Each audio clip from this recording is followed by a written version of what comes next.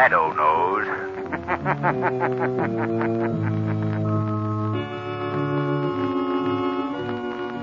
Your local blue coal dealer presents The Shadow. These half-hour dramatizations are designed to forcibly demonstrate to old and young alike that crime does not pay.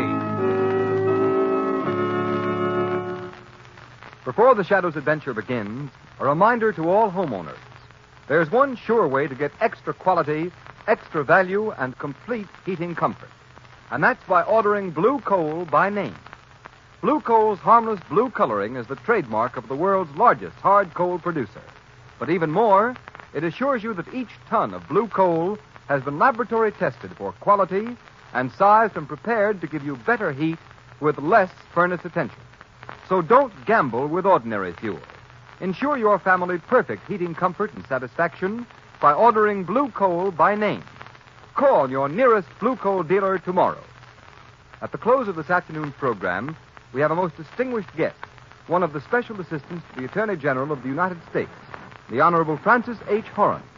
I'm sure you will all be anxious to hear what he has to say, so be sure to listen.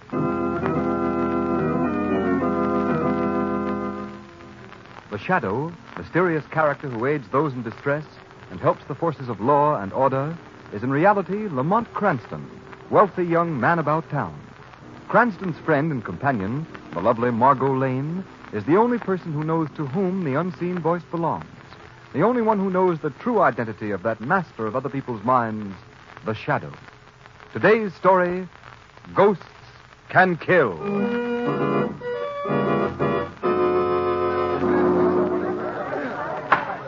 Court will come to order. Proceed, Mr. District Attorney. Your Honor and gentlemen of the jury, you have heard the evidence against this man, Ralph Gorman.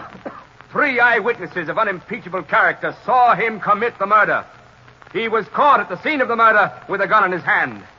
It is the duty of the jury to convict him. Ralph Gorman has been brought to court 7 times for serious crimes. I object. Although I admit my client has been brought to court in the past, he has always furnished an unbreakable alibi and has been acquitted. Therefore, I claim that this record is irrelevant. Objection sustained. Very well. That doesn't alter the state's case. In this instance, the accused has no alibi. He is guilty of murder and should therefore be sent to the chair.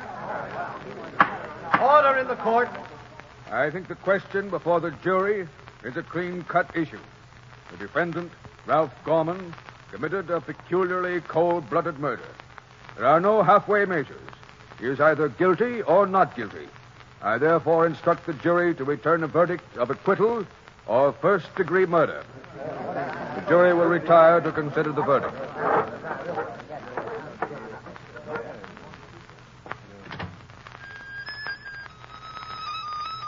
The prisoner will cease this disturbance at once. What's the matter? Don't you like my music? This is a court of law, Gorman. While you are awaiting the verdict of the jury, you will please conduct yourself in a more seemly manner. Well, Margot, I've seen many murder trials in my time, but I've never seen one where the accused man played on a mouth organ while waiting for the jury to send him to the chair. Lamont, isn't Gorman one of the toughest gangsters alive? Yes. In my estimation, Ralph Gorman is public enemy number 1, Margot. Yet he's never been caught and sent to prison, Lamont. You heard that in the testimony. Oh, he's been caught often enough. They've never been able to convict him, because he's always been able to furnish an absolutely airtight alibi. This time, for some unexplainable reason, he has no alibi. So if there's any justice, he should be put away for good. Here comes the jury back in again. It certainly didn't take long to come to a decision. After the evidence they heard, they should. Court will come to order. Gentlemen of the jury, have you reached a verdict? We have, Your Honor. We find the accused, Ralph Gorman, guilty of murder in the first degree. The court will come to order. The prisoner will stand. Ralph Gorman, you have been proved a menace to society, and society has passed judgment upon you. You have been found guilty of willful, deliberate murder in the first degree. Have you anything to say before a sentence is pronounced upon you? Yeah, I got something to say. Very well. Be brief. Society passed judgment on me, huh? Okay, then if you're going to kill me, I'm going to come back from the grave and get even with society. Empty threats will avail you nothing, Gorman. Ah, you don't believe I can do it, huh? All right, I'll even tell you who I'm going to get. That will do. I'm not going to... First, I'm going to get that big financier, Oscar Borden, that's always giving away money. I guess Borden's what you'd call a pillar of society, ain't he? Stop, Gorman. Then, just for fun, I'll kill that young guy, Frank Collins, that just got engaged to that social register dame. I'll come back after death and get both of them. Collins and Borden. Yeah, you don't think I can do it, huh? But I can! Yes, I can! Quiet in court. Ralph Gorman, I hereby sentence you to be taken to the state's prison and to there be executed in a manner provided by law. And may God have mercy on your soul.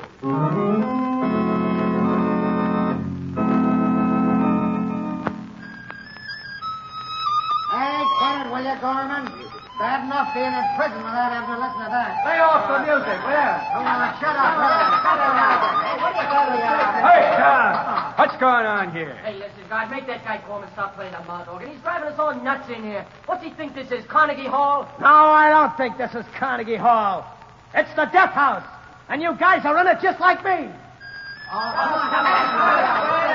it! Stop it, you guys! Or you'll all get solitary. Gorman, you've only been allowed to keep your mouth organ as a special favor. If you're going to make trouble, I'll have to take it away from you. Have a heart, will you? That's all the fun I get. Fun, he's driving us nuts. Oh, why do you care, buddy? They're burning me tonight. Tomorrow it'll be quiet around here. Quiet as the grave. Listen, Gorman, you'd better keep quiet. The warden will be here in a minute. The warden. What do I care for the warden?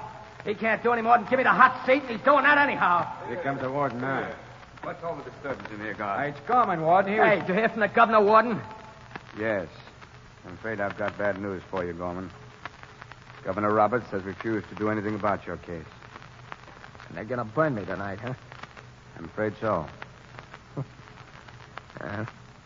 Looks like society put the finger on me. Just like the judge said. Well, okay. I warned him.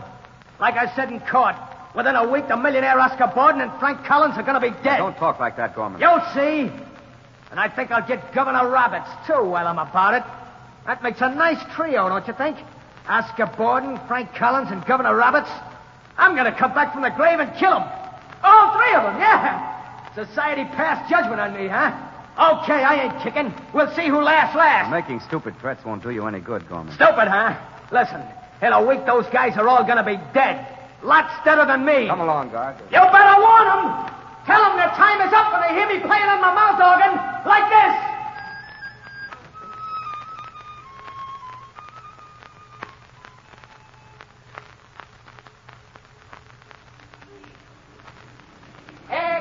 Extra, hey, read all about it. Ralph Gorman electrocuted. Ralph Gorman threatens life of Oscar Borden, Frank Collins, and Governor Roberts before he dies. Gorman executed. Hey, read all about it. Extra.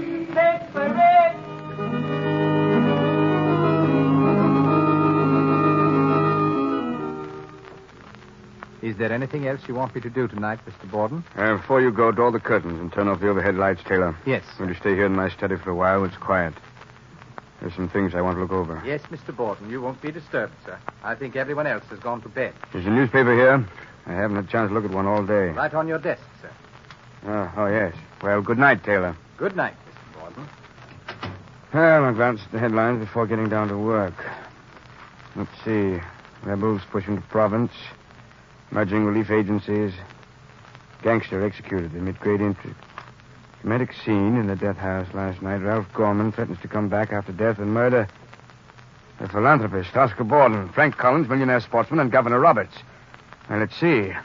On the way to the chair, Gorman warned his intended victims that they would know of his presence by hearing him play a mouth organ. These were his last words, after which he was electrocuted. From this picture here, I'd say he was of rather low mentality.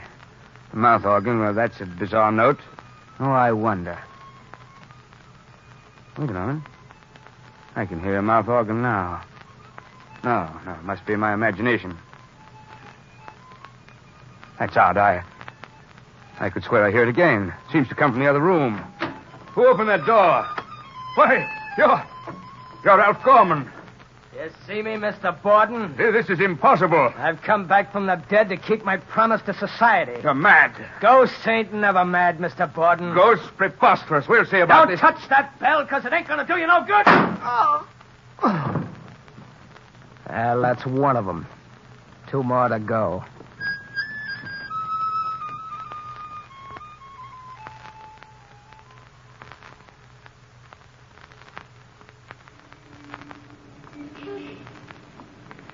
Well, Lamont, as long as you just seem to be walking me around the streets aimlessly, you might at least answer my questions. What do you think of those threats? Threats? What threats, Margot? The threats made by Ralph Gorman last night before he was executed. Oh, I wouldn't give them a second thought. 6-year-old child knows it's impossible to come back from the dead and murder people. The Oscar Borden murdered, famous philanthropist found in his study, shot to death. Yes, I hear it, too. Boy, give me a paper. Yes, sir. Keep the change, son. Oh, thank you, sir. Taxi. Yes, sir. Where are you going, Lamont? I think this will bear a little investigating. I'll see you later, Margot. I'm going to drop in on the scene of the crime. Our friend Commissioner Weston should be there.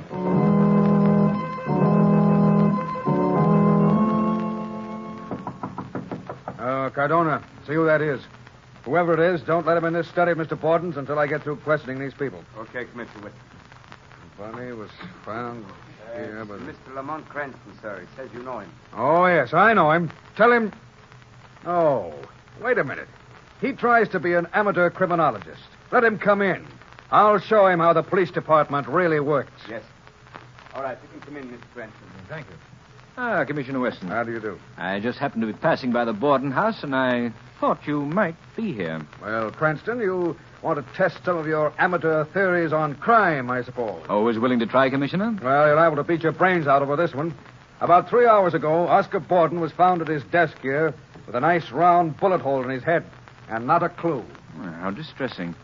Not a single clue, Commissioner? Well, we have 2 clues, but they don't make sense. Well, perhaps they don't make sense to the professional detective, but No. an amateur on the intellectual side of crime might be able to help you out, Commissioner. What were the clues? Well, first I asked the cop on the beat if he'd seen any known crooks hanging around the building tonight. And? And the dumb guy told me he hadn't seen any, except at one time during the afternoon he thought he got a glimpse of Ralph Gorman. And Ralph Gorman is known to have threatened Oscar Borden. I see. And the other clue, Commissioner? The other clue was even slimmer.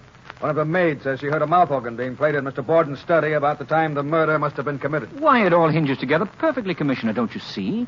Ralph Gorman has threatened Oscar Borden. He plays the mouth organ, and he's been seen hanging around the house. Why, he's your murderer. Very pretty theory, Cranston. The only hitch is that Ralph Gorman was put to death last night at 11 o'clock in the electric chair at State Prison.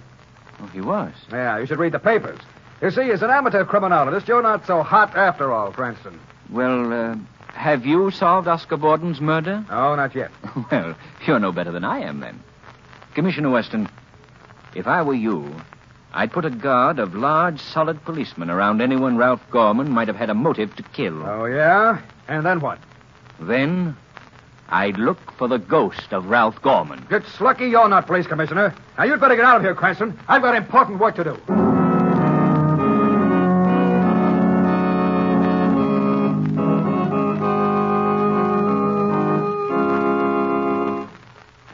We continue with the second act of Ghosts Can Kill in just a moment.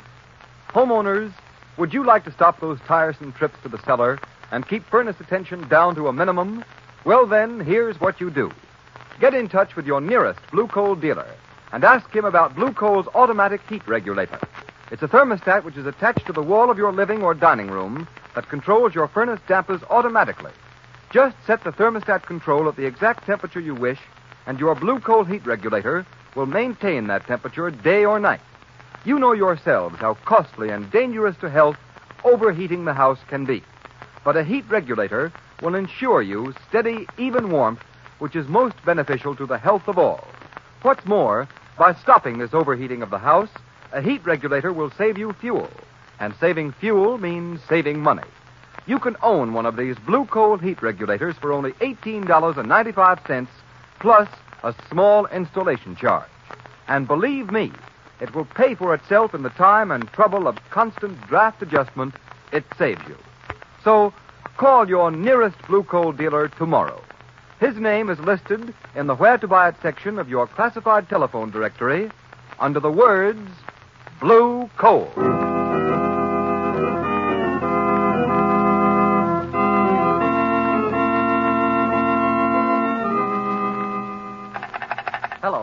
Hello.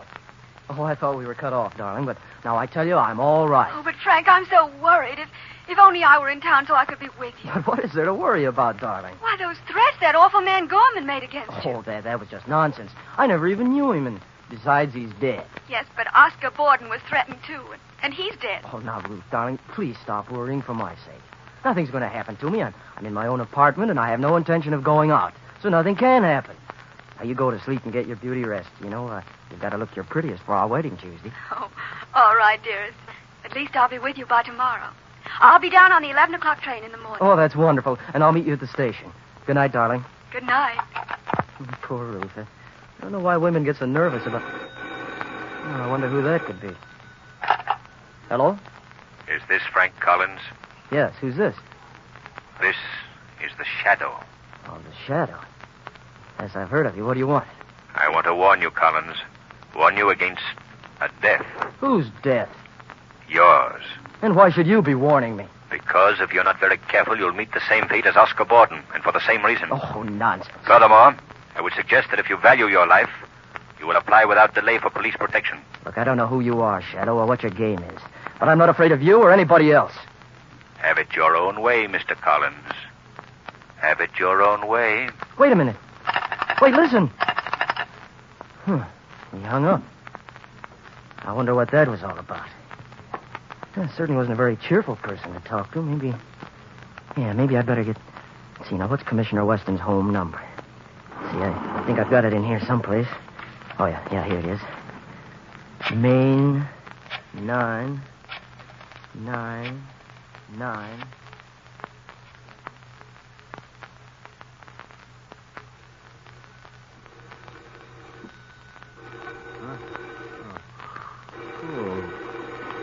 Phone. Who could be calling at this hour? Now, where's that phone? Hello, Commissioner Weston speaking. Commissioner, this is Frank Collins. I just received a threat. Frank? Oh, you did? Yes, I was informed I'm about to meet Oscar Borden's fate. How are you warned? Over the telephone just about 5 minutes ago. By a man who calls himself the Shadow. The Shadow? Is he mixed up in this? How should I know? Wait a minute. What's the matter? I thought for a minute I heard a mouth organ playing. Mouth organ? Oh, that's just your nerves, Collins. Is your door locked? No. Go lock it quick. All right, just a minute. Good Lord. I can hear the mouth organ myself over the phone. Collins! You're too late, Collins. Collins! You should have locked that door before you made the call. That's Ralph Gorman's voice. Collins! Who are you? Maybe you heard of me, Collins. I'm Ralph Gorman. Gorman! Oh, don't shoot! Don't! Oh! Now only one more to go. Operator! This is Police Commissioner Weston. Get me headquarters. Hurry, operator. Hurry!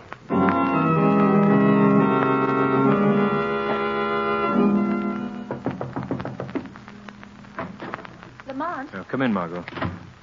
I just heard that Frank Collins was murdered in his home last night, Lamont. Yes, I've been reading the papers. It's dreadful. How could Ralph Gorman have come back from the dead to commit these murders? Margot, yesterday I would have said it was totally impossible. Today, well, frankly, I don't know. At this moment, I can't think of any other hypothesis that would account for the known facts. Then that means... Jiminy, What did you say? I merely said Jiminy. Why did you say that? Jiminy? I don't know. I was just thinking. Why? Does it mean anything? Ordinarily, no. In this instance, it may mean everything. At least it gives me a clue. Margot, is your car outside? Yes, Lamont. Well, come on. We're going places.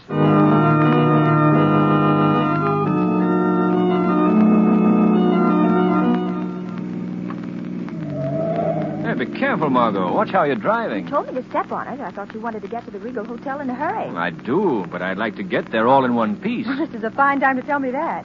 Incidentally, why the Regal Hotel? Governor Roberts is staying there. He's addressing the manufacturers' dinner at the Colossus Club tonight. I'd like to be sure he lives to make it. Oh, Lamont, now you're being mysterious again.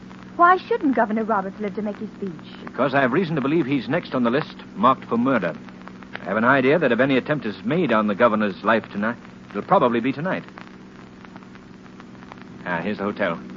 You'll just pull up the curb. All right. I said up to the curb, dear, not over it. Oh, I think you're horrid. Well, if I'm not mistaken, so will somebody else before the night's over. Well, goodbye, Margot, and thanks for the ride.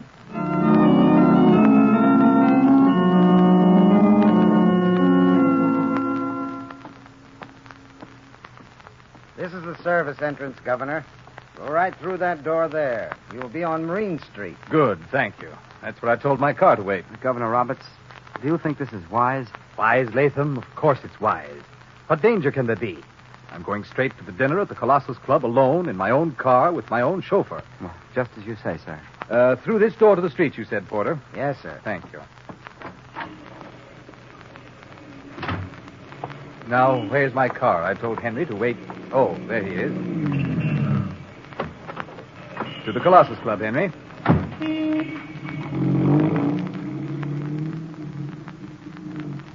Henry, this is the most preposterous thing I ever heard of in my life. What's our police force turning into? A bunch of old women? Ralph Gorman? Of course I couldn't pardon him. The man was guilty. He certainly can't come back from the dead, can he, Henry? All this cock and bull story about playing a mouth organ, you don't believe... Henry, what's making that noise? Henry, did you hear me? Henry, what's the matter with you? This isn't the way to the Colossus Club. You're heading for the river. Stop the car. Henry, Why, you're not Henry. That's right, I ain't Henry, Governor. Don't you remember me, Ralph Gorman? Ralph Gorman? No. No, it's not possible. Well, you see me, don't you? And you remember how I used to play the mouth organ in the death house? Like this. Stop the car. Let me out. I'll let you out, all right, in 10 feet of water when we get to the river. No. Let me out. You didn't let me out of the chair, did you, Governor? I burned, remember? Well, you'll drown. Stop the car. Stop it, I say. You'll kill us both. You can't kill a dead man, can you, Governor? The old fool went and croaked by himself. Scared to death. Well, it saves me the trouble.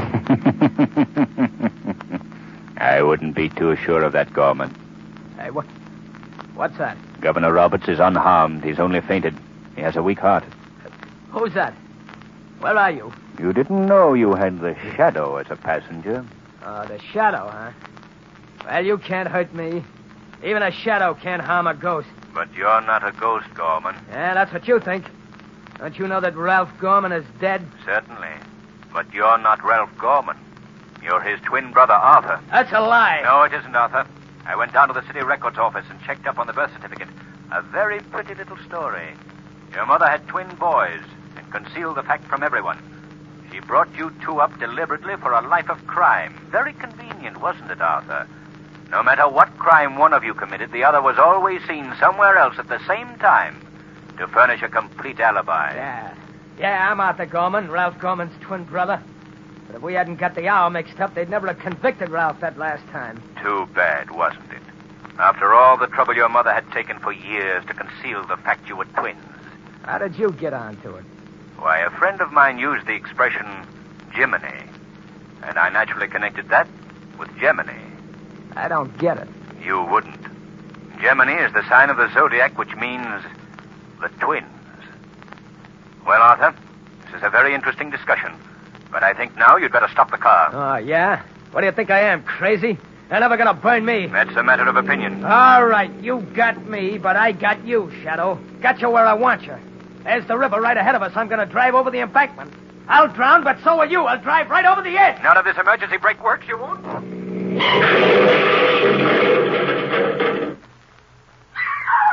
Oh, my Lord. Oh, what happened? Look at that smash. Oh, those drunken drivers, they ought to be put in jail. He ran head on into the warehouse wall there. Did you see Two him? men in there. Here's the doctor. Let me through. Let the There they are, doctor Jack. I see. Stand back, please. Well, how about it, Doc? Well, I'll be... The man in back is Governor Roberts. Governor Roberts? Is he... No. He's all right, I think.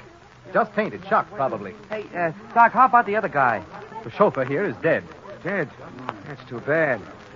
Say, his face looks familiar. What is it? Do you know him? That dead guy in the chauffeur outfit is the living image of a gunman called Ralph Gorman. Ralph Gorman? It can't be. Ralph Gorman went to the chair last week. Well, if it ain't him, it's his twin brother. If only you'd been able to tell us that a week ago. Justice would have been served a great deal more quickly.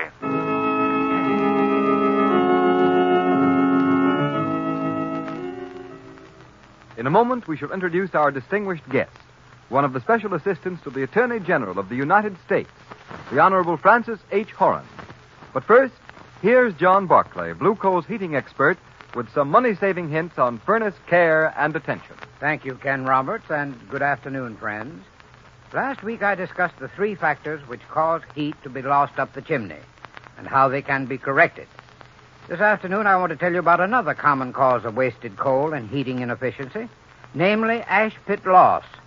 Ash pit loss means the unburned or partially burned coal which falls through the grates into the ash pit.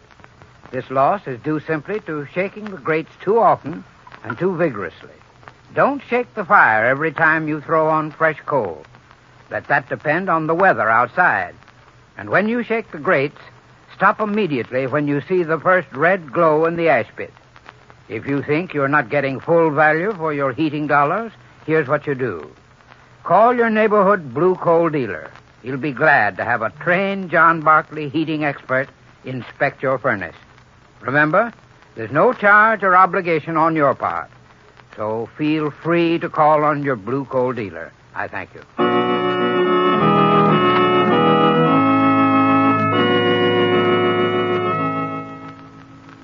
And now, on behalf of our sponsors, the Blue Coal Dealers, the nation over, it gives me great pleasure to introduce to you one of the special assistants to the Attorney General of the United States.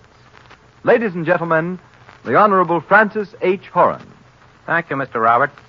I'm very happy to be here with you this afternoon and to have the opportunity of speaking to the audience of the Shadow program. I am sure all law enforcement bodies in the United States agree with me when I say that constructive radio programs are a very great help in the prevention of crime. I can't emphasize strongly enough how important it is to prove, particularly to growing boys, the truth that crime in any form does not pay. Your program helps to bring this message to millions of people, so keep up the good work. We certainly shall, Mr. Horan, and thank you, sir, for stopping in. It's been a great honor to have had you with us.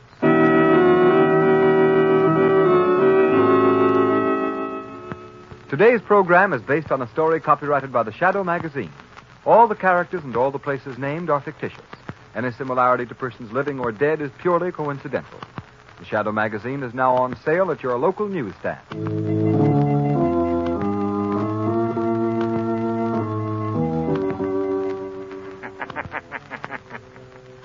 The weed of crime bears bitter fruit. Crime does not pay. The Shadow knows.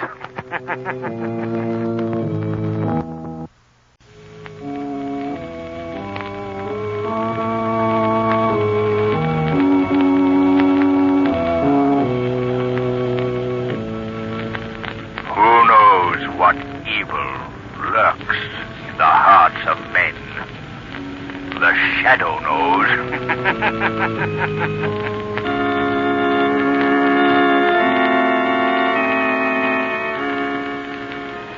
Your local blue coal dealer presents The Shadow.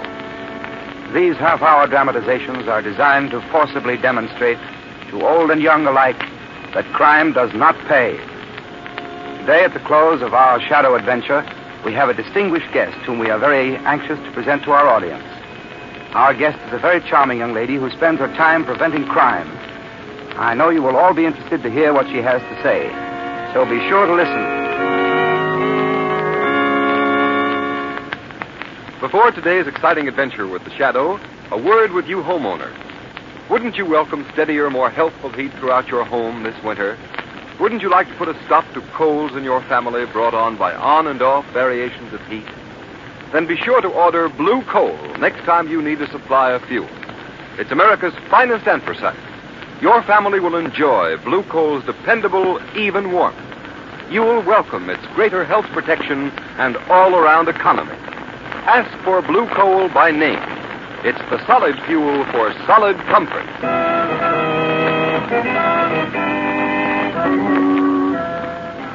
The Shadow, mysterious character who aids those in distress and helps the forces of law and order, is in reality Lamont Cranston, wealthy young man about town. Cranston's friend and companion, the lovely Margot Lane, is the only person who knows to whom the unseen voice belongs. The only one who knows the true identity of that master of other people's minds, the Shadow. Today's story, Guest of Death.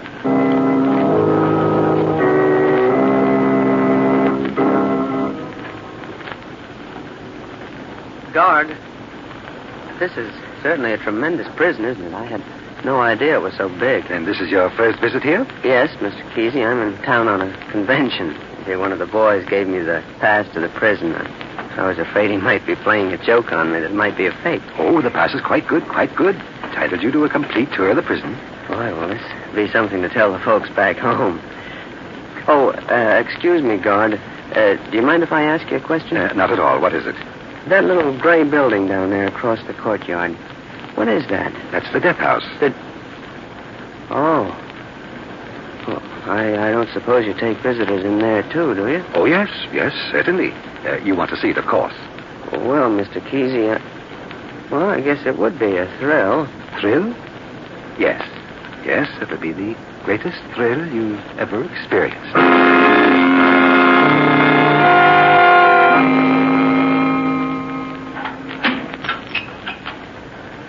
Now, here's the last sight on your tour. Step right in, please. Thank you. What place is this, Mr. Kesey? The building you saw across the courtyard. The death house. Oh, I see. Oh, don't be afraid. Step right in. Oh, thank you. There, you see? It's not an unpleasant room at all, is it? Well, not in appearance, no. But, Mr. Kesey, when you start to think of the men that have died here, well... Oh, nonsense. Death is nothing to fear. There's a majesty and nobility about it that makes people's revulsion stupid. Those benches there are the observer's seats. The pre-execution cells are just beyond that door. And this, as you see, is the electric chair. Yeah. Say, it's quite warm in here, isn't it? I suppose, a bit. This panel here is where the executioner stands. He holds his hand on the switch, and at a signal from the warden, he throws it in, like this. Oh, now, don't be alarmed. Shouldn't we leave now? First, of course, you'll want to sit in the chair? But no, I hadn't thought of anything like that at all. Oh, my. You're a timid soul. Why, this is an experience you'll never have again. Here, let me help you. Just sit right down. Well, if it's the customary thing, why... Of course, there you are. You see, nothing to it at all, is there? Imagine. Men have died just like this. Yes, men have died. Just like that. Here, I'll show you how it feels to be strapped in. Well, I can imagine how. There, the chest strap across here. You've drawn that a bit tight, Mr. Kesey. That took the wind out of me. That's the way it goes. Now, the right arm strap, like that. And the left. Well, this thing certainly hugs a man close, doesn't it? Yes. It's a powerful embrace. Now we'll strap the left leg and the right leg like this. Now, there you are. Ready for the most noble and majestic experience of all. God, what do you mean? Death. No! Keep away from that! Don't!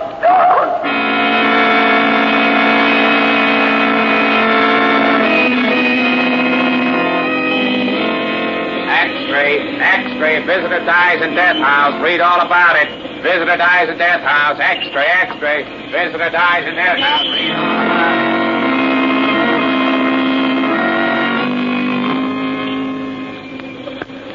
Shall I call you a taxi, sir? Yes, please. Well, Margot, how did you like the opera? Oh, it was simply grand, Lamont, but I'm tired. I'll be glad to get home. Read all about it. Extra, visitor dies in death house. Extra, What's that? Visitor dies in death house? Oh, now, Lamont, please, let's not spoil a lovely night with scare headlines. People are liable to die most any place. Your cab, sir? Read all about it. Visitor dies A boy! in death house. A boy! Our cab's waiting, Lamont. Just a moment, Margot. I have reason for wanting to know the story back of that headline. Paper, sir? Yes, son. There you are. Oh, thank you, sir. Read all about it. Extra. All right, Margot. Sorry to keep you waiting. That's all right.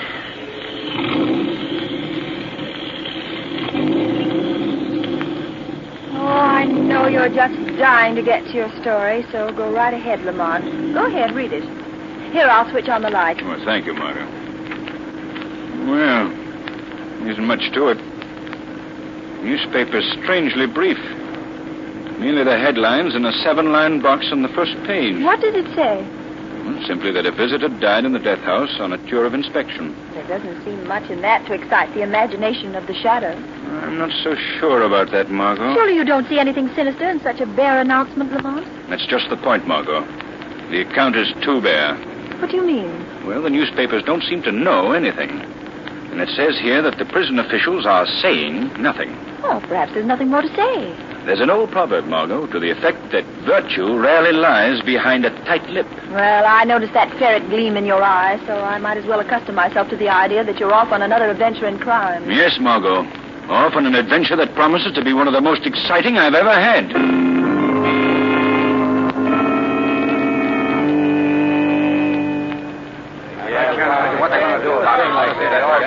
Quiet, boys. Hello? Commissioner Weston speaking. What? You can't get the warden on the phone? Yeah, I can't. This is the police department. He can't ignore us. Well, you try him again, and keep trying until you get him. Now, hold it a minute, boys. Brophy. Yeah? What happened when you went out to the prison? Well, the same thing that happened to your phone call, Chief. Nothing. Couldn't you get any information? All I could find out was that the guy was in town on the furniture convention. He got a pass to see the prison, and some guard by the name of Kesey took him through. Did you question this Kesey? He couldn't get a hold of him. Why not? Well, Chief, we found out that he lives way up on the Cape, so Jim here and me went out there. And then what happened? Nothing. If somebody says nothing to me again, I'll... Just a minute. Yes. Hello? Commissioner Weston speaking. Good evening, Commissioner Weston. Oh, you again? Yes, Commissioner. The Shadow. Just a minute. Hold the line. You men wait outside. I'll call you if I need you. Okay, Commissioner. We'll be right out. All right, Shadow. Go ahead. What's on your mind?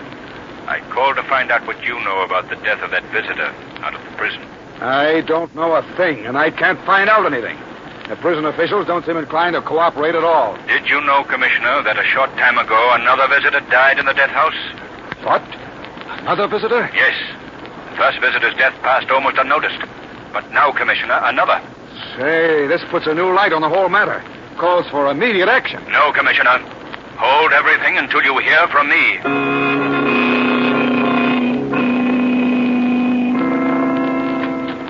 Oh, hello, Margot. Come in. Hey, don't take your hat off. We're leaving right away. I just get to your house, and then we have to leave. What's all the haste about? We're driving up to the prison. Oh, Lamont, don't tell me you're still thinking of that visitor's death. Thinking of it. Margot, I've discovered some things that make me feel I've got a big job on my hands. For one thing, I've discovered that another visitor died in that same death house. I've come to the conclusion that there's only one way I can find out what's back of it all. And how is that? Here. You see this? It's a visitor's pass. Yes. I'm going up there and go through that prison, just as those other men went through, as a visitor. Oh, no. No, Lamont, you mustn't. I've got to, Margot. It's the only way. Well, I'm not usually given to superstition, Lamont, but there's something supernatural, something unearthly about those deaths. I don't want you to expose yourself to the same fate that overtook those poor men. I won't let you do it. Come now, Margot. Don't let this get the best of you. Oh, Lamont, I'm afraid. I'm afraid.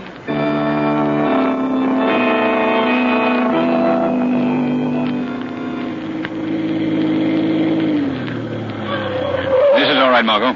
Park the car right here. Now, that's the entrance to the prison down there at the bottom of the hill. Lamont, I wish you wouldn't go through with this. You may be walking to your death. Don't worry, Margot. You stay here in the car. And remember this. Don't lose your courage, no matter what you may hear or what you may see.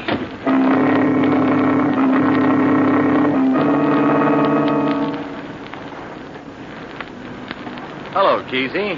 You here again? Yes, Mr. Harper. I'm taking this gentleman, Mr. Cranston, on a tour of our institution. You'll have to be searched, sir. Raise your arms, please. There you are. When are they going to stop handing out these visitors' passes, Kesey? Stop? Why should they do that? Well, I should think they'd be a little more careful because of what's already happened around here. Oh, nonsense, Mr. Harper. Accidents will happen, you know. No reason why prison routine should be upset unnecessarily. All right, Mr. Cranston, you're okay. Thank you. Open up, Tom. Right. Okay, Kesey, the place is yours. Thank you. Come right along, sir. Don't forget, Kesey. Bring him back alive.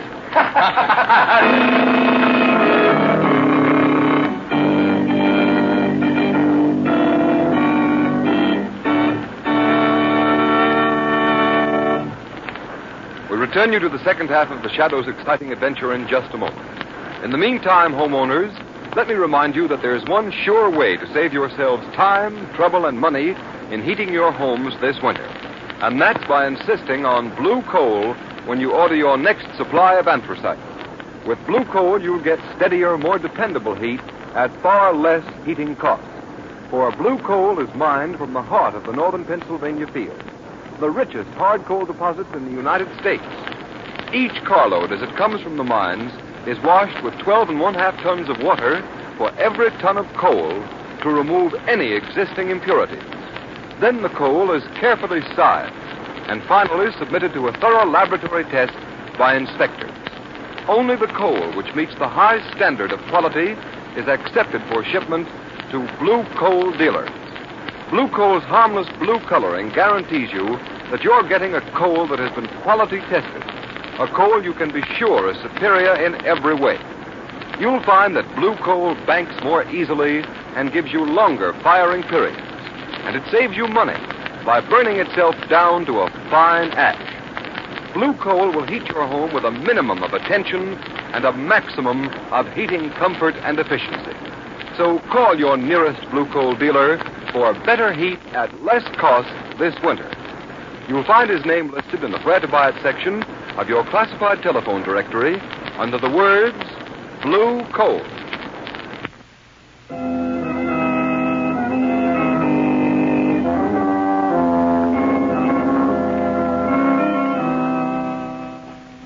So, this is the death house, eh, Kesey? Yes, Mr. Cranston. The end of your prison tour. Eerie sort of place, isn't it? Oh, that depends on the viewpoint. You've worked in this prison a long time, haven't you, Kesey? I've been here 35 years, Mr. Cranston. Really? Yes, sir. 35 years in the service. Yeah. Is this your regular job, taking visitors through the prison? Yes, I've been doing this for several years. But it's a poor substitute for the place that rightfully belongs to me. The place that rightfully belongs to you? What do you mean by that? Nothing. Nothing at all. I shouldn't even have mentioned it. Come now, this has nothing to do with your tour of the prison. Well, I'm sorry. I didn't mean to pry into your affairs. Oh, now pay no attention to what I've said. I'm a bit out of sorts today, nervous, I guess. Yes, I understand. I suppose I'd be nervous, too, if I did the things you've done. The things I've done, Mr. Cranston? What do you mean by that? Oh, nothing, Kesey. I'm just thinking of how I'd be affected by 35 years spent in a place like this. That's all. It does play on a body's nerves. But a single visit can affect the nerves even more than 35 years. I'm afraid I don't understand. Oh, not now, perhaps. But you will. Oh, yes, you will. Well, it's been a very interesting tour, and I'm much obliged to you. I must be running along now. But I haven't explained this room, the death house, to you. Well, that's hardly necessary. Surely you wouldn't leave without sitting in the electric chair, Mr. Cranston. My curiosity doesn't go to such extremes. But every visitor sits in the chair. Well, Kesey, you've been very thorough in showing me through the prison, so if you feel I'm spoiling your final touch, why, of course I'll sit in your chair. Ah, good. Sit right down. All right. There we are. Now I'll strap you in. Oh, it won't take a minute. There. The chest strap's on already, you see. Well, you certainly did that with amazing speed, Kesey. Like an expert. I am an expert, Mr. Cranston. Years ago, I was a member of the execution squad. Really? Then you participated in the actual executions? I was one of the men whose job it was to strap the condemned in the chair. There's a man for each strap, you know. Speed is important. The quicker it's done, the less the condemned suffers. I was on the chest strap. That happens to be the most important one. Well, I can testify to your efficiency. I can hardly move a muscle. I don't suppose you can. There we are. Snug as a bug in a rug. But not so comfortable. By the way, Mr. Cranston, you remember the famous Cosden case, don't you? Oh, very well. Cosden was brought to justice as a result of the efforts of a character known as the Shadow. Then surely you must remember me.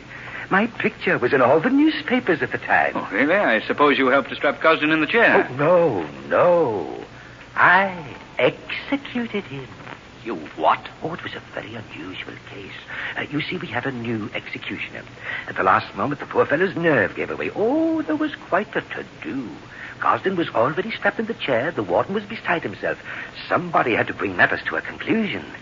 So, I volunteered my services. As executioner? Yes. Oh, it was quite an experience. First and only time I ever attracted the least bit of attention. But it was the cause of the most bitter disappointment in my whole life. Disappointment? You see, I'd hoped that my service would be rewarded with a permanent appointment as executioner. You had an ambition to make a career of it? Oh, well, why not? Hundreds of others applied for the job. Oh, it's a position of distinction. You say you were promised the job? Yes, but the authorities didn't live up to the promise. They cheated me, robbed me of what was mine. Oh, I wouldn't let it disturb me so if I were you. Disturb me? It's rankled in my heart throughout the years and left me with one consuming desire. To hate. Well, a hatred like that can hurt no one but yourself. You think not, and I know better. I'll make them pay for what they've done to me. I'll make them pay. I think you have an entirely wrong attitude, Kesey. Well, this has all been very exciting, and now if you'll unstrap me and let me out of this electric chair, why... What? Let you out of the chair, Mr. Cranston? Never. I'm going to give you what I gave the others. What do you mean, Kesey? In a moment, I'm going to pull the switch and fling you into eternity. Let me out of this chair. Yes, I'll let you out. You can't do anything like that. You can't get away with it. I told you I'll make them pay for what they've done to me. Get yourself together, man. Why do you want to wreak your vengeance on people like me? Because you are people, and the people cheated me, and they'll pay for it. Kesey, you're a fiend. I'm a cheated man. That's only your excuse, an excuse you offer your conscience to justify the things you do. Shut up. There's only one reason for you doing a thing like this, Kesey. The desire to satisfy a vicious urge in your diabolic nature. Shut up, I said. You can't go through with this thing without your excuse. Well, I'm going to take that away from you. I'm going to turn you inside out and show you the fiend you really are. I won't let you. I'll shut you up. I'll put the headpiece on and cover your face with a death. Don't you dare! You can say what you want now. I don't have to hear you. Now, the switch and eternity.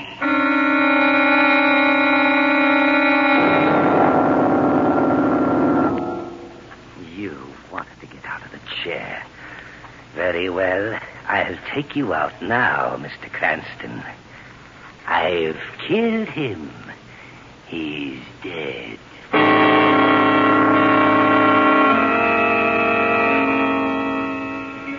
Hey, lady. You can't park here all day. You'll have to move along. I'm waiting for a friend, officer.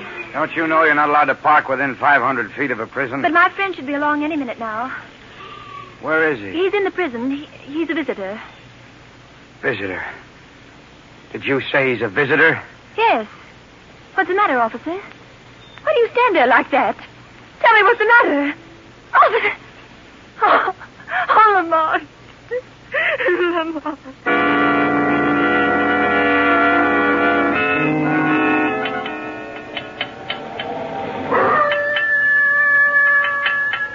Can't figure out why people have their water pumps outside the house so they'll freeze. Oh, there you are, Mr. Kesey. I don't expect this water pump will give you any more trouble. Leastwise, not tonight. You've done a good job, Mort. Sorry I had to get you up on a night like this. It ain't no pleasure plodding up that there sand road any night. Say, what's the matter with that hound dog of yourn? Doing a powerful lot of howling tonight, ain't he? Yes, quite a lot. They say hounds howl like that when somebody dies. Dies? Yes, I've heard that said. Chimney crickets. It's enough to make a body's skin creep. You don't suppose he sees something, do you? A spirit, I mean? No, it's nothing. Forget it. Don't reckon even spirits would come up here. Does he often howl like that? I've only heard him do that twice before. Tonight makes the third time. Well, there's your water pump, fit and fine, Mr. Kesey. I'll be getting on down to home now. Good night to you. Good night, Mort. Rex, here. Come here. In the house with you. Go on. Eat. Enough of that now. Lie down. Chicken-hearted old hound. Just like a human, you fear death, too. That fool, Mr. Cranston, I sent to eternity today, he was afraid of death. But that didn't save him. He's no more. He's dead. And I'll send many others after him. What was that? Who's there? Who's out there? Is that you, Mort? No, Kesey. Mort is well down the hill now. There's nobody out there. I'm right here, in your house. Right here in the room with you. I know where you are. You're in this house. You see, I'm not in the closet. I'm right here, behind you. Who are you? What do you want? You, Kesey. I've come for you. Don't you touch me. Don't you come near me. Surely you're not afraid of death. Death? Remember, only fools fear death, Kesey. Get out! Get out! I'll brain you! I'll kill you here! You have a poor aim, Kesey. Get out! Get out! You see, it's useless, Kesey. You can't destroy what you can't see. Why have you come here? To end your criminal career. I've committed no crime. I'm going to make you confess to the murder of those innocent visitors at the prison. I don't know what you're talking You about. cannot lie to me. I know. You killed those men in cold blood. That's a lie. I'll admit you're clever. You did your job with fiendish genius. But you're at the end of your rope, Kesey. The only hope left for you is to confess and clear your soul. Oh, no, I'll admit nothing. Leave me alone. I won't confess. Oh, yes, you will. I'm not through with you yet. Look, Kesey. In this corner of the room. Right here. That's it. Now watch carefully.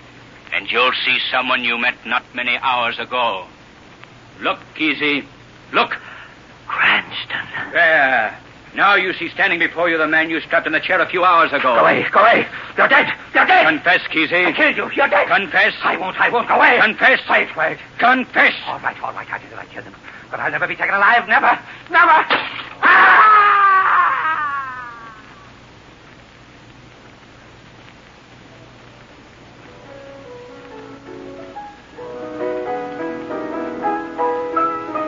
Lamont, stop playing for just a minute. Very well, Margot. No, I can't understand how Kesey could have hidden his crimes for so long. It's quite understandable, Margot. Each of Kesey's victims seemed to have died from natural causes. But, Lamont, Let me explain, Margot. You see, Kesey was somewhat of a student of the psychology of fear. And this knowledge and the victim's natural fear of a factual instrument of death, the electric chair, enabled Kesey to produce a fear paralysis that stopped the hearts of his victims. They died of heart failure. Then he didn't actually electrocute them? He couldn't, Margot. The electric chair is never hooked to the powerhouse except during a legal execution. But you, Lamont, I thought you were dead. Well, Margot, I produced a death condition by a little trick in self-hypnosis that I learned from an old Hindu. I let Kesey think he had actually killed me. But it's an amazing case, Lamont. I'm glad it's over. Yes, Margot, it's over. Kesey was a fiend consumed by the heat of his own hatred. He's now the many destroyed. And who knows, perhaps theirs is the final and most complete vengeance.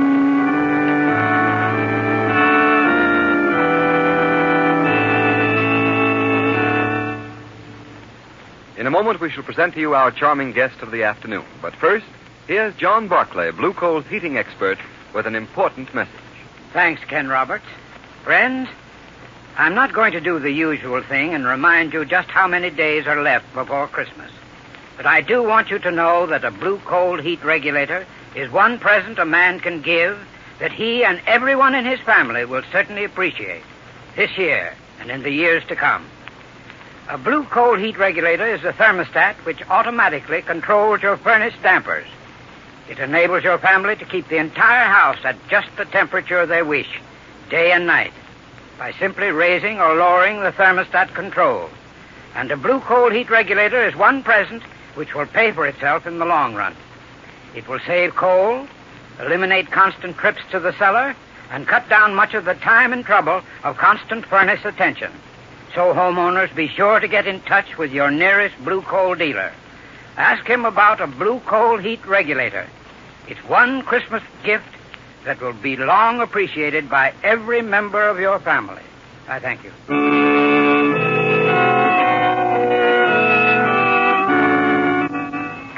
Ladies and gentlemen, the sponsors of The Shadow are extremely happy to introduce to you a young lady who devotes her time to the problems of New York City's maladjusted families, from which so often spring undesirable citizens and lawbreakers.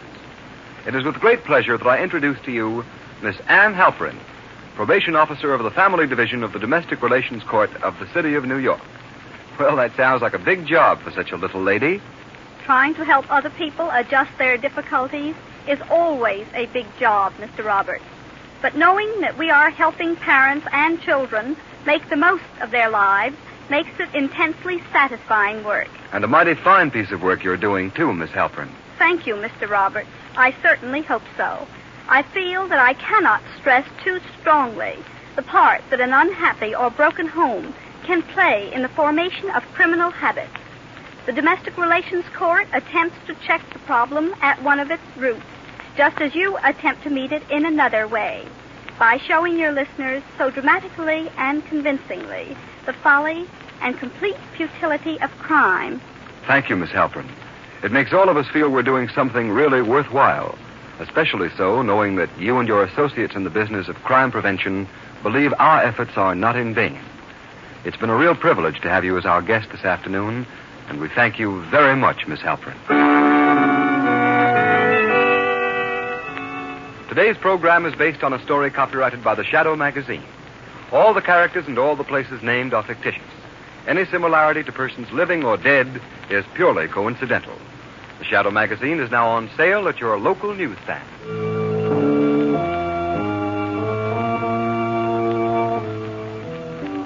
The weed of crime bears bitter fruit.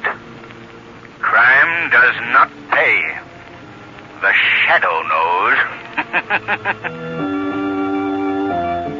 Next week, same time, same station, Blue Coal, America's finest anthracite, will again present another thrilling adventure of the Shadow. Be sure to listen and be sure to burn Blue Coal.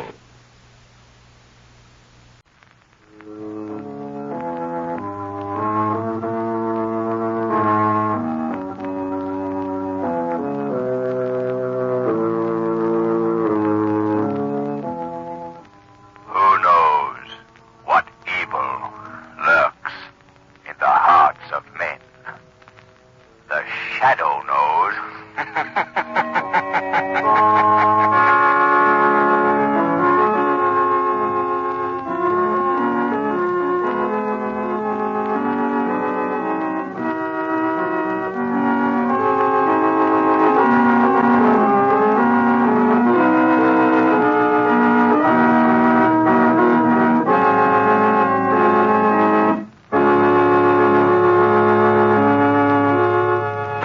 While we're waiting for the first act of the Shadow's latest adventure to begin, I'd like to ask every motorist to do this.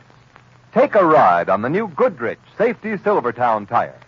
See for yourself how it grips wet, slippery roads like you never felt a tire grip before. That's because the amazing Silvertown Lifesaver tread acts like a battery of windshield wipers.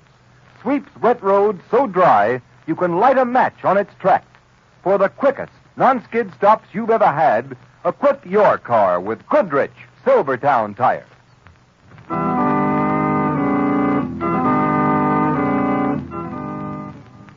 The Shadow, mysterious character who aids those in distress and helps the forces of law and order, is in reality Lamont Cranston, wealthy young man about town. Cranston's friend and companion, the lovely Margot Lane, is the only person who knows to whom the unseen voice belongs.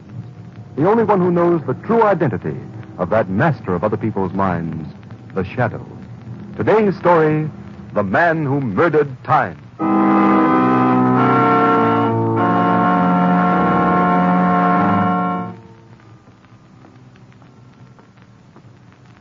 Yes, Stewart?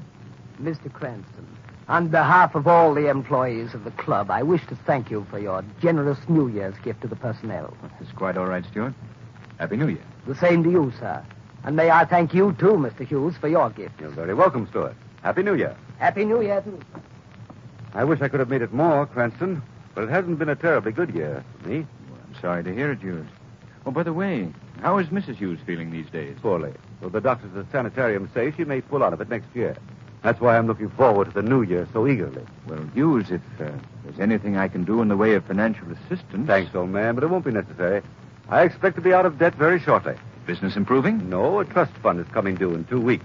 Inheritance from my Uncle Matthew, you know. Well, I'm delighted to hear it, Hughes. It's 4 o'clock. Well, only 8 hours to a brand new year And new hope for all of us. Amen to that. You're coming to my New Year's Eve party tonight, aren't you? Oh, I meant to tell you, Cranston. I'll be late. I got a call this morning from a second cousin of mine. Wants me to come to see him this evening. Brilliant scientist, but I suspect he's losing his mind. Oh? Know what he claims to have invented? A time machine. A time machine? Yes, fantastic, isn't it? Well, come, Hughes. Is anything really fantastic in the modern world of science? 30 years ago, the notion that a human voice could circle the Earth without the aid of wires would have been called not only fantastic, but impossible. Radio, electric light, airplanes, all were called fantastic in their time, but today they're accepted facts. Why not the time machine? Well, I'm from Missouri. Anyway, I'm really going to see my cousin, not because of his alleged invention, but, well, because he's dying. Oh, that's too bad. Yes, the poor chap's got an incurable heart condition. He told me his doctors don't give him more than a few days to live. Well, I've got to be off. See you tonight, then, Hughes. Only a miracle will keep me away, Cranston. A miracle like the time machine.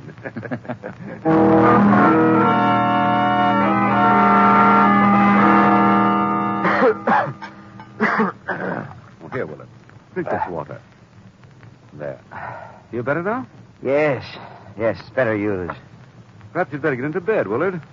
Frankly, I didn't expect to find you up and about, dressed to kill. Dressed to kill. Very good. Such an apt phrase. Well, why not? This is probably the last day of my life. Well, I'm sure it's not as bad as all that, Willard. If you take care of yourself. Come, Hughes. I'll never see the new year. That's what you're really thinking. Know what I've done today? What, Willard? The things I've wanted to do all my life. Packed them all into this one long, glorious day. I've smoked $2 cigars, eaten the finest foods, bought thousands of dollars worth of completely useless things just for the fun of indulging myself. Willard, I thought that I'm broke? I am. Then how did you... Borrowed, dear cousin. Spent other people's money, incurred enormous debts. Payable next year. Next year, which will never come. I'm sorry, Willard. What are you sorry about? I'm not. Matter of fact, I've just begun to celebrate. And you must join me, Hughes. Absolutely insist. I bought a marvelous sherry today, a rare vintage. You rang, sir? Really, you needn't bother. The sherry, John. Yes, sir. I have it here, sir. Fine. Put it on the table. Shall I pour, sir? No, I'll do it myself. That's all, John. Very good. Here you are, Hughes. Drink hearty. Thank you. How do you like it? Nectar. Ambrosia, huh? It has a peculiar flavor, hasn't it? Oh, it'll grow on you. Finish it, Hughes. Drink to my last day on Earth. Oh, no, Willard. Not to that. To my last day on Earth. And yours, my dear cousin. To my last day? Hughes, I told you that today I meant to satisfy every ambition I ever had. Well, I've left for the last my greatest ambition of all. To kill you. To kill me? Why, you're joking. Think so, Hughes? But why? What have I ever done to you? What haven't you done to me? You've been a bone in my throat ever since we were boys together. I believe you're really serious. If it hadn't been for you, I'd have been Uncle Matthew's fair-haired boy, his favorite, his pet. He would have raised me in luxury instead of you. You quarreled with him. You were He would have left me his money, not you, you Judas. You had everything while I starved, scraped, suffered. I've brooded over that, my fine cousin, a whole lifetime.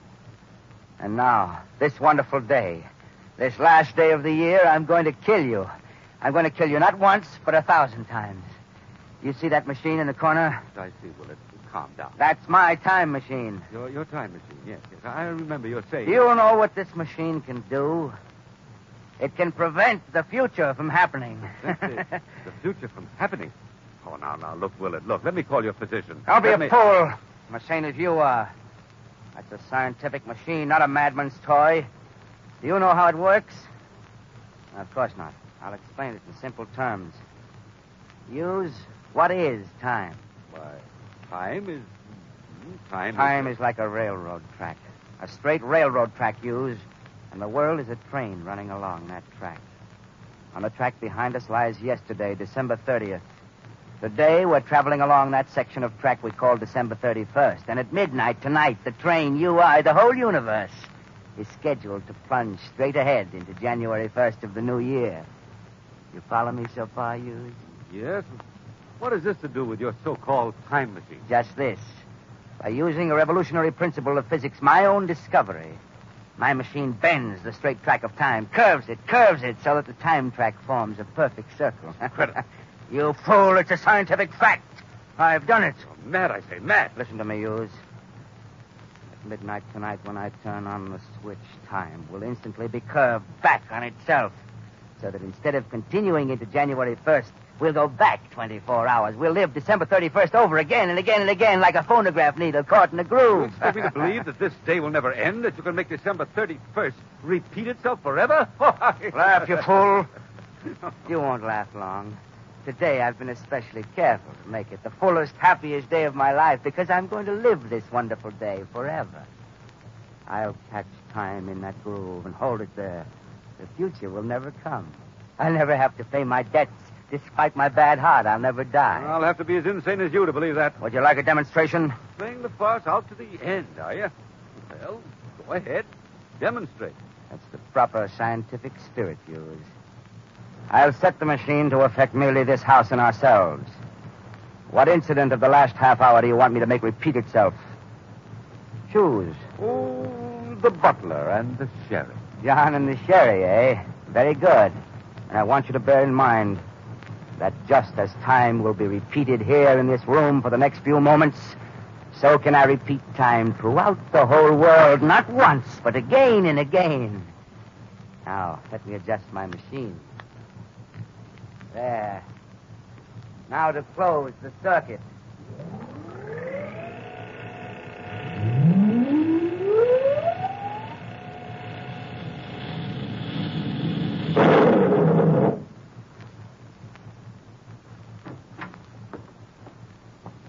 You rang, sir? Really, Willard. You needn't The bother. sherry, John. Yes, sir. I have it here, sir. Fine. Put it on the table. Shall I pour, sir? No, I'll do it myself. That's all, John. Very good.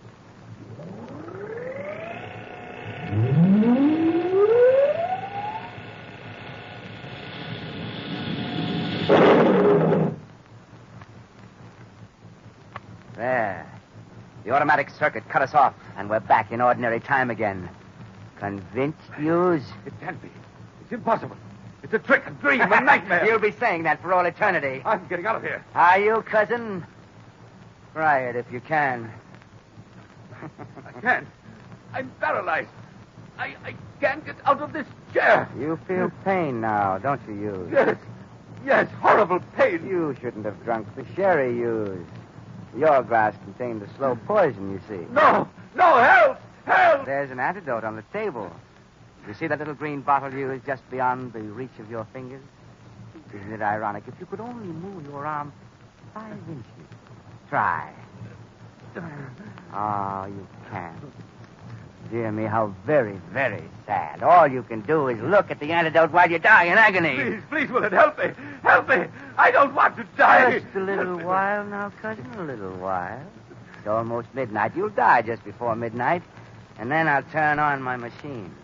Set it to affect the whole world forever, and time all over the world will snap back 24 hours. Everybody in the world will live December 31st over again and again, forever and ever. You too, you. No. You'll visit me again. Drink the poison cherry again. Die again. Live again. Die again.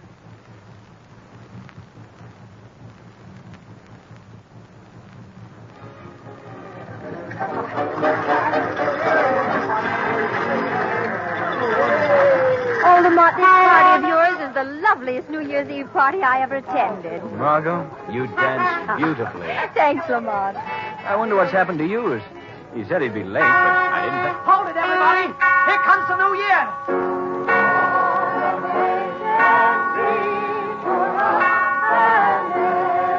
Happy New Year, Lamont. Not yet, Margot. 8, 9, 10, 11...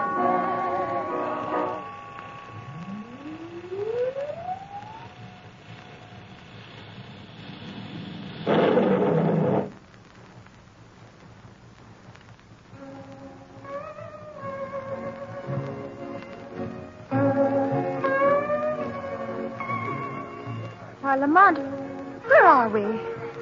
I'm still in your arms dancing with you, but it's not the party, the New Year's Eve party in your apartment. How could that be? I don't know, Margot. What? What was that awful crash?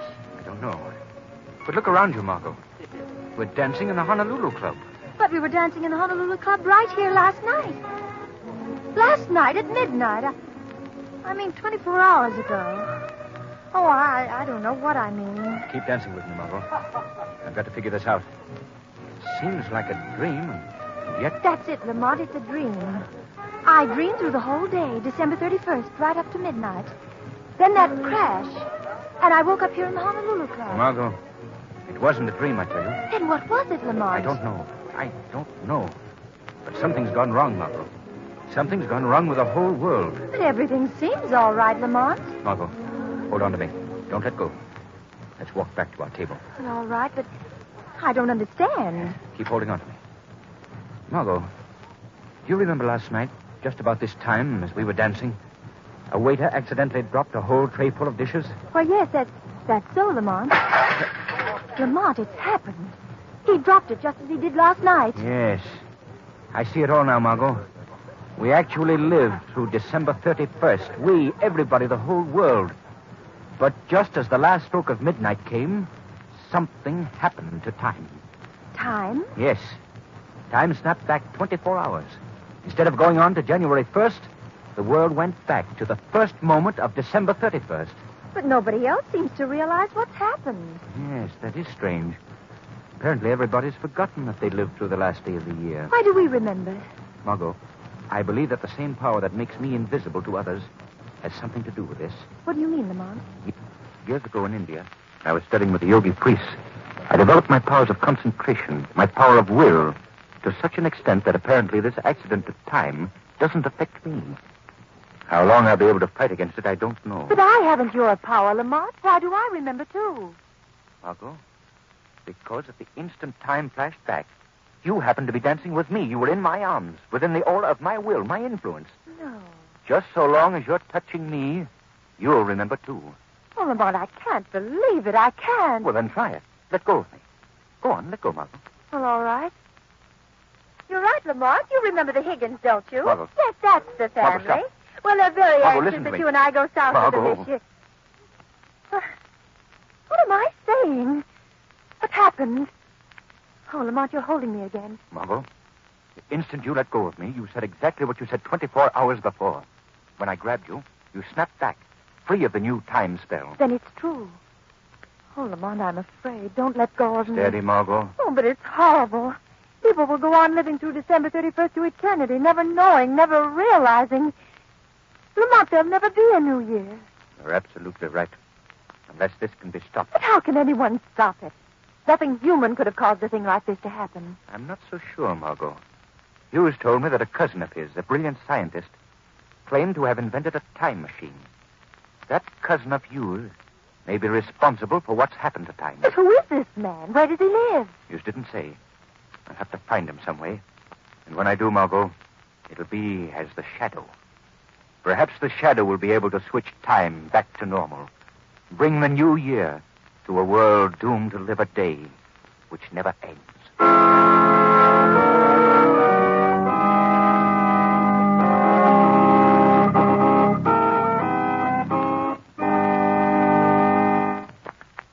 In just a minute, the curtain rises on Act 2 of The Shadow's adventure. Meanwhile, a word to you motorists. Do you slow down passing a school? Do you pass other cars on a hill? Do you come to a full stop at street intersections? The shadow wonders. The terrific toll of deaths and injuries indicates that too many motorists fail to exercise caution, fail to consider the other fellow. Play safe. It pays. And motorists, here's one thing more. If you only realize the importance that safe tires, too, play in safe motoring, you wouldn't hesitate a minute to put the new Goodrich Safety Silvertowns with the Lifesaver tread on your car. For remember, this new Silvertown is much more than a new tire. It's a new kind of tire safety. On the inside, it has the famous blowout protection of the Goodrich Golden Ply. And on the outside, it has the amazing new Lifesaver tread. The tread that sweeps wet roads so dry, you can actually light a match on its track.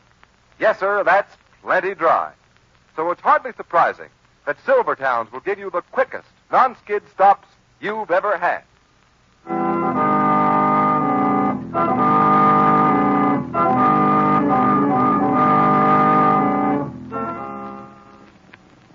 Margot, keep holding on to me. I will, Lamont. We can walk. My apartment isn't far. Oh, why don't you let me come with you? No, Margot. This is the Shadow's job. It may be dangerous. I want you to be safe. Safe in a world gone mad? Oh. Watch yourself. The streets are slippery with ice. Here, hold on to me more tightly. We'll cross here.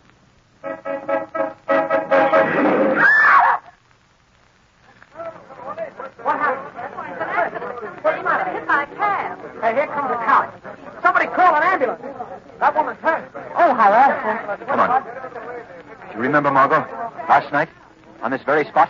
Same taxi, the same corner. Same poor woman struck down. It's happened all over again. Yes, Margot. And it'll happen all over again every 24 hours from now until doomsday. Oh, it's frightening. Think of that woman over and over. Unless I can put time back on its track, Margot. I must. Let's hurry. Oh, look at that poor man shivering in the doorway there. He hasn't even an overcoat. He looks hungry, poor devil. Margot, remember last night? In a moment, he'll step out of that doorway and ask me for a dime.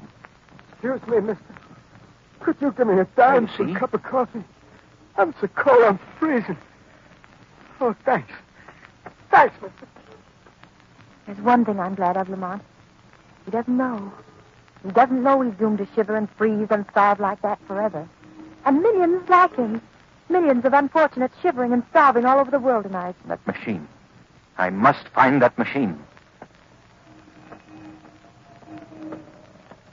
Well, here we are, Margot. Don't bother to take me up. There's so much for you to do. So much, Lamont. The doorman will let me in. It's exactly the same time we got home last night. Good evening, Miss Lane. Bad night, ain't it? Hurry, Lamont. Find Hughes's cousin. Since time's repeating himself. Well, I always say when... Hughes will meet me in the afternoon at my club, just as he met me yesterday. We'll talk as we talk then. Perhaps he'd be able to tell me... Lamont, what's the matter? You're so pale suddenly. It's funny, I felt weak just then. As if my strength of my will were fading away. Could it be that Lamont, I, too... you mustn't. You've got to be strong. The world needs your strength. Let go of me, Margot. All right. You're draining my power, my strength away. Let go. The wind is very biting, Miss Lane. Yes, it is. Fred, will you take me up to my apartment? Please? Yes, sure, Miss Lane. Gone. Safe upstairs. Goodbye, Margot. Until tomorrow. Tomorrow ever comes.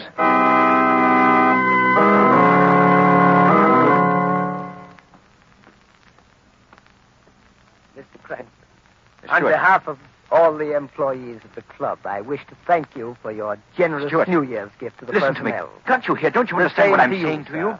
And may I thank you, too, Mr. Hughes, for your gift. You're very welcome, Stuart. Happy New Year. Happy New Year to you. Stuart, stop. I wish I could have made it more, Cranston, but it hasn't been a terribly good year for Hughes, me.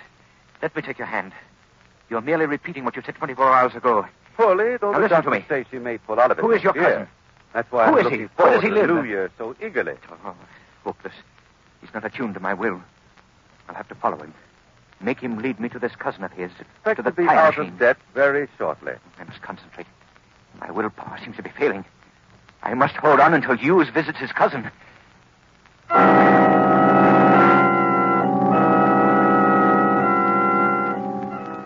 Convinced, Hughes? Can't be.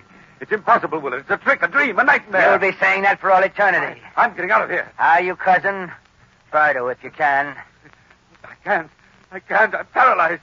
I can't get out of this chair. Hughes, you can. You're not paralyzed. Pain now, Yes. don't you? Hughes? Yes, horrible pain. Hughes, there is no pain. You None. shouldn't have drunk the Hughes, sherry, hear me. Hughes. Your glass contained the slow poison, No, you see. no, help! Help! I have helped you, Hughes. You were not poisoned. I substituted this antidote for the poison in the glass of sherry Willard handed you. You're not poisoned, I tell you. Exert your will, attune it to mine. Try to get out of that chair. Here. Hold me. Hold me. Now try.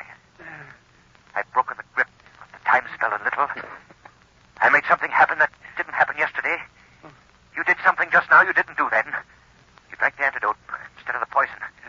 Try, Hughes. I heard a voice. A voice. But there's no one here. No one but... Try, it said. Chair. Out of chair. I'm standing. I'm free. Free. Thank the Lord. Hughes, are you? Who are you? I see only Willett. I don't think he sees me.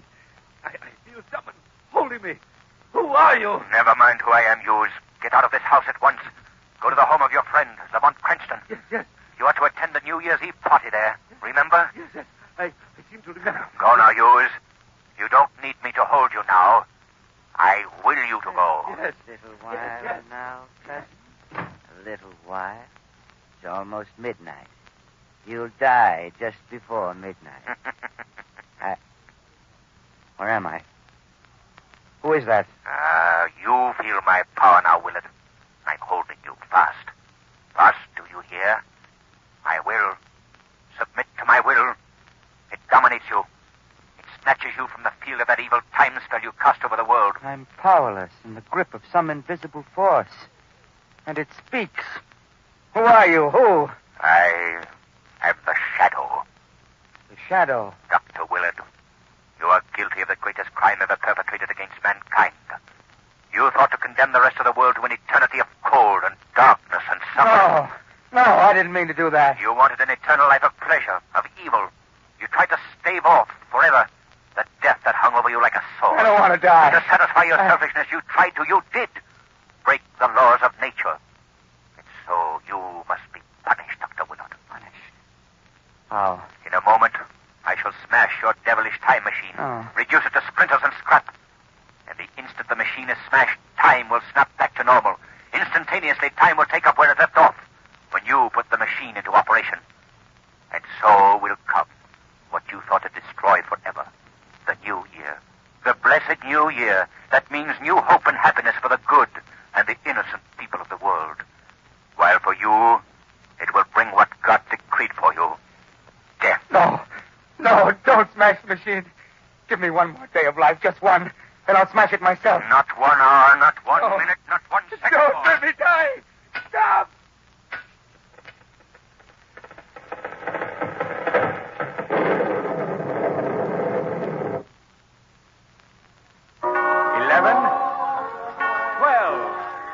It's the new year, Lamont. Yes, Margot.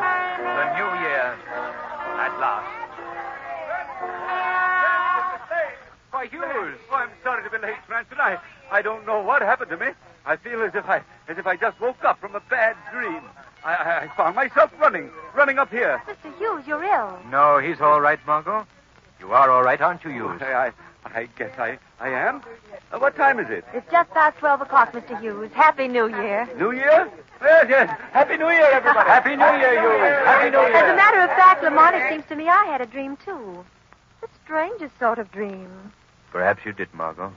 Well, anyway, Happy New Year, Lamont. Happy New Year.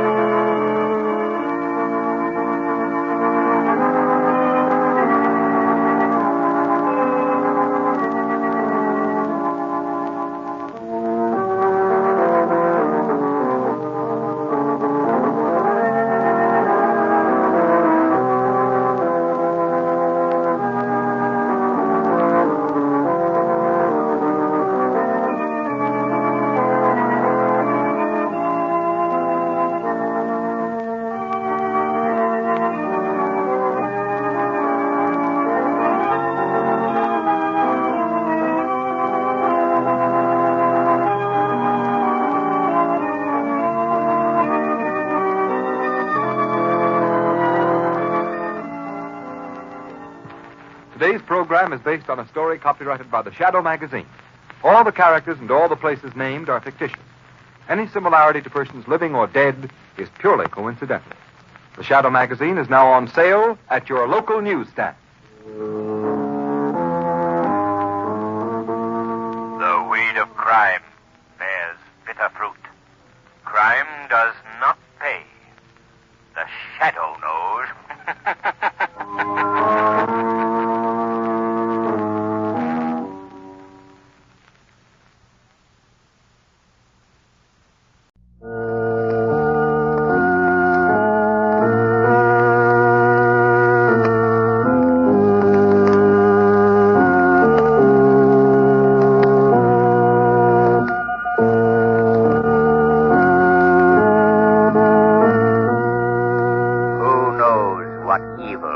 Lurks in the hearts of men. The Shadow knows.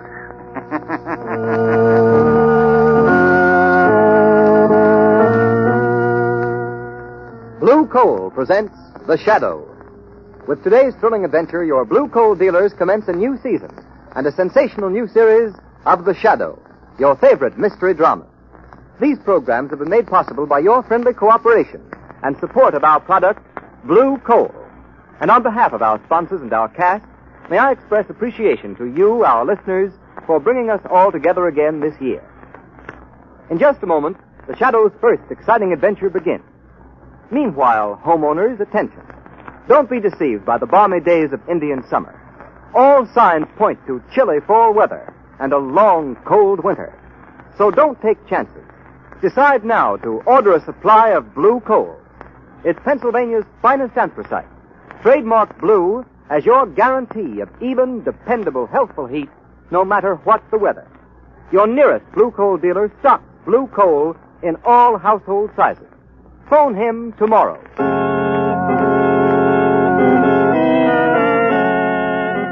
The Shadow, Lamont Cranston, a man of wealth, a student of science, and a master of other people's minds, devotes his life to righting wrongs, protecting the innocent, and punishing the guilty.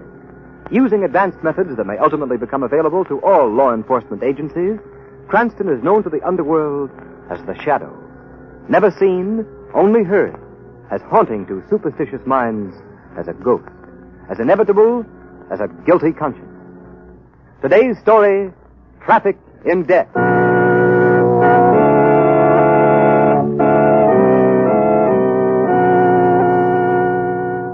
Where's my son? He was completely recovered. You were going to let him out of the sanitarium today. What happened? According to the reports, he suffered a relapse in the night and died. I'm sorry. Dead. Dead? But how? Why? Jim, answer me. Why is he so pale, so quiet? Your husband suffered a relapse after a severe hemorrhage, Mrs. Case. I'm sorry. He is dead. Dead? No, he can't be dead. He was to go home today. How did it happen? Why did you let it happen? Why? Last night, I left my wife, Maria, here in the sanitarium. They say she's getting better. Now you try to tell me she's dead. Dead. I'm sorry, Tony, but here's the report. Relapse after hemorrhage. No.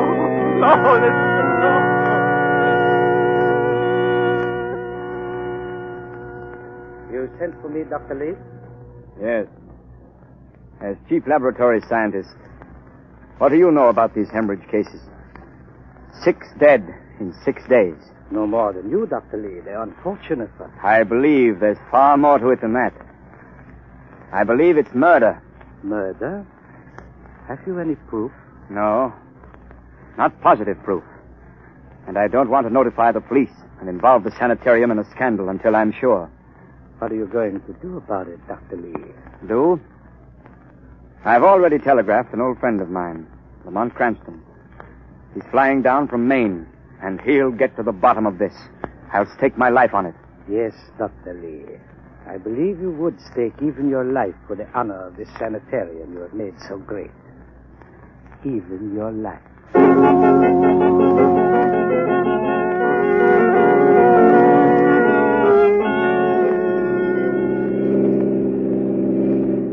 Traffic's heavy tonight, Marco. Say, why so quiet? Regretting the end of your summer vacation in Maine? No, I'm remembering all the things I forgot to pack in our wild rush to catch the plane from Portland. Sorry, Margot. You could have stayed, but I had to come. Lamont Cranston, who needs the protection of the shadow this time? Who sent you that telegram? That telegram was from a man who once saved, although he doesn't know it, the life of the shadow. Anyone I know? You've met him. Dr. Randolph Lee, Chief of Staff of the Memorial Sanitarium. Dr. Lee? Why, he's one of the greatest surgeons in the country. Yes. He's the one who removed that bullet nestling close to my spine. Oh, I'll never forget that. I thought you were going to die. But what's wrong with Dr. Lee? Now it's his turn, Margot. He thinks he's going to die. But Lamont, a famous man like Dr. Lee, who would want to kill him? Why? That's what I hope to find out. Well, here's the sanitarium. Come along. I'll explain on the way up to his office. He's waiting. Here, let me help you out of the car. Thanks, Lamont. He isn't afraid of being murdered. Not in a big sanitarium like this with his staff all around him. Caesar was murdered while surrounded by his staff, Margot. Oh, then Dr. Lee's afraid of one of his associates. So that's why he hasn't called in the police. Exactly.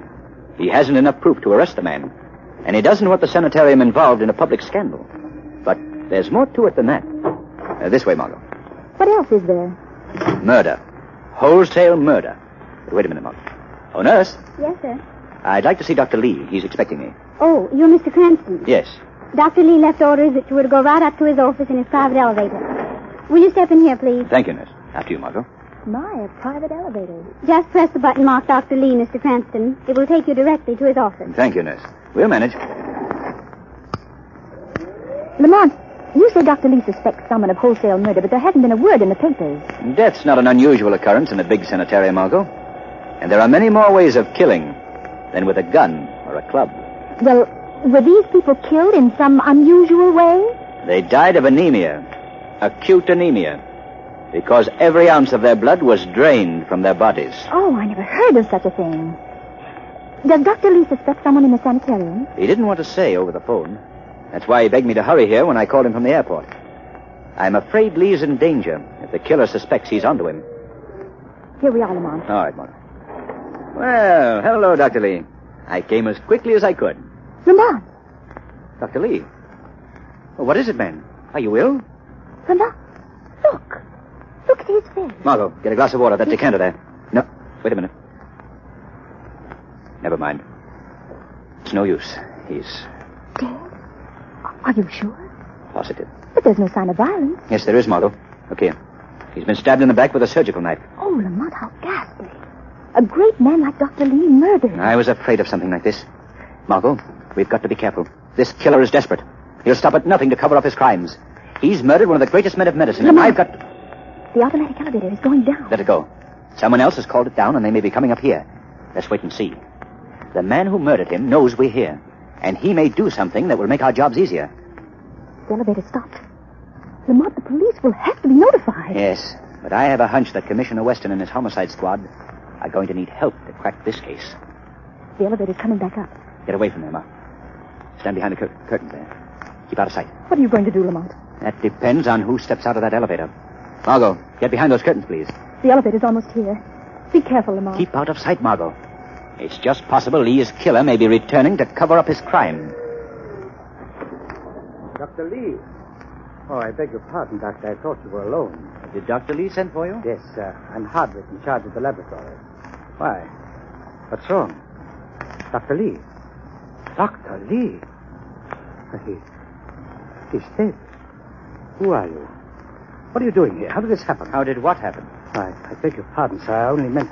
Well, he was in perfect health less than an hour ago. I couldn't help thinking... A surgical knife can save a life or end it in an instant. Look in his back. Knifed? Who are you? What are you doing here? I am Lamont Cranston, a friend of Dr. Lee's. I talked to him on the phone an hour ago. I arrived a few minutes ago and found him dead. Why haven't you notified the police? How do you know I haven't, Mr. Hardwick? Just how long have you been here? Not long enough to have killed Dr. Lee, as your cross-examination seems to infer. No?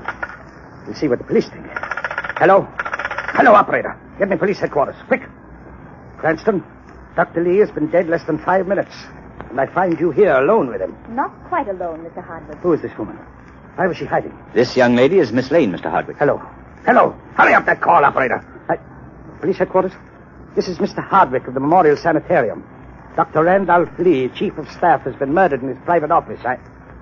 Yeah, I found a man named Cranston and a girl alone in the room with the body. Yes. Yes. I'll see they don't leave before your men arrive. Very well done, Hardwick. The police will get the truth out of you when they get here. Yes, Hardwick. The truth will out. And when it does, someone will hang for this.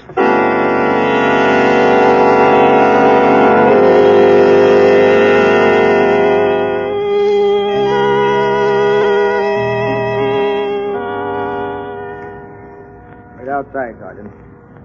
Well, Cranston, the story of the nurse who sent you up here to Dr. Lee's private office, along with the coroner's report and the time of the death, completely clears you and Miss Lane of any suspicion. Thank you, Commissioner Weston. Thanks, Commissioner. Your car's arrived from headquarters, Commissioner Weston. You can go down the hall and take the main elevator if you like. Thank you, Hardwick. I will. I'm not much on these elevators you run by yourself.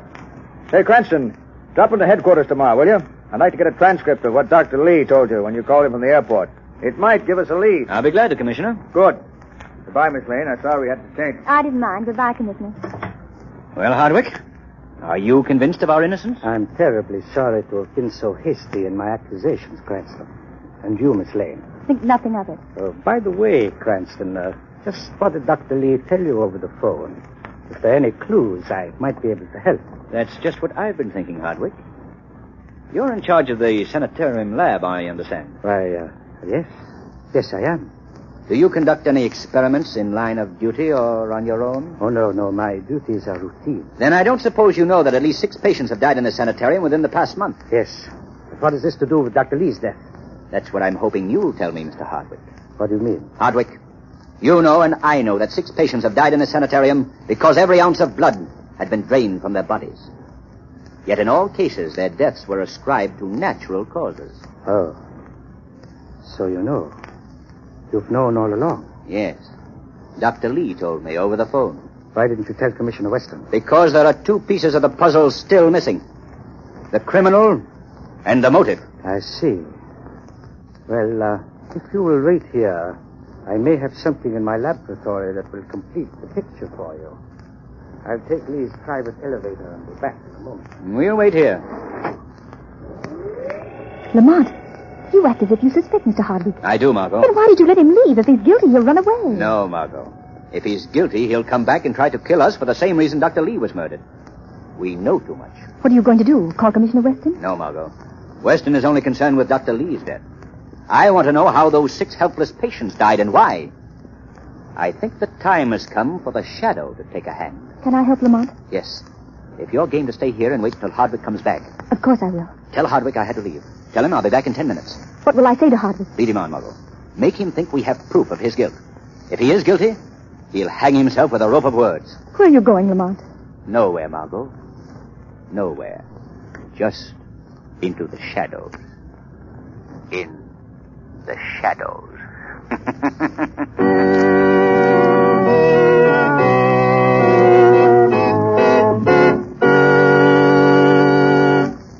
The Shadow's adventure continues in just a moment. Meanwhile, here's a must for all homeowners. Make no mistake about it. For home heating, anthracite is by far the best fuel. And by far the best anthracite is blue coal.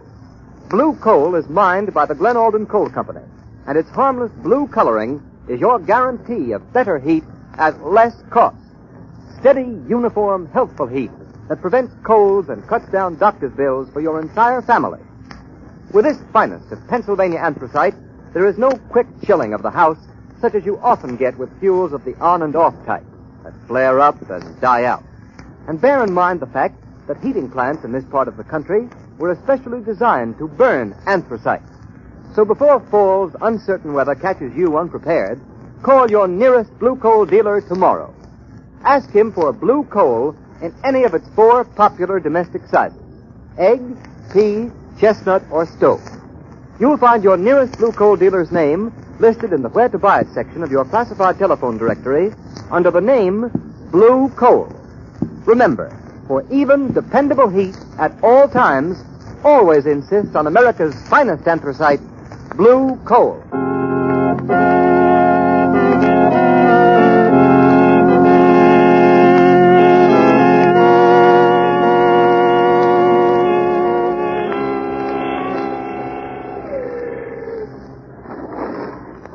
have, but... There's Cranston, Miss Lane. He had to leave the sanitarium, but he'll be back in 10 minutes, Mr. Hardwick. Why did he leave? What is he doing? I don't know. You're lying. He's gone to notify the police. Why should he notify the police? Because... Oh, I see. Trying to trick me into talking, eh? Well, you don't have to do that, Miss Lane. I'll tell you. I'll tell you anything you want to know. Then why was Dr. Lee murdered? Because he found out about those falsified death reports. Why was every ounce of blood drained out of the bodies of those poor people? Because blood is valuable. This sanitarium buys thousands of dollars worth of blood for transfusion. We stock it up, all types. We keep it in a special refrigerator we call a blood bank. You want to know anything else, Miss Lane? In other words, Dr. Lee caught someone killing helpless men and women for their blood to sell to the sanitarium. Is that it? Yes. That is the motive your friend Cranston was hunting. Money. Blood money. You seem to know everything, Mr. Hardwick. Perhaps you know who robbed those people of their blood. Who murdered Dr. Lee? Of course, Miss Lane. I am in charge of the blood bank. I needed money. I falsified the death certificates. I murdered Lee. Why are you telling me all this? Because, as any psychologist will tell you, a criminal cannot resist boasting. And it is quite safe to boast to someone who is not going to live long enough to tell. What good will it do you to kill me? Lamont Cranston will be back in a few minutes. And when he does come back, I will boast to him. Satisfy his meddling curiosity as I've satisfied yours. And then kill him in the same way I killed the others. And you. You can't get away with it. In our basement morgue, the unidentified dead come from the emergency ward. 2 more bodies. Yours and Mr. Cranston's will go to the morgue unnoticed. There's no use backing away, Miss Lane. And you call yourself a scientist. You're no scientist, you're a butcher. It is useless to screen. This office is soundproof, isolated. How convenient for you, Mr. Hardwick. You keep looking around as if expecting help, but don't bother. I'm going to take you out of here before your friend Cranston returns. Then I will come back and deal with him. You're not taking me anywhere. I wonder what type blood you have. Don't worry, there'll be no pain. The anesthetic will take care of that. Now, you might as well resign yourself to fate, Miss Lane. No one is going to come out of space and save you. Such things have been known to happen, Mr. Hardwick. What was that? Resign yourself to fate, Hardwick. You are convicted by yourself, by your boasting. Your ego has condemned you to death. Death for the murder of 7 men and women. That voice. Where's it coming from? Wait, Hardwick. Listen to me. I am more than a voice. I am in this very room, close to you, watching you draw that revolver you left the room to get. Haven't you had enough killing? Behind those curtains, eh? Well, come out. Come on, quick, or I'll shoot. A revolver is a crude weapon. We'll see. Oh, Shadow. Now, perhaps you will believe, Hardwick. Who are you? Where are you? Wait, Hardwick. Surely your scientific studies have made you aware of the powers of hypnosis, whereby a man might render himself unseen. A science practiced by a man known to the criminal world as the Shadow. The Shadow? Yes, Hardwick. I am the Shadow. You have defiled man's noblest profession. You have brought death with the skill meant to save life. You have struck like a human vampire in this great sanitarium, this sanctuary of the sick. And you are going to pay for it with death. If I could only see you. No man living has ever seen the Shadow. So you think you'll save this girl? Trap me, turn me over to the police, eh? Well, not this time. Let go of her. Don't come near me, Shadow, or I'll kill Miss Lane here and now. Help me, Shadow! Help me! I can't. He'll shoot you. That's right, Mr. Shadow. I'll shoot her. Get in that elevator, Miss Lane. Shadow! Shadow, do you hear me? Get me out of this elevator! What have you done to her? Listen to me, Shadow. You can't follow me. There are 1,000 rooms in this sanitarium. You have one chance in 1,000 of finding this girl before I'm finished with her. If you notify the police before I have a chance to get away, no one will ever find her again. Do you hear me? Do you understand? Yes, you fiend, I hear you. I understand. But if you harm Miss Lane, I'll track you to the ends of the earth.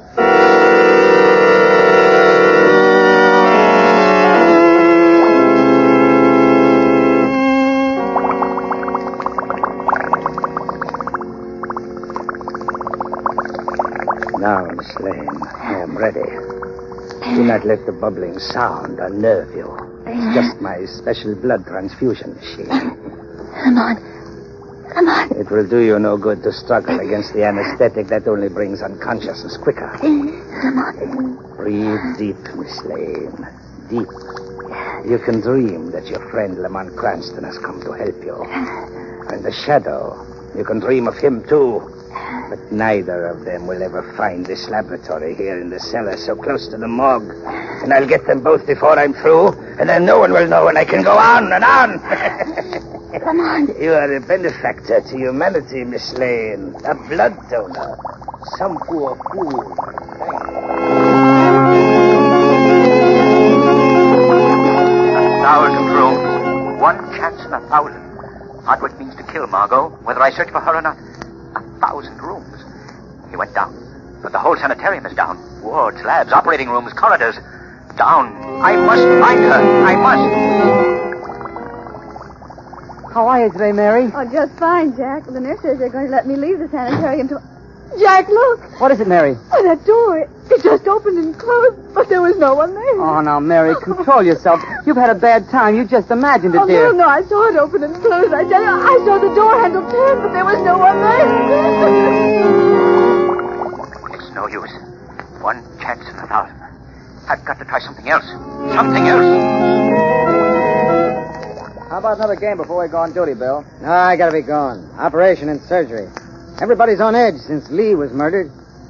Say, I wonder why Hardwick spends so much time in the old storerooms next to the morgue. He's fixed it up as an experimental lab. I wonder what made me think of Hardwick. It was almost as if someone were asking me where to find him. The lab, near the morgue. That's it.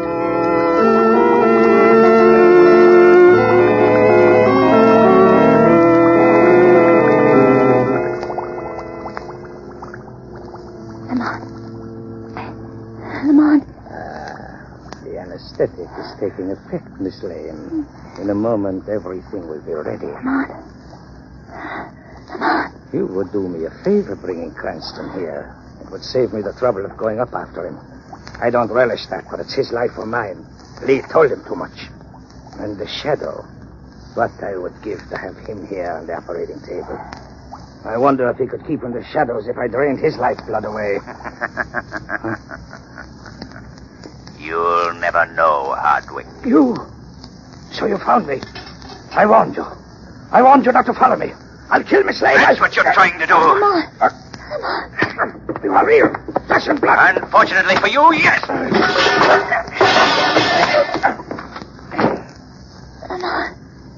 Lamont. Yes, Margot.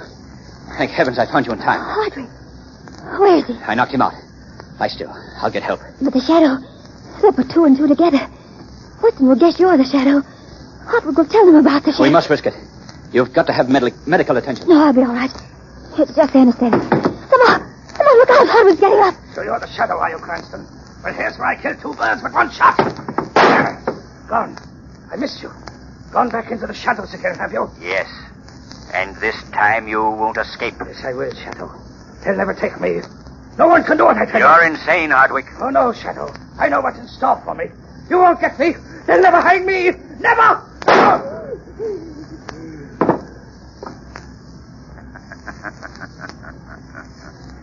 A coward to the very end. You have paid for your crimes against a profession which conferred upon you the mantle of honor. Against a great sanitarium and a great man of medicine who trusted and befriended you. Against helpless humanity you were trained to save, not kill. You have paid for this final cowardice. And you will go on paying. Shadow. He's dead. Yes. Dead. And may heaven have mercy on his soul.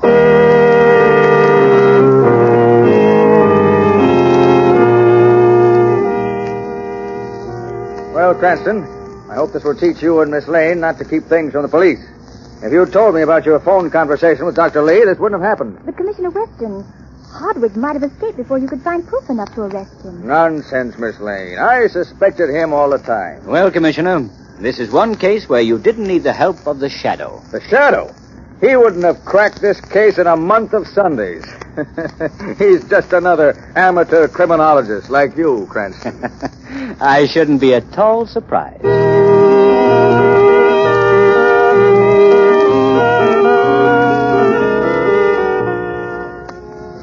Before the shadow returns, John Barclay, Blue Coal's heating expert, has a few words for all of you. Mr. Barclay. Good evening, friends, and thank you, Ken Roberts. If you're interested in having a healthier, more comfortable home this winter, be sure and call your local Blue Coal dealer. You'll find that in addition to being a fuel dealer, he is an authority on modern home heating. For more than 7 years, it's been my privilege to train servicemen for Blue Coal dealers everywhere. And I know that these men, known as John Barclay servicemen, have aided thousands of families like yours to enjoy greater heating comfort at less cost. I'd like to read you briefly a part of a letter typical of those received from customers using Blue Coal and John Barclay service. I quote, "I want to tell you how courteous your John Barclay representative was, and the wonderful results I've been getting since adhering to his advice. Since using Blue Coal and doing just as we were advised by your young man, we are getting steady, real heat, and would not use any other but your Blue Coal," unquote. And don't forget, friends, no matter what kind of fuel you use or what your heating problem, your Blue Coal dealer will always be glad to help you. So feel free to call on him. He'll place an expert John Barclay serviceman at your disposal. I thank you.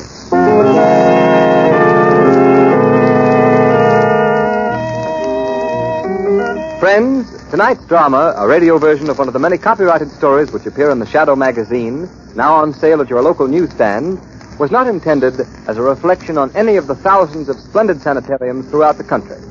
These institutions are conducted according to the highest of medical standards, and their doctors and scientists are among the most skilled and ethical men in the profession. All the characters and all the places named in this evening's program are fictitious. Any similarity to persons living or dead is purely coincidental.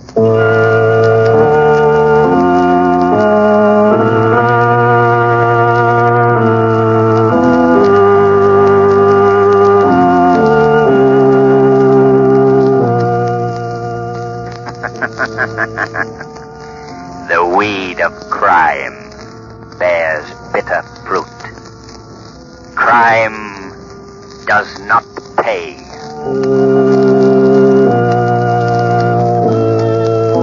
Next week, same time, same station, Blue Coal, America's finest anthracite, will again present another thrilling adventure of the Shadow.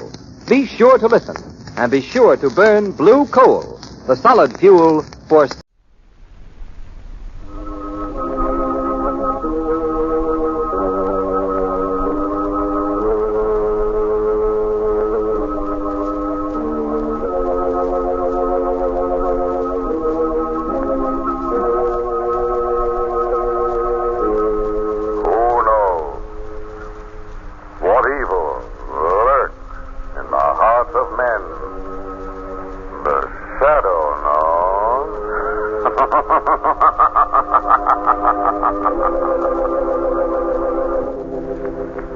The Shadow, who aids the forces of law and order, is in reality Lamont Cranston, wealthy young man about town.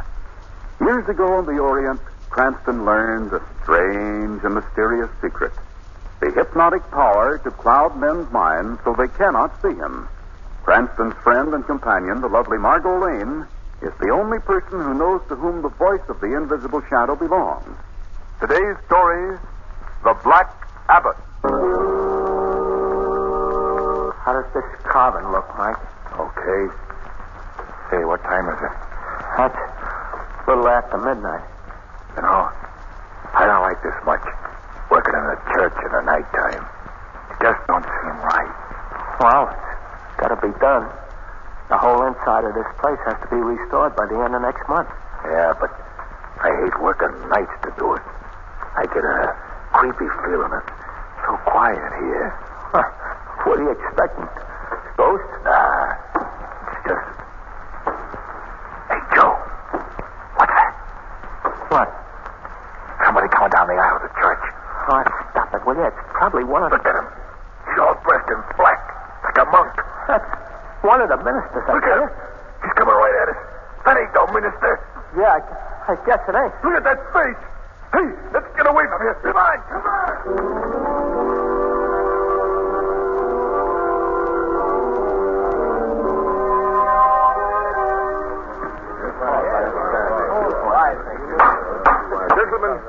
Gentlemen, silence, please. Thank you. We have called this special meeting of the Church Finance Committee at the specific request of Mr. Paul Randolph, the architect in charge of the reconstruction of our church. A problem has arisen which has considerably delayed his efforts. I'll let him tell you about it himself. Mr. Randolph, if you please. Thank you, Mr. Miller. Gentlemen, for the past week, the workmen who are restoring the ancient stone carvings in the interior of the church have positively refused to do any work. Any amount of coaxing has failed to change their minds. What is their reason for this attitude? Just this. They say that the church is haunted. Haunted? Well, now, I'm merely repeating the facts that have been told to me. My workmen swear they have seen the black-robed figure of a monk stalking through the aisles of the church. Oh, this is ridiculous, Mr. Randolph. Have you yourself ever seen this vision? No, I haven't. Good heavens, do you men realize the great harm that this can do the church? Fortunately, gentlemen, we may still have time to dispel it. How? By several of us spending the night in the church and disproving once and for all this nonsense about a ghost. I will gladly be one of the volunteers in this experiment. Will anyone join me? I will, Philip. Of course, I will. Well, I think there need only be two of us. I'll select Mr. Williams to accompany me. When will you visit the church, Mr. Phillips? Tonight, Randolph. We'll visit the church tonight.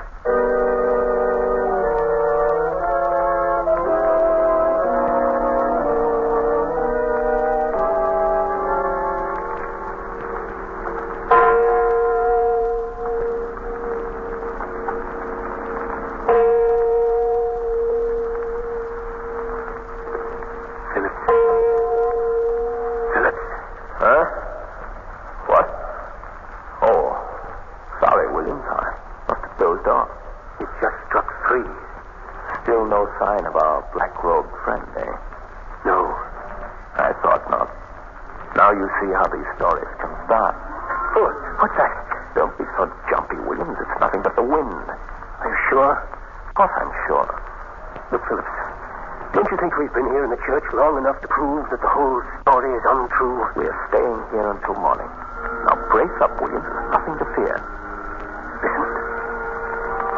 That isn't the wind. No. Someone's playing the organ. I don't like this. Now, don't be a fool, Williams. Come quickly. We'll find out who it is. No. Come on. Look. No one is seated at the keyboard. I don't understand it. And yet it continues to play. Yes. Let's get out of here, please, Philip, please. No, we're going to stay. We've got to learn what this is all about. Stop. Come on. Can't we go and get the others and then come back? No, we must investigate this now. Look! Coming down the aisle of the church. A black-robed figure. The Black Abbot. He's coming toward us. I can't stand this, Phillips. I can't stand it. Come back here, Williams. Come back here. No, I'm going. Williams!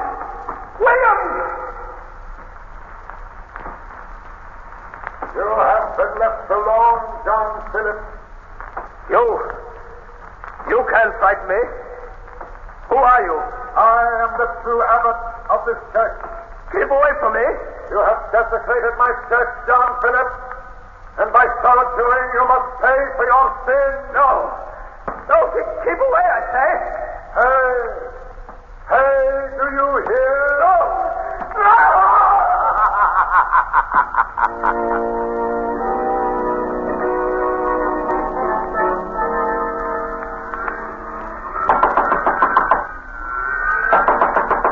Who is it? I must see the rector at once.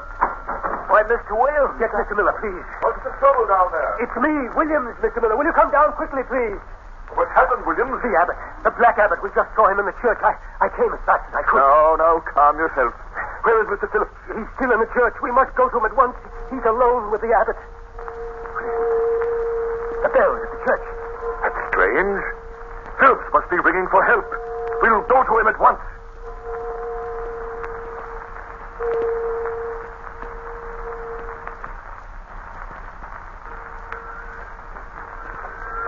Hold the candle higher, Mr. Williams. Can't see the stairs.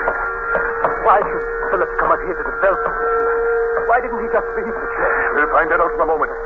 Careful with that candle. Yes, sir. isn't Philip? Supposing it's the abbot that's ringing the bell? Nonsense. Here we are. Open the door. But can't we... Stand aside, William. There. Look! It's Philip! Mr. Phillips! Mr. Phillips! He's swinging the bell rope! Philip! I am afraid he can't answer us. Why not? Because the bell rope is swinging him by the neck. He's dead.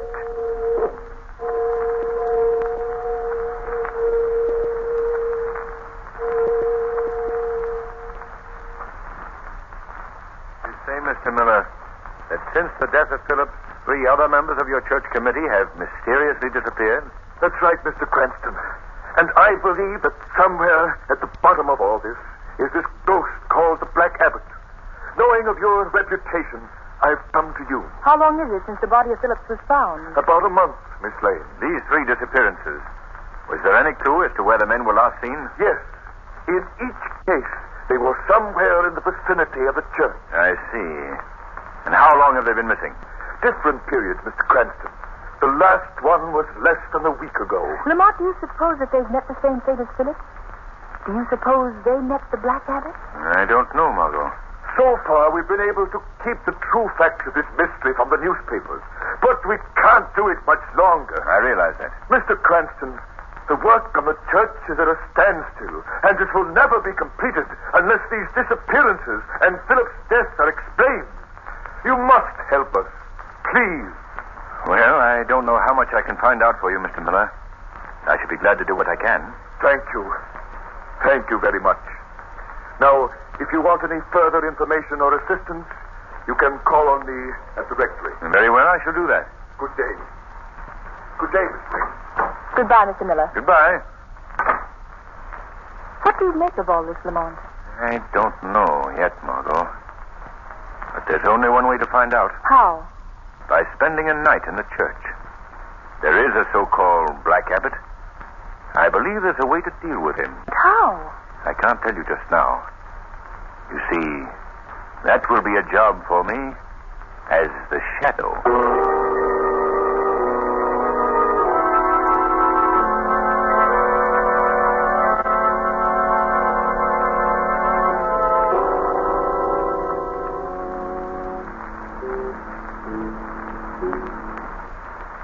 Lamont, I don't think that the ghost will appear here in the church tonight. The evening isn't over yet, Margot. Not frightened, are you? No. No, Lamont. How do you account for so many people seeing what they believe to be a ghost? Well, imagination sometimes plays tricks on us. But in this case, I'm inclined to think that it's more than just that. What do you mean? I learned this afternoon that the stone figures that are being used for the reconstruction work here in the church were brought from the remains of an ancient abbey in Europe. Oh, I didn't know that. And there was a great legend attached to that ancient abbey. It concerned an abbot who centuries ago disgraced his church and was forever after doomed to haunt the place. I see. Now, if someone were to have heard of the ancient curse, spread it among the workmen, and then actually allowed the apparition to be seen, the effect would be devastating. But why would anyone want to have the work on the church stopped? Your guess is as good as mine, Margot. Well, whatever it is, I wonder why it hasn't bothered us tonight. Suppose we find that out, Margot, right now. Black Abbot. Black Abbot. If you are within sound of my voice, I defy you to show yourself. No one answers. I don't understand it. I felt certain that we would be visited if I was... Lamont.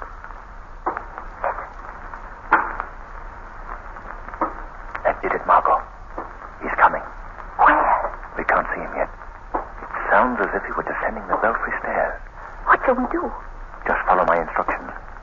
You remain seated where you are. I shall be right beside you. But as the shadow. Very well. Look. There he is. He sees me. He's coming toward us through the church. Who calls for me?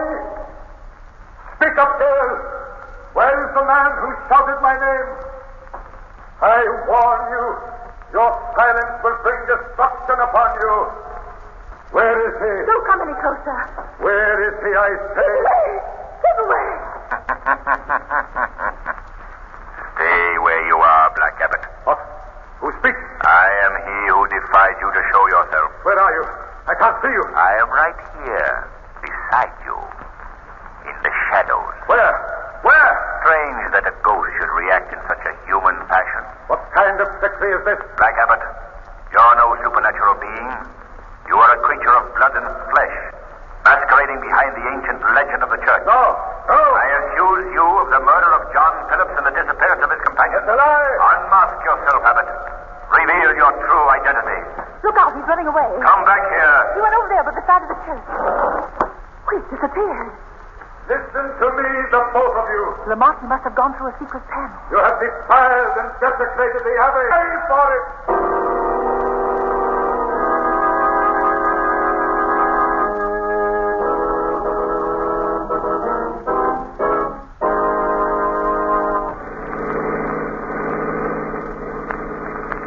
Lamont, did you tell the rector about what happened last night in the church?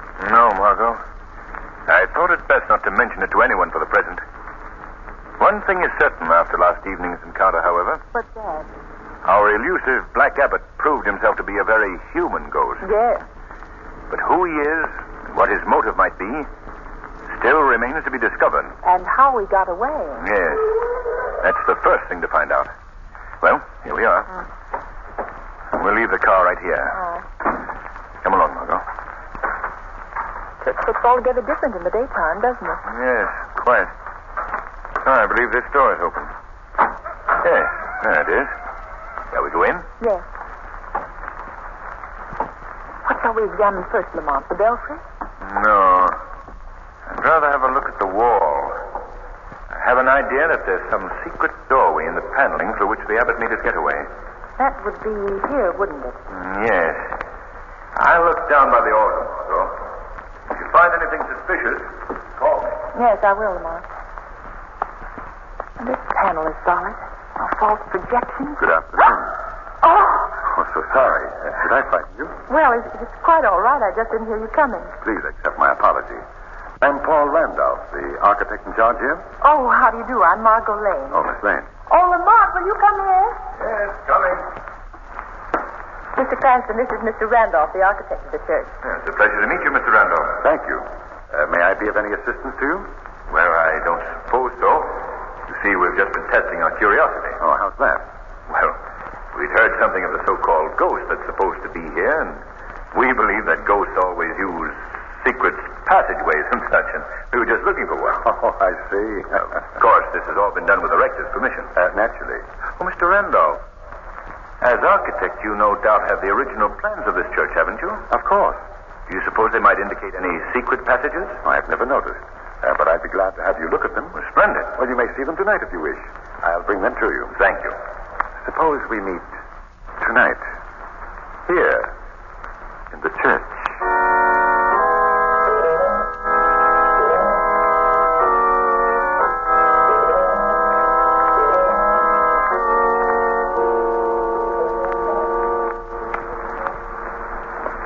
Lamont, do you think Mr. Randolph will keep his word? Oh, yes, Margot.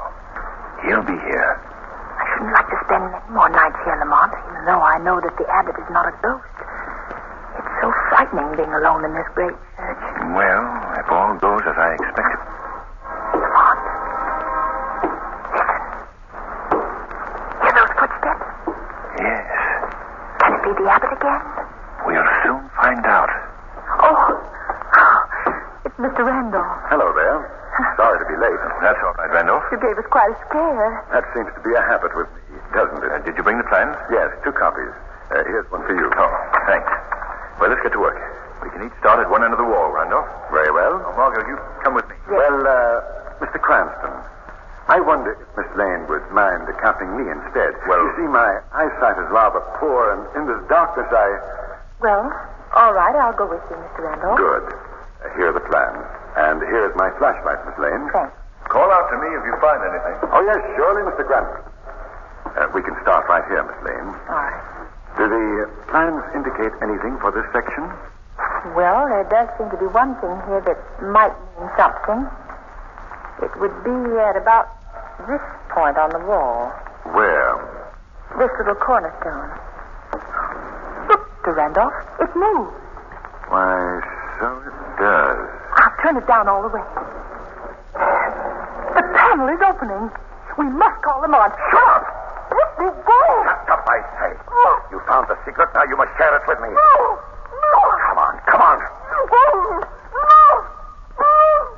Help me! Up those stairs, Miss Lane. Why are you taking me? You'll see in a minute. Why are you doing this? I thought you were helping us. I am helping you. You were seeking the Black Abbot, weren't you? Yes. Weren't you? And I am taking you to him. No! Go through that door. I won't. Then I shall have to carry you through. Take your hands off me. I'll go. That's very sensible. Here we are. Where are we? If you must know exactly, we are safely hidden between the vaulted ceiling and the outer roof of the church. You'll excuse me if I lock the door, just as a precaution. There. You said you were taking me to the Black Abbot. Where is he? You're quite anxious to meet him, aren't you? Very well. Hand me that robe. You're the Black Abbot. I am. Lamont! Go on, scream. Scream louder. No one will hear you. No sound ever passes these walls. I want you to meet some of the congregation. Here they are. These are the gentlemen of the church committee who disappeared so mysteriously. They're dead. Yes. Quite dead. Oh. But tonight they shall be entertained. Tonight they shall witness the arrival of a new member of their group. You mean? Yes, you. Now, come here. No, you can't do this. No. Oh, I see I'll have to use force. I shall have to bind you. No. Take that rope away. You're hurting me. You won't feel the pain for long. Soon you will join the others. You don't know what you're doing. Prepare yourself for the sacrifice, Miss Lane. The service is about to begin. Please let me go. Please. First, the music.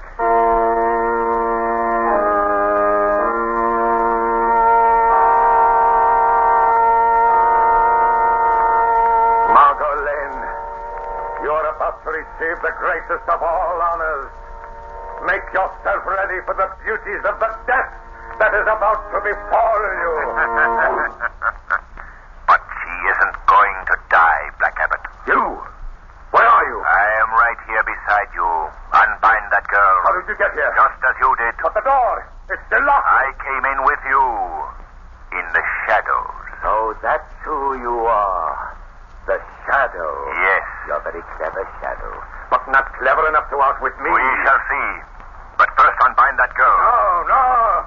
She must die. She knows the Abbot's secret. After tonight, everyone will know the Abbot's secret.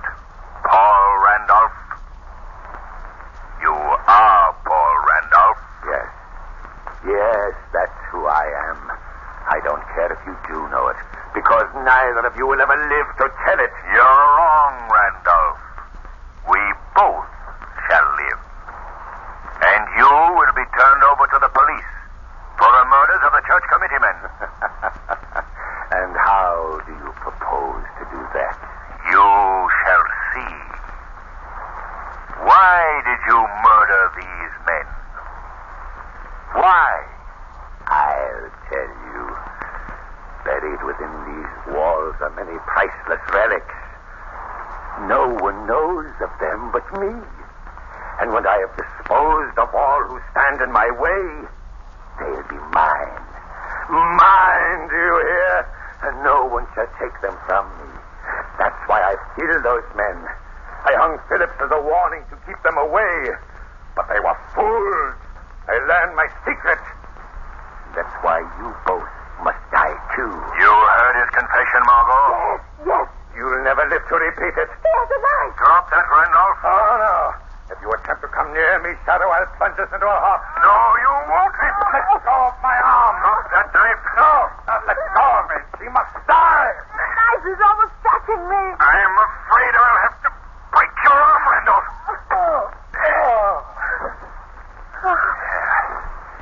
He's fainted.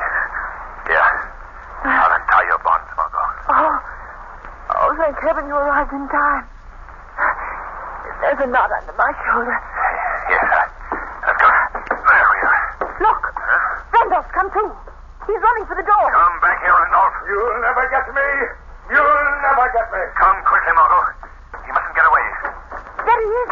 He's running toward the belfry. Don't try to escape, Randolph. You'll never do it. Thought you had me, didn't you, Shadow? He's going to run down the belfry stairs. Mustn't get away, Margot.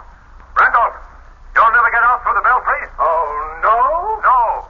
When I came up those stairs, I locked the door. That won't stop me. Look! He's going to slide down the bell rope. He's jumping for it.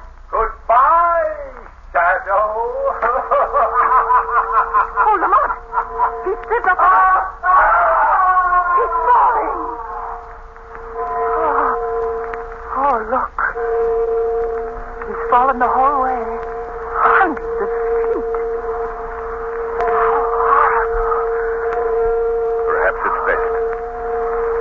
Randolph was a dangerous man, Margot. But his lust for wealth was his undoing. Strange, isn't it, that the bells that tolled the death of John Phillips should be repeated by fate for his murderer, the Black Abbot.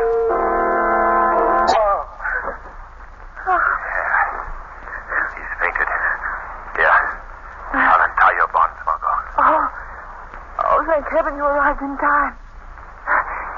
There's a knot under my shoulder. Yes, I've got it. There we are. Look! Randolph, come to. He's running for the door. Come back here, Randolph. You'll never get me. You'll never get me. Come quickly, Margot. He mustn't get away. There he is. He's running toward the belfry. Don't try to escape, Randolph. You'll never do it. Thought you had me, didn't you, Shadow? He's going to run down the belfry stairs. Mustn't get away, Margot. Randolph, you'll never get out through the belfry. Oh, no? No. When I came up those stairs, I locked the door. That won't stop me. Look! He's going to slide down the bell rope. He's jumping for it. Goodbye, Shadow. Oh, Lamont! He's slipped up. He's falling. Oh, look. He's fallen the whole way. Hundreds of feet.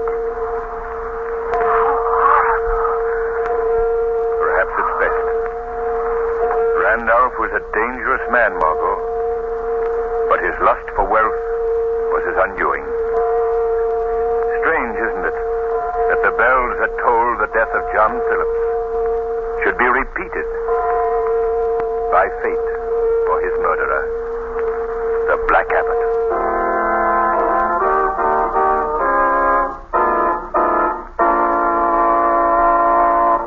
The weed of crime bears bitter fruit. Crime does not pay. The shadow knows.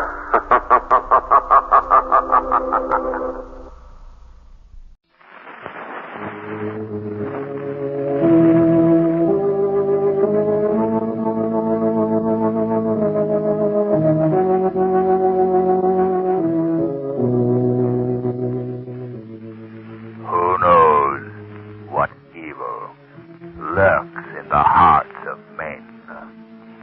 The shadow knows.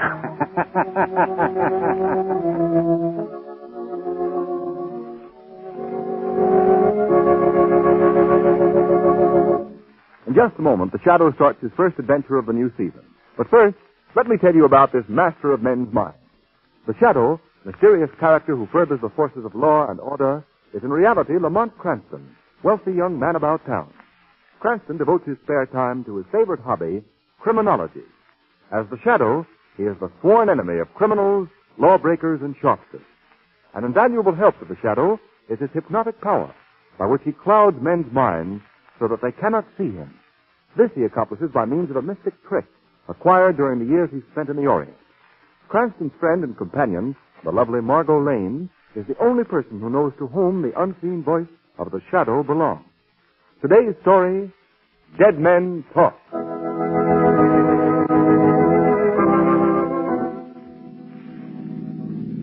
Lamont. Lamont. What? Look, darling, there's something I think you ought to know. Yes, what is it? Promise you won't tell anyone? Of course, Margot, of course. You just went through another red light. No. Sorry.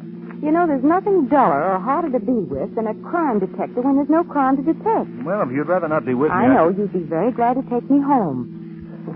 The last time I heard that line was from a boy who was courting me to a high school prom. No, Margot. I should think you'd be happy that our fair city has no murders and no robberies, no corruption at the moment. Well, I am. Of course, if you really want a victim, why don't you track down the villain who put the tax on cigarettes? Listen, my sweet.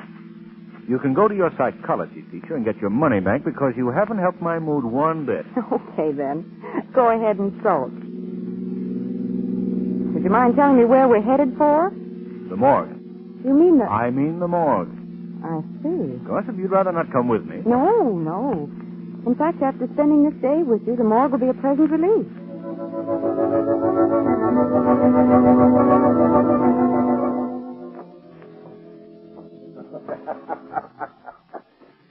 Well, glad to see you, Mr. Cranston. Oh, how are you, Mr. Tuttle? I'd like you to meet Miss Lane. Well, glad to meet you, Miss Lane. How do you do? Mr. Tuttle is our very efficient keeper of the morgue. I see.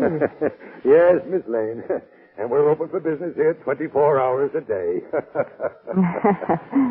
Anybody in particular you were looking for, Mr. Cranston? No, you're just driving by, and I thought I'd drop in and see what was going on. Well, business is very slow right now. Very slack. But I suppose that's true of every business. But we did have a new one today. An old derelict died of pneumonia exposure, I guess.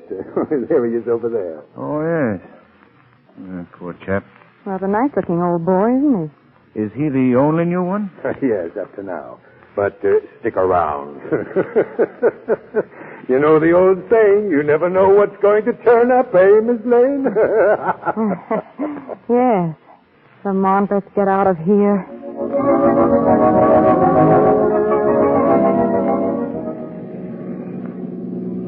That Tuttle's an interesting type, don't you think? Yes, very. A jolly sort. Oh, Margot, I'll park here. Will you tell him we want the evening news, please? Yes, surely. Boy, Yes, miss? evening news, please. Here you are. Evening news it is. Thank you. Read all about... What do the headlines say? Well, the steamship Bremen has been seen in Chicago wearing a long white beard. Very funny, very funny. What about local news? Well, let's see. Football team starting, movie hero goes on. Nope, nothing new. Oh, why doesn't something happen? Good evening, Miss Lane. Mr. Cranston. How are you, Mr. Harvey? Hello, Harvey. Say, how are things at the bank? Well, just fine, thank you. Had any good robberies lately? Oh, we've been... What? Skip it. So long, Harvey. Yeah.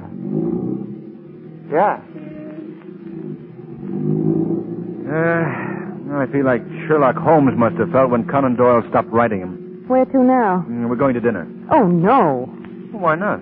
Well, you're not going to give up so soon, Lamont. You know we can still chase ambulances. Oh.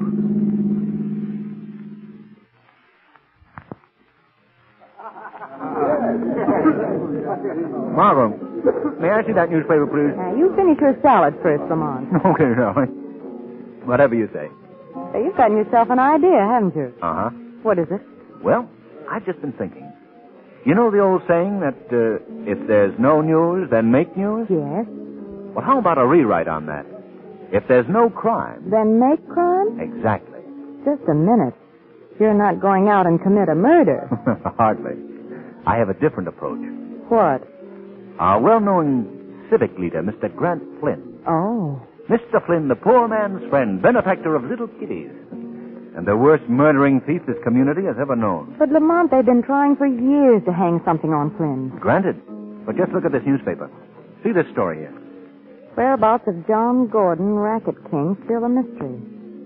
But what's that got to do with Flynn? John Gordon was Flynn's partner. Oh, not publicly, of course. Gordon did the dirty work. He ran the rackets, collected the extortion money from poor shopkeepers, and, when necessary, committed the murders. Well, what's happened to Gordon? About 3 weeks ago, He disappeared. Boom. Just like that. And nothing's been heard of him since. Well, do you think that Flynn had something to do with his disappearance? Definitely. Gordon was becoming too dangerous to Flynn's interests. Their names were being linked together. And Gordon was trying to cut in on Flynn's political interests. And probably threatened him. And you think that Flynn had Gordon murdered? Well, I'm not so sure of that. The murdered part, I mean. What I do think is that Flynn ordered him done away with. And now he's not so sure that his orders were carried out. But why? Because among those heading the investigation as to Gordon's whereabouts is his erstwhile partner, the same Mr. Flynn. Oh. And just what are you planning to do about all this? Well, if Mr. Flynn were to receive a phone call telling him that Gordon was still alive, we might stir up some interesting developments. I see. Particularly if he were to receive this phone call from the Shadow.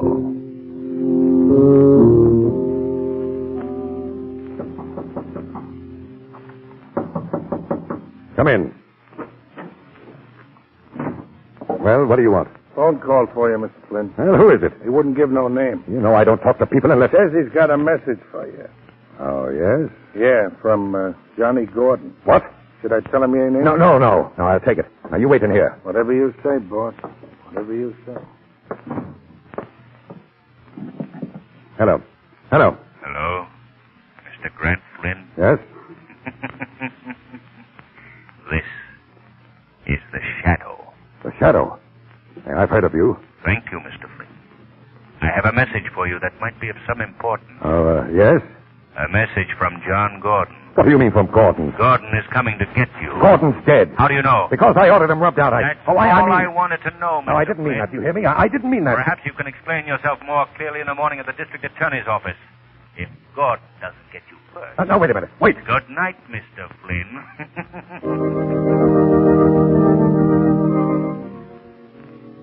Yeah, good morning, Margot.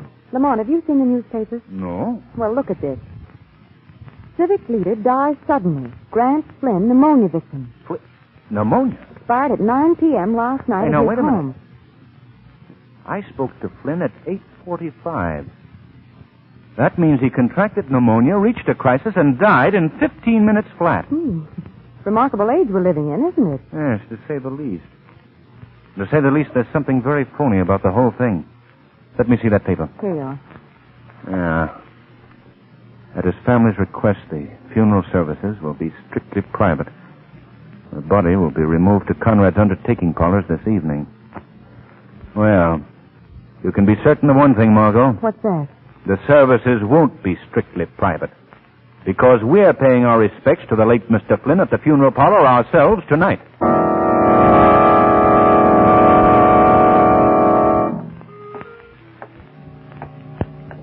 Lamont.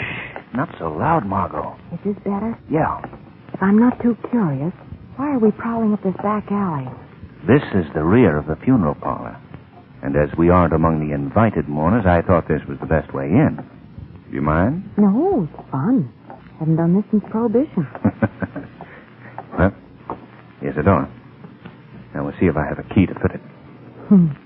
What the well-dressed burglar will wear.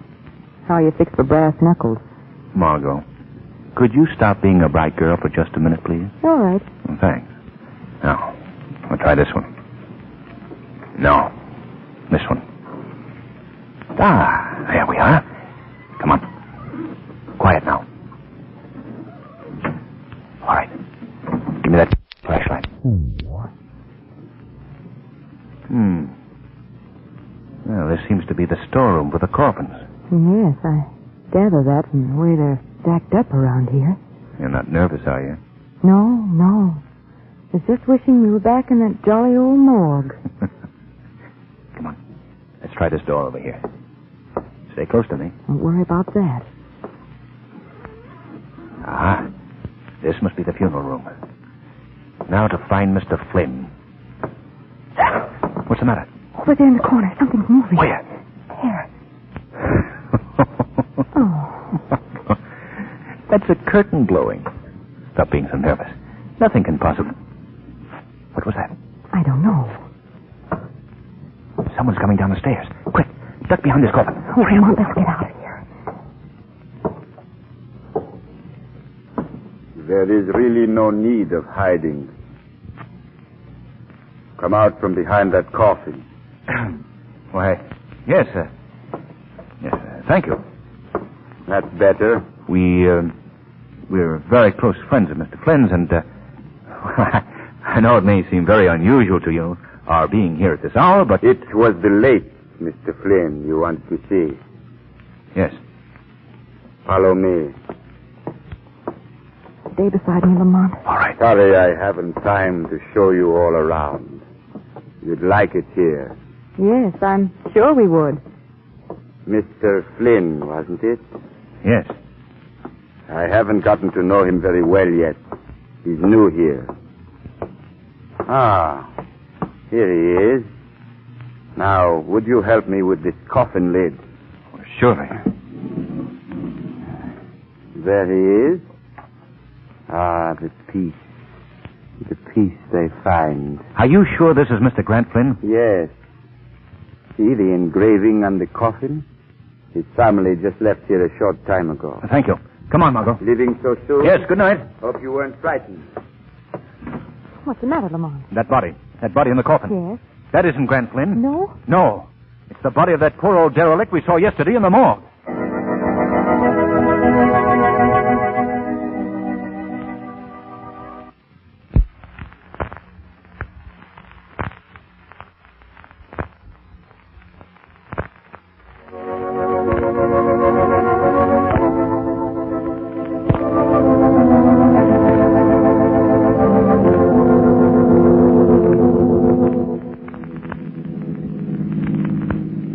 Would you mind telling me, Lamont, where we're going now? To the morgue, Margot. The morgue again? Yes? You know, Lamont, life with you these past 2 days has certainly been a merry whirl. First the morgue, then an undertaking parlor, then the morgue again. Well, we found out one thing. Flynn is definitely still alive. But where he is and why he so desperately pretended to be dead is something we've got to unravel. Oh, what do you think you'll learn at the morgue? I want to find out who removed the body of the old derelict. Do you think they'll tell you? Not me, Margot. But they will tell the shadow.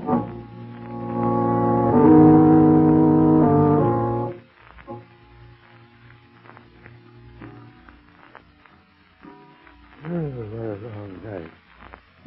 Mr. Tuttle. Did someone speak to me? I did, Mr. Tuttle. Who are you? Where are you? Men call me the Shadow. Oh, now quit joking. Who is it? I can't see you. I'm not joking, Mr. Tuttle.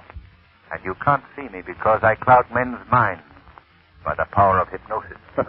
Now, look, this morgue is a scary enough place at night. So cut it out, will you? Let me assure you that I am not here to frighten anyone, Mr. Tuttle. Unless, of course, you fail to give me the information I desire. What's that? Who took that old man's body out of here? Old man? Why, You're stalling, Tuttle. I haven't much time to waste with you. Answer my question. No, I don't know nothing about it. Flynn can't protect you now, Tuttle. Flynn? Yes, Flynn. He claimed that body, didn't he? Oh, why, Didn't he? Yes. But I was just obeying orders. Honest, I was. Now, Flynn got me this job. That's all I wanted to know. Oh, you won't tell that I squealed, will you? No, Tuttle. But I'd stand by tonight if I were you. You may be sent another body in exchange. What do you mean? I mean the body of your erstwhile boss, Mr. Flynn.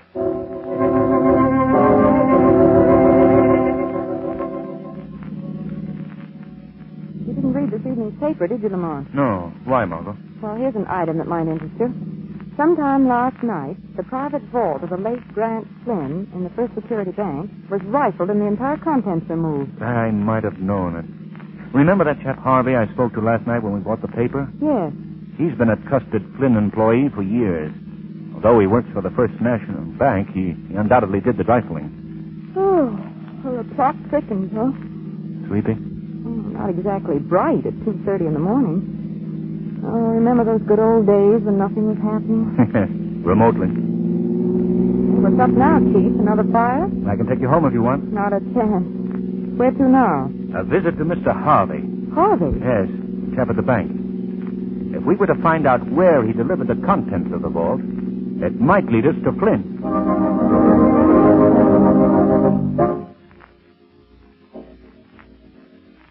Wake up, Harvey. I said wake up. I don't know why. What? I want to talk to you, Harvey. Who's speaking to me? Right beside you. Here in the shadows. I'll put on a light. No one here. I must have been dreaming. You weren't dreaming, Harvey. What? Don't try to look for me. You won't see me. But I'm still right beside you. See? Wait. Must be a shadow. Man nobody can see. That's right. Well, what do you want to be? Harvey, why did you break into Grant Flynn's vault? Me? Why? And where did you deliver the contents of that vault? Please, you've made a dreadful mistake. Answer my questions, Harvey. I can't tell you anything. You're a fool, Harvey. Do you know that your knowledge that Grant Flynn is still alive is your own death warrant? No. That body they took from the morgue and placed in Flynn's coffin, they'll have to replace that body. Did you know that, Harvey? And do you know whose body they'll use as a substitute? Yours, Harvey. Yours. All right, I'll talk. You've got to protect me. You can't let them kill me. I promise you that. Now, where is Flynn? I delivered the papers to him at his own warehouse down on the riverfront. I think he's planning to make a getaway sometime tonight.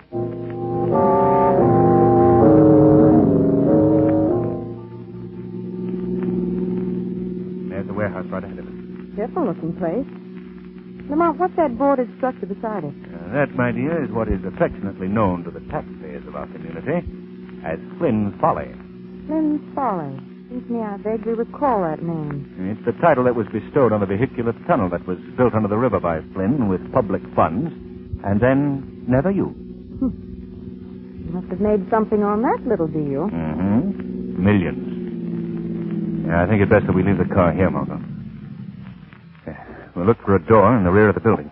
Come on. Okay, Chief. I never liked this neighborhood, even in the daytime. No one about at this hour. Now, if we can only... here's the door. Now to get... I know, those keys again. These keys are very precious, my sweet. I realize that. But wouldn't it be fun to just ring a doorbell once in a while? Yeah. There we are. The first one. All right. Let me have the flashlight. Oh, the flashlight. Yes, the flashlight. Hurry. I left it in the car. What? You did? Well, that's fine. Oh, I'm sorry, Lamont. I can go back. No, never mind. We'll use matches. Stay right behind me. Right behind you. There. Look, Lamont. There's a flight of stairs in the corner. Good. That's what I was looking for. You see, I've heard that Flynn has maintained a hideaway here for years. Upstairs on top of the warehouse. Well, do you suppose he's up there now? There's only one way to find out. Now, you wait here. Wait here? Yes, it'll be much safer. If I'm not back downstairs in 15 minutes, I want you to get in the car and go to the police headquarters. You can tell Commissioner Weston our whole story. Oh, Lamont, don't you think you ought to send for Weston now? I should say not. Well, see you in a few minutes, honey. Yes, sir. See you in a few minutes. And don't worry. Everything will be all right. Everything will be all right. Oh, shucks, I never could whistle. Oh, dear. Something wrong, lady? Who's that? No, don't get alarmed. Take that flashlight out of my eyes. I can't see you. That's the idea. Who are you? Oh, sorry. I forgot to introduce myself. My name is Flynn. Grant Flynn? Yes. The man that your friend has gone upstairs to find. Won't he be surprised when he comes back and finds you gone? Gone? What do you mean? You see, you're coming with me. Oh, let go of me. You see that tunnel when you came in here? Well, what's that got to do with... Well, it's sealed up at both ends. And the rest of it's buried in the river. Oh, you can't. You can't. I'll have to muffle you, sister. Don't. Wait till you get down in the tunnel and you can scream all you want then. Come on now. Now, you go right through this panel on the wall. I say, stop fighting me. It's too late now, sister.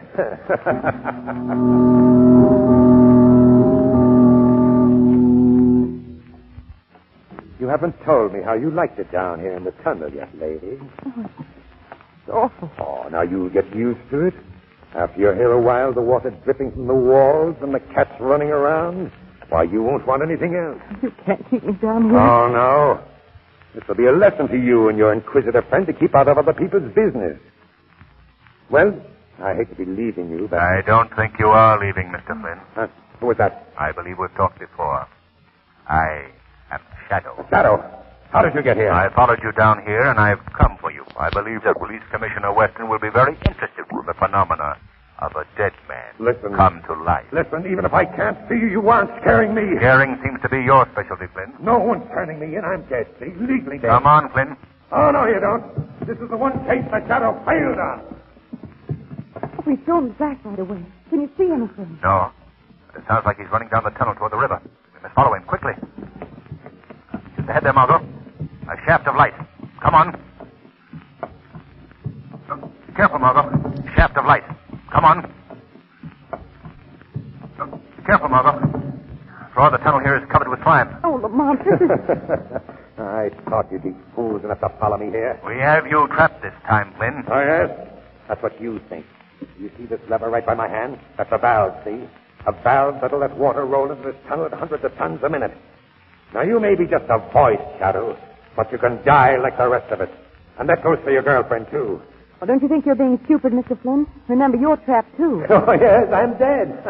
I'm dead already. You can't hurt me. Don't touch that valve, Flynn. Who was that? Look, right at Flynn's feet. Crawling along the ground. It's a man.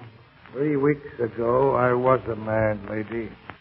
3 weeks ago, I was brought into this hole and left to die. 3 weeks ago, I was John Gordon. Gordon. The missing John Gordon. But you can't be Gordon. You're dead. I ordered you killed and your body thrown down here. You're no trigger man's a bum shot, Flynn, but I'm not. You want a practical demonstration? Now, wait, Gordon.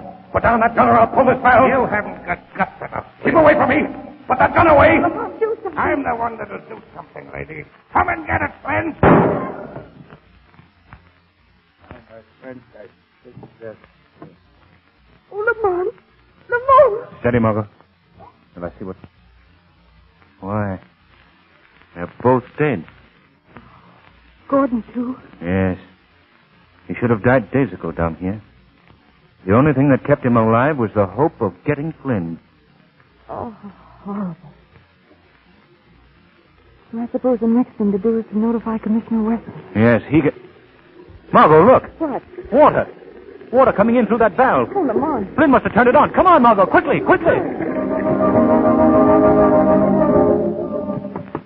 Yeah, here's a passageway. Oh, hurry. Let's get up these stairs. Yeah, door. Ooh, that was a close call. Oh. Well, what do we do now?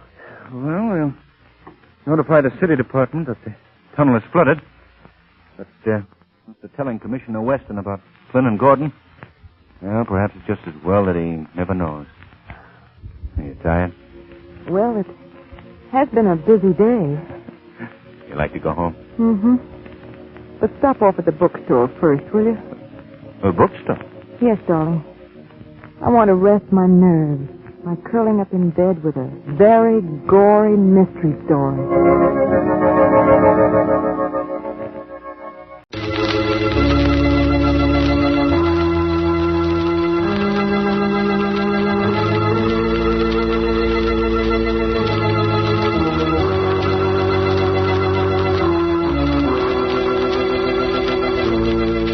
Who knows what evil lurks in the hearts of men? The Shadow knows.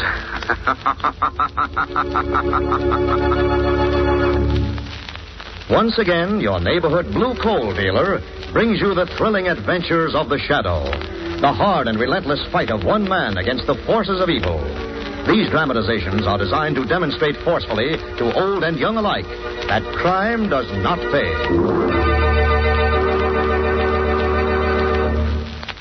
There is enough anthracite for all the lucky householders whose homes are heated with hard coal. These homes are enjoying healthful warmth in every room. Even though winter winds blow, there is no need to cut down heat or close off rooms and homes heated with dependable hard coal. Yes, sir. When you have a supply of hard coal in your basement, you're the boss of heating your house. You are absolutely independent of any outside service. Be glad you heat with anthracite, the home heating fuel that never fails. And remember, blue coal is the finest anthracite money can buy.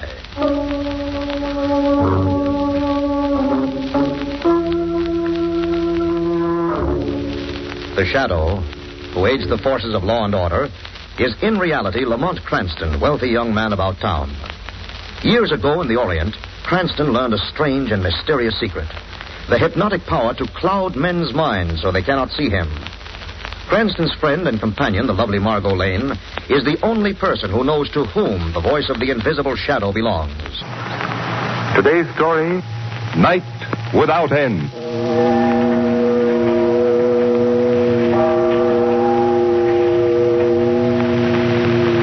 Darkness, brethren, nothing but night.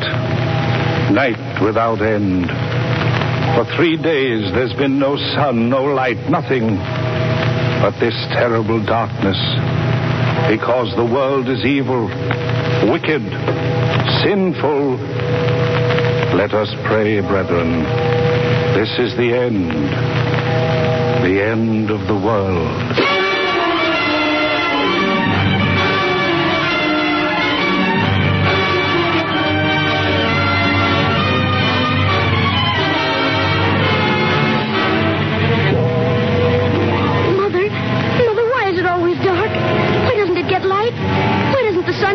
I don't know, Johnny. No one seems to know.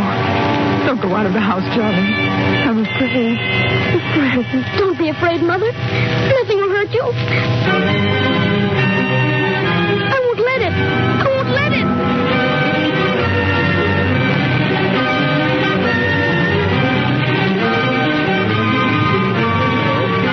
Yes, this is the Weather Bureau. No, we have no explanation. Atmospheric conditions are not the cause of this black fog. Yes, we know it's been 3 days of total blackness. No other city or section is affected. Boston, Philadelphia, and all of the sections are normal. I'm sorry. Since we do not know the cause, we cannot predict the end.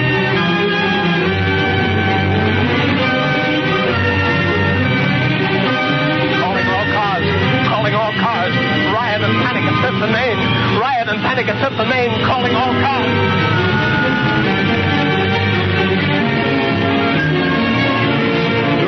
Light. In heaven's name, more light. But all the lights are on, Doctor. It's this black fog. I can't see. I've got to have more light on this operating table, or this child will die.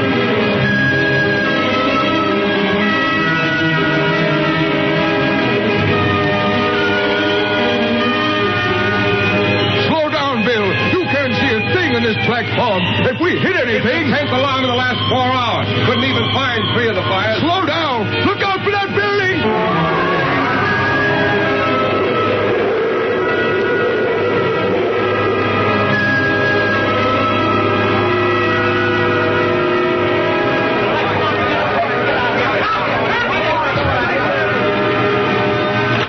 City desk. Burke, where the devil have you been? I sent you to... What? You're at Commissioner Weston's office? Wait a minute. Rewrite. Come in here and get fresh story. Stop the presses. Hold everything. This is rewrite, Burke. Let's have it. After 72 hours of panic and terror, looting and disastrous fires and accidents, a definite clue has been unearthed by the police. A clue explaining the black fog enveloping the city. At noon yesterday, an extortion note demanding $5 million as the price of dispelling the black fog was received by the mayor. A sensational new smokescreen device invented by the famed scientist Dr. Heath and designed to protect entire cities from air raids has been stolen, and Dr. Heath has disappeared. There now seems to be no doubt that the 3 days of darkness, terror, and death is man-made. An emergency meeting is in session at the office of Police Commissioner Weston.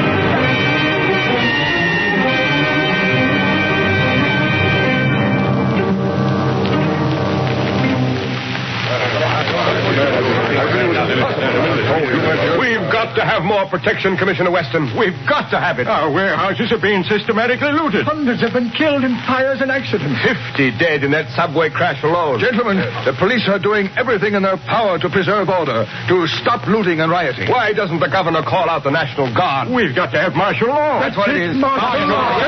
Gentlemen, wait. Listen to me. In the last 5 hours, we have learned this black fog is man-made. Then why don't you do something? Find them. Stop this horrible nightmare. Wait.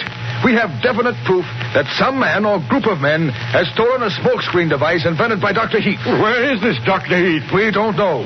But we do know these fiends want $5 million as the price of our ever seeing the light of day again. Well, then let's raise the money. Let's pay it. It's costing business millions every hour this darkness continues. How many more people have to die before we stop this? Well, why don't you find these men? We're doing everything in our power. Mr. Weston. What is it, Sergeant?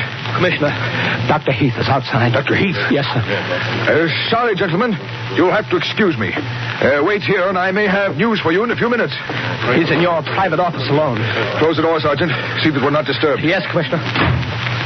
Commissioner Weston? Yes. You're Dr. Heath? Yes, I am. Where have you been, man? Where is this fog machine of yours? I wish I could tell you. You mean you won't? I mean I can't. I don't know. What? Perhaps you'd better let me explain what has happened and what is going to happen if the men who have my fog machines do not get their $5 million that they're asking. Who are these men? Where are they? I don't know. I've been their prisoner, gagged and blindfolded, since the day that they raided my laboratories. If that's true, how did you escape? I did not escape. They released me, sent me here with a message, a warning. Yes?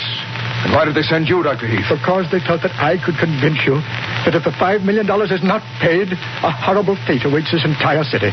A calamity far greater than we're going through now. What could be worse than this night without end? Commissioner Weston, my fog device is so constructed and so equipped that it can be quickly converted from a purely defensive weapon against air attacks to an offensive weapon. What do you mean, Dr. Heath? Let me explain carefully. Yes, and go on. Let me warn you, Commissioner Weston. Yes?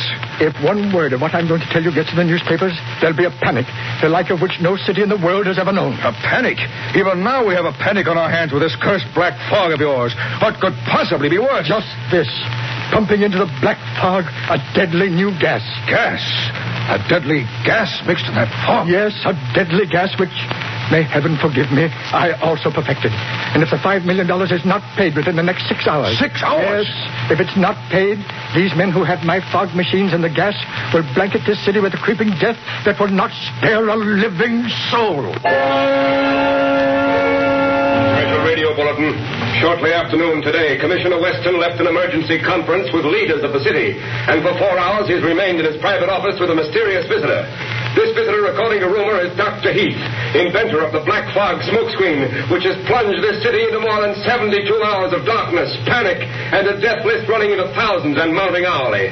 The entire city awaits the result of their momentous conference. Turn off the radio. We'll be on the air again the moment they're... Lamont, do you suppose Commissioner Weston has really found Dr. Heath?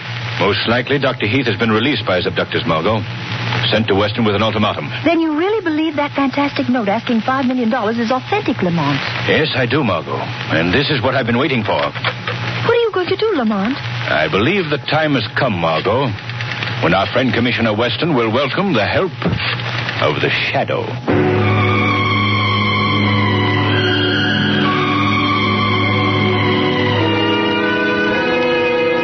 Dr. Heath? Yes, Commissioner Weston? I have completed the arrangements for the payment of the $5 million in the manner prescribed by these men who are in possession of your fog machines. I believe your story. I'm forced to believe it. But how do we know they'll keep their word? How do we know they won't keep on blanketing this city in darkness? Perhaps even using that deadly gas. There is no assurance, Commissioner Weston. But I must beg of you, don't try to have me followed when I take your message to them. They've warned me against that. And if it happens, they'll start releasing the deadly gas. It'll take only a few hours to wipe out the city. I understand. You won't be followed. Thank you. For myself, I don't care. I'm to blame for this catastrophe. You couldn't be expected to anticipate such a foul scheme. But tell me, Dr. Heath, why are they so sure you will obey their instructions? They are quite sure. You see, they're holding my young son, James, as hostage. If I disobey their orders, I'll never see him again. Hello? Commissioner Weston. A shadow. What do you want? Dr. Heath is in your office. He is about to return to the criminals who stole his invention and are now demanding a king's ransom. How do you know so much? Are you mixed up in this? No, but I believe I can help you if you will cooperate. What could you do? Think, Commissioner. The Shadow is the one person who might be able to accompany Dr. Heath to his rendezvous. Unknown, unseen, in the shadows. That's ridiculous. This is a matter for the police. We can't have you... I'm waiting, Commissioner. Well, speaking unofficially, it might work. All right, Shadow. Much as I hate to admit it, we're stumped, desperate. Dr. Heath is here. He's leaving right away. They're holding his son to guarantee his return with the $5 million. If it isn't paid, they've threatened to wipe out the entire city with another invention of Heath's, a poison gas. Poison gas? Yes, but remember, Shadow, if one word of this gets out, there'll be a worse panic. Thousands have been killed already, but it's nothing to what will happen. I understand. What type of car is Heath driving? What is the license number? A blue four-door sedan, license number 9F2727. But how are you going to... You will hear from me. Warn Dr. Heath. Tell him who and what I am. Tell him to expect me. Let him start in exactly 10 minutes. Then wait, Commissioner. Wait until you hear from me again.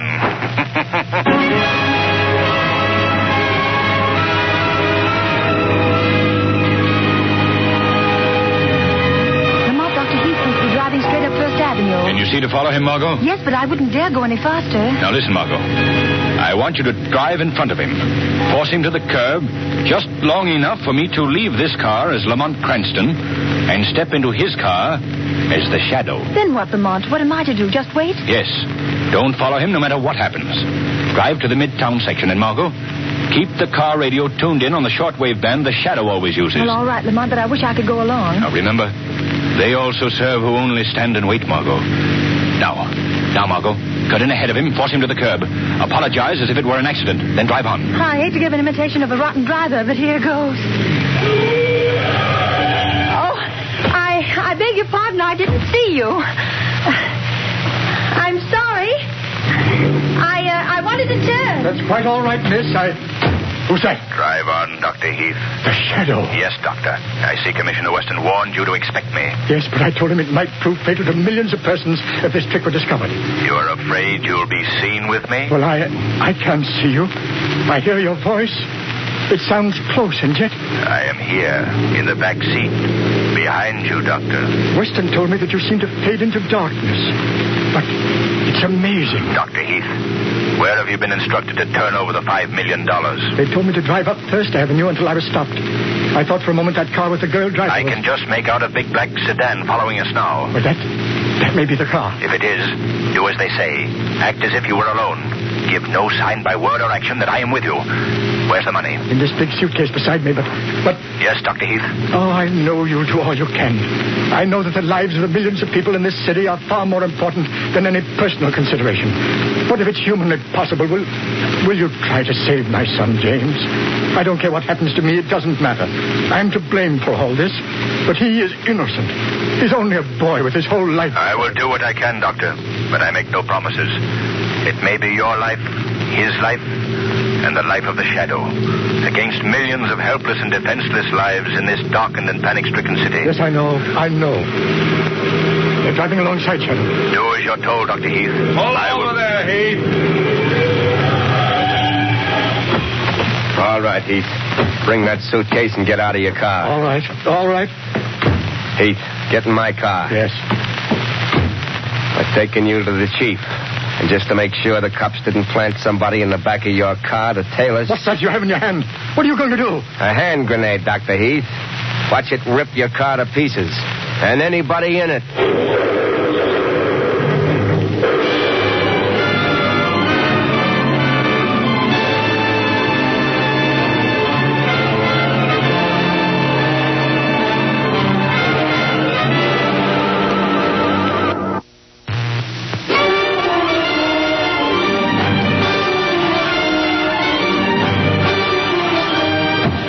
Heath. Here we go. Get going up that gangplank. Why have you brought me here? You'll find out. Keep going. Why haven't you put a blindfold on me this time? Zarnoff doesn't care how much you see, Dr. Heath, now that you've brought the money. All right, through that door there. Down that ladder. Snap it up. Where's my son? You'll find out. Soon enough. All right, now. Stop where you are.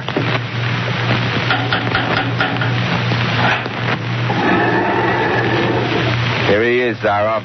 Good. Leave us alone. Nobody followed us here. I first blew up Heath's car, and then I drove all over town, just to make sure. I'll be below if you need me. I shall not need you. You've done your part very well. So, Dr. Heath, you have returned with the money. $5 million. Good. Very good. You knew I would. Where's my son? Why have I been brought to a boat? You didn't have me locked up near the river before? Ah, that. You have been so curious about what happened to your wonderful fog machine that I thought it would be kind to bring you here where you might have one last look at it. I don't care anything about the cursed fog machine. Where's my son, James? Where have you been keeping him since he was taken from my home? Why haven't you let me see him? If you've killed him... He is not dead. He is here also. Come, Doctor. Your son and your so valuable invention are together. Down here, in the hold of this old tramp steamer. If any harm has come to him... I promised he would be safe when you returned. Look, there he is. James! James! Dad, are you all right? Yes, my son. Have they treated you well? I'm all right. They haven't given me much to eat, but I don't care. I was afraid they'd done something awful to you. Zaroff wouldn't tell me what had happened to you. I was afraid they'd killed you. Very touching, Dr. Heath. You and your son have served me well. But now you are of no further use to me. You mean you're going to release us? Yes, Dr. Heath. The greatest release one man can give to another in this world of life. The boon of merciful death. Wait, Zaroff. Wait. My son has done nothing. He is young, but he would remember. No, Dr. Heath, you have both served your purpose, and now that I have the $5 million in my hands, I want to enjoy the fruits of my victory without the fear of a living person revealing the secret of my You'll never get away to squander that money. They'll get you. Do you think I am so much a fool not to anticipate that, Doctor? When I leave this boat and this city, I shall wear one of your protective gas masks, and I shall walk without fear through a city of the dead.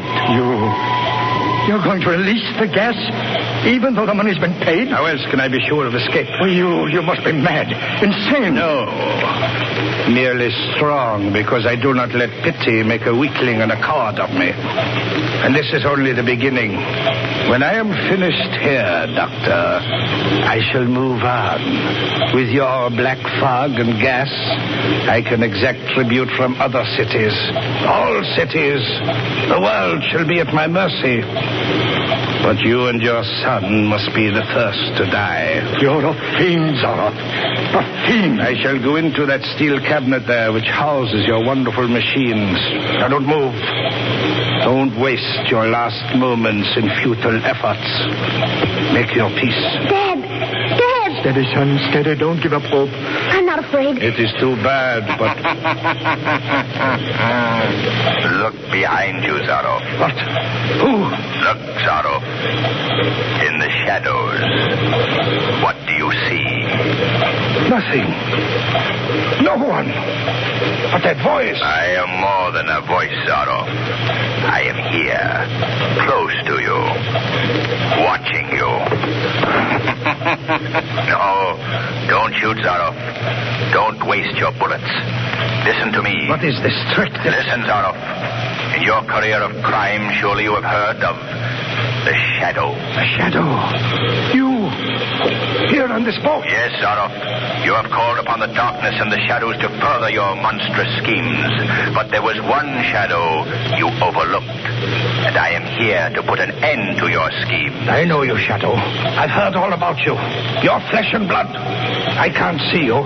But if you come near me, touch me, I'll shoot and I won't miss. Shadow, I thought the hand grenade killed you. Don't let him get into that steel cabinet. The gas and fog machines are in there. Get your son out of here, Doctor. I'll deal with Zaroff. Dad, the Shadow. How did he get here? James, do as he says. There's no time to explain. You won't get away, any of you. Stop him, Shadow. Stop him. Don't let him get in that steel cabinet. Get back, Dr. Heath. Get off the ship. He's going to feed the poison gas into the fog machine. He'll kill thousands. Stop him. Yes, try to stop me, Shadow. Try. You failed, Shadow. Failed. Now see if you can get at me through the steel walls of this cabinet before the poison gas gets you. Shadow, where are you? He's turning on the gas. Get off the ship. Hurry. What are you going to do? Flood the ship. Open the sea valve. But there's no time. The ship will be full of deadly gas in a few minutes. In a half hour, the whole city will be... Is there any other way into that steel cabinet? No. But he'll never get out. I've bolted the door on the outside. What about the power that runs those compressors? We can't stop them. They're run by diesel engines inside the cabinet. Gas is getting thicker. Wait.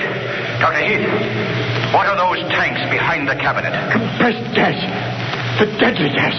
Would they explode if they were heated? Yes, it wouldn't take much.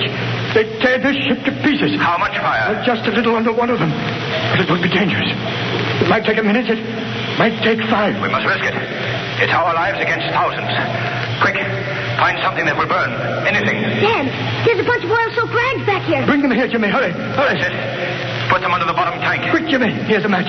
Now run, get off the ship. Pick up Zarov's gun, Jimmy. He dropped it as I struggled with him. Give it to your father. Here's the gun, Dad. Yeah.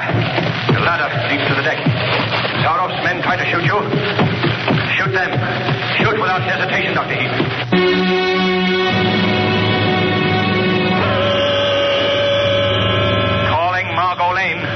Calling Margot Lane. Listen carefully. Phone Commissioner Weston that I have located fog and gas machine aboard freighter at Harlan Docks. Warn him to send police and all available firefighting apparatus. Equip all men with gas masks. Keep away, Margot. There is going to be an explosion. Keep away. That is all.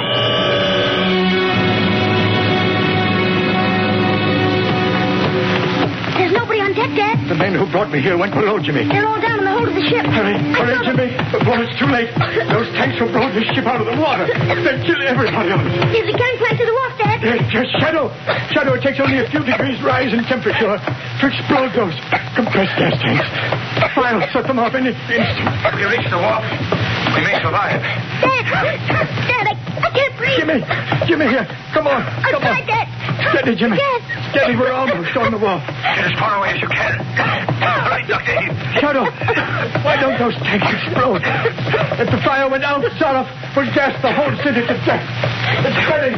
Jimmy, you go on. I'm going back to start another fire. Wait. The gas will kill you. Wait.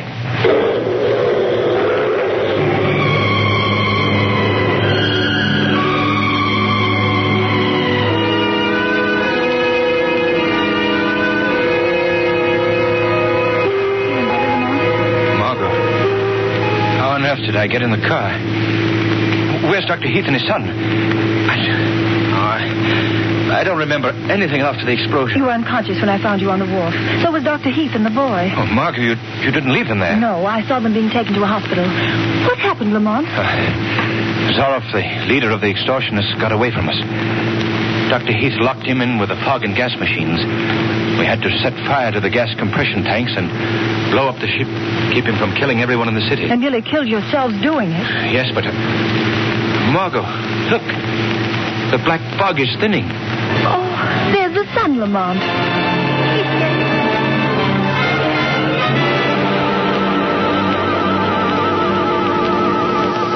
The weed of crime bears bitter fruit. Crime does not pay. The shadow knows.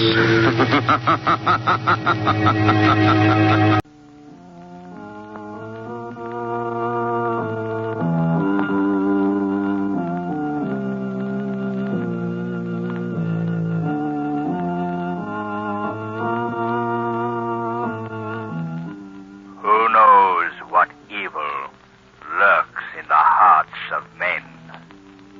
The shadow knows.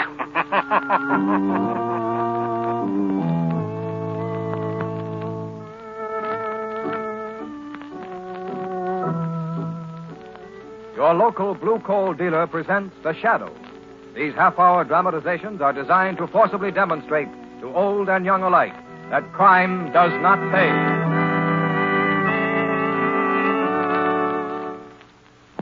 The Shadow's adventure begins in just a moment.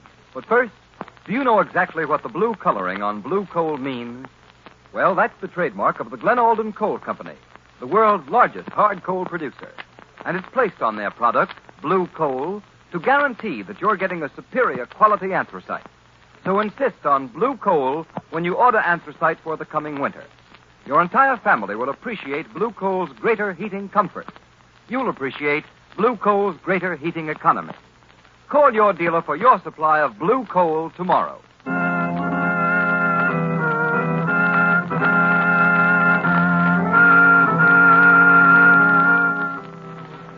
The Shadow, mysterious character who aids those in distress, and helps the forces of law and order is in reality Lamont Cranston, wealthy young man about town. Cranston's friend and companion, the lovely Margot Lane, is the only person who knows to whom the unseen voice belongs. The only one who knows the true identity of that master of other people's minds, the Shadow. Today's story, Shyster Payoff.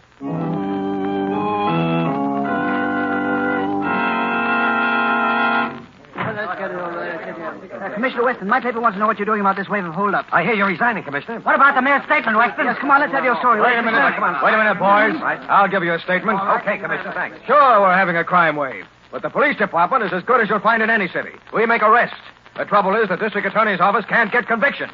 But it isn't the DA's fault that the work of his office is hampered by a political fixer and a shyster lawyer. Hey, can we quote you on that? How about naming the shyster, Commissioner Weston? Who's the political fixer? Come on, Commissioner, give us some more. Hold it, boys, hold it. What is it, Sergeant? There's a call in your office, Commissioner Weston. Sorry, boys, that's all. See you later. Who is it, the mayor? No, it's him again. Who are you talking about? Who's him? The Shadow. The Shadow? If I haven't got enough troubles. All right, I'll talk to him. I'll call you if I need you. Yes, sir. All right, Shadow, what is it this time? Good afternoon, Commissioner Weston. Did you enjoy your conference with the gentlemen of the press? You know everything, don't you? You flatter me, Commissioner. All right, let's have it.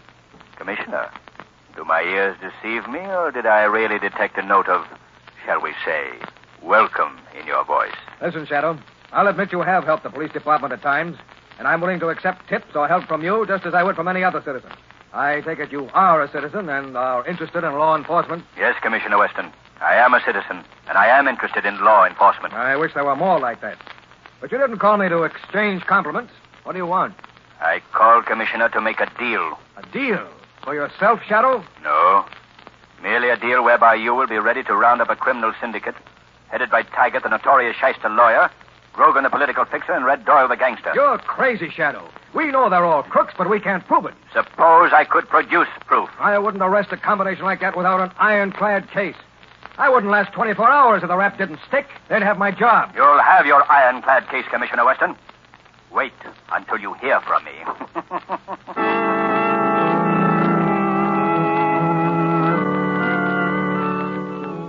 Your Honor, may it please the court. I submit that the indictment against my client, Harry Dale, is improperly drawn, and I therefore ask that the state's case be dismissed. I object, Your Honor! The indictment against Harry Dale is properly drawn under Section 73 of the Penal Code. Order! Order in the court! Just a moment, gentlemen. The jury will please retire, where I hear your arguments on a point of law which is not within the province of their deliberation. Very well, Mr. Taggart, Mr. Prosecutor, step to the bar. I will hear your arguments as to the validity of this indictment. Lamont Cranston, would you mind telling me why we've been following this lawyer, Rex Taggart, from court to court, watching him plead case after case? Just to give my very lovely assistant, Margot Lane, a cook's tour of the more unpleasant side of the legal profession. How do you like Taggart, Margot? He reminds me of a snake. What's he doing now, Lamont? Taggart is pulling another legal technicality and snatching another criminal from the hands of the law. How does he get away with it? The law, Margot, is flexible. But its flexibility can be used by shyster lawyers like Taggart to provide loopholes. Order! Silence in the court! Watch what happens now. Order! Silence in the court. Mr. Prosecutor, I regret I must agree with the arguments of counsel for the defense, Mr. Taggart. I protest, Your Honor! I protest! Due to the testimony given by the defense, and because of this technical error in the indictment, I must dismiss the case against Harry Dale and discharge the jury.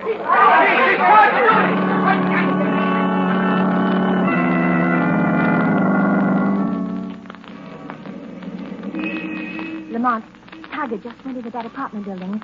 How much longer are we going to follow him around in the car? I've got to follow Taggart, watch every move he makes, Margot. I promised Commissioner Weston an airtight case. I'm getting proof of a vicious racket. A racket that forces innocent people into a life of crime. Where are you going, Lamont? I'm going to follow Taggart into that apartment as the Shadow.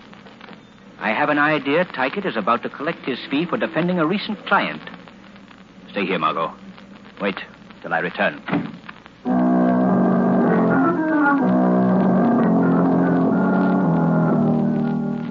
Mr. Taggart, why have you come to my apartment? My brother's not here. My brother's not here, I tell you. I've given you every cent I have, every cent I could raise for defending him. For saving your brother from the electric chair, Ruthdale. But my brother was innocent. Yes, but the evidence was all against him. Your brother is alive, free, only because of my knowledge of the law and your perjured testimony. Why, you made me testify falsely. You told me it was the only way to save my brother. Yes, I did. Do you want him tried again on the evidence? I can arrange it. And I can have you arrested for perjury, sent to prison. Oh, no, please, let me alone. Your brother needs money. You need money. I can show you both how to make a lot of it. Quite easily. We won't do anything criminal. My plans are quite simple. You look like a girl accustomed to buying expensive jewels. You have only to go into jewelry shops and ask to see certain gems. When they are shown to you, it won't be your fault if your brother and others happen in and take them away. And suppose we refuse? You will go to prison for perjury, and the electric chair will be waiting for your brother.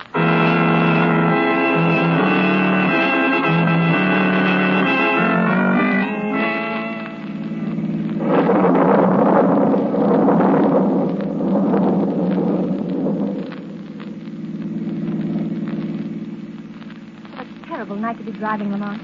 Sorry, Margot. Wherever Taggart goes, we go. I detest Taggart. But I'm glad he was able to get Dr. Lambert's parole. I never did believe Dr. Lambert was responsible for that woman's death. Yes, Margot. I'm glad Lambert is out, too.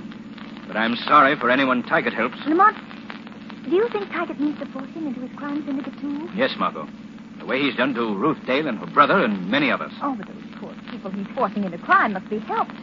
Why don't you tell Commissioner Weston? I'm not ready, Margot. It takes a lot of fine threads to make a web of evidence to catch a slippery eel like Taggart. Besides, there are others. I'm out to get political fixer Grogan, Red Doyle the gangster. They're part of Taggart's crime syndicate. Lamont, it's raining so hard I can't see. Where are we? Outside the home of Dr. John Lambert, late of Lingate Prison. And look, there in the driveway. Taggart's car. What's the next move, Lamont? Margot, you drive down the road. Yes, I know, Lamont, and wait. I'm sorry, Margot. I know it's cold and wet, but I won't be long. I have a notion, Margot, that we'll drive away from here with an ironclad case for Commissioner Weston. Well, go on, Lamont. I'll wait. Good luck, Shaggy.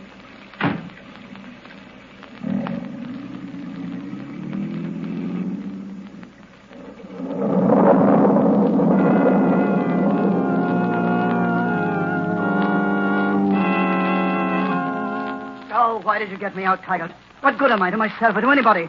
A doctor convicted of murder without a right to practice. Where can I go? The parole board said I can't leave the state. What can I do? The board says I'll be sent back to prison if I don't get a job. Why didn't you let me serve out my sentence? Why didn't you leave me alone? Easy. Take it easy. Because I can use you, Dr. Lambert. I have connections, friends who need a doctor they can trust. Oh, who would trust me? You can be trusted because you have reason to hate and fear the law as much as these connections of mine. But I've got to have a legitimate job or I'll be sent back to prison. I'll arrange that. All right, what do I have to do? It's right in your line as a surgeon. You'll be ready, day or night, to treat gunshot wounds, remove bullets, perhaps graft skin, and change faces which have unfortunately found their way into the rogues gallery of the police. What's in it for me? Money. Money you'll need for that fresh start when your year's probation is over. You'd let me go when my probation's up a year from now? Sure. That's fair enough, isn't it? Just for 1 year. 12 months. Then money and a chance to get away. Far away. All right, Taggart, I'll do it. When do I start? I'm afraid, Doctor, you'll have to wait until one of my connections gets hurt. Meanwhile, here's 200 as a retainer. Tell the probation board you're working for me as an investigator, but keep away from my law office. Just stay here and wait till you hear from me. All right, I understand. Maybe a week, before you get a call. But when it comes, go where you're told. And keep your mouth shut, or you'll go back to the big house for another stretch. That's all, Dr. Lambert. A shyster lawyer. A shyster doctor. You're in good company, John Lambert. Good company. Oh, I've got to stop talking to myself. I'm not in solitary. I'm free. I'm not in prison anymore. What was that? That voice. No, you're still in prison. You're not free, John Lambert. You'll never be free. They'll never let you go. A voice. It laughed. It spoke to me and answered me. Oh, am I losing my mind? No, Lambert. You're quite sane. But unless you listen to me, you're entering another kind of bondage. But what is this voice? It can't happen. It can't. There is more than a voice in this room. I am quite real, quite close to you. As close as Rex Taggart was a few moments ago. Hypnosis. Yes, hypnosis. I'm here in this room, but I've clouded your mind so that you cannot see me. But who are you? What do you want? John Lambert, haven't you ever heard a certain name whispered through the dark cells of Lingate Prison? A name associated with the unseen? A name criminals hate and fear? The Shadow.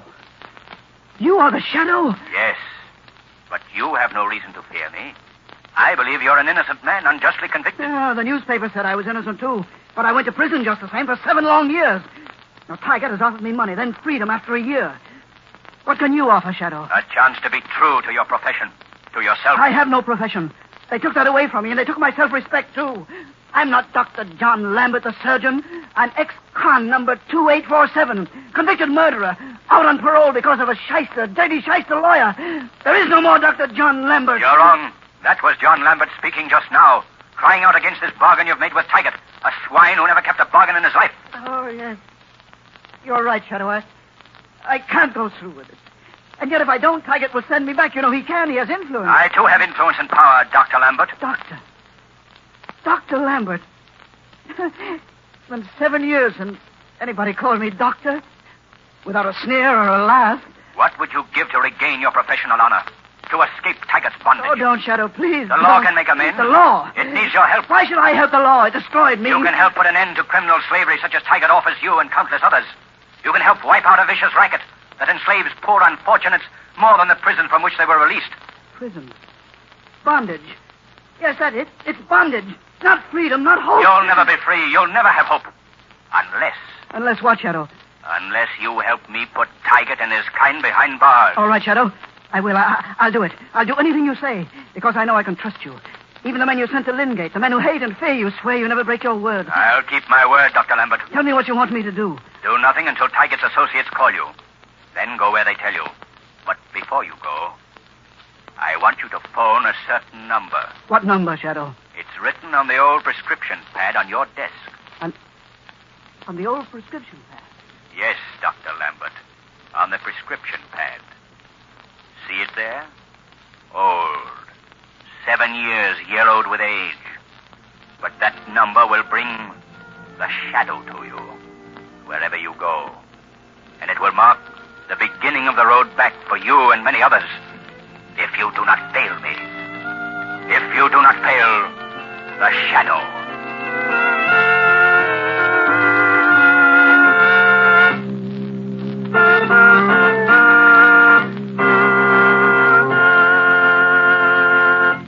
In just a moment, we continue with the Shadow's gripping adventure. But first, a warning to all homeowners. Despite the present warm spell, advance reports from meteorologists predict the severest winter in 11 years. So there's no time like right now to order your supply of anthracite. It's the fuel furnaces in this section were especially designed to burn. And it's the fuel which will give you more even, dependable, and healthful heat at less cost. But when you order your supply, don't be content with just any anthracite. Insist on blue coal. And be sure of getting America's finest anthracite. Blue coal is the only trademarked hard coal. It's a guaranteed product of the Glen Alden Coal Company, the world's largest anthracite producer. Each carload as it comes from their mines is carefully tested by inspectors. Only the coal which meets Glen Alden's highest standards of quality is accepted for shipment and trademarked a harmless blue for easy identification. You'll welcome blue coal's greater economy. It burns better, banks better, gives you longer firing periods. So call and order your supply of blue coal tomorrow. Your dealer's name is listed in the Where to Buy It section of your classified telephone directory under the words Blue Coal. And be sure to ask your dealer about the Blue Coal heat regulator. It's a thermostat which controls your furnace dampers automatically and saves you all the time and trouble of constant furnace attention. It costs only $18.95 plus a nominal installation charge.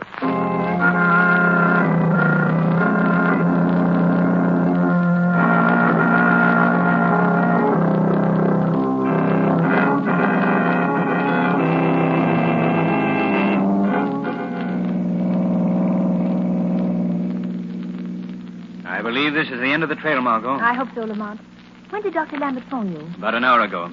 Taggart ordered him to go to the old Empire Hotel. Where's that? Along the beach, about 3 blocks from here. As Slow the car down, Margot. I thought every hotel out here was closed for the winter. They are. So it makes an ideal headquarters for Tyggart's mob. Why don't you let Commissioner Weston round them up, Lamont? You've done enough. No, Margot. I promised Weston an airtight case. I've got to be sure the whole outfit is caught with the goods before I give Weston the word to close in. What makes you so sure this will be the finish? It's the logical time for the gang to be paid off, Margot. Those 3 big jewel robberies this week, all unquestionably Tyggart's gang. A girl going into the stores and asking to see certain valuable gems. That was Ruth Dale, all right. The description fitted perfectly.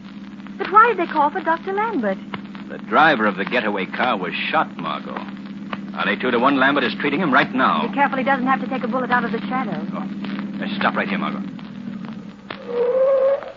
Yeah, this is close enough.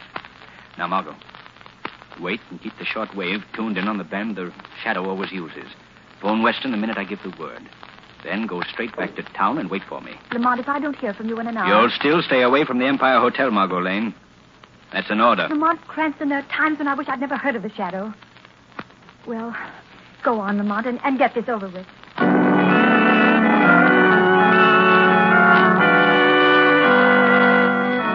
Give me a drink. Give me my cut, Doyle. Doyle, you gotta get me out of here. Shut, Doyle. Tiger, get going me, Doyle. I don't want to burn. I don't want to burn, Doyle. There. Easy now, please. Please take it easy. Listen, Doc. Yes? Keep that guy quiet. Give him something to shut him up. That's what we're paying you for. The man is delirious, Doyle. Why didn't you call me sooner? Fix him up and don't ask so many questions. Where's Tiger? Where's Tiger? He's in the next room. What do you care? Now, you do as you're told and shut that guy up. Come on, Doyle. Let's get this split ticket out. Okay, Tiger. Keep your shirt on. I'm coming. Doyle, don't ditch me. Throw me down. I'm sorry, fella, but I guess I'll have to put you under. Oh, why doesn't the shadow come? They're all here. Why doesn't he come? I am here, Dr. Lambert. I've been here for several minutes. Shadow. Thank heavens you found the place. Well, Tiger, Logan. Give the man a hypo if he can stand it. Put him to sleep. I've already given it to him, but he should be in a hospital. He'll be on his way to a hospital in a few minutes. Are those the men you want out there, Shadow? Red Doyle is the actual leader of the gang, but Tygart gives the orders. I don't know anything about Grogan. Grogan is the rottenest of the lot. He's a political fixer, without whom no big gang can operate. I know, but you're not going to tackle them alone. No, but we're going to hold them in the next room until the police can close in. Commissioner Weston is waiting for word from me. Can you handle a gun? Yes. Here. This wounded man has gone under. He won't give us any trouble. Good. Quick now. Take his gun over there on the table. All right, Shadow. It's loaded. Good. Now pocket that gun. Go in that other room. Get as close to Tygart as you can. When I speak, grab Tygart and shove that gun in his back. Don't let anyone get behind you. All right, Shadow. You haven't failed me so far, and I trust you now. Calling Margot Lane. Phone Weston at the 17th Precinct Station. He is there, ready and waiting. Tell him to surround and raid the Empire Hotel. Break into basement. Let no one escape. That is all.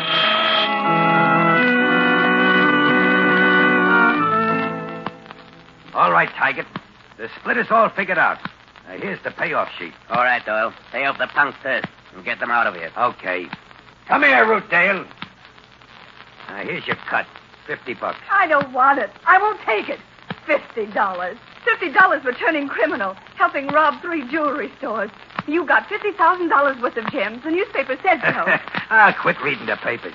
They always double a haul. $50 for helping you. The fence only paid us $10,000 for the stuff.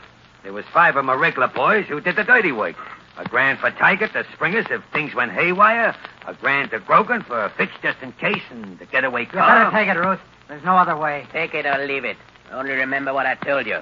The electric chair's still waiting for your brother here. Oh, please, I don't want the money. I don't care. Just let us go. Out of the way, dame. All right, Dale. Here's your cut.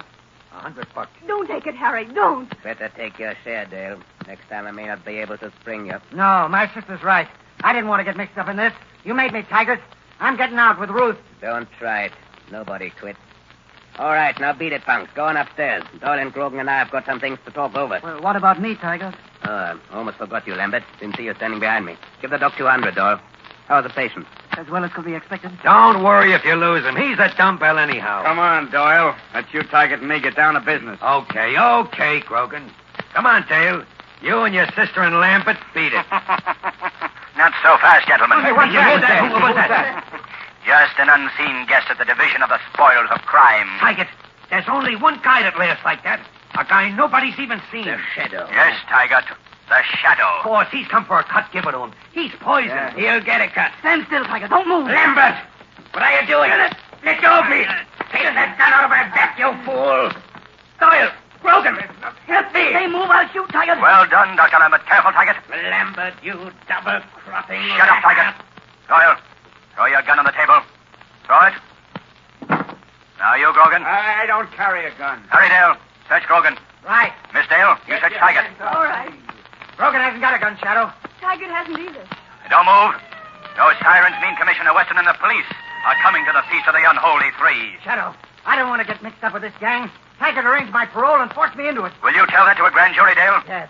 Yes, I'll testify. I'll testify against them. And my sister will, too, won't you, Ruth? Yes, I'll tell the police everything. I'll tell them, Shadow. If you turn state's evidence, you'll both go free. I have Commissioner Weston's promise.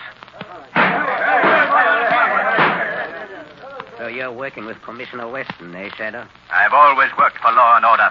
Keep away from those books on the table, Grogan. Dale, pick up those books. Hold on to them. Give them to Weston when he gets here. You can't pin anything on me, Shadow. Your name is in those books. You're on the payroll, Grogan. Those books will send you up for 20 years. The cops are coming down here, Tiger. Don't move, Tiger. Stay where you are, Doyle. There they are, boys. Somebody. Stand where you are, all of you. Don't move. Commissioner Weston, here's the gang's books. Thanks, Dale. I know all about you.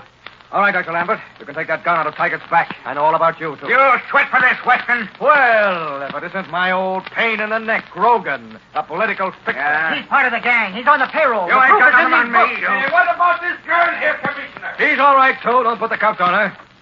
Red Doyle, Tiger, Grogan. What a night's work. You never pin anything on me, Weston. Save your shyster breath for the trial, Tiger. All right, take him away, boys. Right here, Commissioner. Sergeant. Yes, sir. Take Harry Dale and his sister Ruth and Dr. Lambert to my office. Get their statements and have them wait for me. Yes, Commissioner. There's a wounded man in the other room, Commissioner. He's badly hurt. Sergeant, get him and rush him to the hospital. All right, boys, take these crooks out of here. Get right here. Out here. Shadow? Yes, Commissioner. Thanks. You certainly handed me an airtight case against three of the biggest crooks in the city. You'll keep your promise to help Dr. Lambert, Dale, and his sister? You kept your promise. I'll keep mine. That's all I ask. You're a strange man, Shadow. That's all you ever ask. I told you I was just a citizen interested in law enforcement, in seeing the innocent protected and the guilty punished. Goodbye, Commissioner. Until we meet again.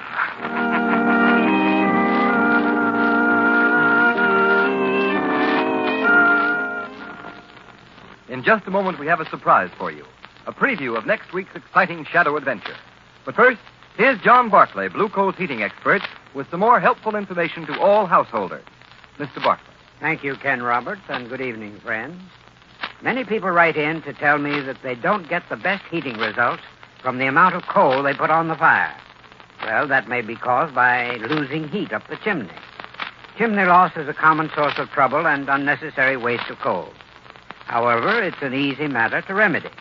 The next time you fix the fire, move the handle of your turn damper, that disc inside the smoke pipe, 1/16 of an inch toward the closed position. If the fire continues to burn freely, turn it another 1/16 of an inch. Repeat this operation until you've moved the turn damper as near as possible to the closed position. For the nearer the turn damper to the closed position, the smaller the chimney loss. When you've found the ideal adjustment, mark the position with a piece of chalk on the smoke pipe and leave your dampers there throughout the burning season. If you find you have any other particular heating problem, I'd suggest you call your Blue Coal dealer.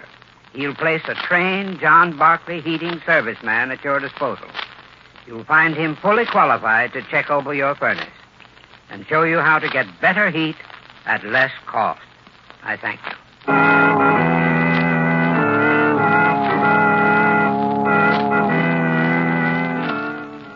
Now, a preview of next week's Shadow story, Black Rock.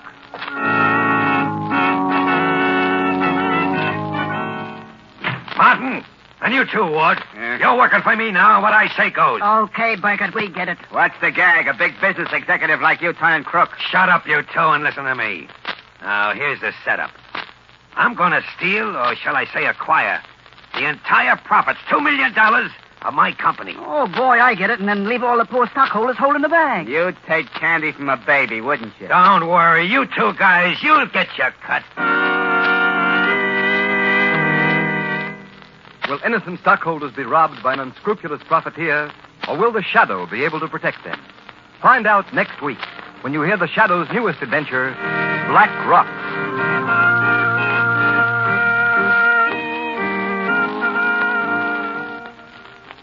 This program has been a dramatized version of one of the many copyrighted stories which appear in the Shadow magazine, now on sale at your local newsstand. All the characters and all the places named are fictitious. Any similarity to persons living or dead is purely coincidental. The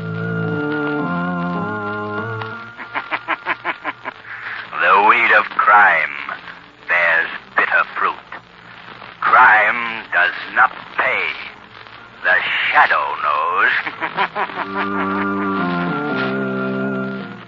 Next week, same time, same station, Blue Coal, America's finest anthracite, will again present The Shadow.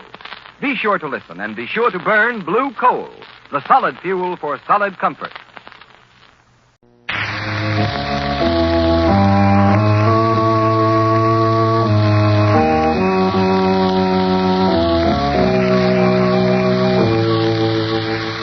Who knows what evil lurks in the hearts of men? The Shadow knows. Your local Blue Coal dealer presents The Shadow. These half-hour dramatizations are designed to forcibly demonstrate to old and young alike that crime does not pay. Before the curtain rises on Act One of today's adventure with The Shadow, remember this, homeowners. Because of abrupt changes in temperature, the coming months are the most treacherous of the entire year. So do the safe thing, the wise thing, and order Blue Coal for your next fuel supply. You'll find that this quality-tested hard coal gives steadier, more healthful heat. It's easier to bank and control, and it burns evenly and prevents your home from becoming suddenly chilled or overheated. Remember the name Blue Coal for perfect home heating comfort in any kind of weather. The Shadow, mysterious character who aids those in distress and helps the forces of law and order, is in reality Lamont Cranston, wealthy young man about town. Cranston's friend and companion, the lovely Margot Lane, is the only person who knows to whom the unseen voice belongs. Today's story, Horror in Wax.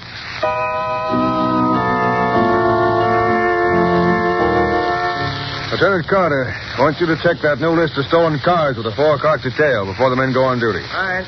You, Benson, take a squad of 20 men and help Cardona with the detail that's guarding the mayor at that rally tonight. Okay. And you, Brophy, you better...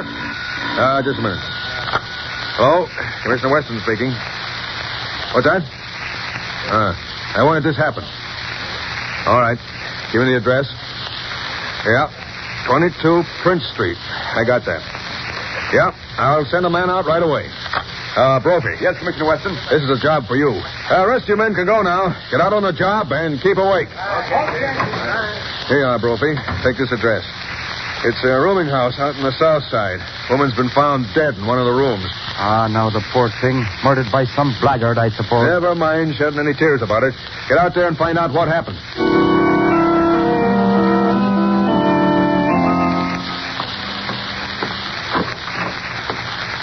There she is, Lieutenant Brophy. Dying just the way I found her when I came up to clean her up this morning. Who is this woman? Never saw her before. Didn't you rent her the room? No. I rented the room to 2 men. They came in last night. They were gone this morning.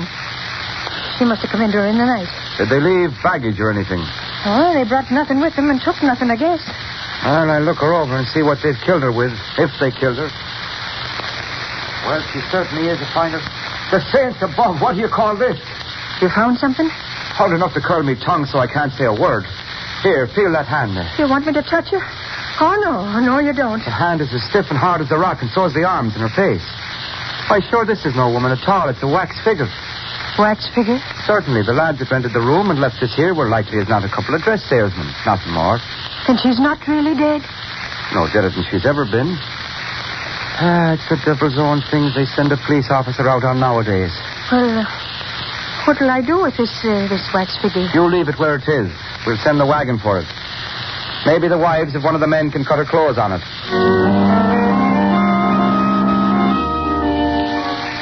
But, Commissioner Weston, it's the truth I'm telling you. It was nothing more than a wax figure as hard as rock. A fine thing to leave behind in a furnished room. Well, you better send the wagon out there. Hello? Commissioner Weston. Yes, who's this? This is the Shadow, Commissioner. Yes, well, what do you want now? We've had peace and quiet around here lately. Say, just a minute. Hold the wire a second. Listen, that Shadow fellow, Brophy. I'm going to have some fun with him. Listen. Shadow, we just got a case that has us all baffled. Would you like to help us? Of course, Commissioner. You know I'm always willing to lend whatever assistance I can. Oh, fine. Well, here's the dope. A woman's been found dead at 22 Prince Street, out on the south side. We don't know who she is or how she died or a thing about her. I'll put the case into your hands if you want to tackle it. Well, I'd be glad to, Commissioner. I'll go out there right away and investigate. That's fine. But, Shadow, you've got to make me one promise. Well, yes, Commissioner.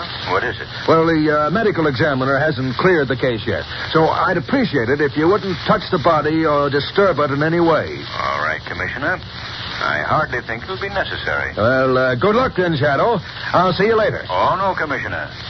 You'll hear me later. How's that? Oh, yeah, okay. I'll hear you later. Brophy, he fell for it. Yeah? Fell for it. Hook, line, and sinker. I'd give me eye teeth to be there when he examines that dead body. This is funny, Brophy. We've got the Shadow, the great crime expert, investigating the death of a wax figure.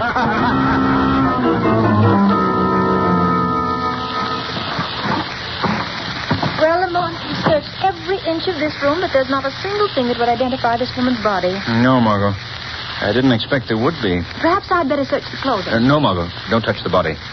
Commissioner Weston specifically asked me not to. But there might be a tag on the clothing or something. Hardly. The men who left this body here planned it too well to leave any telltale markings. You'll notice that even the manufacturer's name has been scraped off the soles of the shoes. The features have a strange wax-like appearance. Yes. Amazingly wax-like. Well, if there's nothing more to do here, Lamont, I won't be a bit sorry to leave as soon as possible. All right, we'll go, Margot. Commissioner Weston is probably waiting for the Shadow's report on the case, and we don't want to meet any of his men here. We mustn't disappoint the commissioner.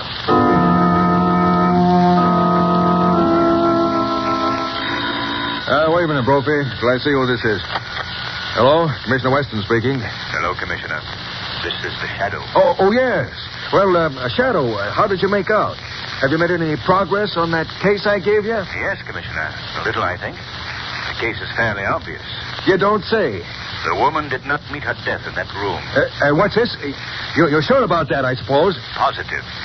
She died someplace else and was brought to the room. Well, it didn't take you long to figure that out, did it? What are you going to do, Shadow? We've got to find the men who brought the woman there. You're getting off on the right foot, all right. But how are we going to find them? Have you figured that one out? Not exactly. But I'm not going to waste any time. You hold the body until you hear from me. Oh, you're sure we're going to hear from you, aren't you? You'll hear from me a lot sooner than you expect, Commissioner. Well, now, in that case, Shadow. Shadow. He's hung up. Brophy, did you hear that? Every word, Commissioner. Right first. This is about the funniest thing I've ever run across. You pulled him good, Commissioner. She didn't die there, he says. I was right in that. He certainly was.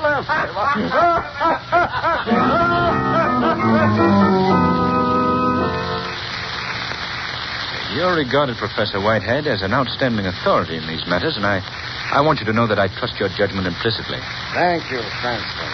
Of course, it's a fairly common knowledge that from time immemorial, scientists have labored with the idea of preserving life through freezing, waxing, mummifying, and various other such methods. Yes, I read only recently where a group of Russian scientists froze a man and then performed a very difficult operation.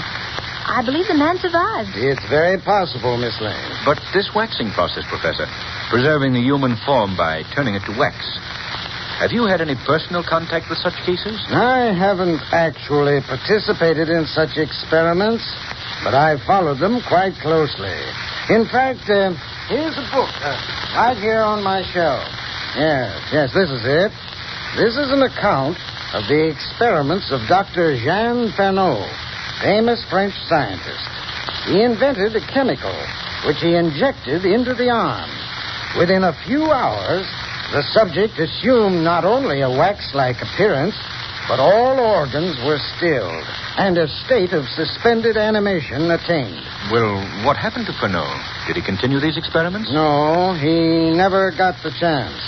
He was laughed out of the community where he lived. When he revealed the fact that he had waxed the body of a young girl, he was stoned.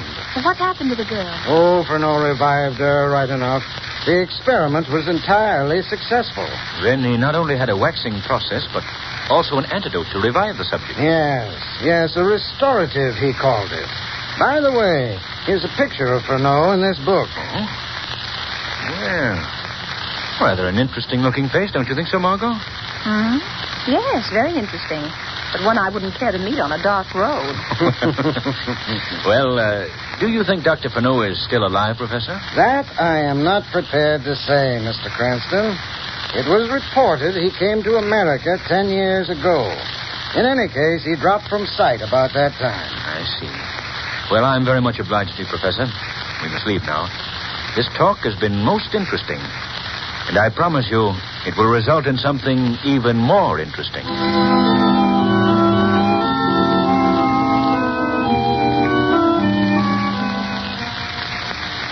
Are you nearly finished, Lamont? Yes, Margot. Quite finished. We've checked every wax figure dealer in this entire territory. The business connections of all of them are easily accounted for. That is, all but one. This Cosmos Wax Figure Company. I can't find a single firm that does business with them. Perhaps there's something in that. I don't know, Margot, but I think that... Oh, that's probably my friend Vic Marquette, the Internal Revenue Department. Hello? Hello, is that you, Cranston? Oh, yes, Vic. Have you found anything? Well, that Cosmos company you inquired about. Yes? Yeah, there's a ship due at quarantine in a few hours with a large consignment of wax figures for them. You say the ship is due in a few hours? Yeah? Vic, I want you to do me a favor. All right. I want you to assign Miss Lane and myself to the custom detail that goes on board that ship, the Quarantine. Oh, I don't know what you got up your sleeve, Cranston. It's not exactly official. Oh, I guess it can be arranged. All right, we'll be right down. I'll explain matters to you then. What are we going to do now, Lamont? I'm only playing along on a hunch. But if it works out, Margot, I think we'll have a little surprise in store for our friend Commissioner Weston.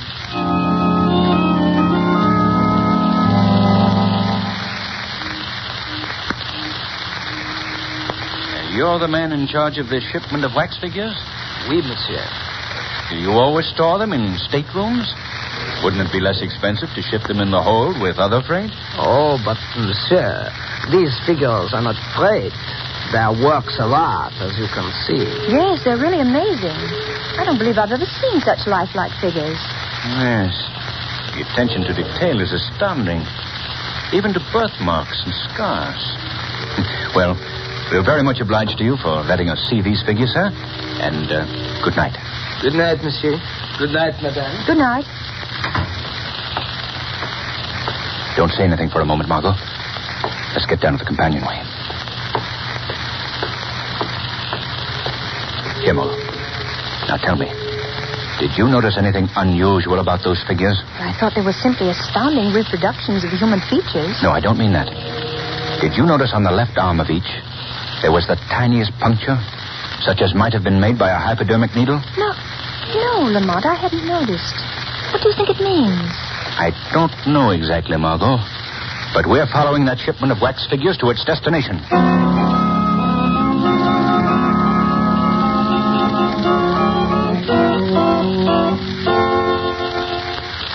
In a moment, you'll hear Act 2 of today's story. Homeowners, the finest quality anthracite that you can buy is blue coal. It's the only trademarked anthracite. The only coal which is colored a harmless blue to identify it and to guarantee you that you'll get the most for your money in heating results and satisfaction. That's why it's important to insist on blue coal by name when you order fuel. Once you've used blue coal, you'll agree with me and with countless thousands of satisfied homeowners that it certainly is different from ordinary hard coal. And that difference is in the steadier, more healthful heat blue coal gives you, plus the fact that it requires less furnace attention. That's because blue coal is a guaranteed product of Glen Alden, the nation's largest coal company. Each ton of blue coal is carefully sized, prepared, and washed to remove any existing impurities. But most important of all, each carload is submitted to a thorough laboratory test to guarantee its superior quality before it's accepted for shipment. Those are the reasons why blue coal banks and burns better and gives longer intervals between firing. Those are the reasons why it will pay you to order blue coal by name if you want perfect all-around heating comfort and satisfaction in the treacherous months ahead. Call your nearest dealer. His name is listed in the Where to Buy It section of your classified telephone directory under the words Blue Coal.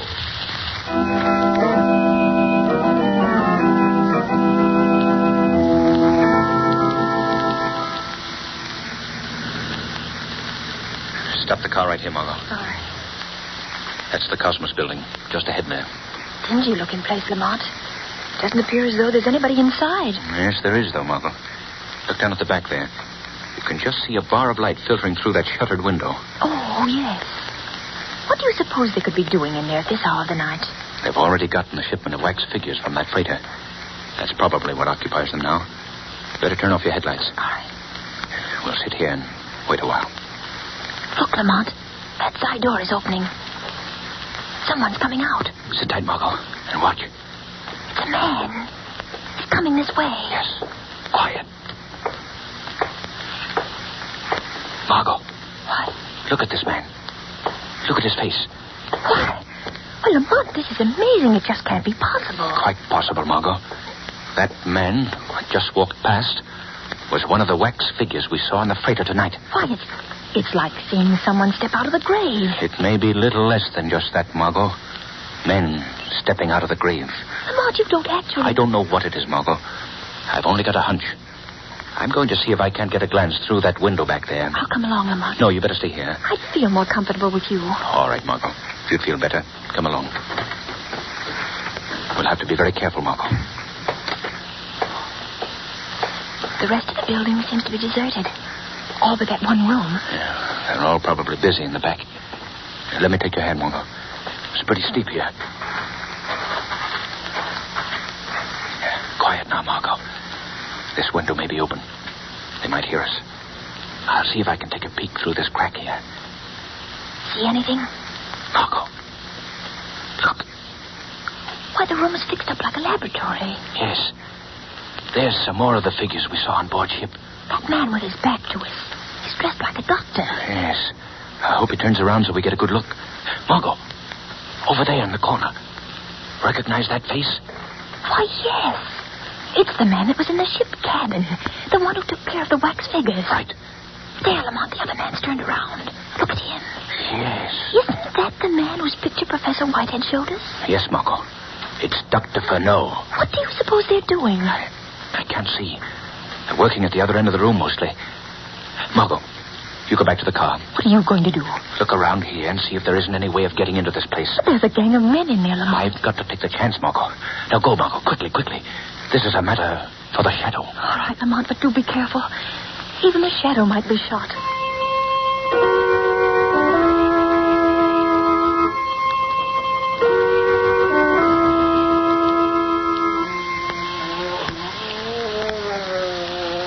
Doctor, this one is coming too. Very good.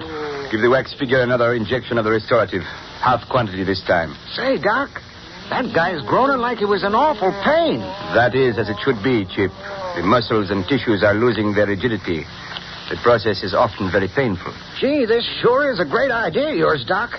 Imagine turning people to wax with a jab of a needle, and with a jab of a needle bringing them back again. Don't have quite so much to say, Chip. I wonder how people would react if they knew of your great accomplishment, Doctor. They would laugh. Laugh as they always do at things they don't understand. They laughed me out of the legitimate pursuit of my science. But now I have the satisfaction of accomplishment. Oh, where am I? Where am I? Say, that guy's coming too now, Doc. You're all right, my man. You've reached your destination. Then this is America? I am in the United States? Yeah. Put these clothes on. You must leave here at once. You will listen to my instructions, my good man, and be sure you follow them to the letter. Yes. In addition to the sum you have already paid us for smuggling you into this country, remember that our agreement is that you pay us 25% of your earnings for the next 5 years. After 5 years, you will return for another injection of the restorative. If you fail to come back for this injection, you will become wax again. And for all time. If you fail in your obligation to us, or if you ever reveal the means by which you were smuggled into the country, you will be denied the restorative. The effect, of course, will be the same. You understand? I understand. Dress then and go. Monsieur le Docteur, this one, he does not revive. I'm afraid he will not. You men on the boats are becoming very careless with the waxing fluid. We had a girl die on our last shipment. But I assure you, Doctor, I followed your instructions exactly. One injection, so much as is in this hypodermic, every 12 hours. You must have miscalculated the time. My solution cannot fail. Here, Chip, this body will have to be disposed of as you disposed of the girl a few days ago. Okay, Doc, it's as good as done. I want you to... What's that? What's the matter? You hearing something? I thought I heard footsteps outside. I'll take a walk around outside. No use taking chances. I will go with you. Okay. We'll take this guy out with us. Come on, you. Yes, I'm dressed now. I'll go. Be right back, Doc.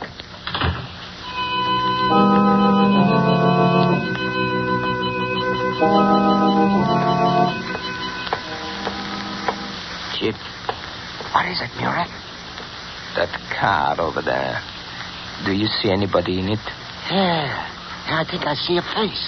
It's strange that anyone would sit in a lonely place like this with the lights out. No? Yeah, it does look kind of fishy.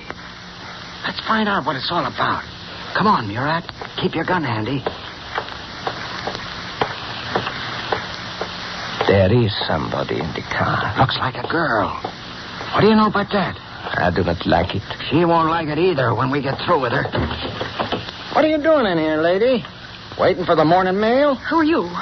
What do you want? We want to know who you are and what you want. That's none of your business. You're a fresh dame, eh? Chip. Yeah? What's the matter? This girl. I have seen her before. Yes, I know. She was with the custom man aboard the ship. Oh, yeah?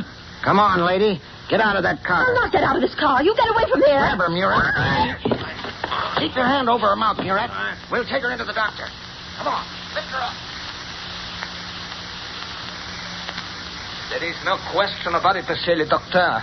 She is the one who came aboard the freighter with the customs officer. A customs mal, huh? You let me out of this place, you hear? You did not come here alone, madame. Who is with you? There's nobody with me. What were you snooping around for? I wasn't snooping around. I was sitting in my car. Madame, you impose a very unpleasant duty upon me. What do you mean? I do not know how much knowledge you have acquired around here. But I must be certain that whatever it is, you will never have a chance to communicate it to anyone else. What do you intend to do? Murat, give me that hypodermic. Wait, Doctor. Don't you dare! Keep your hands off me! Madame, I regret that I must give you an injection of this fluid. In a few minutes, you will turn to wax. Oh, no. In that condition, you shall remain for all time. No, let me go. Keep Murat, hold her tightly. Quiet. That gag will keep her quiet for a while. Pull her sleeve up, Murat. Oui, Doctor. That's it. Now the hypodermic. Not quite so fast, Doctor. Who was that? Who spoke? I did, Dr. Furneaux. Who are you? I am the Shadow. Shadow? I do not understand. What is the Shadow? I've heard of this guy. He's the enemy of the underworld. Nobody can see him. This girl, she is with him? Yes. Dr. Furneaux, release her. Take that gag out of her mouth. You are very clever, monsieur. Very clever. But I think you will find I'm not so easily beaten. Do as I tell you. I don't want to have any fight with this Shadow. Nor do I. You are cowards, both of you. I'm getting out of here. I will go too. Chip, Murat, you will not run out on me. I'm going. Stay where you are. You stay if you... Murat. You shot Murat. Yes. And now you. Oh. And now, Shadow, where are you? Right beside you. And I... no, you don't. Oh, my arm. Here, Furneaux. Your gun is on the floor. You're helpless. Now will you be so foolish as not to do what you're told? Very well. I cannot fight the unseen. What do you wish? Remove the gag from the lady's mouth. Of course. There you are. Oh, get me out of here. Get me out of this horrible place. You're all right, Margot. There's nothing more to fear. Madame, I will get you a glass of water. Oh, no, you don't, Doctor. Be too easy to poison the water. Dr. Furneaux, you are coming with me. And where would you take me? To the police. They will deal with you. I am afraid I will have to disappoint you, monsieur. Life and the people of the world have humiliated me enough. They will never subject me to the humiliation of a criminal cell. What do you mean, Doctor? This hypodermic I hold in my hand will answer your question most eloquently. Many people have known the result of my great discovery. Now, I shall know it myself in its ultimate. Doctor, I beg of you, don't destroy yourself. There's always hope for a man of your skill, even though you've so grossly misused it. No, monsieur. The world laughed once. Now it will neither laugh nor weep. One injection, an overdose. So, and you shall witness firsthand, monsieur, the results of a great discovery. Doctor, don't. You mustn't do this. It is done, monsieur. It is done. I destroy the last bottle of the restorative. Now, my secret dies with me. Lamont, look. His skin is turning white. His body, it's becoming rigid. Yes, Margot. Watch. He's turning to wax. Just as he's turned others. Oh, Lamont, I can't bear anymore. Take me out of here. Take me out, Lamont. Take me out.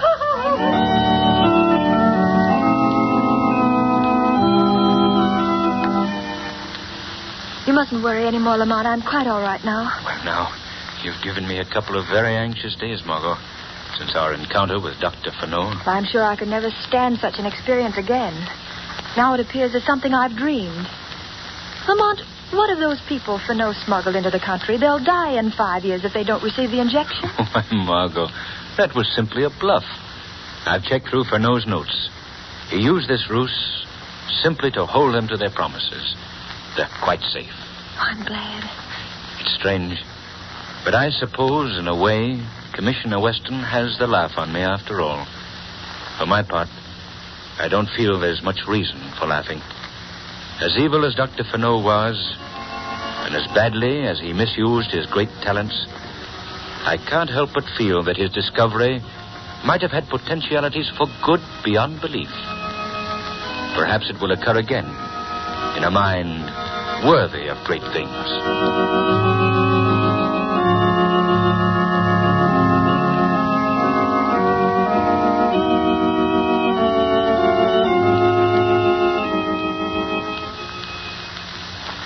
Now a word from Blue Coal's heating expert, John Barclay. Thank you, Ken Roberts, and good afternoon, friends. You know, you just can't operate your furnace efficiently and economically unless you understand how to regulate your furnace dampers. Every furnace should be equipped with 3 dampers. The ash pit damper, located at the base of the furnace, below the grate level. The turn damper, located in the smoke pipe behind the check damper and the boiler. And the check damper, located between the turn damper and the chimney. In milder weather, when you want a slow-burning, lasting fire, the check damper should be wide open, and the ash pit damper closed. It is very important that your check damper be large enough to adequately check the fire.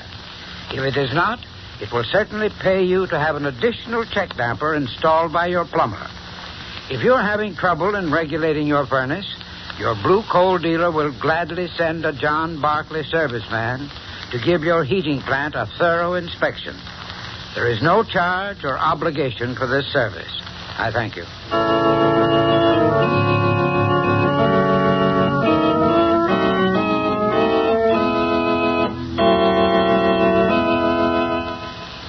Today's program is based on a story copyrighted by the Shadow magazine. All the characters and all the places named are fictitious. Any similarity to persons living or dead is purely coincidental. The Shadow magazine is now on sale at your local newsstand.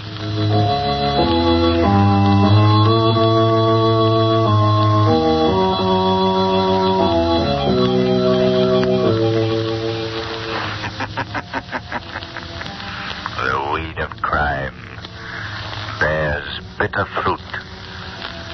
Crime does not pay. The Shadow knows. Next week, same time, same station, Blue Coal, America's finest anthracite, will again present another thrilling adventure of the Shadow. be sure to listen. And be sure to burn blue coal, the solid fuel for solid.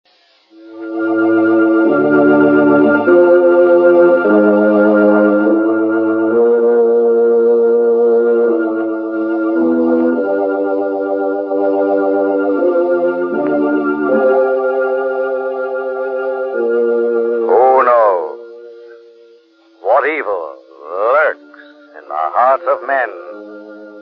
The shadow knows.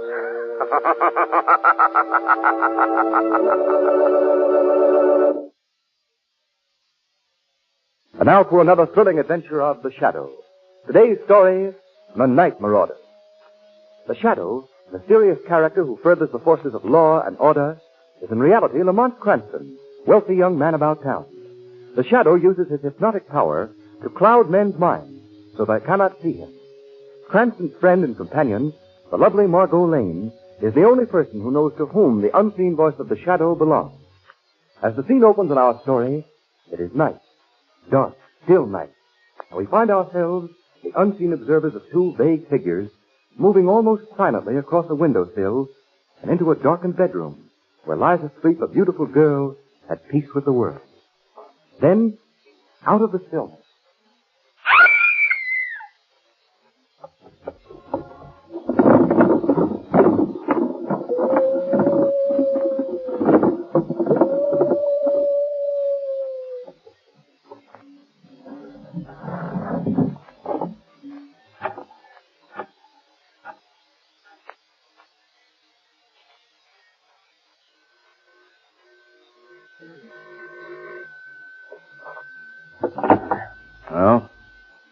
Oh, hello, darling. What? Well, what happened? Are you all right? Well, who was it? A short, powerful man. A monster. Why, you're dreaming, darling. Yes? They ransacked your whole room. Well, that sounds like the night marauders. Margot, I'm coming right over as soon as I call Commissioner Weston. Now, don't worry. I'll be right there. Goodbye.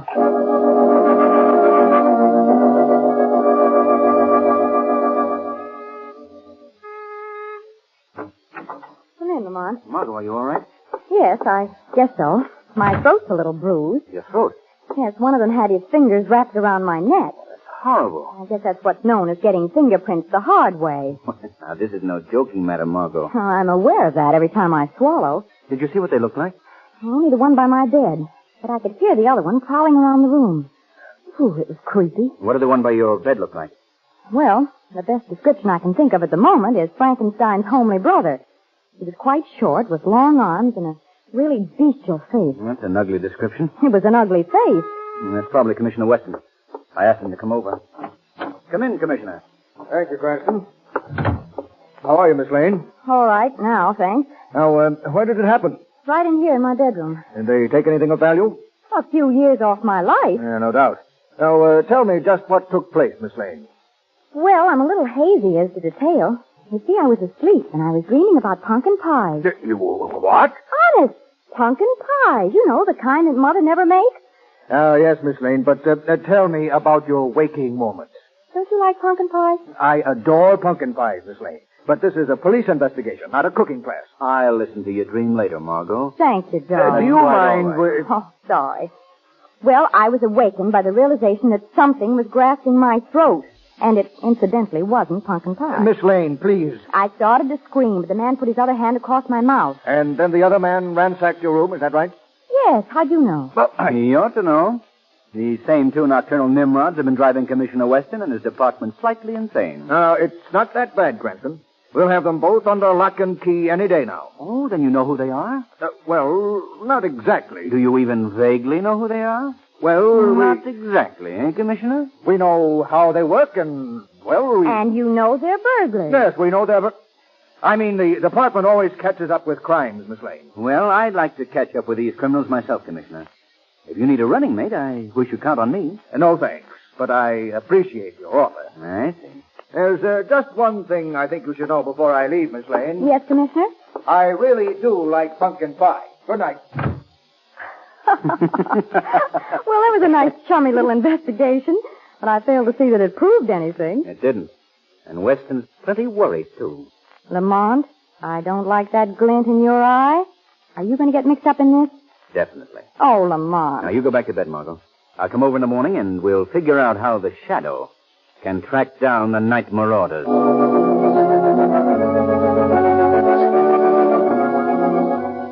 Yeah, Margot, you don't know how fortunate you were last night? What do you mean, Lamont? Now, look at this newspaper. Night marauders turned to murder. Murder? Yes. The body of John Kenyon was discovered this morning by his valet. He'd been brutally murdered sometime before dawn today. Due to the deep bruises on his throat and the fact that his bedroom had been ransacked, Commissioner Weston admitted that the night marauders were unquestionably guilty. Oh, Lamont. It might have been I. Yes, Margot. May I use your phone? Yes, surely. I'm going to ask Weston again if I can work with him. If he doesn't want me, I'm going to work on this case by myself. You can't tell Lamont. Maybe he'll make you a special deputy or something. That's right, he might. Hello? Police Department? I'd like to speak to Commissioner Weston, please. Commissioner Weston. No. Weston. Weston. You know, the head of your department. Yes, that's it. That's right. The operator said he tried to find him. Oh, that's fine. They're supposed to catch criminals, and they can't even find their commissioner. Hello? This is Cranston, Commissioner. I just read about the night marauders' latest crime, and I'd still like to lend a hand in rounding them up. I think that I could... Oh. I see. You're not running a school for detectives, huh? Goodbye. Nice fellow. Did you read this, Lamont? What is? Henry Burns, an employee of the city, is quoted as having seen two figures leap from Kenyon's window at about the same hour that the crime was committed. Good. That's something to work on. Well, what do you plan to do? I wouldn't be surprised if the Shadow paid a call on Henry Burns tonight.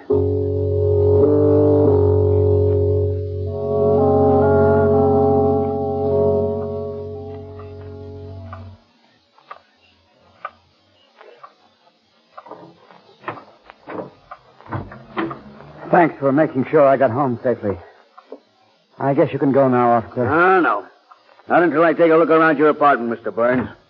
Now, you're so nervous that if a mouse... Nervous? How would you like to be locked up all day in a room the size of a cigar box?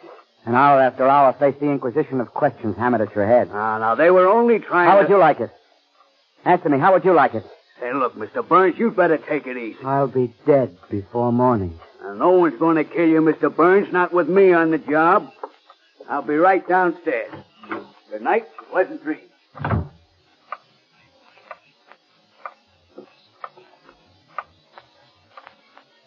Well, Mr. Burns, What? Who said that? I did. Well, where are you? Who are you? I am the Shadow. Shadow. I've heard of you, but I can't see you. I cloud men's minds so they cannot see me. Oh, you did that to me, huh? Yes. Now, see here, Mr. Burns. I haven't come here for any other purpose than to act as your friend, to help you. Please believe me. Somehow I do believe you, Shadow. Good. Then tell me what you saw last night. Oh, I can't. I tell you, I just can't. Why can't you? I was hoping that you'd be different from the rest. But it's just the same series of questions. What did you see? What did they look like? Wait a minute, Mr. Burns. I came in with you and the officer that escorted you home. You told him you expected to die. Yeah. To die. Yeah, that's right. I expect to be killed. I'm not afraid to die. Since you're not afraid to die, Mr. Burns, why shouldn't you tell me what you saw last night? I hadn't thought of it that way. As long as you're going to get me anyway, why shouldn't I tell? All right. I did see something. It was horrible, Shadow. Horrible, I tell you. Don't be afraid. Well, I was walking home. I passed the apartment house where the murder was committed. I heard a weird call, an unearthly sound from nowhere. I turned and saw two figures that appeared silently from a second-story window. They slipped to the ground without a sound and hurried, half running, half walking. Disappeared in the shrubbery across the street at the edge of the park. One of them was short, massive, unbelievably horrible to see. And the other in his hands... What was that? Look at your feet. Huh? A piece of rock with some paper tied to it. I know. It's the night marauders. I know it's from them. Read it. Pick it up and read it. All right.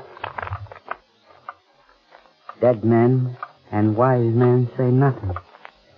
You have the choice of being either dead or wise.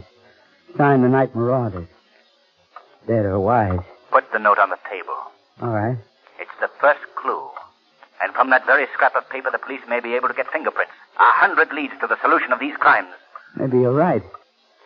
Maybe the police could find the night marauders. Hurry, take it. Take it to the police. That note may save my life. I will. And now, Mr. Burns, Yeah? I suggest that you try to get some rest. The police are on guard. You're safe enough here. I guess you're right. You go out this way. Good night. Good night. Rest well. Huh? Rest well.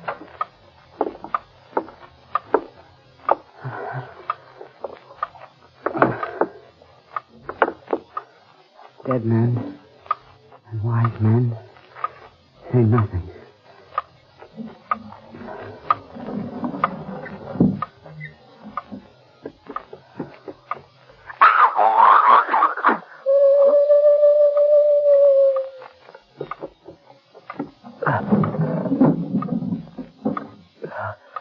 Mr. Burns, open the door. Open the door, Mr. Burns. Now, where's it? Come on, help me break this door down, okay? Oh, here we are. Look at the poor devil. Oh, good Lord. Is he dead? Let me look at the body. Oh, I can't stand this. Quiet. Still breathing a little. Be quiet. Stand back. Mr. Burns. Mr. Burns, can you hear me? Can you hear me? Shadow. The Shadow. So he's the guy behind the riddle of the night marauders.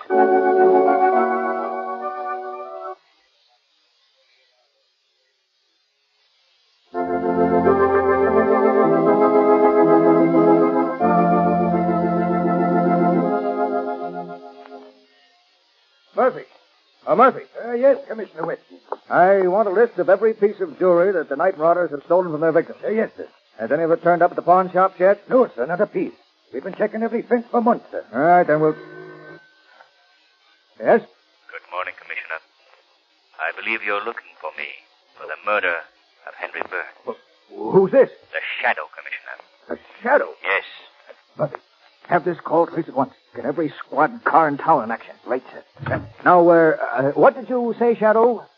Commissioner, I know you're having this trace. I was in Henry Burns' apartment. While I was there, a stone was thrown through the window. It had a note attached to it. We didn't find any note. I know you didn't. I have the note. I'll send it to you tomorrow. I'd better hang up now. You may trace this call faster than I anticipate. Goodbye, Commissioner. Wait! Commissioner. Well, Murphy, did you trace the call? Yes, sir. Squad cars on the way? No, sir. Why not? The call came from the phone booth here in headquarters. The call... Here in headquarters? Well, did you get him? No, sir. There was no one in sight, sir. Well, this is great. The Shadow is now insulting the department with the department's own nickel.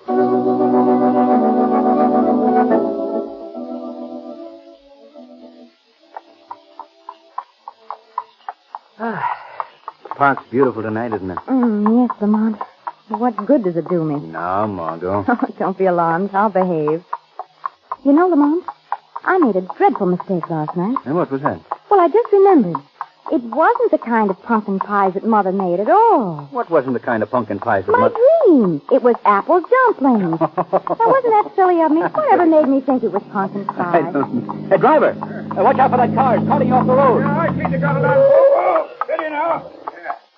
Good evening, Mr. Cranston. Commissioner Weston. Hey, you gave us a scare. Oh, I'm sorry. Commissioner, I was just telling Lamont. It wasn't pumpkin pie at all last night. It was apple dumplings. What was which? A dream, Commissioner. Last night, you remember. Oh, yes, I see. I recognized you two riding along, and I thought I'd give you a little tip on detecting, Mr. Cranston. Really? And what's that? While you're driving around the park for a breath of fresh air, enjoying the sunset after a good dinner... And a very good dinner it was, too, Commissioner. Yes. I'm driving around in the park because after analysis, I discovered that all of the crimes of the night marauders have taken place within a block of the park. What do you think of that? Well, is that what you call a clue, Commissioner? Is that what I call it? It's the first significant fact we've unearthed. Do you really think that the Shadow is guilty, Commissioner? What else am I to think? He tried to mislead us today by calling up about some phony letter. And furthermore, I think he's right here in this park. Oh, no, Commissioner. Yes, sir, that's what I think. And I have a hunch we'll pick him up tonight. Well, I must be going. Bye. Goodbye.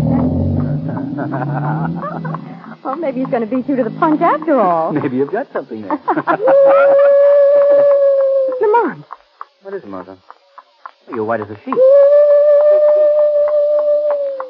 Did you hear that weird call? Oh, yes, well, what about it? That's the call I heard last night.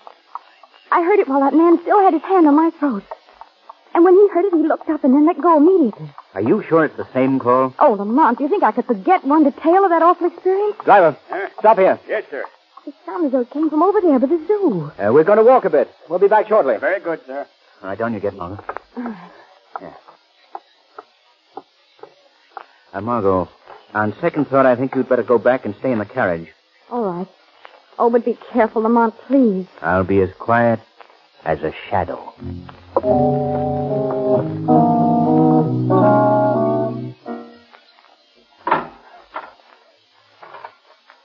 Get back, Freddie. Get back. You want me to clean your cage, don't you? There, that's better. Now you stay over there where you belong, Freddie. You know, Freddie, you're a very interesting playmate. Oh, you're a little rough once in a while, but when you figure it out, you're quite like a human. We've been friends for a long time, eh, Freddie? Yes, I remember when you first came here. Yes, you were just a little fellow, and now you're a full-grown gorilla. The finest specimen in captivity. Yes. Why, when you came here, you weren't any bigger than Jocko. If you could only read, Freddie, you'd laugh, too. Do you know what the papers said today, Freddie? They said that the shadow killed that man last night. Yes! Silly fools, as if the shadow had the strength to do what you did to that man. But fools! Why should he get credit for those murders, Freddie? Oh, but it's just as well. Until you get more experience, Freddie, yes. Then no one will take credit for our work. You know, Freddie, we can rule this whole city. And do you know how, Freddie? Through fear. Here, now, what's the matter with you? Here, now, shut up, Freddie. Shut up there now. What's the matter with you? What was that? It's the shadow. Shadow? Where are you? Here in the cage with you and your gorilla. Oh, you're the man nobody can see. What are you doing here? I've been standing here listening to you talk to your friend Freddie. So you've heard everything I said? Yes. And we keepers always talk to our animals. They are more quiet when they hear our voices. It doesn't make any difference what we say, just so long as we talk. Now, what I said meant nothing, Shadow. Nothing at all. No! Now, Shadow, you and Freddie are locked alone in the cage. And he knows you're in the cage. You may be able to hypnotize my mind so I can't see you. But you can't do it to a gorilla, can you? Can you?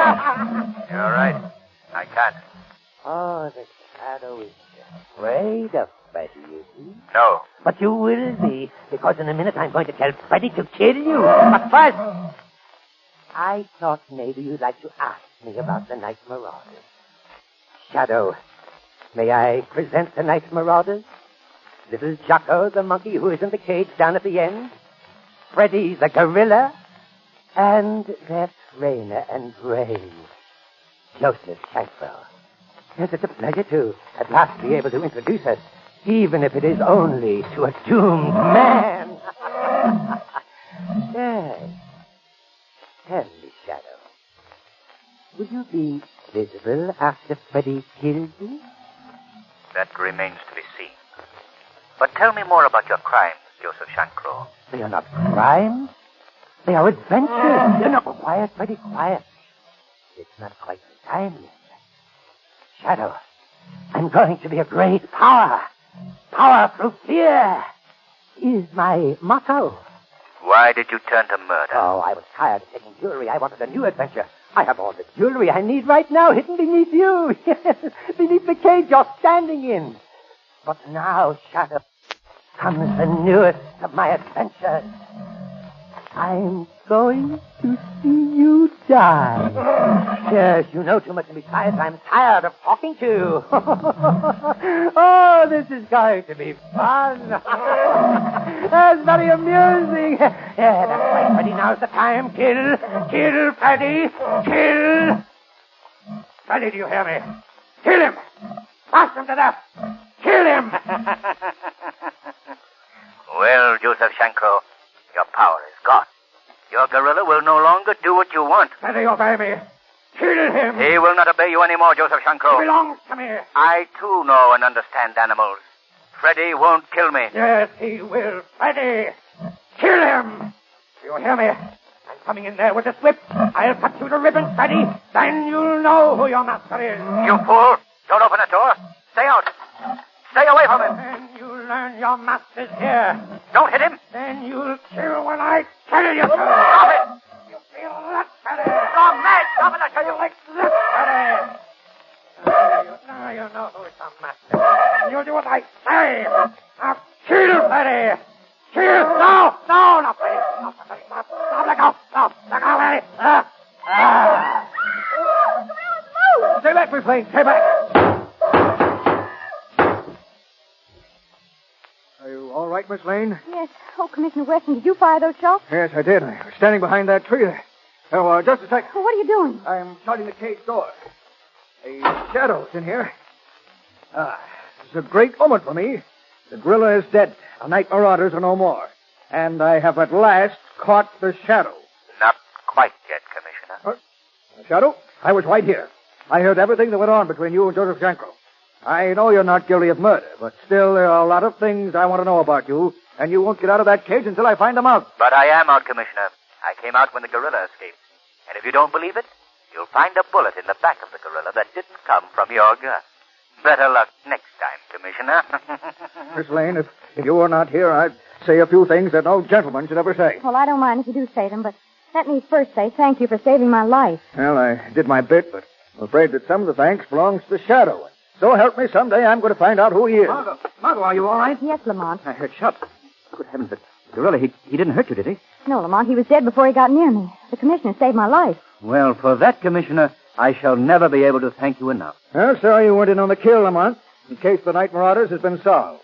And, Lamont, except for a very bad break, I would have been able to introduce you to the shadow. Really, Commissioner? I can think of nothing more interesting than to have you introduce me to the shadow. The weed of crime bears bitter fruit. Crime does not pay. The shadow knows.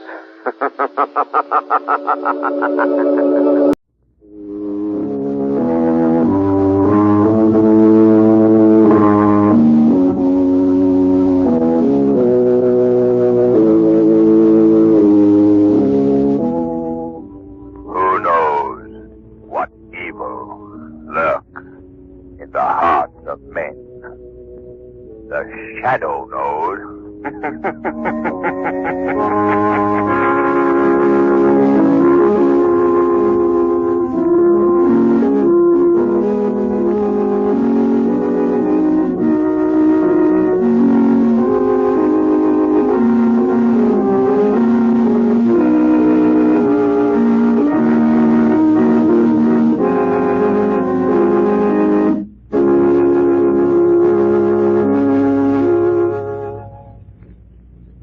Today's adventure of the Shadow is about to start. But first, I want to tell you how you can start out on a trip and be protected against both punctures and blowouts. Equip your car with the Goodrich Seal-O-Matic Safety Tube, the sensational two-way lifesaver tube that automatically self-seals punctures while you ride. Yes, this tube will protect you against the trouble of changing tires along the road. But what is even more important to your safety, the special plastic rubber compound inside this tube also fills up rips and tears. Thus, serious tube injuries which would normally cause blowouts are changed into slow, safe leaks. Get Goodrich Seal-O-Matic Safety Tubes. They'll save you time and trouble, and they may save your life.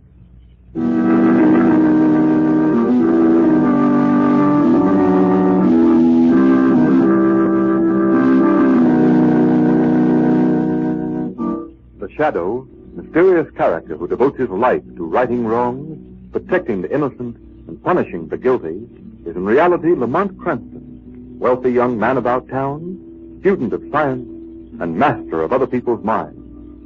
Using advanced methods that may ultimately become available to all law enforcement agencies, Cranston is known to criminals and evildoers as the Shadow. Never seen, only heard, as haunting to superstitious minds, as a ghost, as inevitable as a guilty conscience. Cranston's friend and companion, the lovely Margot Lane, is the only person who knows to whom the unseen voice belongs. Today's story, Island of the Devil.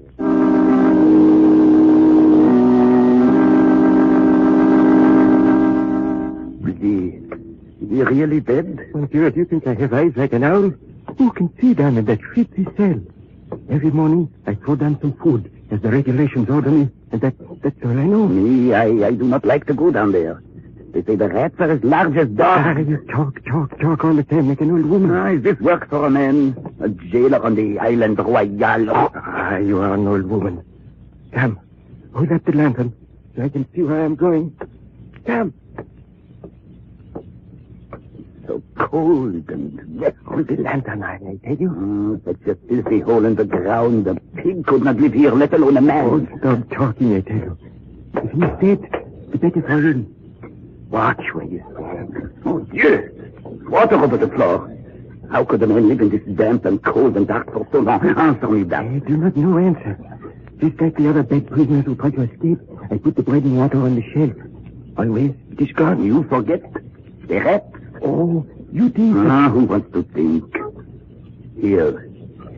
Is this the cell? This is the one. Open it. This here. All right. Find the key. Bring us down that, Commandant, huh? Bones will bring him. Pig off a lock. So rusty. Mon Dieu, even if the man lives, he must be... Come on. Let us get out of here. No, wait. Turn the hand. And I say, let us get out of here. You will tell the commander the man is dead. No. I will have a look inside. If he is dead, I want to know it. He has been 20 years on the side. And in all those 20 years, they tell me he has spoken only one word. A woman's name. Oui. Madame Renée. I've heard them curse the name 1,000 times. Hold up the lantern. Look. Rats. I was right. He is dead. No, look. It moved. Oh. He's getting up. Come, Toda. Run! The devil himself! Run! The light. He's trying to speak. Madame Renée. Madame Renée.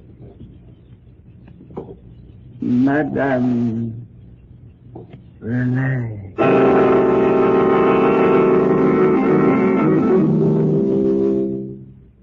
Madame Renée, more coffee? No, thank you, Monsieur Cranston. It was very kind of you to take me along on your beautiful ship. Is there not true, Mademoiselle? Not at all. There are few enough interesting people in this world. Lamont has a good chance to recognize one when he meets her. Well spoken, Margot. You are both too kind to an old woman. There I was, bored to death in Havana, praying for excitement, and then you two come along. Mutual friend and introduction, and here I am on your beautiful ship, drawing closer and closer to the island of the devil. It is the island full of the devils. Why should you say that, Madame Renée? They're criminals, true enough, but they're human beings. They're suffering far from their homes and friends. I'm afraid you are both too sentimental, my friend. Far too sentimental. Oh, on the contrary, Madame Renée. I certainly would be the last person in the world to hold a brief for habitual criminals. Yet at the same time, I can't help but feel sorry for those men condemned to live in that hellhole. Don't you agree with that, Madame Renée? I repeat, Monsieur Cranston, you are far too sentimental. For my part, whoever goes to the island of the devil can stay there and rot.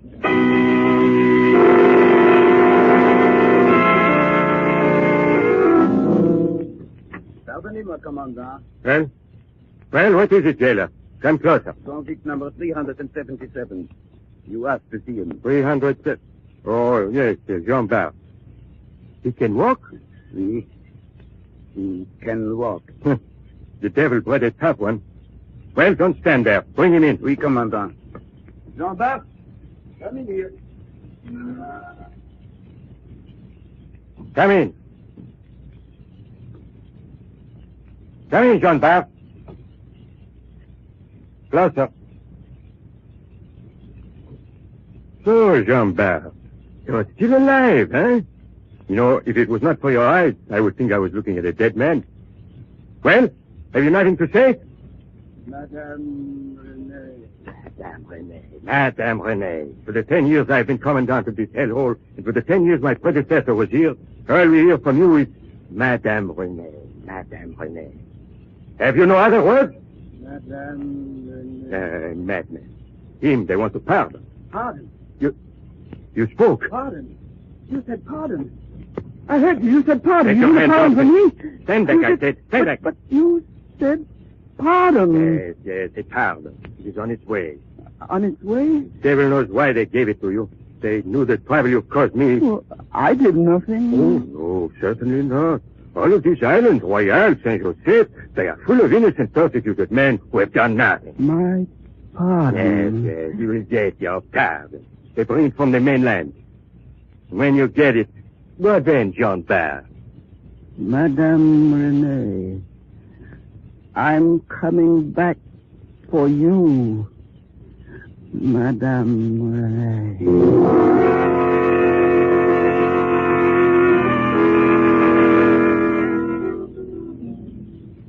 Madame Renee, you seem impatient. Of course I am, Mademoiselle. How much longer is the boat going to stay in this terrible harbor? Just a few minutes longer.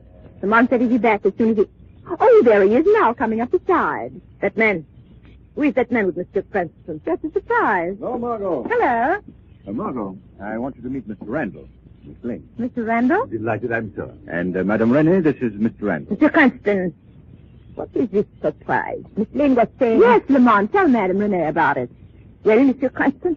The surprise is just this. We're actually going to be able to land on the island. What? How is that? You said permission could not be secured. The permission is right with me, Madame Renee. In the person of Mr. Randall here. And how is that? Suppose you tell her, Mr. Randall. I'd be very happy to. You see, Madam, I'm affiliated with the consul at Vienna.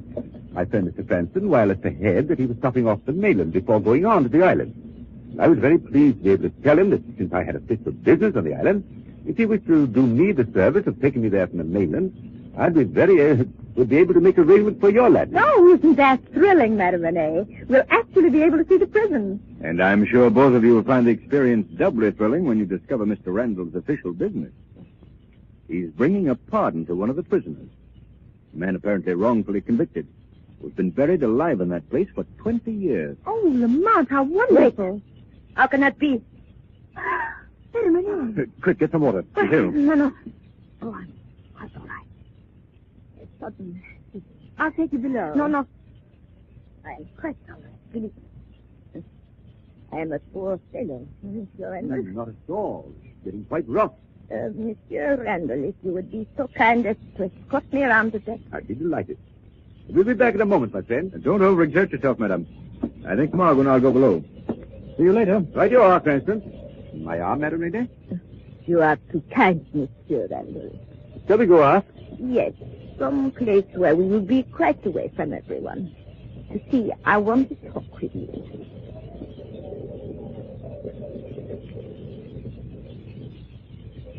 So, let me stand here by the rail, Monsieur Randall. Just as you say, Madame Renee.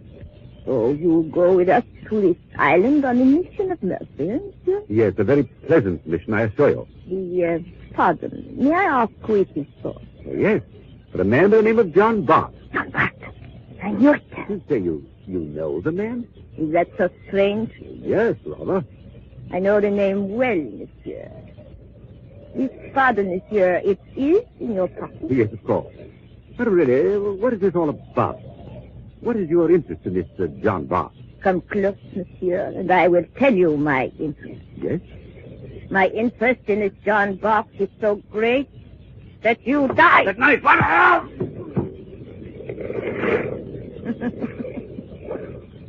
Monsieur, You can't. The fog. No one will see this Randall. How unfortunate for you, young bat.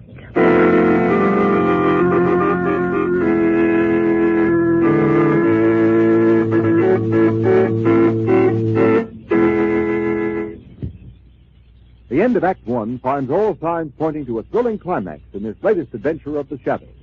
And speaking of signs, the careful motorist, you know, takes advantage of every sign along the road to make his driving safe. The Shadow knows.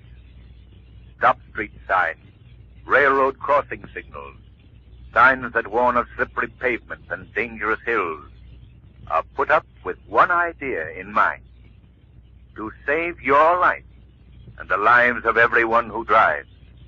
It pays to obey them. It pays to play safe. Motorists, when it comes to getting more safety and pleasure out of your driving, you can't beat this combination. The new Goodrich Safety Silvertown Tire and the new Goodrich Seal-O-Matic Safety Tube. For remember, the new Silvertown Tire will give you the quickest non-skid stops you've ever had on wet roads. It also gives you the famous Golden Fly protection against high-speed blowouts caused by internal tire heat. And the new Goodrich Seal-O-Matic Safety Tube automatically self-seals punctures while you ride. Furthermore, this amazing tube gives you additional protection against blowouts caused by serious tube injuries. Thus, rips and tears that would normally cause a blowout are turned into slow, safe leaks. If you want real protection against skids, blowouts, punctures, get this safety combination now. The new Goodrich Safety Silvertown Tire with the new Goodrich Seal-O-Matic Safety Tube.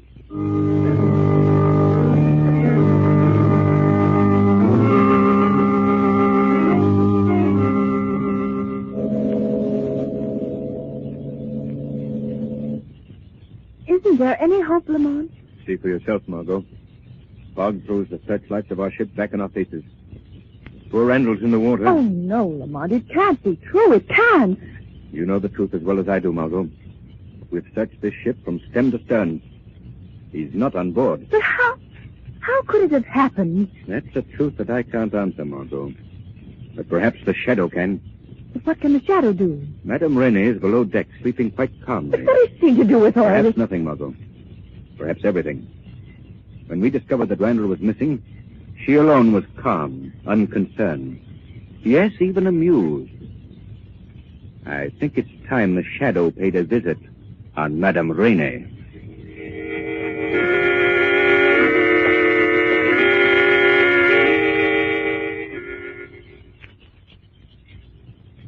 Madame Rene. Madame Rene, wake up.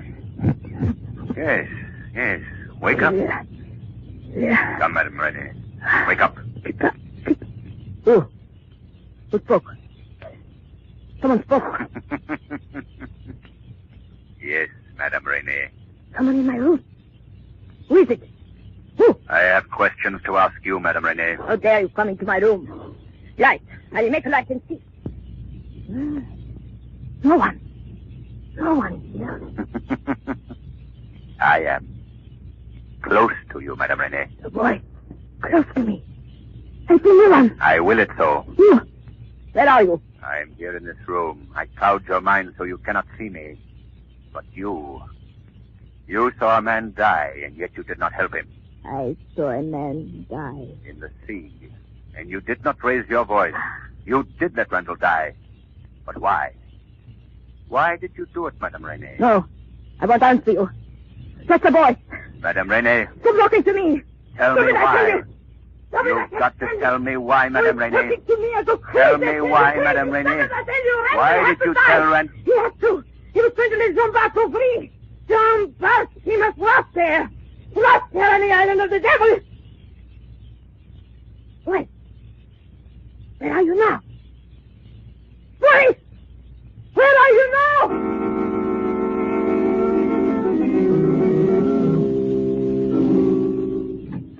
Welcome, Mr. Cranston. The wireless from the mainland, they told me to expect your arrival. But you're hours late. I'm sorry, Commandant. The delay was caused by death. Death? What do you mean, Mr. Cranston? Mr. Randall of the legation was lost at sea. Monsieur. We searched the water for hours. It's gone. But how? What? All that in good time, Commandant. But first, have you a prisoner on this island by the name of John Bart? John Bart? What of John Bart? He is a prisoner here? Yes, he is. Troublesome fool that we find such case. Thank heaven I will soon be rid of him. Rid of him? How? And my last communique, I spoke of a pardon for this man. So that was it. What? Quickly, I want to see this man, John Bart. But, monsieur, this is irregular. What have you to do with him? The man who drowned at sea carried in his pocket the pardon for John Bart. What? And I have an idea that the murderer is on board my yacht. Mon Dieu. And I'm going to change that theory into a certainty at once. Take me to John Bart. Come,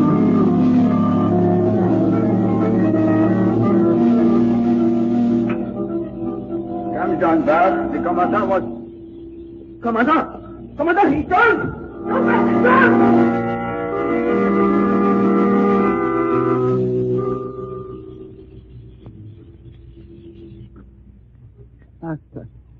Faster, man. Can't you row faster? You are most impatient, eh, John Bart? I must get away this time. You say my pardon was denied. It was, John Bart. But you will escape. Leave it to old Couchet. Oh, I've tried for so many times. But never with the clever Couchet to help you now, did you, huh? Yeah, the oldest god on the island. And the cleverest. Oh, a ship. Yes, John Bart. A very nice ship. Anchored and waiting. Yes, but who? Friends. Oh, no. No, I have no friends. Oh, yes, they were friends enough to send word that your pardon had been denied. Friends enough to send a sailor to me with a bag of gold so heavy that I forgot my duty and well, here you are, Jean Bart. The sailor told me a rope ladder would be down the side of... Yes, there it is. So, we drift in close. Now, grab the ladder, Jean Bart. Yes, but I don't know who... I mean... Grab the ladder and climb. There's no pardon for you. You want to be buried under the ground again? No. Then grab the ladder and climb.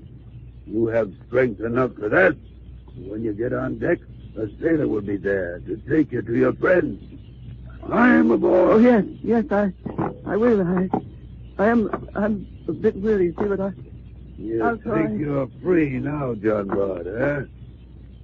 God bless you, Crochet. No. Bless the gold, your friend.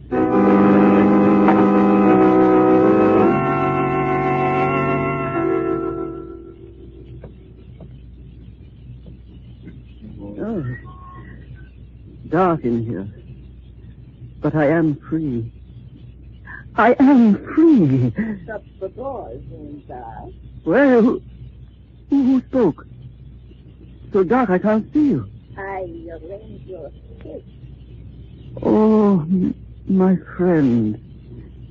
You, whoever you are, you helped me. Yes, of course. So I am so very weary. If you could forgive me, I would like to sit down. There is a chair right next to you. Eh? Oh, yes. My eyes, you know, it is dark in here, isn't it? Oh, I'm not very strong, you know. Oh, I hear you close and lock the door. You feel old, Jean Bart? Oh, yes, That's your voice. I've heard it before. How does it feel to be old, Jean Bart? But who are you? Who are you? Like, and you will see. Now, you are old too, Jean Bart. Madame Renee! Madame Renee. No, I advise you to sit as you are. This gun in my hand is quite a real one. Madame Renee. You have not forgotten my name. How flattering. For 20 years, that name of yours has burned in my head. For 20 long years. Now I am more than a name. I swore to kill you every day, every hour. And I saw something too, remember? To make you as old as you called me that day 20 years ago. Remember your words, Jean Bart? Oh, I swore to make you old. Make you old as you call me, and I have made you old. For 20 years, I've had every year of your life. I'm going to kill you. Remember, Jean-Baptiste?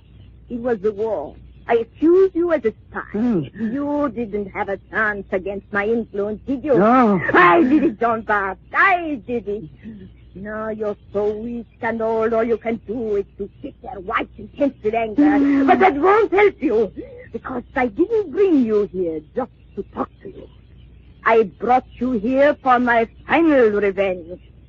To kill you. You brought me here? Yes, a bullet through your head and escaped prisoner. They'll thank me for killing you. You hear, Jean-Baptiste? They'll thank me for killing you. No, Madame Renee. Who spoke? A voice you've heard before. A voice. You wanted to woke me from my sleep. No! There is no voice. Just imagination. You hear me, John Bart? Yes. Yes, I hear a You voice. lie. There is no one here but you and I. Stand up, Jean-Baptiste.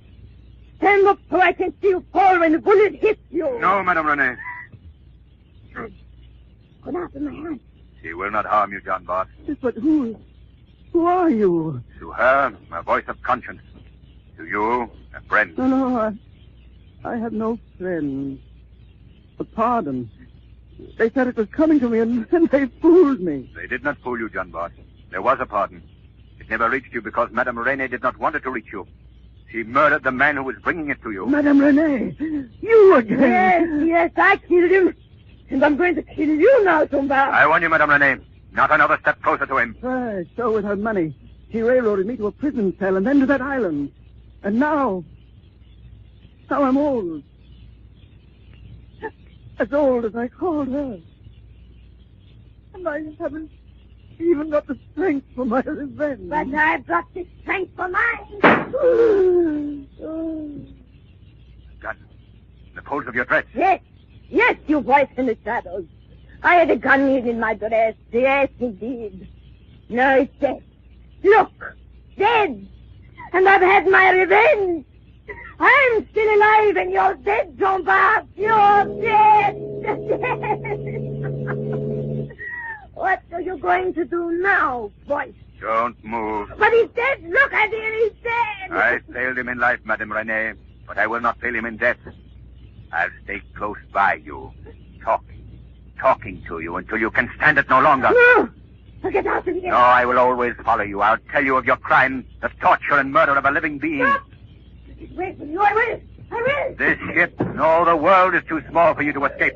My voice close to you. I'll get away from you. I won't listen to you. I won't listen. And I'll stay close to you forever, Madame Renee. I'll be the voice of John Bart calling you. No. I'll get away from you. Away from you.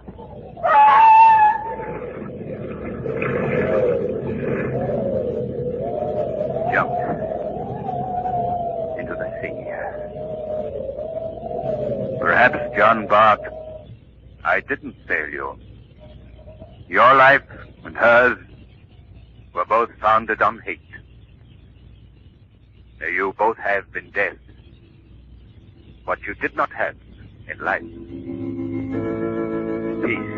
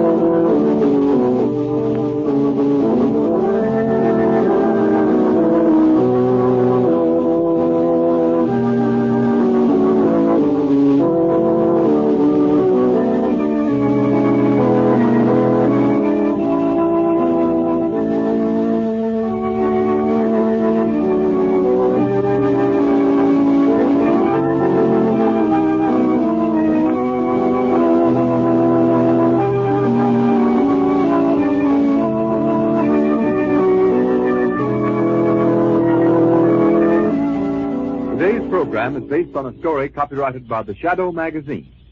All the characters and all the places named are fictitious.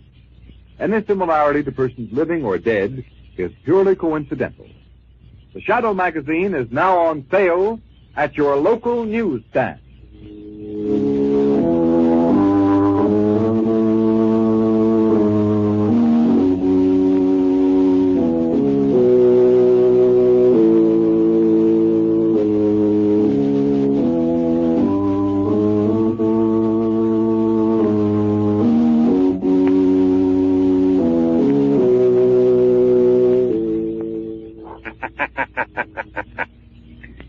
Let no man tempt you into crime. For crime is like a strangling serpent. It crushes him who feeds it most.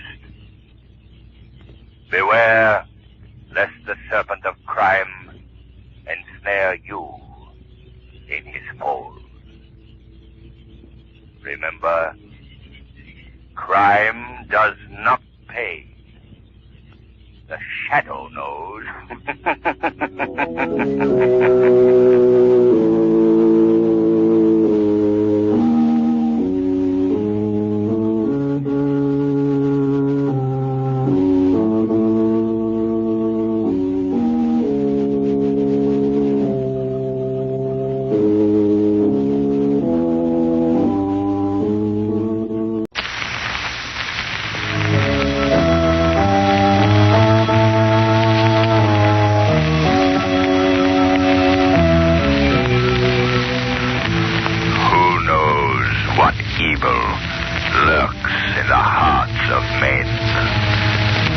Shadow knows.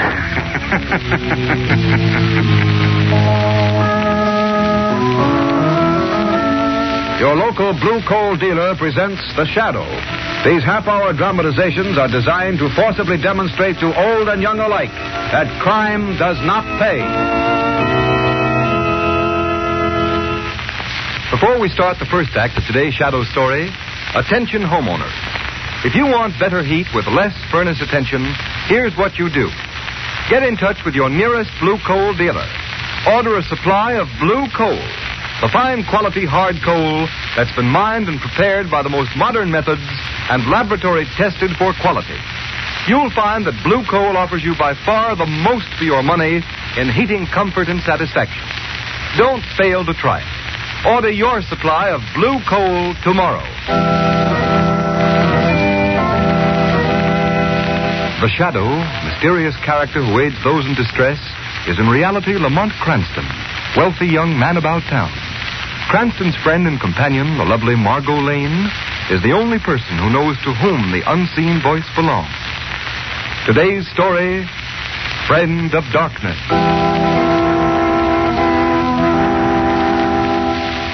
It is not enough that you, ladies and gentlemen, give the blind her sympathy. They hardly need that, and most would rather not have it. They would rather win an appreciation of their attainments and talents. When one faculty is denied us, nature compensates by developing others. To illustrate that point, I've invited here to my home a young man who has been blind from birth. I take pleasure now in presenting to you Mr. Peter Blair. And, oh yes, I want you to meet Peter's best friend, his guide and companion. Ladies and gentlemen, meet Rex. Peter is going to demonstrate how generously nature has compensated him for the loss of his sight. We'll need a couple of volunteers to help with this. Lamont Cranston, will you be a courageous soul and come up here in front of all these nice people? All right, Margot. I hope I'm not going to be sawed in half or anything like that. No, Lamont, it's usually a woman that's sawed in half. Right. Now, we need one more volunteer. Commissioner Weston, I know you're not afraid of a crowd. Would you be so kind? Gladly, Miss Lane, gladly. That's fine. Now that we have our volunteers, I turn the platform over to you, Peter. Thank you, Miss Lane. Ladies and gentlemen, I first want to express my deep appreciation to Miss Lane and all you ladies and gentlemen who are launching this campaign for the economic and industrial advancement of the blind. As Miss Lane has told you, nature generously compensates for the loss of the sight faculty. In my case, I've been endowed with a rare sense of touch. And I'll show you now to what extent that faculty has been developed. I hold in my hand a piece of steel 3 inches thick. Commissioner Weston, would you hold this piece of steel against your chest? Yes, of course. Thank you. Now, Mr. Cranston, will you take the commissioner's hand and hold your middle finger on his pulse? Certainly. Come, Weston, come. There we are. I suppose that's the first time you two men have been asked to hold hands. Now, ladies and gentlemen, I'm going to place my fingers on the piece of steel that's against Commissioner Weston's chest. I'll count the beat of the commissioner's heart through this steel. And Mr. Cranston will verify my count by the pulse beat. And we'll start on a signal from Miss Lane. All right, now, Miss Lane, whenever you say. All right, when I say go. Go. 1, 2, 3, 4, 5, 6, 7, 8, 9, 10. Stop. The commissioner's heart beat 10 times. We stopped on the 11th beat, Mr. Cranston? Correct. 10 beats called exactly on the beat.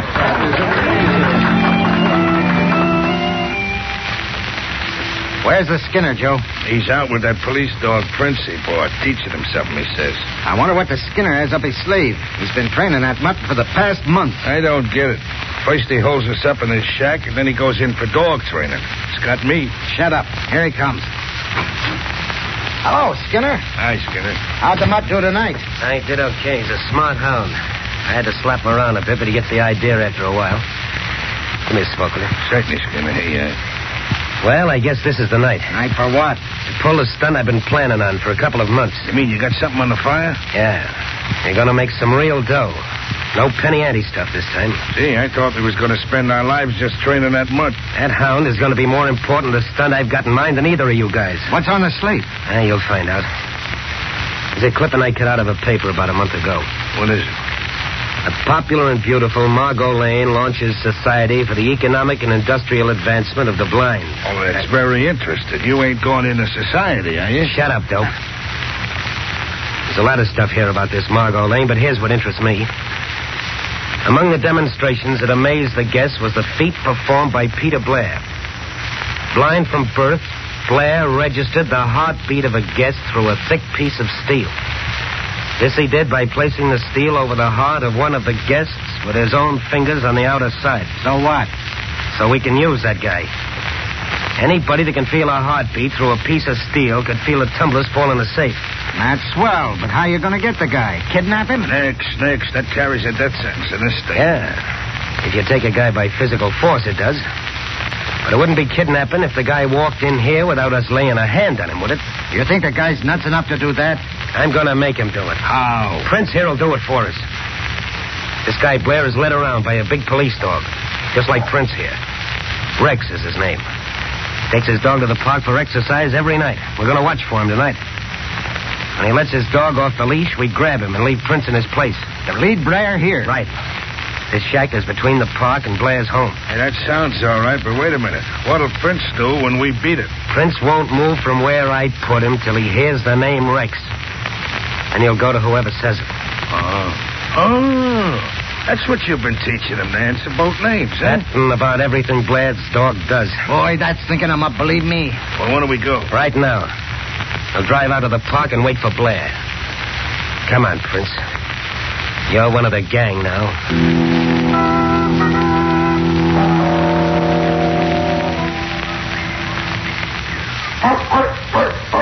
There's Peter Blair now, sitting on that bench over there. Is that his dog running around? Yeah. Joe, let Prince out of the car. Right. This is where we make the switch. Okay. Come on, Prince. Come on. Now, as soon as we get Rex over here to the car, we'll trade dogs. Prince, speak. Speak. Hey, look. The other mutt stopped dead in his tracks. And now he's answering back. Here he comes. All right, Prince. All right, boy, do your stuff. Ready to grab Blair's dog, you guys? I'm all set. He won't get away. Hello, Rex. Nice, Rexy. Come here, boy. Oh, that's a good fella. All right, fellas, grab and muzzle him. Got him, Skinner. In the car with him, make it snappy. Shut up. You'll find your boss in a little while. Okay, Skinner, we're all set. Dog's in the car. Right. Now lie down on the grass, Prince. That's it. Now stay put till Blair calls for Rex. No, boy. Down. That Prince ain't moving a muscle. Boy, you sure got him trained. Red, find the dog. Come on, Red. Look at Prince. You heard him call. Say, look at Prince jump all over Blair. Like he knew him all his life. He'll never know it ain't Rex. Will you look at that? Prince is leading the guy right out of the park. Right out of the park and right into our hands.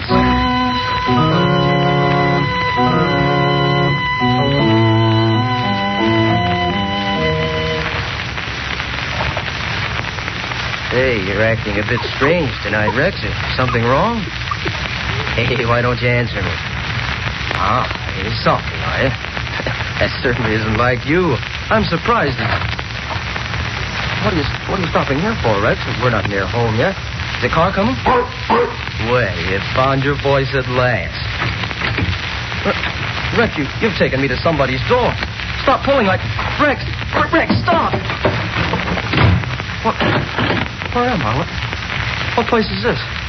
Is anybody here? Take it easy, buddy. You're among friends.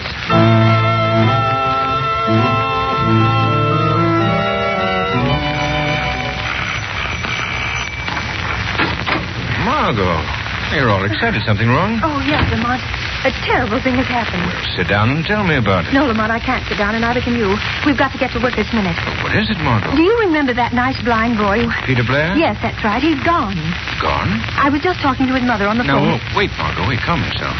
Now tell me, where has he gone? Well, I don't know. Nobody knows. He's disappeared. His dog with him. And when did this happen? Well, he left the house last night for his usual nightly walk with Rex. He hasn't been heard from since. His poor old mother's nearly mad with anxiety. Come on, Margot. We've got to start from where Peter Blair started and see if it won't lead us somewhere.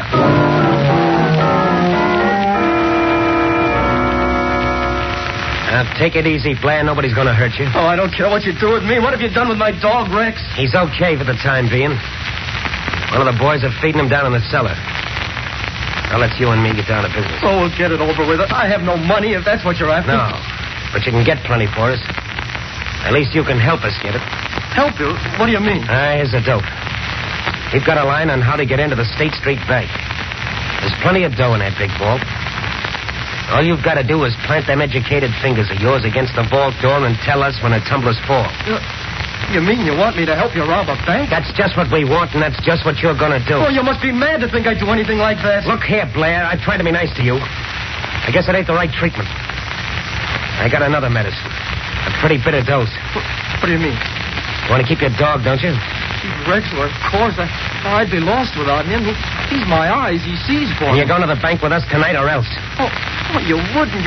You wouldn't hurt Rex. That'd be as bad as killing a person, a helpless human. You're going to do what we say or not? Oh, I couldn't. I'd be a criminal. I couldn't do it. Okay.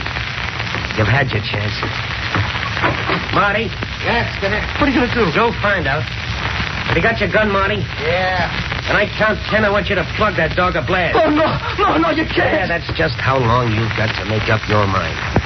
At the count of 10. 1. Oh, you wouldn't do that. You couldn't. 2.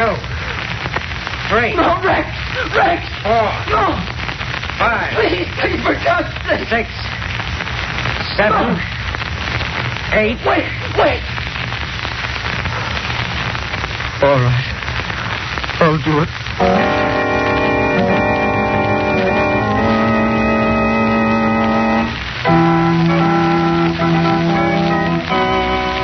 We'll continue with the second half of the Shadow's adventure in just a moment. You know, householders, it's pretty hard to beat the satisfaction of having a perfectly heated home. And it's great to know that the fuel you're using is 100% safe, always dependable, and that it keeps furnace attention down to an absolute minimum. Now, that's exactly the kind of all-around heating comfort and satisfaction Blue Coal provides for thousands of American families every year. And if you haven't yet tried this superior quality fuel, don't put off a real treat. I can tell you that Blue Coal is America's finest hard coal, finest because it's mined from Pennsylvania's richest deposit. And then it's sized, screened, and prepared by the nation's largest hard coal producer, the Glen Alden Company. I can tell you, too, that each carload of Blue Coal undergoes a thorough laboratory test to ensure its quality before it leaves the yard.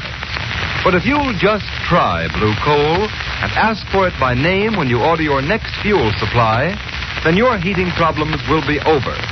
For you'll find that blue coal requires less furnace attention, and your family will appreciate blue coal's steadier, more dependable heat. Just see if I'm not right. Call your nearest blue coal dealer tomorrow.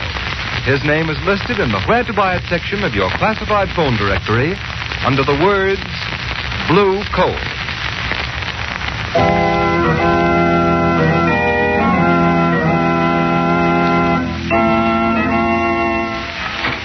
Well, good morning, Commissioner Weston. Cranston. You must have ridden down here with a milkman. What are you doing around at this hour? I've been anxious to know what the police are doing about the disappearance of Peter Blair. Oh, you've got your fist in that now, huh? Very much so, Commissioner. What news have you? None. We've been dragging the river for his body all night, but we've found no trace yet. I don't expect you will. Why not? That's the most likely place to find him. How do you think he was drowned? Well, he was blind, wasn't he? He probably walked off the end of the pier. I'm afraid, Commissioner, you underestimate his dog. That animal would never lead Peter Blair near enough to fall into water. Well, and he might have jumped off, committed suicide. What of the dog? Do you believe he also committed suicide? Certainly not. But if he saw his master go off the pier, he might follow him. That's likely what happened. The dog was drowned going after his master. I admit that such devotion is characteristic of dogs like Rex. But I'm afraid your water theory doesn't hold water. Cranston, it's too early in the morning to get into an argument with you. I don't want to start my day off wrong. Now, will you... Your phone's ringing, Commissioner. I know it's ringing. There goes your day. Hello. Commissioner Weston speaking. What's that? A State Street Bank. Why, that's it. When did this happen? Yes, I'll be right down. Well, what do you know about that? What's up, Commissioner? The State Street Bank was robbed last night. The big vault was cleaned out. Why, I can't believe it. It's impossible. It happened. It couldn't. It did. Oh, shut up.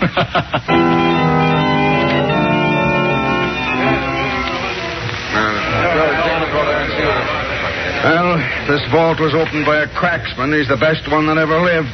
There's not a mark on the vault anywhere. No drills, no soup, nothing. Just open, that's all. That seems to have been enough for the gang's purpose, Commissioner Weston. Cranston, if you're going to let loose a theory, I'll lock you in that vault until I've completed this investigation. I wouldn't lock anyone in that one if I were you, Commissioner. It's too easy to open. Then keep out from under my feet. Have you formed an opinion yet as to how this thing was accomplished? Yes, I have. There's only one way it could be done. Only a person who knew the combination could have opened that vault. Then you think it's an inside job? Obviously. It would be impossible otherwise. I'll grant you it has all the earmarks of an inside job. Still, it doesn't seem possible that an employee would take such a chance. No, it doesn't, eh? Well, how do you think it was done, then? It certainly is baffling. Say, Commissioner, I just thought of something. Yeah, what? Do you remember the night Margot launched the Society for the Advancement of the Blind? Yes. Do you recall Peter Blair, the boy who counted your heartbeat through a piece of steel? Yes, I remember that. By George, I see it now. He could feel the tumblers in the safe just as he did the beat of my heart. There may be others with a talent such as that. Cranston, you hit something at last. Oh, thanks. Why didn't I think of him before? Why, he's the only man in the world who could have done this job. Say, just a minute, Commissioner. You don't by any chance think Peter Blair robbed this bank? Why, the whole thing ties in perfectly. He disappears mysteriously. The bank is robbed. Say, Blair's our man, all right. No, Commissioner, he'd never do a thing. Cranston, he's the only one who could do it. I've been hunting him dead. Now I'm after Peter Blair, dead or alive. What are you hollering about, Blair? We're only asking you to do one more job for us. And we'll beat it out of town and you can go home with your dog. Oh, but I can't do it again. I just can't. You'll do it all right. This job is a cinch. We got almost an open door to the National Bank. All right, men, here's the setup. Now, the watchman has coffee delivered from a lunch wagon every night at about 12 o'clock. He takes it from a kid at the side door. All we have to do is follow the kid into the alley, stick a gun in his ribs, make him ring the bell just as he always does. When the watchman opens the door to get his coffee, we go in. Nothing to it. Oh, you'll be caught sooner or later, Skinner. All right, Blair, it'll be later. Come on, fellas, let's go. Right. Oh, Joe. Yeah? I want you to stay here and get things together for the getaway. We're leaving town right after this job. What do you want me to do? Clean out everything. Don't leave a thing behind, get me? No evidence. Right. Don't leave her thing. How about Blair? We'll handle him on the way back. Right. All right, you guys, into the car. Marty, take care of Blair. Come on, get going, you. What's the matter, Mutt? You crying for your boss? Well, you won't miss him long. Skinner said clean up everything. That means you too. And you too, Prince. Your number's up. I guess I might as well get it over with. Shut up. Hey, Rex, get back there. Get back. Holy mackerel, right through the window. Hey, Prince, get down there. Get down. Crazy mutts.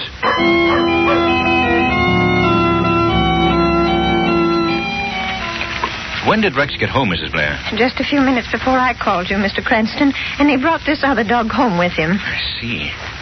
Why, he is exactly like Rex. The same markings. But, no, boy, no. We're not talking about you.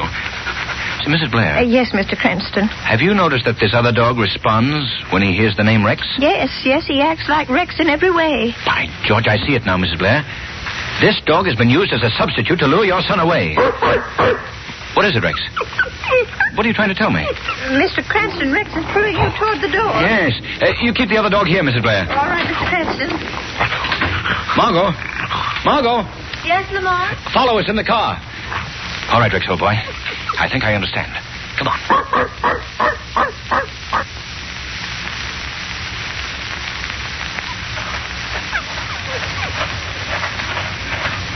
Easy, Rex. Easy. I wonder why you've led us into this lonely neighborhood. Oh, what this hill is it, boy, huh? Margot, stop the car. I think he's trying to call your attention to that shack up there, Lamont. Yes, Margot. Evidently, that's where Peter Blair is or was. Turn off the headlamps, Margot. Wait here. The Shadow's going to see what or who is in that shack. Be careful, Lamont. I will, Margot. Come along, Rex. Come on, boy. Come on.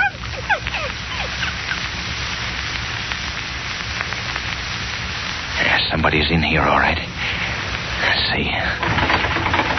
The door's locked. Speak, Rex. That's a boy. Yeah, somebody's coming. Well, so you come back, huh, Mutt? Get in here. Come on. You won't get away this time. The Skinner said clean up everything. Hey, am I hearing things? So the Skinner told you to clear up everything, eh? What? What was that? I don't see nobody. Who laughed? I did. Who are you? I am the Shadow. Shadow? The guy nobody can see. Yes. Where is Peter Blair? I ain't telling you nothing. I'm getting out of here. Stay where you are. I'm getting out of here. I'll shoot my way out. Drop that gun. Let go. Drop that gun. All right. Call the mud off. Let go his arm, Rex. What do you want from me? I want you to tell me where Peter Blair is. I'll tell you if you let me out of here. I won't bargain with you. I'm interested only in Peter Blair for the moment. All right. I ain't going to be the fall guy in this. Blair's with the Skinner. Where? They're robbing the National Bank right now.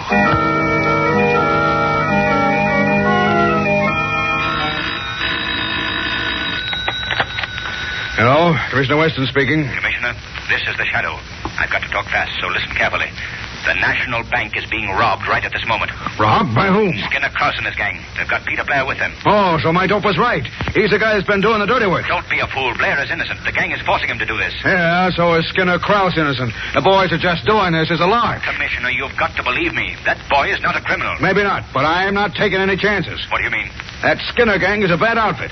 I'm taking a squad of men over to that bank with orders to shoot to kill. Commissioner, you can't do that. You may kill an innocent boy. The order is shoot to kill.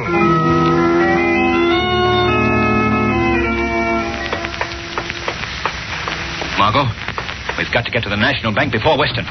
What happened, Lamont? Peter Blair may be killed by the police. Hurry, Margot. Drive as fast as you can.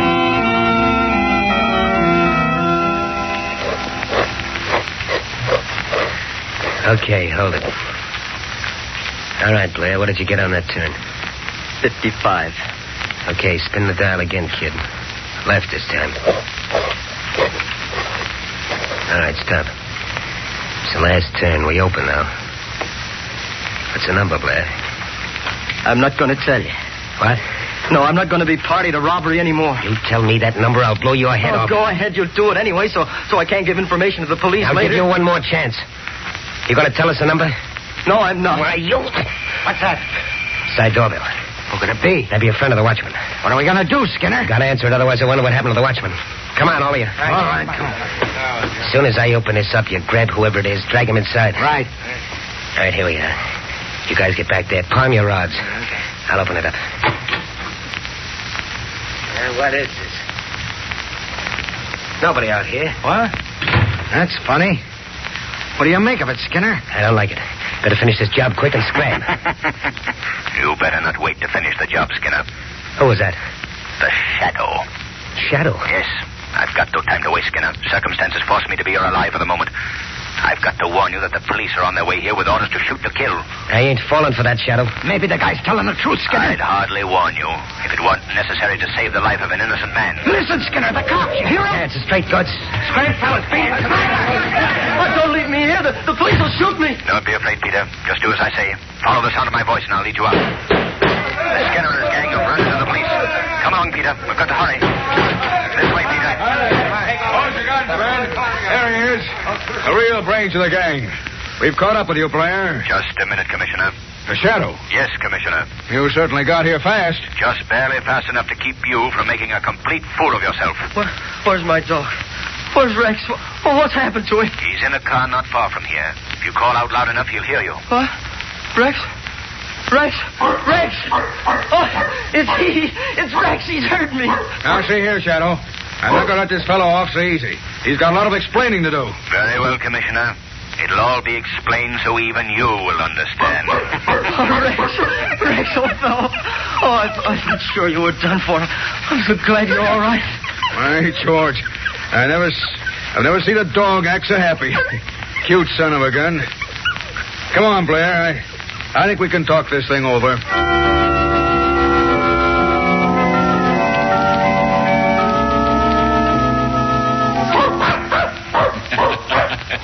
Well, you've got two fine animals now, Peter.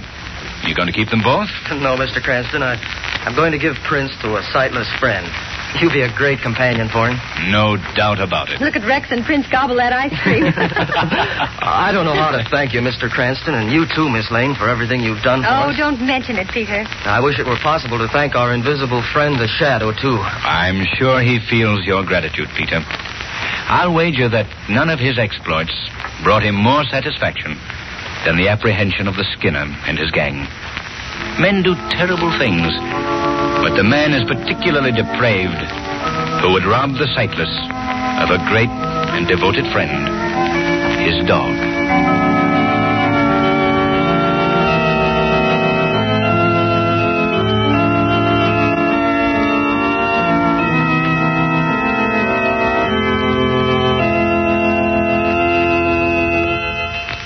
And now here's Blue Coal's heating expert, John Barclay. Thank you, Ken Roberts, and good afternoon, friends. One investment every homeowner can make, which will pay big returns in comfort and convenience, is to install a Blue Coal heat regulator. I've heard some people say what time and trouble savers their oil and gas burners are. But those people forget that their oil and gas burners are dependent upon thermostat control for their heating performance and for maintaining an even degree of temperature. By simply installing a Blue Coal heat regulator for your coal furnace, you too can control room temperatures and enjoy exactly the same kind of heating comfort that the most expensive oil or gas burner could give you. The Blue Coal heat regulator is a thermostat which controls your furnace dampers automatically. All you need do is set the thermostat control at the exact temperature you wish. Your heat regulator will maintain that temperature day and night. What's more, it will stop your house from becoming overheated in warmer weather and save you from wasting coal. Get in touch with your nearest Blue Coal dealer.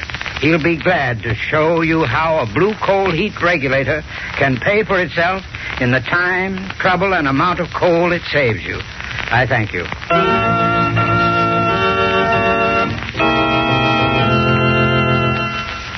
Today's program is based on a story copyrighted by the Shadow magazine. All the characters and all the places named are fictitious. Any similarity to persons living or dead is purely coincidental. The Shadow magazine is now on sale at your local newsstand.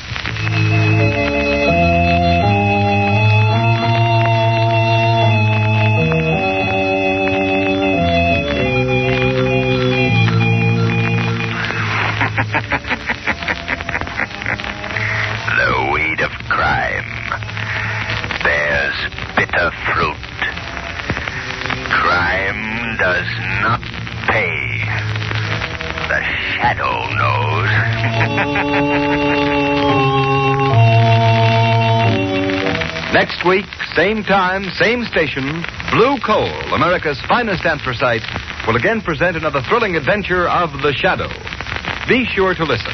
And be sure to burn Blue Coal, the solid fuel for solid comfort.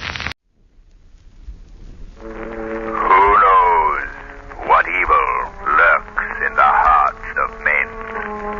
The Shadow knows.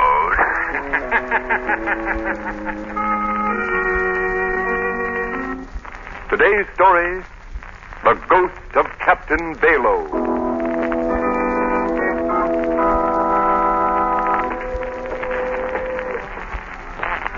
Come along, Cranston. We ought to find the mate of the Northern Queen and one of those waterfront saloons around here. I know you'll be interested in hearing his story. I'm sure I will. Tell me, Mr. Ware, what happened to the rest of the crew when the Northern Queen went down? Lost, every man jack of them. This mate we're looking for is the only survivor. He just got port. The Northern Queen was your biggest freight ship, wasn't it? Biggest and best in my whole fleet, Cranston. It was smashed to bits. Well, how did it happen? I don't exactly know. I've heard some crazy explanations, but no facts. That's why I'm so anxious to talk to this mate. Maybe he can clear things up. You say the Northern Queen was smashed to bits. Where did it happen? On an uninhabited island off the ship lanes in the middle of the Pacific. Uninhabited? Off the ship lanes? Then what was your freighter doing there? That's just what I've got to find out. There's something strange about this whole business. 10 liners have been wrecked in the same spot during a score of years in the same manner. Here, Cranston. Let's see if we can find the mate in this place. Hey, bartender. Come on up. All right. What do you have?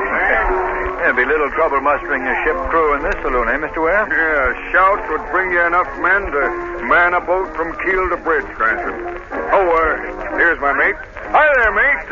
I see you're still fit to ride a gale. Commodore, where, sir? It's right pleased I am to lay an eye on you again. I want to talk to you. Can we go in the back room there? Aye, sir. Right in here. It'll be nice and quiet. Yes, this is better. Sit down, mate. Have a seat, Cranston. Thank you. I know you want to hear about the wreck of your ship, the Northern Queen. Yes. Mate, give me the fact. That I will, sir. And it'll likely raise the hair on your head just as it's whitened mine. What happened? What caused the wreck of my ship? 'Twas Captain Balo steered her on the rocks, sir. Well, Captain Balo wasn't master of the Northern Queen, was he? No, but he rode the bridge the night she broke up. Leastwise, his ghost did. Ghost? Aye. The ghost of Captain Balo held the wheel, and all the men aboard couldn't budge it from his grip. That strong he was.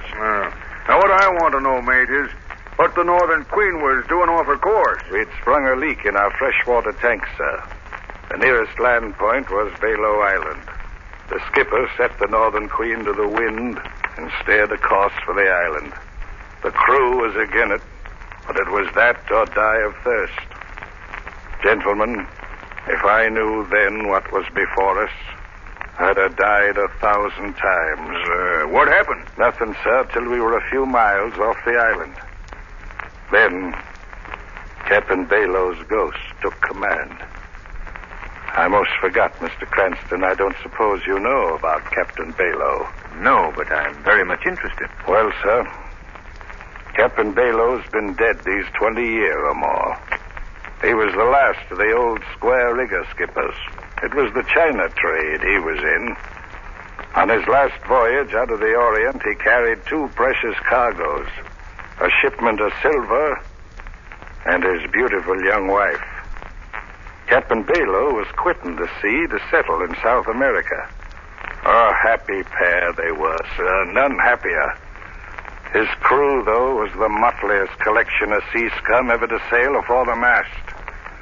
Well, sir, they were just off the island that's now called after him. Captain Balo was at the wheel, his wife beside him.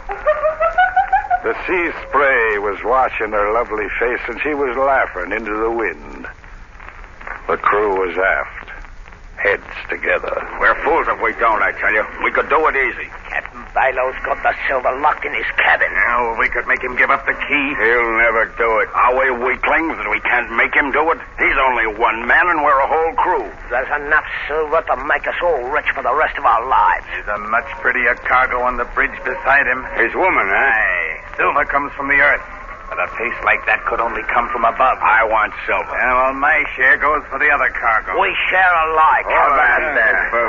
We get the prize first. We argue about it afterwards. Come on. All right. While a happy woman laughed beside a contented man, the crew crept slowly toward the bridge. The laugh was cut short by the sight of the hard-faced men. Captain Balo asked them what they wanted for. We want the key to your cabin, Captain Balo, and we mean to get it. Here's the key. Save yourself. He ordered the men below, but We came for that silver cargo, and you ain't putting us off. Better give us the key peaceful, or we'll take it away from you. the skipper reminded him it was mutiny. We know what it is. You don't have to tell us. Mutiny are not winning, Commander, and you're We've doing... heard enough talk. Out with the key. Captain Balo told them they'd get the key over his dead body. All right, then. Over your dead body it'll be, Captain Balo. Come on, men. Grab him. Hey, choking me! Back him. Through there, you swab. While the men fought like hungry wolves, Captain Balo's wife stood frozen in horror. Hand me that belaying pin. There you are. That ought to settle the swab. The blow from the belaying pin stunned the skipper. He fell to the deck. The crew were on him, snapping like a bunch of jackals. All right, lift him up. Up he comes. No more trouble. Heave him over the side. Captain Balo was half conscious when they threw him over the rail. He revived a bit when his body hit the water. He saw his ship with his wife aboard sailing away. Above the surge of the sea, he heard coming back on the wind the pitiful wail of his lovely wife. Before the waters covered him up, Captain Balo, with an oath on his lips, swore eternal vengeance on all men who sail the sea.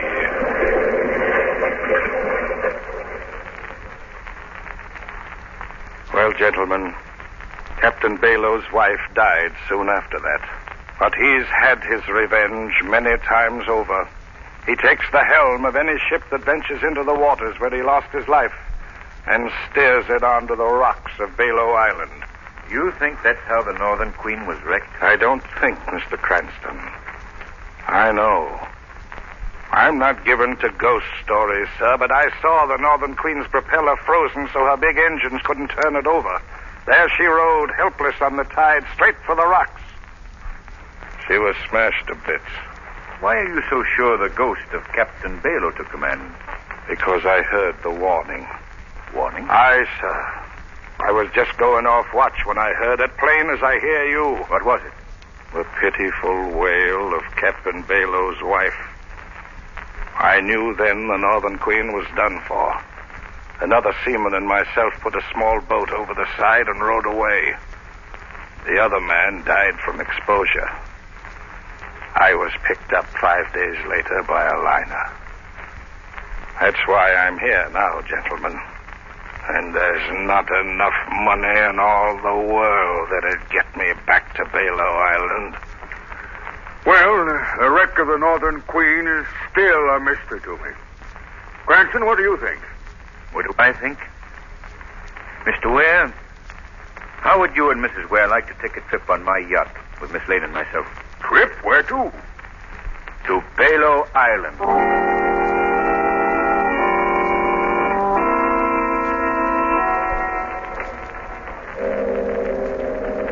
By George, it's funny. Here I am, owner of a fleet of ocean liners I haven't been to sea in years.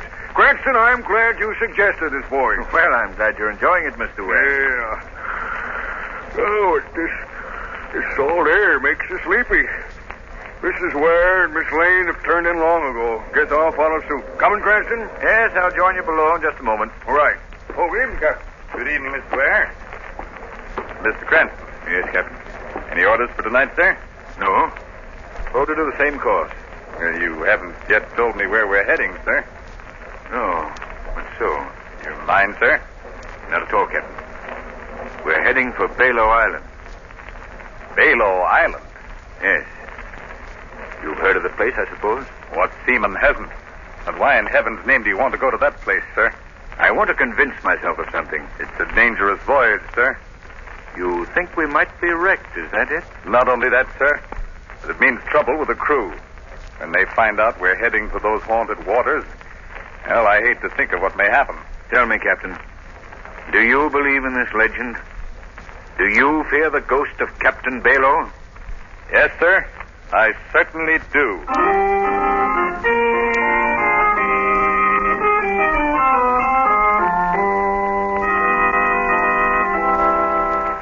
Quiet, men.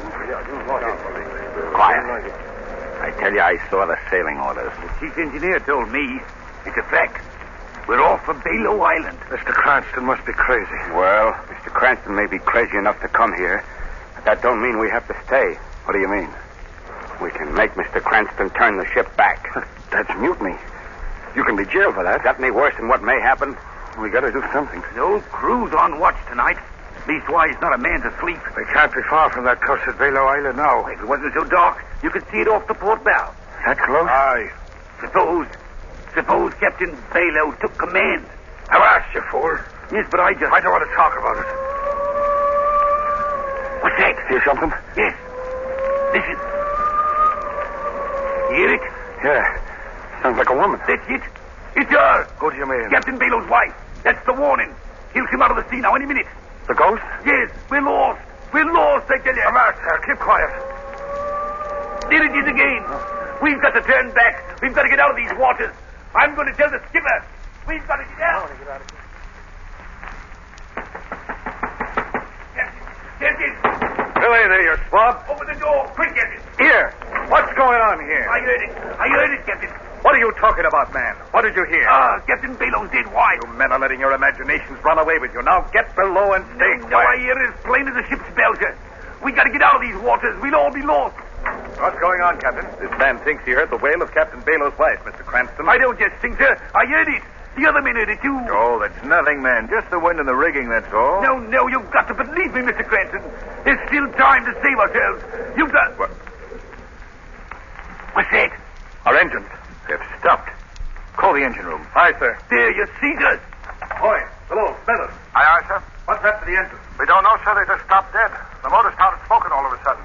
Stand by. I'm coming below. Aye, sir. Strange. The motors have all been shorted. They can't feed the engine. I knew it. It's the ghost. He's taken over. We're lost. The ship's lost. Keep quiet, man. I'm getting out of here. The ship's haunted. Don't go out there. Come back here. Captain, we've got to stop that man. He's gone mad. Stop that man. Stop him. We're lost, I say. Ahoy there, mate. Turn on the searchlight. Aye, sir. You went off the board, Bob. Swing that light this way. Lamont, what's happened? One of our men leaped over the side, Margot. Leaped over, you say, Cranston? Yes, Mr. Ware. Why? Our engine stalled. Poor fellow became crazed with fear. Oh, this is frightful, Lamont. I only hope we can find him in this heavy sea. Cranston. Yes, Captain. Have you found him? No, I'm afraid, sir, there's not much of a chance in a sea like this.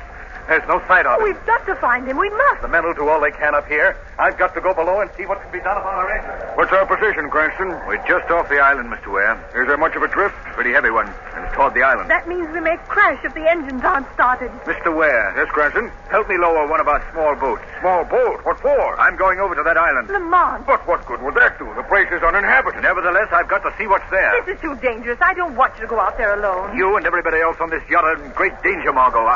I've gotten you all into it. I've got to try and get you out of it. Well, if you're going out there, Lamont, I'm going with you.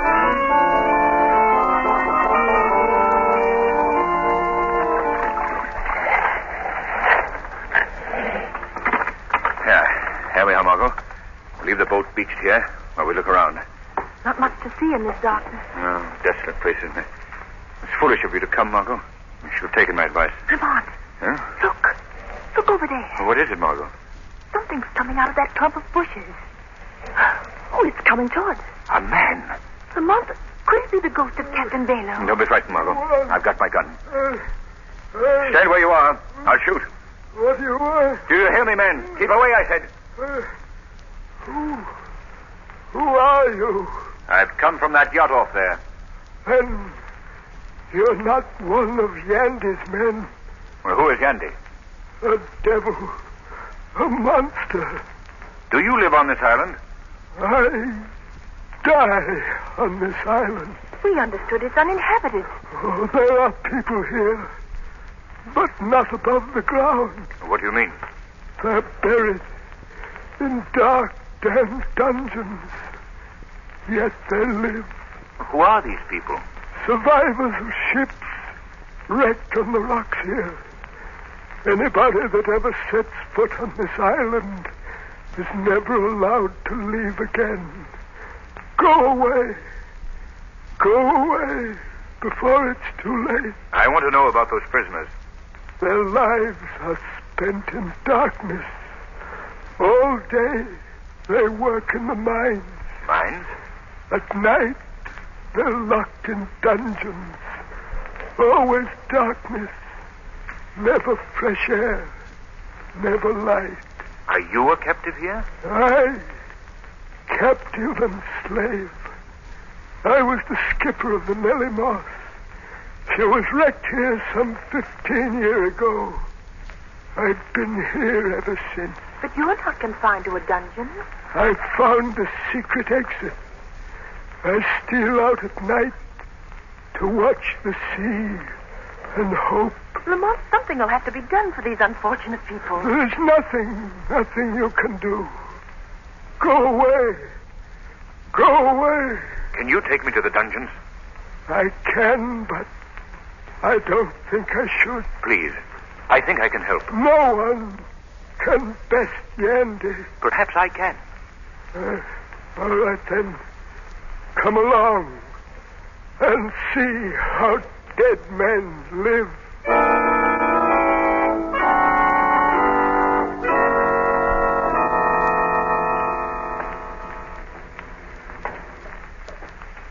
Careful. The guard is due along any minute. Keep close to me, Margot. This place is dark. I'm all right, Lamont. What's that? The dungeons. They're just below this crevice. You have to jump here. All right. Let me help you, Margot. There we are. This is all the light we ever see. A single flare. Lamont, look. Good heavens. Are these men? These are the ones that have gone blind from the dark. They can't work, so they must die of slow starvation. How horrible. How many men are here? 100. This is awful, Lamont. Men! Men! Look! 2 from the outside world. They've come to help us. There's no help for us. Careful. Here comes the guard. Get back, Margot. In here. He will pass. Get behind me, Margot. Tell me, men. Does this guard have the keys to the dungeon? Yes. What are you going to do, Lamont? Get those keys. Liberate these men. But how? Quiet, Margot. Here he comes.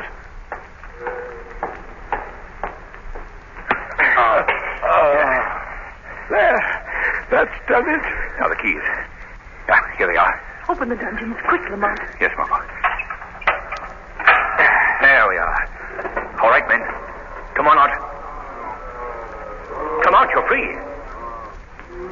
Don't you understand what I mean? It's no use, Lamont. These men are afraid to move. There's only one way to free them. I must remove the cause of their fear. Where will I find this Yandy? Yandy? Oh, you can't get near him. He lives and works in rooms carved out of solid rock. Where? Show me the rock. It's useless. But if you want to try, come with me. Margot? You go on, Lamont. I'm going to open the rest of these dungeons and try to coax these men out of this place. Yes, she will be safer here. There won't be another guard along before morning. Come along. Very well. But you will never get near Yandy alive. He's guarded day and night. I've got to get him. The lives of those men, the lives of my friends and crew depend on it.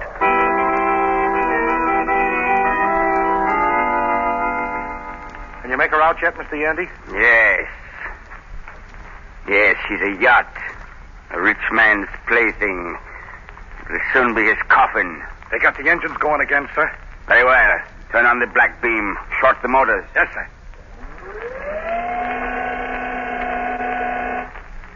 That's got him. She's helpless on a tie. Now, turn on the magno beam. Magnetize the rudder. Right. Got it. Hold her on it. Steer the rudder toward the rocks on the north end of the island. Yes, sir. There. That's one more crew that will never be able to tell of the mineral wealth of this island. Your secret is still safe. I've guarded it for 18 years. Since the day I discovered it. No one will ever share the wealth or know it exists. And another wreck will be chalked up to the ghost of Captain Balo. Yes. Captain Balo has been a most convenient ghost. A most plausible one. Nobody ever doubts him, it seems. What was that? Thought I heard a laugh. I heard it. Have you the radio key open? Oh, sir, I cut it before. You're lying to me, you! No, I swear I'm not, Mr. Yandy. No, Mr. Yandy, this is not a voice you can cut off with a flick of a dial. Who are you? I am the Shadow. Shadow? I've heard of him. He's the guy you can't see. Your use of the Captain Balo legend is at an end, Yandy. You've created havoc with your diabolically clever electrical inventions. Like a monster, you've destroyed men because of your insatiable greed. Well, Yandy, this is your finish. The sea will be well rid of you, and poor Captain Balo will rest peacefully in his sea grave. What's that? The slaves. They've escaped from their dungeons. Yes, Yandy, they're crawling out of the earth to vent their just hatred on you. Turn on the heat ray. Burn them up. Burn them to a crisp. Right. Tubes. They're all broken. My equipment is ruined. Completely, Mr. Yandy. My yacht is free of your clever magno beam, and those people down there will soon be done with you. I'm getting out. Out of my way. You're not getting on that boat. You got hit on the cove without us. I don't care what happens to you. Take care of yourself. Run, Yandy. The sooner to meet your doom. Lamont, are you here? Oh, Lamont. Yes, Margot. I'm quite all right. Oh, thank heaven. Look, Margot. The captives have taken their captor. They've got Yandy. They'll tear him to pieces. That would be little less than the fiend well deserves. But I suppose we'll have to try and save him for the law. Come along, Margot. We've no time to lose.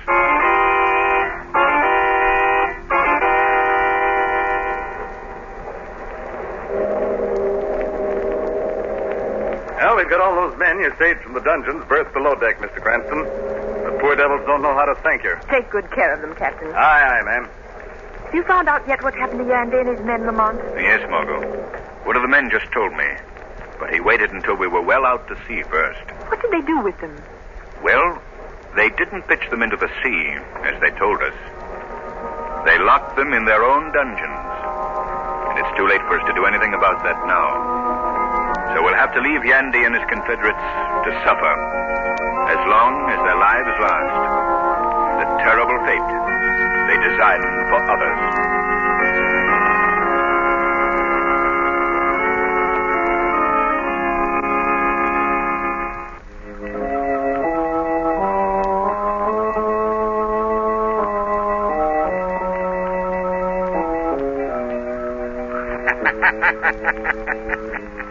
The weed of crime bears bitter fruit. Crime does not pay. The Shadow knows.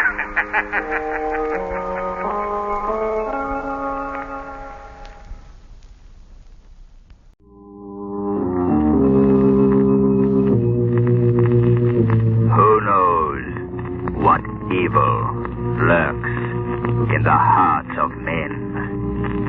The Shadow knows.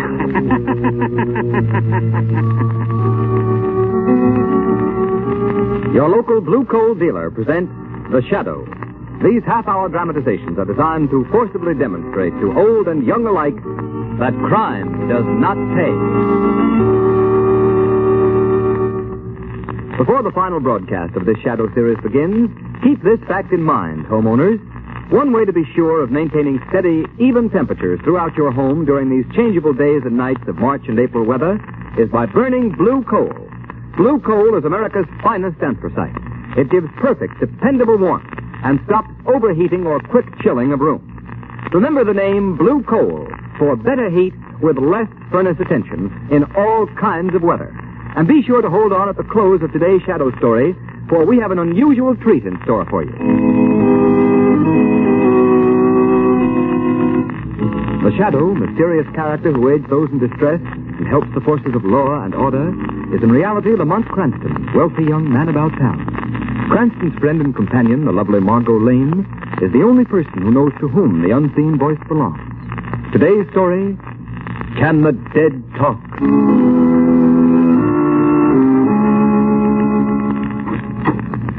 Oh, good afternoon, Miss Lane. Hello, Ames. Mr. Cranston in? Yes, Miss Lane. I want to... Hello, Margot. Hurry up, Lamont. We'll be late for Aunt Eliza's big charity benefit. She's been working on it for the last 6 months. Now, come on. Oh, all right. Get my coat, Ames, please. Yes. Honestly, Lamont, you're acting like a little boy who doesn't want to go to dancing school. You'll probably enjoy it. This man Voltaire is supposed to be very good. Margot, I don't like mind readers. He isn't a mind reader. He calls himself a mentalist. Well, it means the same thing to me. Well, I understand he's fascinating. When he's not performing on the stage, he goes around exploding the myths of haunted houses and things like that. He doesn't believe in ghosts. Oh, my... Your coat, sir. My coat? Oh, yes. Thanks. Listen, Margot, I've got to be back at 6 o'clock. There's a polo match at the Armory tonight. Yes, I know. I've got a front row seat. And you needn't act like such a martyr. If I can spend the evening watching you trying to break your silly neck playing croquet on horseback, it won't hurt you to go with me this afternoon and have your mind improved. Deliver me from a logical woman. Very well. Lead on, Macduff.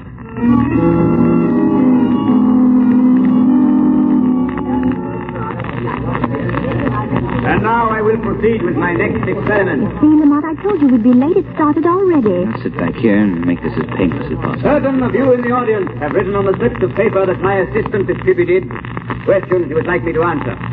Now, if you will concentrate on what you have written, I will try to get these questions by thought transference. But remember, you must concentrate. I must be in complete accord with your thoughts. I get the initials, E.K. Someone with the initials E.K. wants to know the date of her marriage. I think it was... Yes, I'm sure it was. March 24th, 1903. Is that right? Why, yes, that's right. Did you hear that, Lamont? He's marvelous, don't you think? That's an understatement. Oh, don't be so superior. Everybody, please concentrate. I cannot conduct this experiment in thought transference without sympathetic cooperation from my audience. Now I get the initials BDM. BDM wants to know the street, number, and city where he was born. The street is Walnut. The number 2124. The city, Philadelphia. Am I right? Gee, he got it. He's marvelous. How do you suppose he does it? Elementary, my dear Watson. Wait, please. Before I proceed further, I feel that in this room there is someone who is not only an unbeliever, but one who is distinctly hostile to me and what I am trying to do. There, Lamont, he must mean you. Nonsense. Probably politics. I would like that person to attempt a little experiment with me. If he or she will think of something, some question, the answer to which is known to no one else, I will attempt to answer it correctly without the person having written the question down at all. If I can answer it correctly, it should prove to the skeptic that the transference of thought from one mind to another is completely possible. Nice trick if we can do it. You don't think it's possible, Lamont, huh? Oh, I won't say it's impossible, but it's certainly highly unlikely. Well, think of something and concentrate on it and see if you can get it. I will not. In the first place, you don't know that I was the one he was referring to. Second place, even if I were, I wouldn't give him the satisfaction. You think of something that no one could possibly know but yourself. I'll bet you 100 to 1 he can't get it. Well, perhaps you're right. Quiet, please. Quiet. Someone in the audience is concentrating on the question, who is the shadow? Margot, did you think of that just then? Yes, but I don't know why. It just seemed to come into my head. I will answer that question. No, on second thought, I believe I will not give the answer after all. Unless I am very much mistaken, the shadow himself is present. And I don't believe this is just the time to remove his veil of secrecy. However, in case the shadow thinks this is merely a sham, I would like to inform him that within an hour, he will receive a cablegram from someone he never heard of. What do you suppose that means? I haven't the faintest idea. I will now proceed with the questions that have been written on the papers. Someone whose initials are LTZ wants to know the number of a license plate on his car. Oh, Lamont, let's get out of here. You can go if you like, my dear Margot. But I'm going to stay till the end. For heaven's sake, why? After the performance, I think the shadow will pay a little call on Mr. Voltan. I'm consumed with a burning desire to find out just what he knows.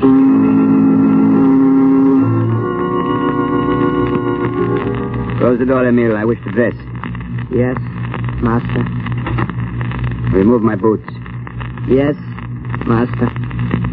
Hey, careful, you clumsy fool. What's the matter with you? I'm sorry, Imbecile, go. Leave me alone. Yes, Master. I will. Well, what's the matter? Master, the doorknob turned. The door is opening, but the hall is empty.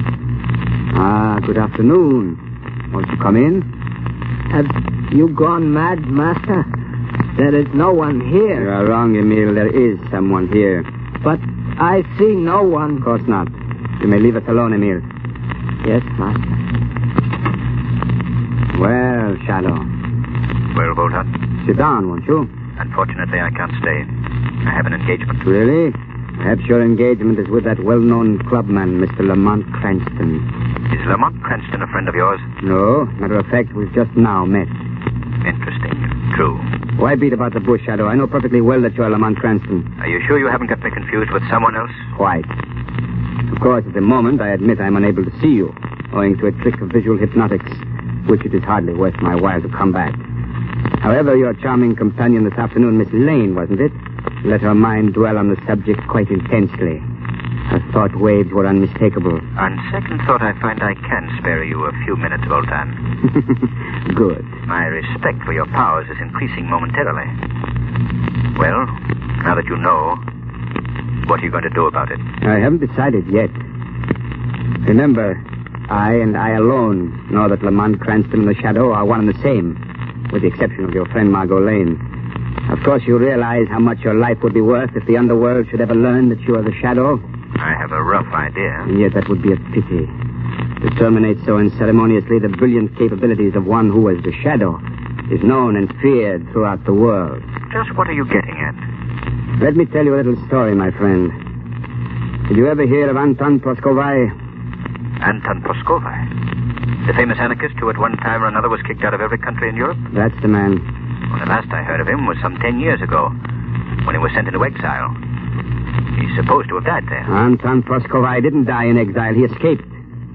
But he dropped out of sight for 10 years because he was making a study of that least understood attribute of mankind, the human mind.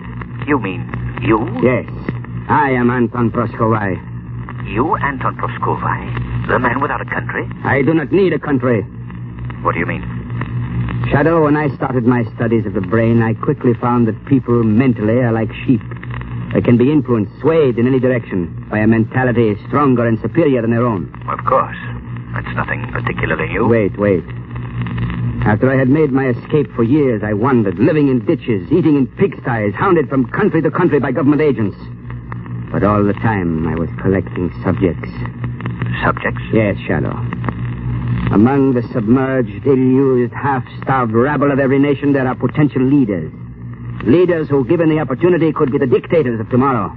Go on. These men, I know. I know them so intimately that from wherever I am, I can control their minds. You saw Emil, my servant.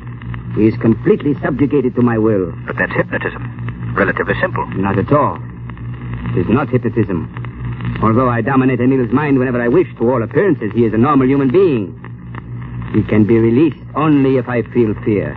And I am never afraid. Only if you feel fear. I put the idea of the Shadow's identity in Miss Lane's mind this afternoon. After which she unknowingly, yet obligingly answered it mentally.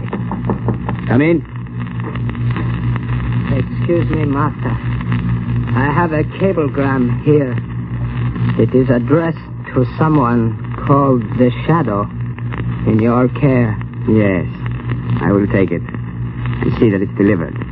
Go now. Yes, Master. You see, Shadow? You mean? On the platform this afternoon, I willed one of my subjects in Europe to cable you, saying, "The downtrodden shall arise." Here, I will open your cablegram. I'll put it on the table where you can see it. Well, what does it say? The downtrodden shall arise. Well, that's amazing. Now do you believe me, Shadow? Through my subjects who are leaders themselves, I can control the vast mass mind of the rabble, the bulk of the population of the world. I suppose it's possible at that. Possible? Listen, Shadow.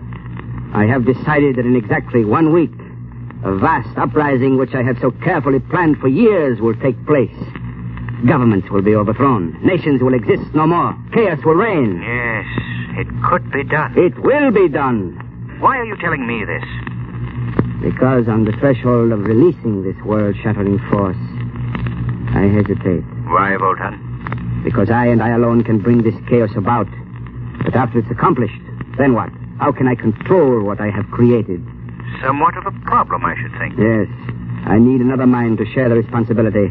A mind which already has superhuman powers that I could train to assist me in the great work of reorganizing the world. And you want me to join you, is that it? Why not? Shadow between us, we could rule the world. Suppose I refuse. Then, I shall be forced to divulge the secret of your identity to those who would be most interested.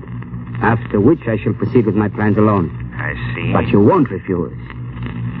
Join forces with me, Shadow.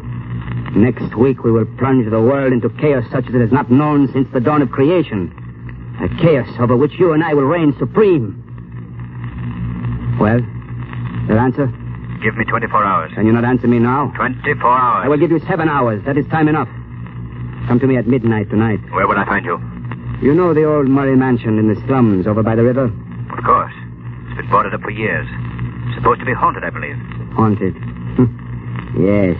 That's why I use it for my headquarters. A reputation for ghosts is very convenient for keeping away prying eyes. I will be waiting there for you tonight at midnight. And I advise you to come alone.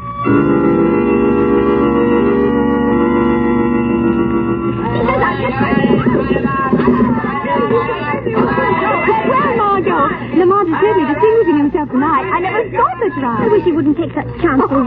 He's not taking any more chances than we are, sitting down here in the front row. He puts you pretty close at these indoor polo matches. Close? Honestly, Margot, any minute I expect to look up and find a horse sitting in my lap. There goes Lamont again. He's got the ball. No, the backman is riding him off.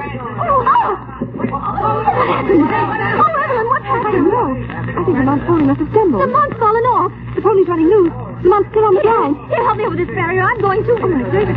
Hey, stand back. Come there. Get a doctor. He may be badly injured. Here, you go. Oh, Evelyn, he's hurt. He's lying there so still and white. Lamont, speak to me. Margot, now take it easy. Here comes Dr. Carlson. Oh, thank goodness. He's Lamont's doctor. All right, stand aside, please. I'm a doctor. Oh, Dr. Carlson, thank God you've come. Do you think Lamont's hurt badly? Well, I can't tell yet. I'll have to examine him. Well, what is it? Tell me, can't you? Miss Lane, I'd rather do anything in the world than tell you this. Oh. Lamont Cranston is dead. Oh.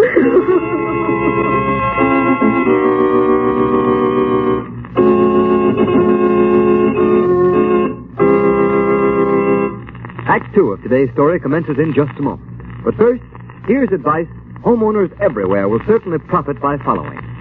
Your nearest blue coal dealer has a real bargain for you. It's the John Barclay Summer Conditioning Service, a thorough cleaning and checkup job that'll put your heating plant in perfect shape for next fall and save you money on your fuel bills. This summer conditioning service includes cleaning all inside and outside surfaces, cleaning and reassembling the smoke pipe, and sealing all openings at joints where the pipe joins the chimney. This service also includes a thorough check of all dampers, valves, pipes, and grates, plus the painting of all doors and surfaces. In fact, it gives you over 10 vital money-saving jobs that will improve the efficiency of your furnace, all for the price of one. It's worth $12.50, yet it only costs approximately $5 for the average size home. So next month, or whenever you decide to let your furnace fire go out, get in touch with your nearest blue coal dealer. Let him give your home heating plant, whether it's steam, warm air, or hot water, a thorough summer conditioning. You'll save time, trouble, and money in the long run. And remember, too, if you want steady, more dependable heat in your home throughout the changeable weather of early spring, order Blue Coal. You'll get better heat with less furnace attention.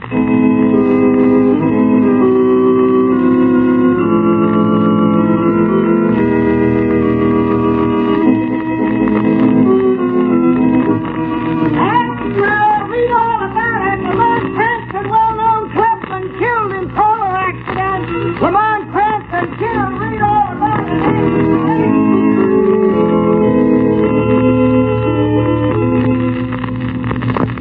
Now that everybody's gone, Don't you think you'd better go home yourself and rest? Rest? How can I rest? Oh, Evelyn, I can't believe it. I can't believe it, Lamont is really gone. No. I know, dear. Now, come on, Margot. I'll take you home. Oh, but... Oh, there's somebody in the hall. Evelyn, don't let them come in here. I can't face any more people. It probably ain't. Come here, Margot, in this alcove. Nobody will notice. I'm afraid I can't stand much. Just wait, sir. Mr. Cranston's death was a terrible shock to me. Are you an old friend of Mr. Cranston, sir? I don't seem to remember. Well, not exactly an old friend, but considering the length of our acquaintance, a fairly intimate one. Yes, sir. If you'll just step in here, sir, you may view that... Evelyn, that man. Who was it? No one I ever saw before. His name's Voltaire. He's a mind reader. He gave a performance this afternoon at Aunt Eliza's charity benefit. Rather strange looking. But you know, Lamont did have some weird friends. He wasn't a friend of Lamont. I mean, I don't think he was. I wonder just... Very sad to see a man cut down in his prime. I beg your pardon. Miss Lane, isn't it? Why, yes. I thought so. May I tender my sympathy, Miss Lane? Thank you. I know how you must feel. Great pity. Cranston had a future. Possibly a greater future than even you suspect. Well, what's done is done. I must be going now. I beg pardon, sir. I can find my way out. Oh, now, Margot, darling. Won't you please let me take you home? Ames will take care of everything here, won't you, Ames? Yes, miss. I'll get your things. Oh, all right, Evelyn. I suppose there's nothing more I can do tonight. I'll go. Good. And I'm going with you, just to be sure you get there.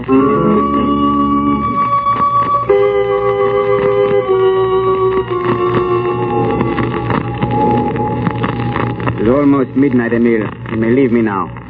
Master, are you sure you would rather not have me to stay here? Stay? No, you fool. Why should you stay? I do not know.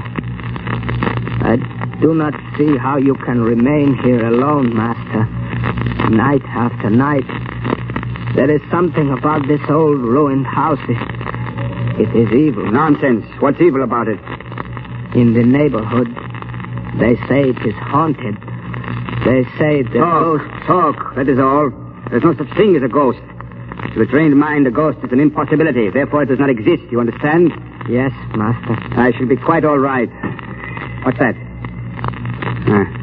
Just a loose shutter in the wind. Master is worried? I have never seen you so before. I've had rather an upsetting occurrence tonight. I must think things out. Go, Emile. Yes, Master. The usual time in the morning? Of course. Now go. Yes, Master. Yes, I go. Fool. Emile is an idiot, trying to frighten me with this old woman's tale about ghosts. Ghosts do not frighten me. Nothing frightens me. If I knew fear, I couldn't hope to control the world. So now Lamont Cranston is dead. I must proceed alone. But I must hurry before anything else goes wrong. I will not wait a week. Tomorrow I shall call upon my subjects to arise and kill. Tomorrow. It's a pity the shadow is gone. He would have enjoyed it. I could have taught him so many things. What a magnificent conception. The shadow.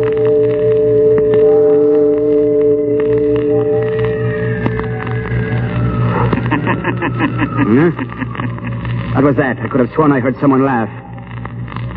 No. No one is here. No one could be here. Must have been in my mind. That's right, Voltan. In your mind. Who's that? Who speaks? Is it possible you don't know me, Voltan? When just this evening you claimed to be one of my most intimate friends? Shadow. Or his ghost? No. No, it's not possible. Really? With my own eyes, I saw you lying dead. I know. So thoughtful of you to call. Stop! It can't be you. It can't. You hear me, don't you? I'm imagining things. My mind is overstrained, that's all. The shadow is dead. You see, it's midnight, Voltan. I have returned from the spirit world to keep our appointment. Spirit world? There is no such thing. There can't be. I won't allow myself to believe it. You're afraid, Voltan? No, I'm not afraid. You are afraid for the first time in your life. You're afraid. At last, the thousands of subjects you've held under your spell are liberated, are free. Who's there? It is Emile. You must remember me, Master. Your loyal servant, Emile. The one whom you've subjected to your indignities for so long. You've gone mad. Now, Voltan, it is you who have gone mad. And there is but one way to deal with a mad dog. Keep away from me, Emil. Don't come any closer. This gun. I will shoot! Drop that gun. Emil. I didn't mean it. Stop, Emil. Stop following me! You wounded me, Voltan. But before I die, I am going to kill you. I am not afraid of you anymore. You are afraid of me. No, don't touch me. Don't you... There. He's dead. I am free. At last. Oh.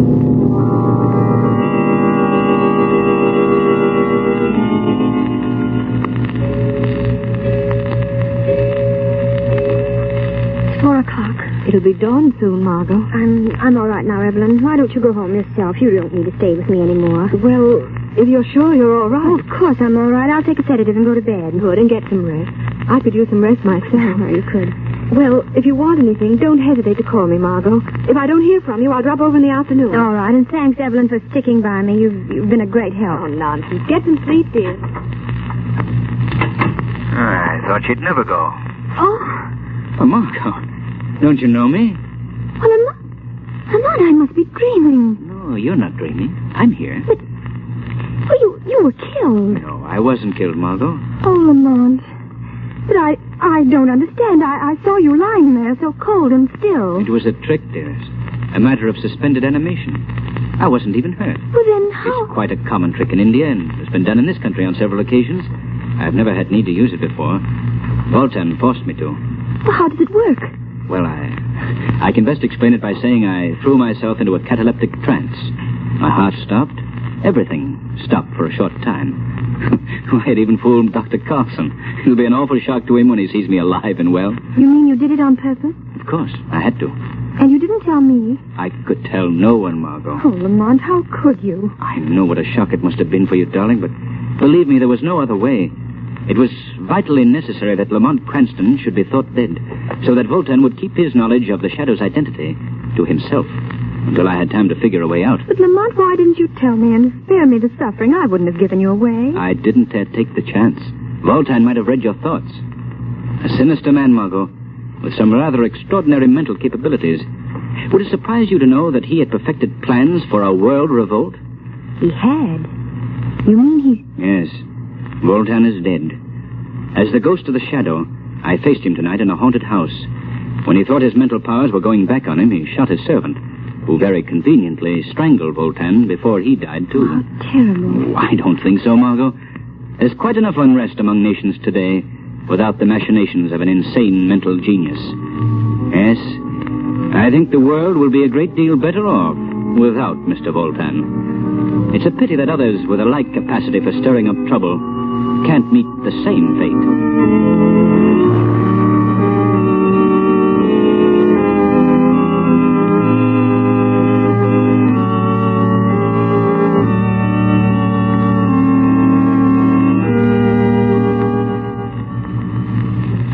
And now, friends, we have a real treat in store for you.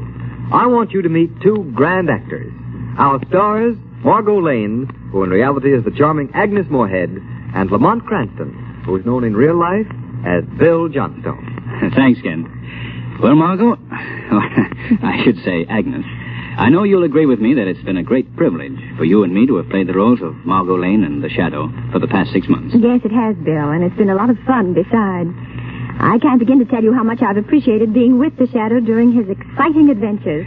And I know that we appreciate the generous cooperation we've received from our sponsors, the Blue Coal Dealers, in teaching young and old alike that crime doesn't pay. If we succeeded in driving home that moral, then we'll have accomplished our purpose.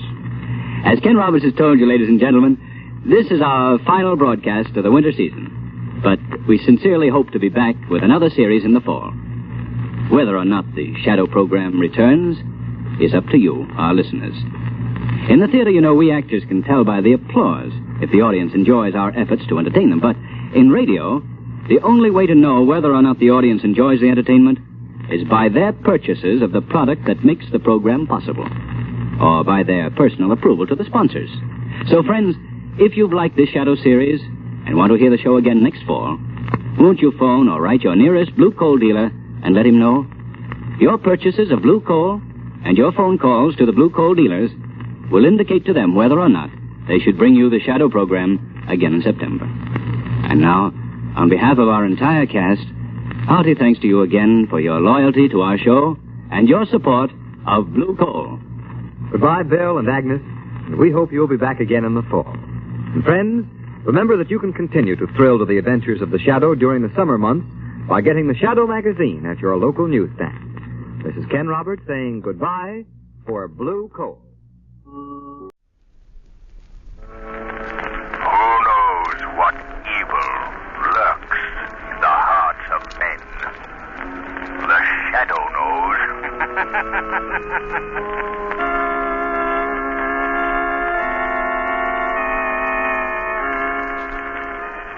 The Shadow, mysterious character who aids those in distress and helps the forces of law and order, is in reality Lamont Cranston, wealthy young man about town. Cranston's friend and companion, the lovely Margot Lane, is the only person who knows to whom the unseen voice belongs. The only one who knows the true identity of that master of other people's minds, the Shadow. Today's story, Black Rock.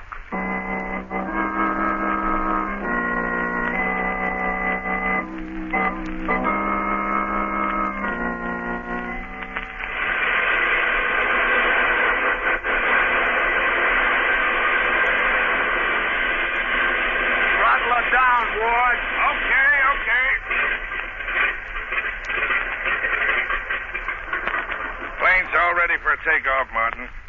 And what a takeoff. Right straight to a watery grave. She only knew it. Listen, Ward, you better not let Burkett hear you shooting off your mouth like that. I ain't scared of that swindler. He ain't got nothing on me. Oh, no. Nothing at all, except that you're a pilot without a license who's been making his living flying smuggled dope. So what? Don't think I can't see what goes on. I know that Burkett swindled his stockholders out of $2 million. And now he's skipping in this plane. Well, what if he is? You're getting paid plenty, ain't you? Sure. Oh, hello, Mr. Burkett. Is the plane ready to take off? Yeah. He's fueled to the limit. Fly 1,500 miles if necessary. The supplies are all loaded, too, boss. Well, you know our course. We're heading for Nova Scotia. Yeah. Mr. Burkett. Mr. Burkett. Harvey, what are you doing here? I followed you. Yes? Where are you going, Mr. Burkett? Well, what's that to you, Harvey? I happen to know that you're absconding with the company's funds. Now, see here, Harvey. Mr. Burkett, you can't do this. Think what will happen to me, to the stockholders, everyone. Harvey, I'm not running out on you. You don't know what you're saying. I do know what I'm saying. I know that in that suitcase you have $2 million of the company's funds. You made me president, and I'm responsible for those funds. I'll be ruined. Ruined, do you hear? Now give me back that money. Let go of that bag, Harvey. Give it to me, I say. You're stealing the company's money. What? Martin, take care of him, will you? Give me that. Listen, punk, shut up. I won't. I want that money. I want that money. Give it to him, Martin. That'll stop that. Nice work, Martin. Throw him out of the plane. Okay. All right. Now, let's get out of here. So you cleaned out your company, huh, Burkett? Robbed your poor, dear, trusting stockholders. You're not supposed to know about this, Ward. Oh, no? Not even the $2 million you got salted in that suitcase? You were hired to pilot this plane, and that's all. So get the plane off the ground. Okay. As long as I get my cut. Don't worry, Ward. You'll get yours.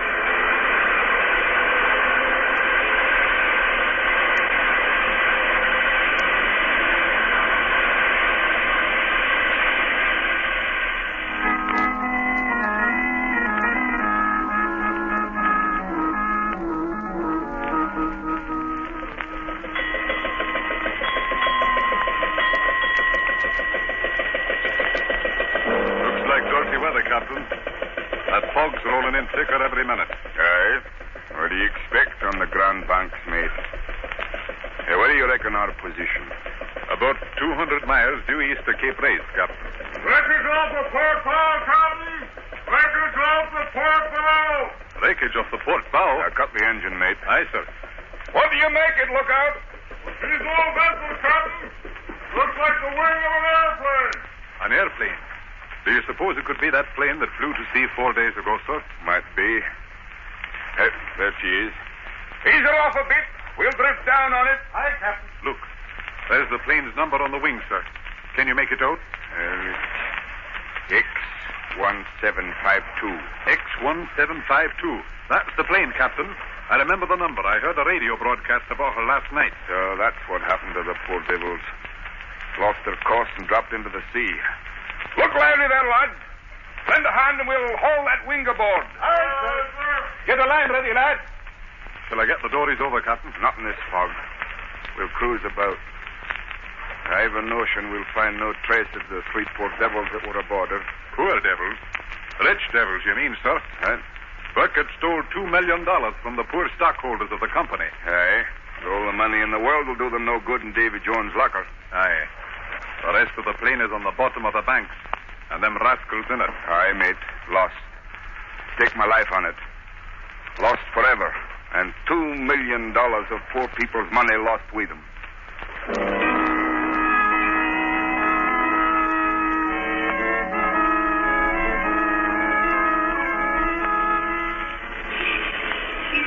Extra, extra! Swindler's plane found in sea.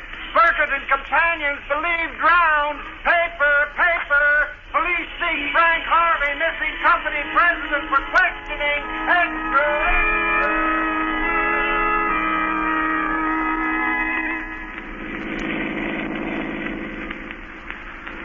Lamont, do you mean that the poor man really had nothing to do with the money being stolen? Absolutely nothing, Margot. That's why we're driving down here. Frank Harvey is an honest man. He was set up as president of the company by Burkett. Harvey thought it was a legitimate investment house. Then why can't he tell that to the police? Because, unfortunately, that would never hold in a courtroom. As head of the firm, he's directly responsible to the people for their stolen money. Where did you say you'd meet him? He's hiding down by Miller's Creek. Is that right down this road? Yes. I think it's this third cottage here. Let's get out and see. All right, Lamont. Hey, there's someone in the window. He's waving for us to come in. Yes, that's Harvey. We go in the side door. How long has he been hiding here? About a week, I believe. Mr. Cranston. Hello, Harvey. Come in, please. Thank you. This is Miss Lane, Mr. Harvey. How do you do? How do you do? I'm so glad you could come here, Mr. Cranston. I hope I can be of service. Well, that's a pretty forlorn hope, I guess. What, with Burkett presumably at the bottom of the sea? Presumably, Mr. Harvey? Yes. You see, I can't make myself believe that he's dead. I'm inclined to agree with you on that. You are? Why, Lamont? Well, for one thing, Margot, their bodies were never found. Lamont, I don't like to be stubborn, but the Atlantic is a mighty big pond. Yes. But I also know that when Burkett planned his getaway, he wouldn't have figured on flying across the ocean in a plane with a cruising range of only 600 miles. They were flying to Canada and got off their course. Yes, that's true. No, Harvey. Ward, although crooked, was an excellent pilot. He was an expert navigator. He knew blind flying. Then, since you think they're alive, how did their plane crash 200 miles at sea? Fly itself? Fly itself? Margot, you've given me an idea. It's the only thing I haven't been able to figure out. What are the things you have figured out, Mr. Cranston? I'm afraid I can't tell you right now, but if they work, the missing money will be returned to the stockholders, and your name will be cleared, Mr. Harvey.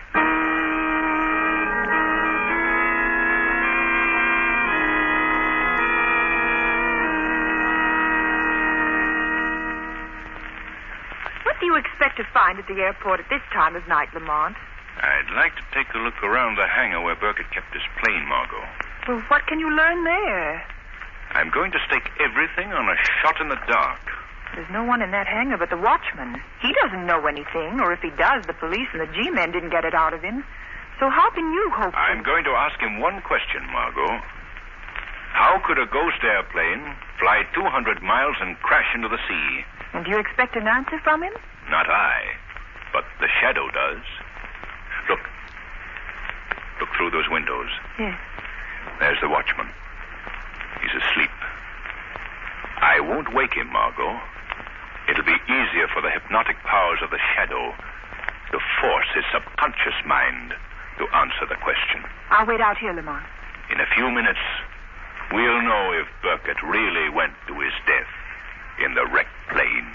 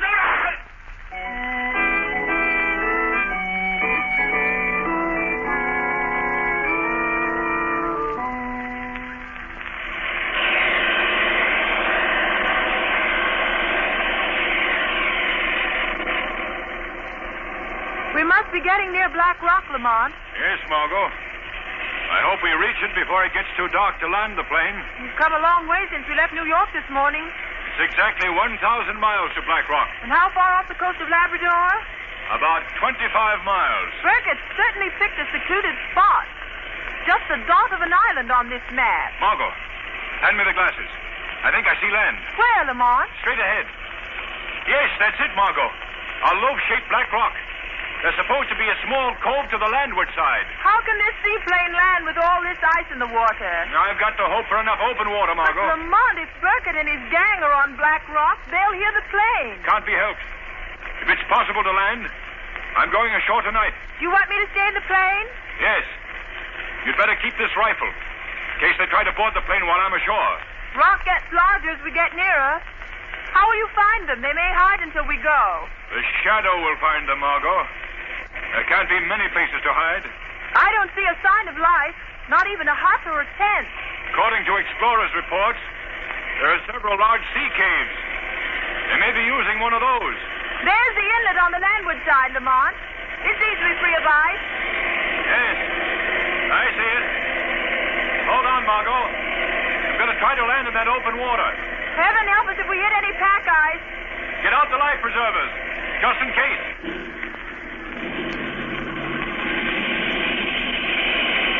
We'd freeze to death in that water. Steady. This is it. You made it, Lamont. You made it. Yes. And now the shadow must do the rest.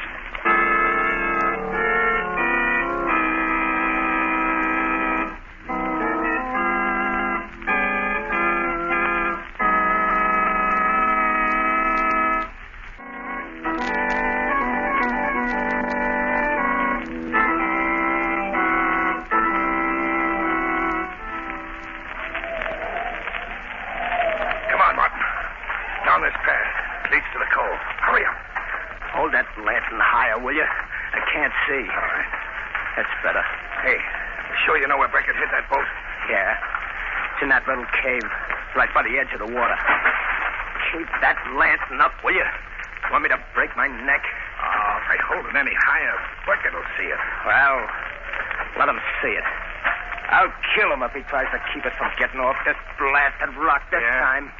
Bucket will kill us if he catches us trying to get that plane in the cove. Hey, who do you suppose it is after us? What do we care? It's a plane, ain't it? A chance to get away from Bucket. Well, I ain't leaving without that money. Not after the way he starved us, kicked us around like dogs. All right. We'll get the plane. Then we'll take care of Bucket. All right. Here's the code. Look, I told you we'd find it, didn't I? Yeah. Come on. Yeah. Well, what are we waiting for? Come on, let's pull out to that plane. Oh, we gotta get the... Shut up, Martin. Listen. I heard something like somebody laughing. Laughing at us. Ah, you're crazy. It's the wind. Oh. You hear that? Somebody's close to us, watching us. Get down. Maybe Bucket. Hide. I heard it, too. Put out the lantern, quick. It's no use. I'm not Burkett. You cannot hide from me in the darkness. Some guy from that plane. All right, come on into the light and be quick about it, fella. Cover him with your gun, Martin. I can't see him. I'm standing in the light, close to you. But you cannot see me. What do you want? I've come for you. It's the cops, Ward. It's the cops. They found him. No, it's not the police, Mr. Martin. Well, then who are you? You've been in prison, both of you. Haven't you ever heard of the Shadow? The Shadow? Guy nobody's ever seen. Not the Shadow. Not on this forsaken rock. The end of the world is not far enough to hide you from me. What? That voice. I've heard Cons talk about it. It's him. He's here. There's been a slip. He's come for us. Yeah? All right. But getting us is another thing. Now, don't come near me, Shadow. I'll drill you, even if I can't see you. I'll take you when the time comes. But first I mean to get Burkett and the $2 million he stole and clear the name of Frank Harvey. Well, you can have Burkett, but you'll never get that $2 million, Shadow. Not one of you will escape. How did you find us? That watchman squealed, didn't he? I warned Burkett. Come on, Ward. We gotta find Burkett. He'll know what to do. Yes, go to Burkett. Warn him the Shadow is here. Tell him you'll never leave Black Rock alive. Never live to spend the fruits of your crime.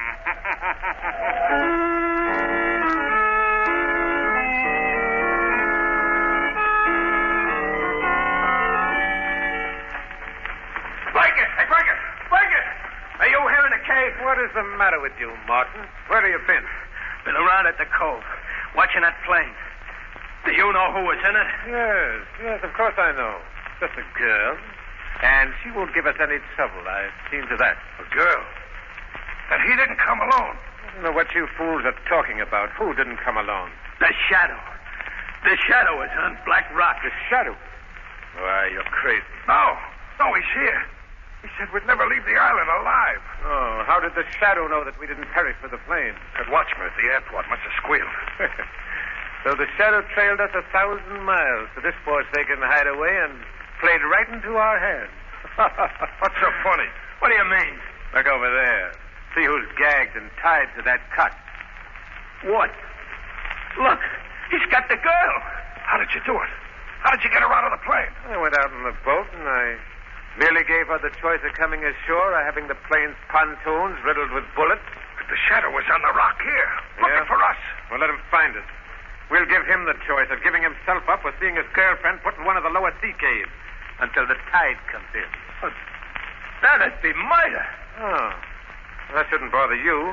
You and Ward have been watching for a chance to murder me ever since we came to Black Rock. You know why, don't you? Because you've been starving us to death. For your own good, you fools. We've got 7 months of winter ahead of us. If the food gives out before we can leave here next summer, we'll die by slow starvation. That is just how you will die. Unless you tell me the hiding place of the $2 million, Burkett. The Shadow. He's here, in the sea cave. He followed us. Well, I'm glad you're here, Shadow. Now we can settle this. I'll make a bargain with you. The Shadow doesn't bargain with criminals, Burkett. I've got the girl who came with you. There she is. Look at her. I'll give you 2 minutes to come out of the shadows and give yourself up. Give myself up to be murdered? Drowned in the lower sea caves? Oh, no, Burkett. Burkett. You have no choice. We'll drown the girl. Burkett, listen to me. Would you have the murder of an innocent girl on your conscience in your last days and hours when you are slowly starving to death on this barren island? You can't scare us, Shadow. We've plenty of food. You had plenty of food, Burkett. But look at it now. Look at the chests of food you have so carefully hoarded. Look at them. Burkett, look. Yeah? The locks are smashed. The chests have been opened. What? Burkett, look. The flour. The dried meat. It's soaked. Soaked without kerosene. Look, this chest is the same. We can't eat it.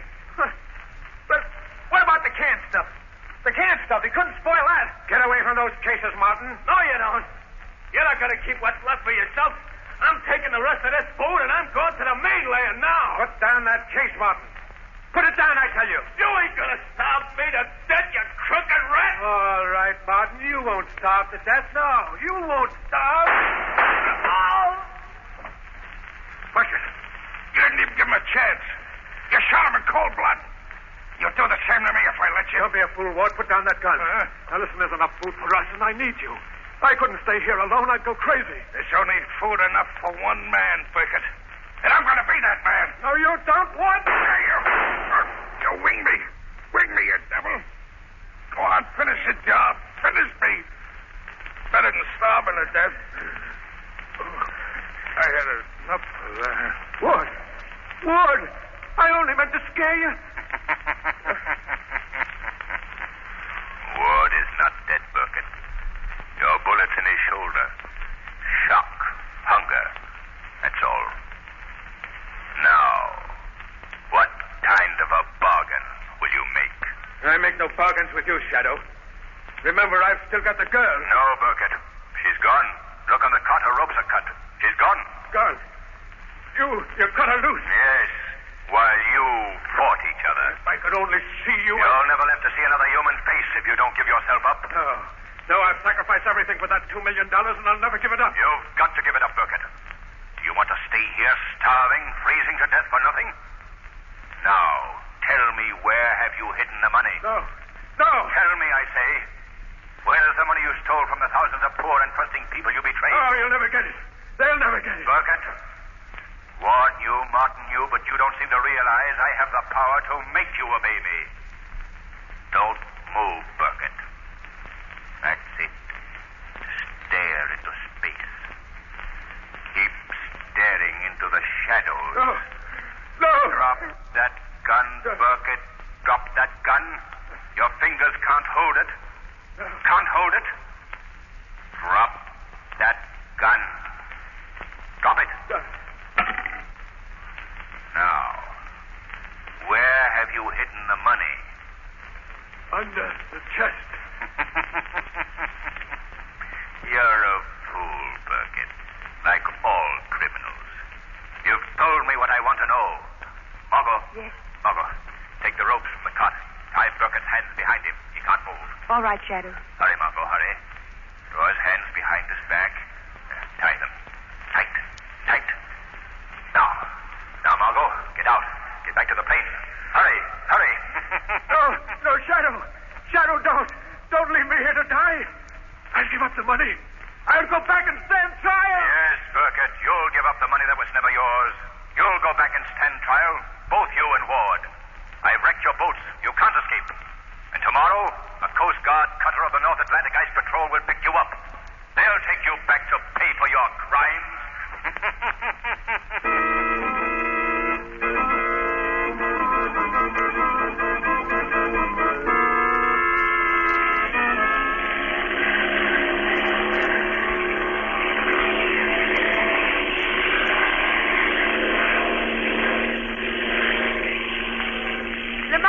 Do you think the Ice Patrol will believe your message? I have the plane's radio tuned in on their regular band.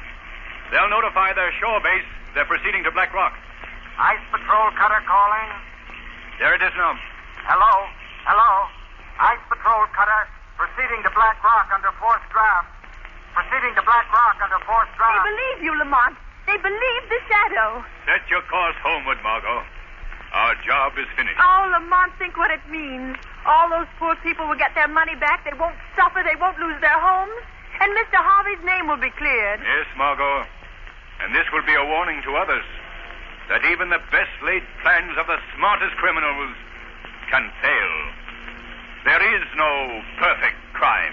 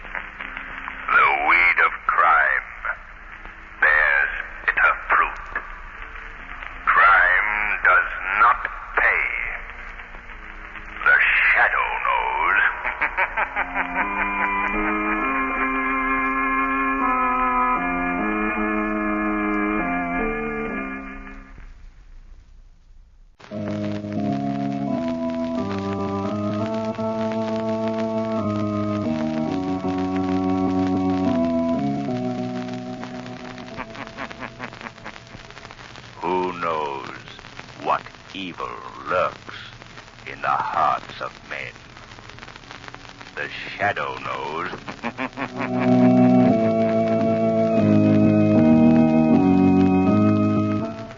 Again, Blue Coal dealers present radio's strangest adventurer, The Shadow.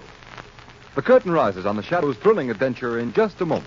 But first, may I advise all homeowners who want steadier, more dependable home heating to be sure and order Blue Coal.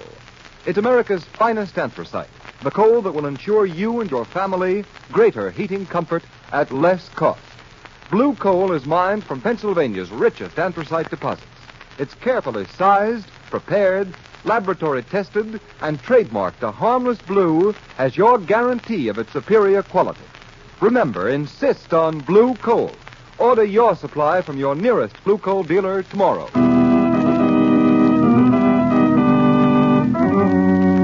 The Shadow, Lamont Cranston, a man of wealth, a student of science, and a master of other people's minds, devotes his life to righting wrongs, protecting the innocent, and punishing the guilty. Cranston is known to the underworld as the Shadow. Never seen, only heard, his true identity is known only to his constant friend and aide, Margot Lane. Today's story, Death Stalks the Shadow.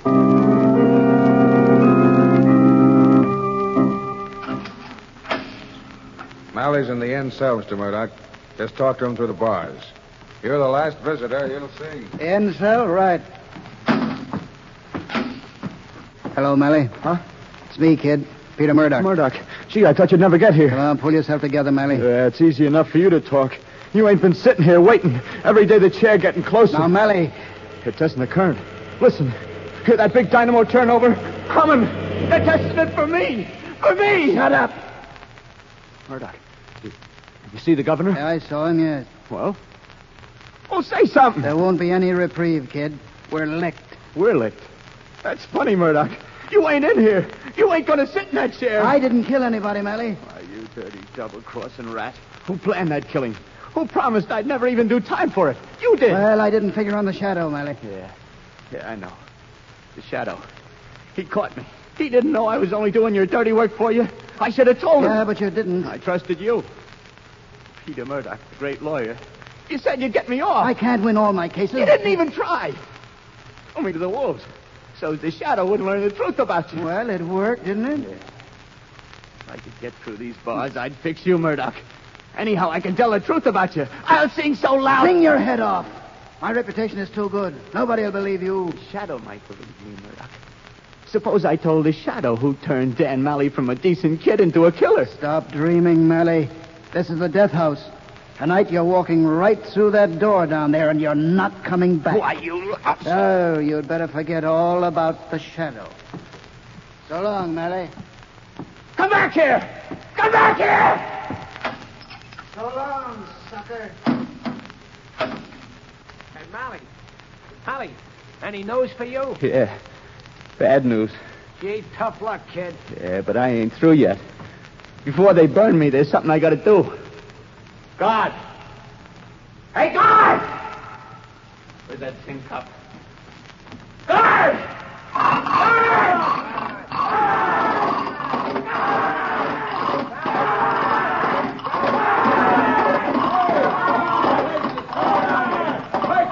guy. Pipe down.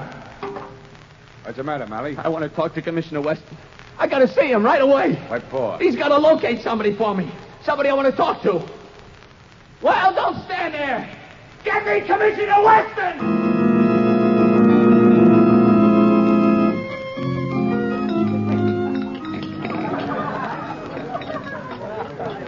How did you happen to choose this cafe, Lamont? Well, Margot, this is a place Commissioner Weston showed me, and I had hopes the gaiety might stop my thinking. What's bothering you? Today is the 12th, Margot. Young Dan Malley goes to the chair tonight, thanks to the Shadow. But, Lamont, surely you don't regret the Shadow's having captured that murderer for the police? No, not exactly. Malley fired the shot all right, but I've never felt the case was completely solved. Oh, well, let's forget that. Oh, Lamont, look. When that waiter started for the kitchen, the door opened without his touching it. Yes. Works by photoelectric ray. Oh, what's that? Look each side of the door, Margot. See those chromium fixtures sticking out of the floor? Lights hidden at the top of them? Yes. There's a beam of light between those two bulbs. When anyone approaches the door, his body breaks that ray. And whenever the ray is broken, the door opens without touching how it. Clever. Yes, and convenient. But, Margot, I've sometimes thought it might even prove dangerous to a certain friend of yours. Whom do you mean? The Shadow. But I don't understand. The Shadow can hide himself from the human eye, Margot. But he has a physical being. And the photoelectric beam could detect his presence. Hush, Lamont. Here comes Commissioner Weston now. Oh, I see. Well, good evening, Commissioner. Cranston, how are you? And you, Miss Lane? Very well, Commissioner Weston. Won't you join us? Thanks, but I think not. I'm rather upset tonight. Oh, what's the matter, Commissioner? Well, Miss Lane, have you ever heard of the Shadow? The Shadow? Oh, yes, Margot. You've heard the absurd stories about his great deeds, huh? All poppycock, of course. I'd give anything to contact the Shadow right this minute. But why? A boy named Dan Malley goes to the electric chair tonight with vital information. The only person he'll talk to is the Shadow. It's because I don't know how to find the Shadow, I'm beaten. Well, I won't find him here. So if you'll forgive me, I'll run along. Good night. Good night, Commissioner Weston. Good night. Margot, my hunch about Danny's case must be right. Waiter. Yes, sir. Waiter, here's money for my bill. Never mind the change. Thank you, sir. Come, Margot, quick. I'm going to the death house now. As the Shadow.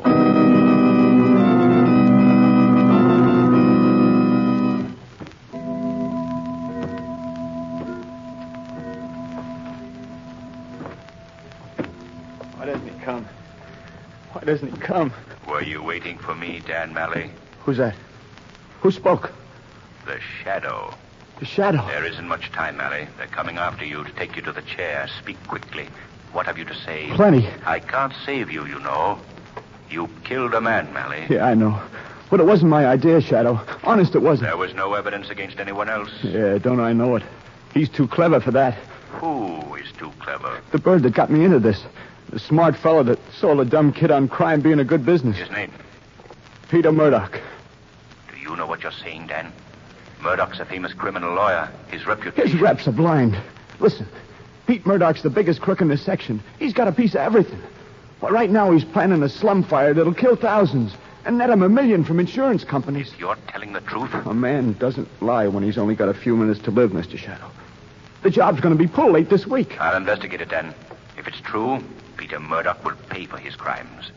But how can I get proof? That's easy. Now, listen. There's a friend of mine named Dopey Jake, down by the wharves, number 5 South Street.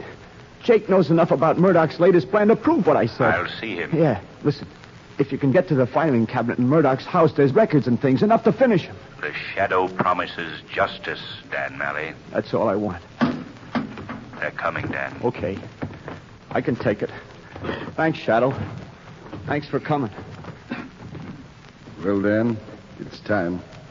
Yeah. I know, Warden. Unlock the door, Gus. Right, Warden. Well, here goes. Take his arms, Gus. Steady, kid. I ain't scared. I ain't. Not as scared as Murdoch will be. Wait till the Shadow gets him. All right, men. Forward. Shadow. Yeah, and don't be Jake. They'll fix him. Goodbye, Mally.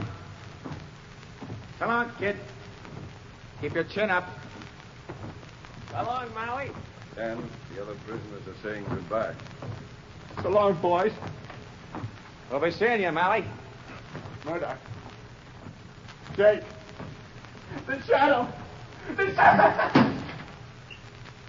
Hey, what was that about the shadow? A shadow caught Dan Mally. He put him here in the big house. Oh. Hey, do you suppose it hurts much when they pull the switch? Well, we'll find out. Yeah. You know, it's funny how a nice kid like that gets to be a gunman. Yeah, ain't it? The man responsible will answer for that, my friend. Hey, who said that? The shadow. What the... There it goes. The juice.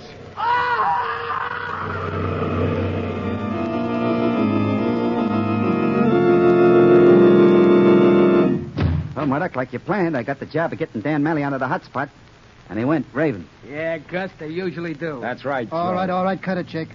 Gus, what did Mally say when he was raving? Something about you, Murdoch. He mentioned names? Yeah, Bess, he was yelling something about Dopey Jake and his shadow. The shadow. Seems like he'd been talking to the shadow in the death house. Murdoch, this means the shadow got to Dan Mally. All right. Beat it, Gus. I'm busy. Okay. Hey, Joe. Yeah, boss. Show Gus out. Okay.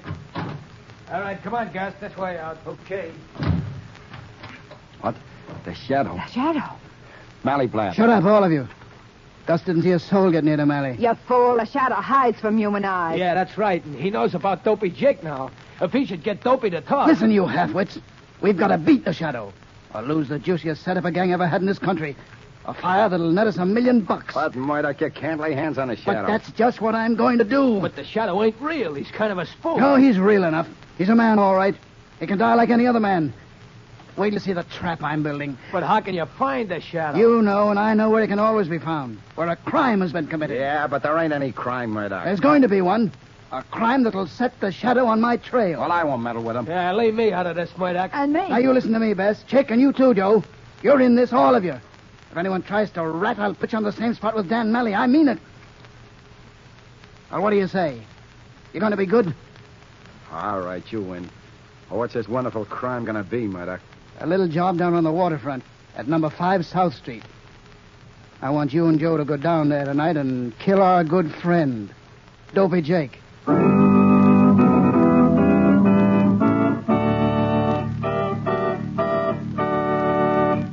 The Shadow's adventure continues in just a moment. But first, here's advice every homeowner will profit by following. If you'd like to be sure of maintaining steady, even warmth throughout your home this fall and winter, call your Blue Coal dealer tomorrow. Lay in a supply of Blue Coal, America's finest anthracite. Blue Coal is mined by the Glen Alden Coal Company from Pennsylvania's richest anthracite deposits. Every carload is carefully sized, prepared, and laboratory tested. Only that coal which comes up to the highest standard is trademarked a harmless blue, guaranteeing its superior quality. Blue coal requires less attention. It saves you time and energy, and you'll welcome its steady, dependable, healthful heat that stops quick chilling off of rooms and so prevents colds and illness in your family. No on and off type fuel can possibly offer you the security and heating economy of Blue Coal. Remember, furnaces in this section of the country were designed especially to burn anthracite. And in any of the 4 popular domestic sizes, egg, pea, chestnut, or stove, you'll get America's finest anthracite when you order Blue Coal. So plan today to order your supply tomorrow. Your dealer's name is listed in the Where to Buy It section of your classified telephone directory under the name Blue Coal.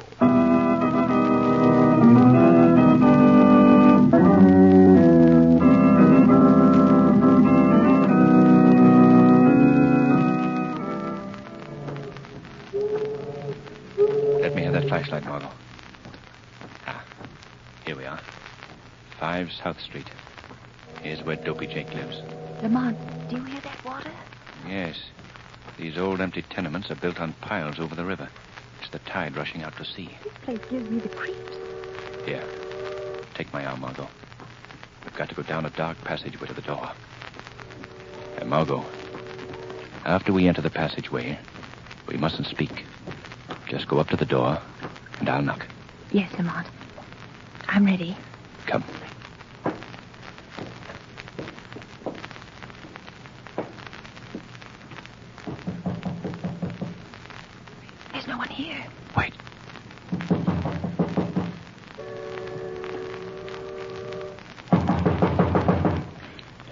get away from here.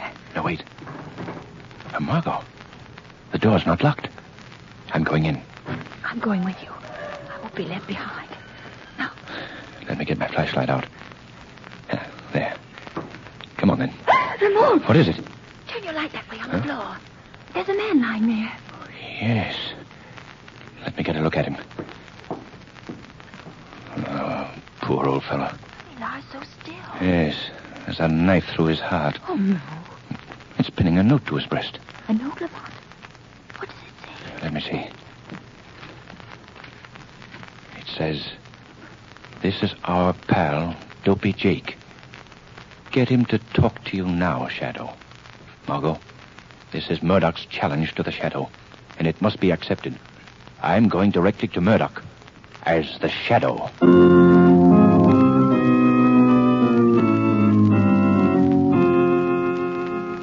Nearly finished with your wiring job, Steve? Yeah, almost, Mr. Murdoch. Gee, I hope it works. Oh, don't you worry, Miss Bess. When I get the electric wires connected with this sliding steel door, this room of Mr. Murdoch's is going to be fixed so nobody can get in or out. Good. Say, I've been wondering why you want this arrangement, Mr. Murdoch. What's it for? Well, we call it the lion's cage, Steve. The lion's cage? Mm-hmm. You aren't going to put a lion in it, are you? You're kidding. Sure, of course I am. Though we do plan to use the room soon.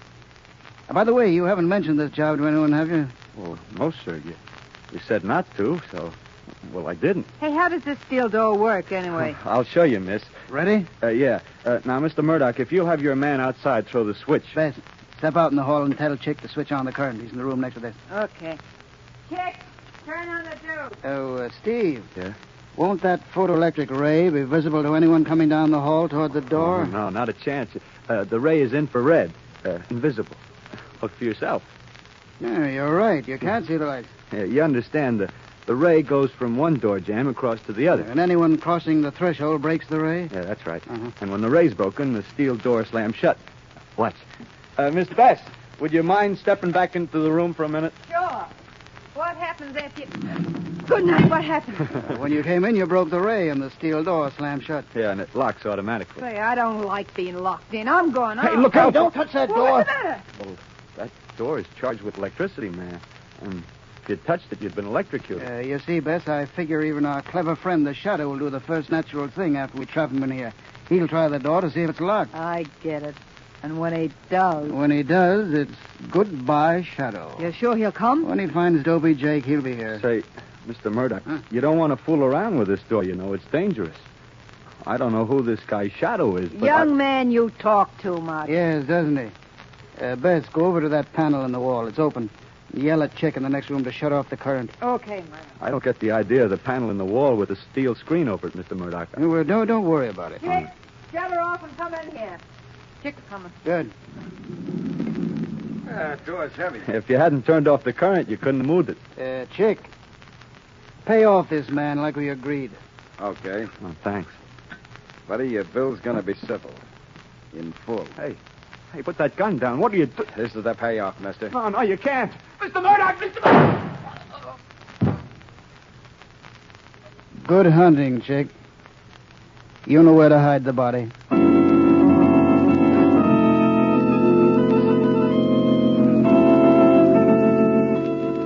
Chick. Yeah, Murdoch.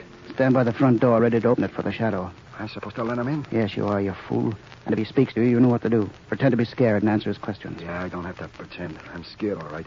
Nobody's ever beat the Shadow yet. Well, there's a first time for everything. You're sure he'll come? It's getting late. He'll come, all right. Doesn't matter how late it is. We'll be here waiting. Why don't you talk to him? I'm crazy to talk. No, I've got to get behind the glass panel in the room next to the lion's cage so I can see what's happening in there. What's that? It's a doorbell, you idiot. Go ahead, peek between the curtains. There's no one out there. Nobody's touching the bell, but it's ringing. Pull yourself together. It's the Shadow. Now, you give me a second to get away before you let him in. And remember, watch yourself. I don't like this. I don't like it a bit, but here goes. What do you want? Who's there? Who is it? Who shut the door? Who is it? The Shadow. What do you want? I never... Speak softly. Where does Peter Murdoch keep his filing cabinet? Hey. Quick, if you know what's good for you. Down the hall in that room. In that room. That's Murdoch's private room. Go straight ahead of you. Yes, and I won't stop until I get Murdoch. It worked. That electric ray saw him, all right. Murdoch, we got him. We caught the shadow. Shut up, chicken. Come here. Can you see him, boss? No, but he's in the lion cage, all right. Right in the next room. Only this panel and a steel screen between us. Open the panel, Murdoch. Maybe we can hear him move. All right, Bess. Gee, not a sound. Maybe he ain't in there. Oh, yes, he is. Hello, Shadow. Allow me to introduce myself. Peter Murdoch, the one man in the world who's too much for the Shadow. Come on, speak up so I'll know you're there, even if I can't see you. Yes, Murdoch. The Shadow is here. Getting all ready to beg for mercy? No, Murdoch. You're doomed to disappointment. I warn you. Warn me? You're my prisoner. You can't get away. If you don't believe me, try the door, Shadow. No, Murdoch. I'm sure that it's locked. Well, try it. Why don't you? Go on, you can't be sure. Try it. You're much too anxious to have me touch that door. I don't wish to be electrocuted as young Dan Malley was. Yeah, you're smart, Shadow. But I'm smarter. Smart enough to trap and kill you. I'm not dead yet, Murdoch. But you will be very soon. Then before I die, I might at least read the record of your crimes. Dan Malley said they were in this filing cabinet. All right, go on then. Open the cabinet. No wires lead to it, I see. Yes, Murdoch. I think I shall open it. Good Lord. You like what you found, Shadow? Don't be afraid. It's only a body, just a dead body. Who was this man? Murdoch, answer me. Let me see. A young man in overalls. A pair of pliers in his pocket. So, he's the poor devil who wired this room for you. You killed him so as to keep the secret of this death chamber. It is a death chamber. The death chamber of the Shadow.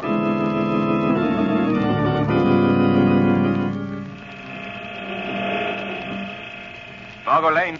Margot Lane. The Shadow calling Margot Lane. Phone Commissioner Weston. Tell him to surround the house of Peter Murdoch. I'm held captive there. Hurry! Hurry!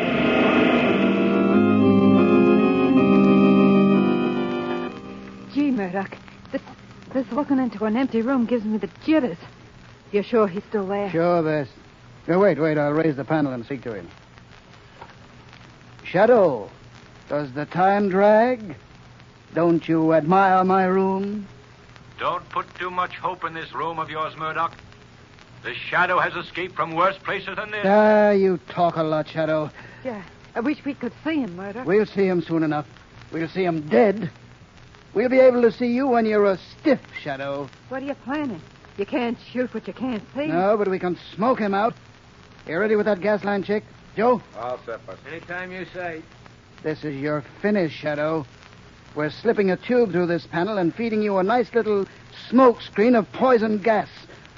There, Shadow, take a deep breath of this gas. In 10 minutes, you'll be dead. Turn the valve, chick. Give our regards to Dan O'Malley, Shadow, when you see him. How do you like it, Shadow? Makes you cough, doesn't it? But not for long. Slam that gas panel. Don't want to smell any of that stuff. All right, watch now. Watch, he'll be dead in 10 minutes. Then we'll be able to see just who the Shadow was. He's fuzzing around the corpse. How do you know, Bess? You can't see him. No, but the body of the electrician moved. Chick, that workman didn't have a gun. Nah, Murdoch, I went through his pockets. Nothing left in them but a pair of pliers. Pliers? Yeah, he can't do much with pliers. I wonder. Calm down, Bess. Won't be very long. Murdoch, look. The light in the room went out. He unscrewed the bulb. I don't like it. You're all scared silly. It's only... The lights. They're out. Come on, turn off that gas. It's all dark. The current's off. The Shadow blew the fuse. He must have used those pliers. That means the steel door's unlocked. That's the steel door opening. He's out. The Shadow's out. To the front of the house, quick. Don't let him get away. I can't see in the dark. Come on, everybody in the hall. Hurry. Come on, now. Line up there. Across the front door. But, Murdoch... You fools. We can't let him slip through our fingers now after we've nearly had him. But we can't see. We can hear. Be quiet now. Everybody listen. I hear something. Murdoch, it's outside the house. Open up in there. Open up. That isn't the Shadow. Open. We're police officers. The cops. We're raided. Shut up. Don't let them hear you. They can hear me, Murdoch. Smash in the door, Commissioner Weston. They're all here. The shadow. Yes, Murdoch. The shadow. Hurry, Commissioner. All right, man. Go to work on that car. I'm getting out of here. Come on, run for it. I'll shoot the first one that moves. Murdoch, we gotta run. It's a cop. Stay here and I'll bluff it out. You stay yourself. I'm getting out. No, you're not. Murdoch shot best. Shadow, where are you? Come on, I dare you to show yourself. I'll take that gun, Murdoch. You'll take you. There. My arm, Shadow. Let go of me. There. Now stand still. All right. You've got my gun. Shoot. Go ahead. Shoot.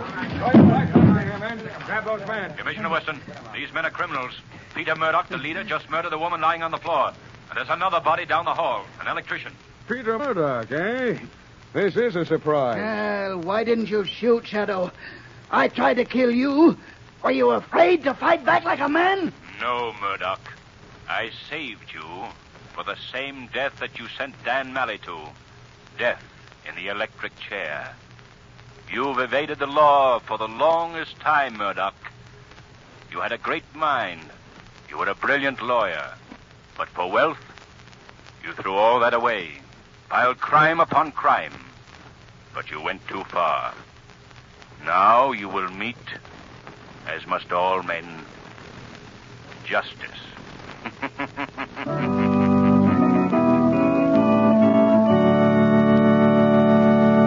Before today's episode comes to an end, here's John Barclay, Blue Coal's heating expert. Thank you, Ken Roberts, and good evening, everyone. Every fall and winter, thousands upon thousands of people burn up money needlessly in heating their homes. They pile on excess coal in their efforts to get satisfactory heating results and never realize that their furnace is to blame for their failure. All too often, the fault lies in the fact that the damper, draft, or grate may not be in proper working order. So this year, why not have a checkup now at the start of the season? Make sure from the beginning that you're going to save money, not waste money. Call your Blue Coal dealer first thing in the morning. Ask him to send a trained John Barclay serviceman to your home to give your furnace a thorough inspection. And while he's there, ask him about Blue Coal's automatic heat regulator.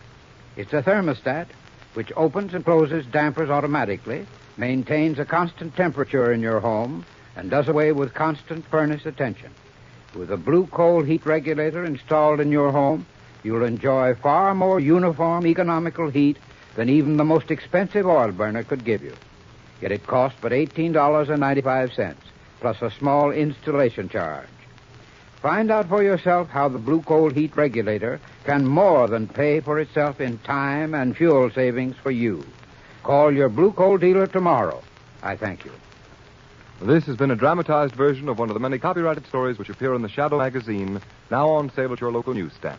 All the characters and all the places named are fictitious. Any similarity to persons living or dead is purely coincidental.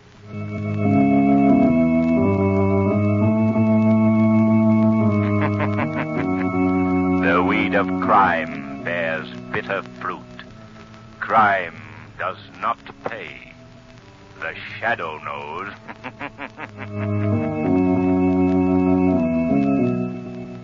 Next week, same time, same station, Blue Coal, America's finest anthracite, will again present another thrilling adventure of the Shadow. Be sure to listen, and be sure to burn Blue Coal, the solid fuel for solid comfort.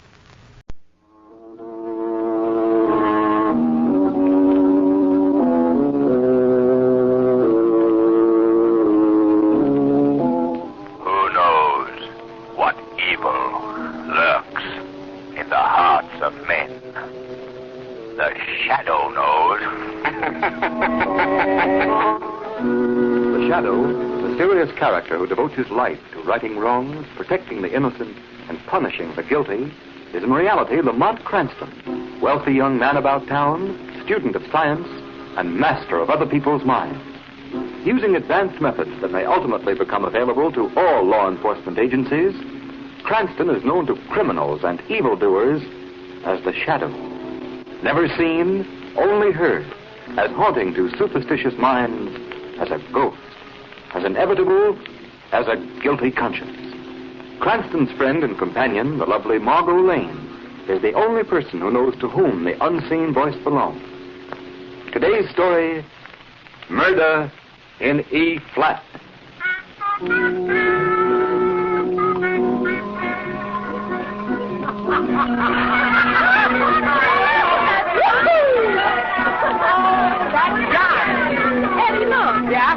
that Martin Charlie sitting over there? Well, doggone it isn't. Hey, Charlie! Hi, Eddie! Come on over here, you and Marge. Okay, come on, Never expected to see them here. Well, hello, Helen. Hi, You got room for us? Oh, sure. Hey, waiter, two Marquez. What do you think of this band? It works. Boy, this skinny butler's the hottest pup in town. Well, I'll still take Louis Creamer. Boy, that's my idea of that. Quiet now, let's listen. All right. Come on! Skinny, roll it over!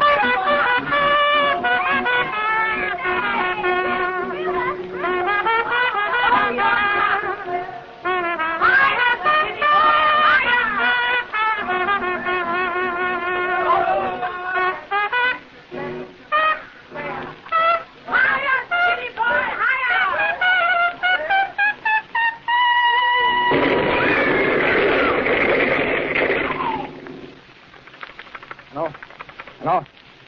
Yeah, Chief. I thought it was cut off. Yeah, that's the place. That new swing joint on 50th Street. Yeah, the jitterbug. Oh, nobody seems to know what happened. The band was playing and the joint just blew up. Now, we don't know yet how many were hurt. Our thing was, we found a note nailed over the bar. It'll make much sense, though. Read it? Yeah, sure, here it is. It says, the only real music is the music of silence. Yeah, funny business. Okay, I'll report back to headquarters as soon as I have it.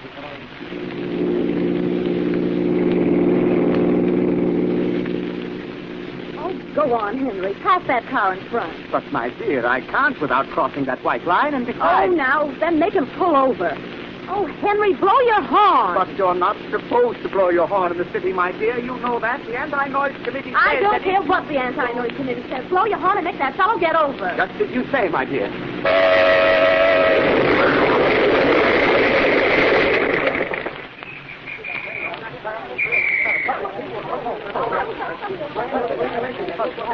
Yes, officer. I was driving about 50 yards behind their car. Yeah? They started to swing out of line and blew their horn, and then it happened. This awful explosion. I tell you, I've never known my... note. Where'd you get this note? After the explosion, I noticed it lying in the front seat beside me. Somebody must have thrown it in through the window. What do you suppose it means, officer? Let's look at it again. Let this be a warning to you. Auto horns are playthings of the devil. Silence. What does it mean, officer? I don't know, mister. But if I were you, I'd forget I had a horn.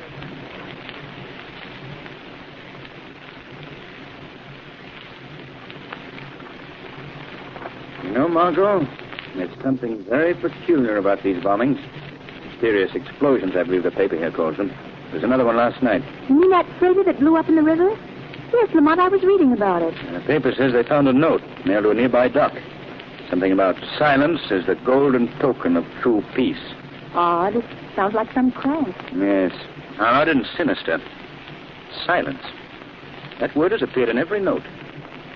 Silence. The only other clue that has been found at all three bombings is a piece of U-shaped metal. Now, I wonder if... Margot. Yes, Lamont? You know what a tuning fork looks like, don't you? Why, certainly. It's shaped like a U. Exactly. A piece of metal shaped like a U. Look at this picture here in the paper. Divers found that in the hold of the bombed freighter. Yes, it certainly looks like a tuning fork, all right, but I don't see what... Neither do I, Margot.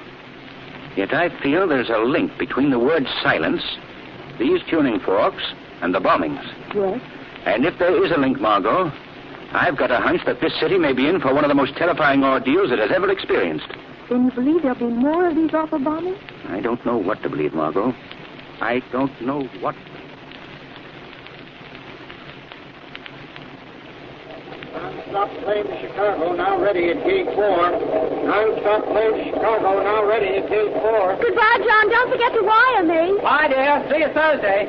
Bye, Mother. Goodbye, son. I hope you have a smooth flight.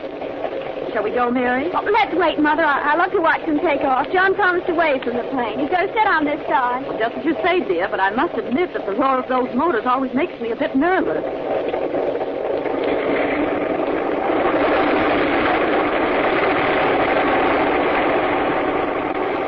There he is, Mother. There's John. Bye, John. Bye.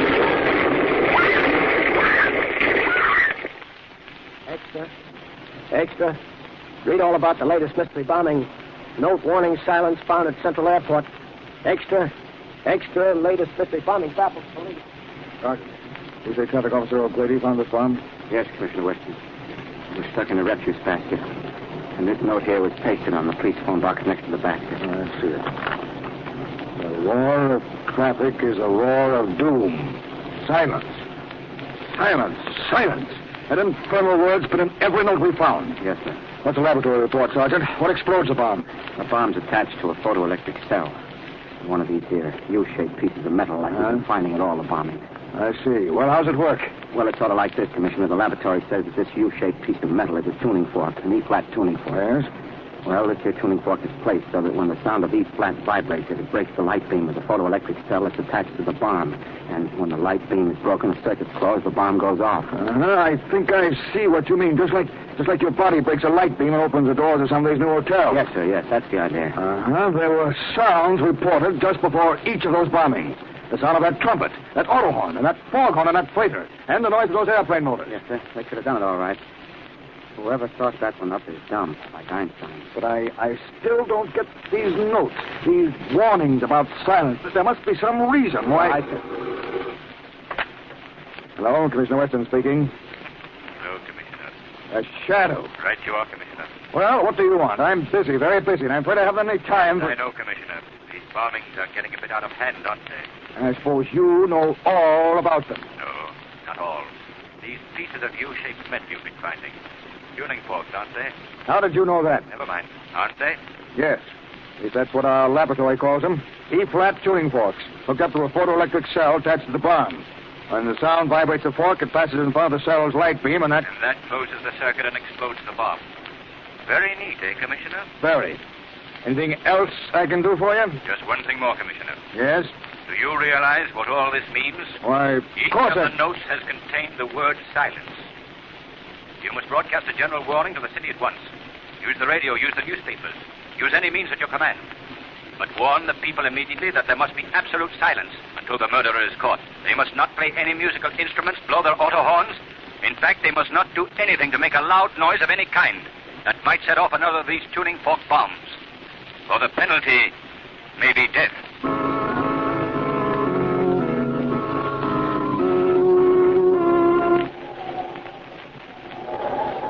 It was right here they found one of the bombs.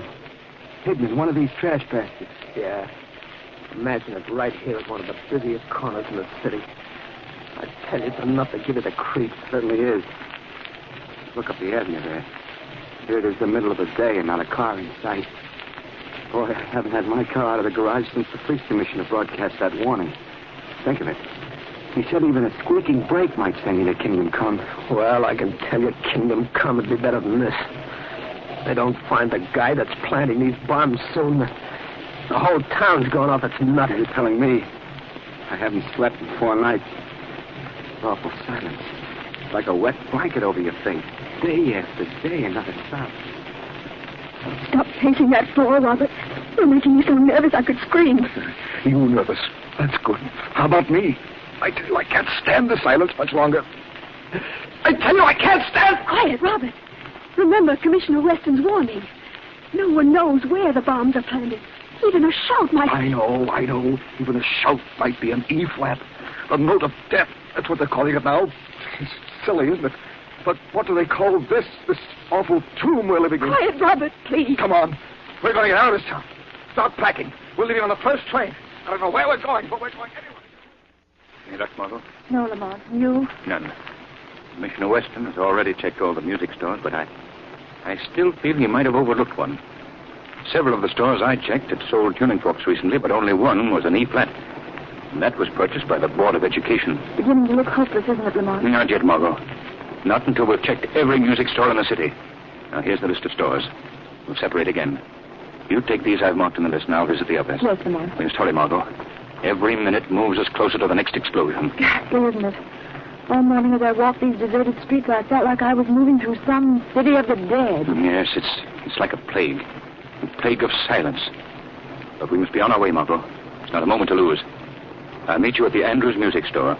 The first store we visited this morning. Yes, I know the one. I'll see you there. Oh, sir, we haven't sold an E-flat tuning fork in months. Is there anything else, sir? Oh, miss. We're wholesale, you see.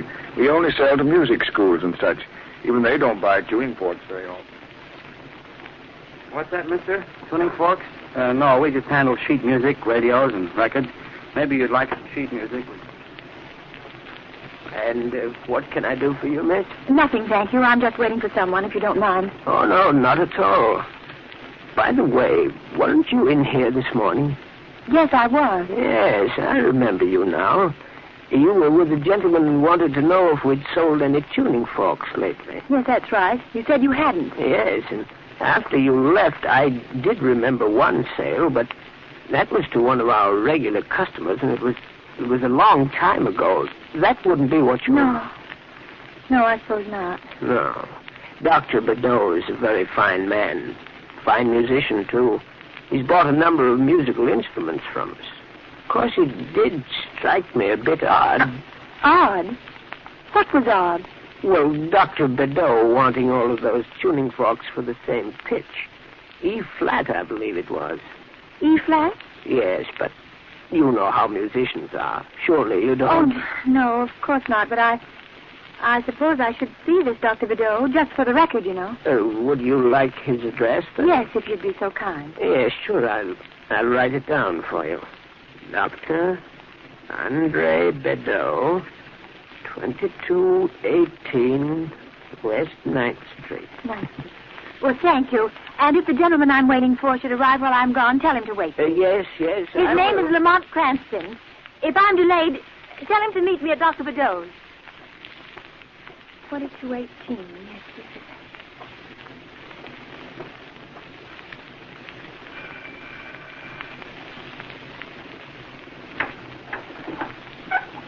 Yes?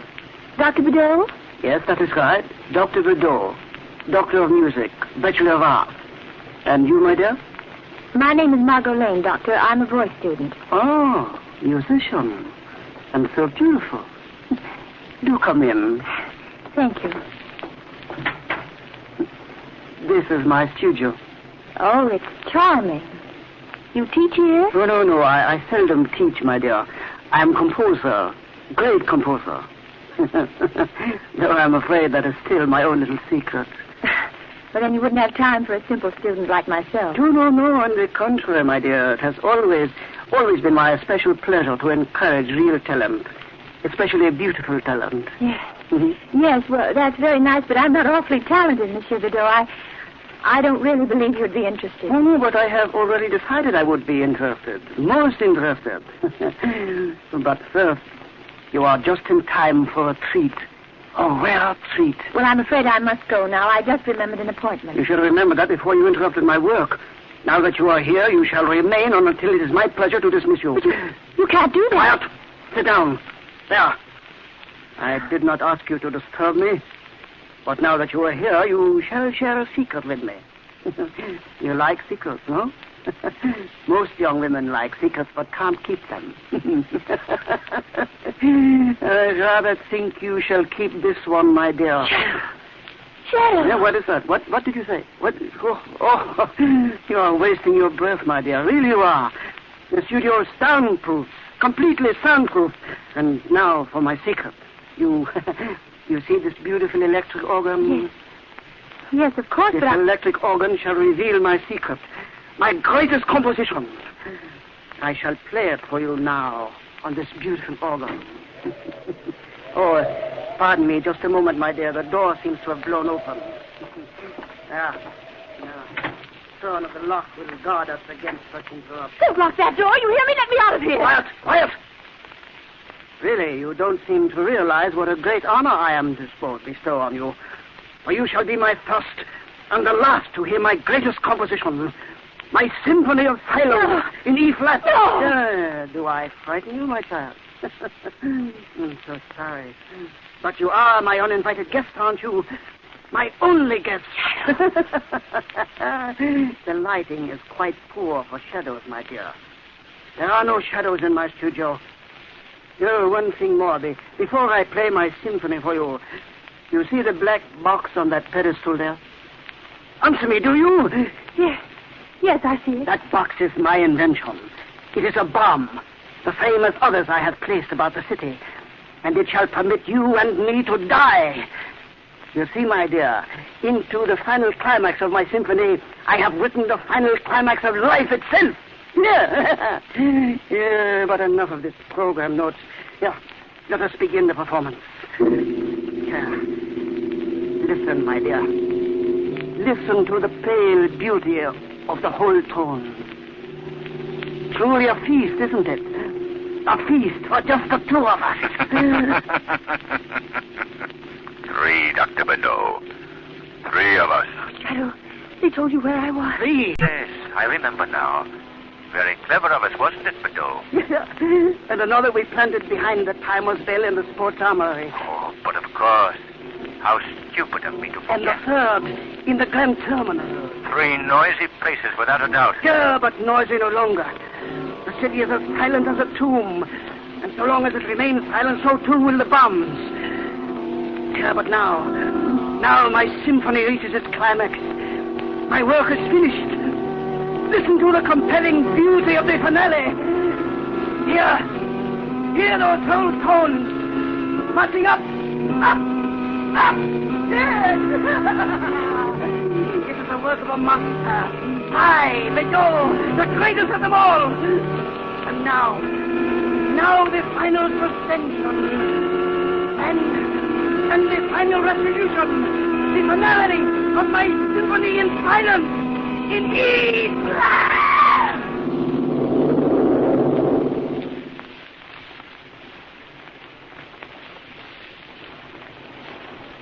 There, Margot. Just rest a minute. Everything is all right. But the explosion, Lamont. There was no explosion. But Dr. Bedeau, look. Lying there across the keyboard. Is he? Yes. Dead. Quite dead. It was Bedeau's body pressing against the keyboard that caused the rumbling you thought was an explosion. But I still don't understand. What happened? All the time I was talking to Bedeau, I was standing beside the pedestal on which he placed the bomb.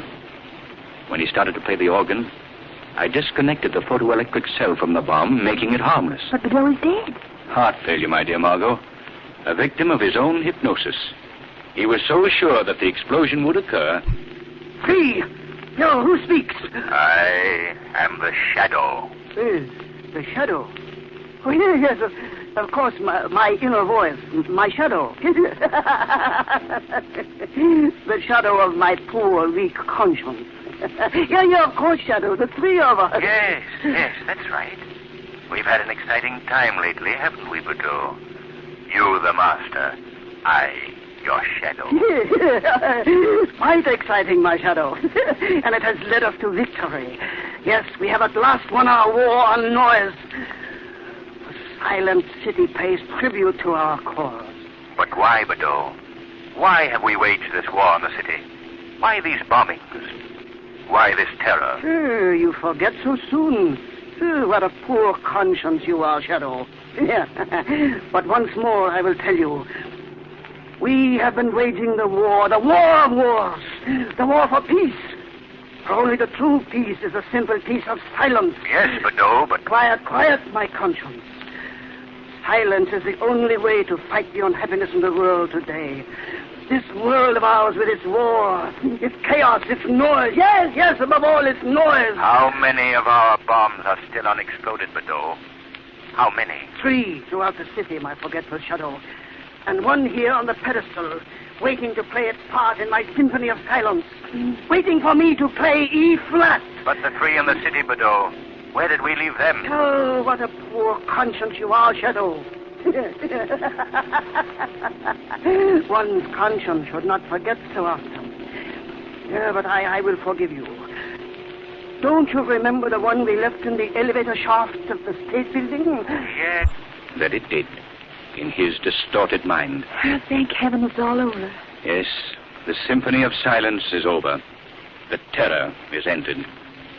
Once more the city can return to its normal life. Once more its people are safe to work and play, laugh and cry. Free from the terror that has nearly driven them mad. Yes, and once more man has learned that there is only one musician who can play the cosmic music of silence and sound. The master musician of them all, the composer of life itself.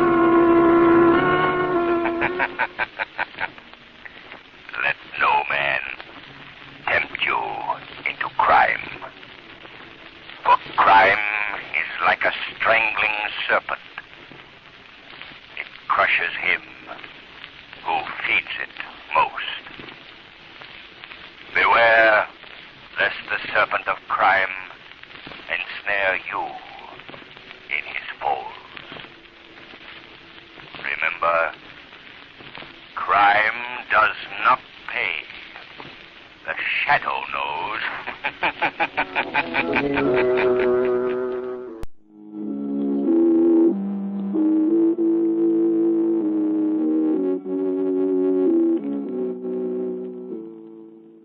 Who knows what evil lurks in the hearts of men?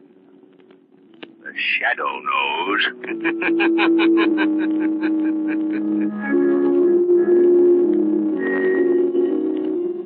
Your local blue coal dealer presents The Shadow. These half-hour dramatizations are designed to forcibly demonstrate to old and young alike that crime does not pay.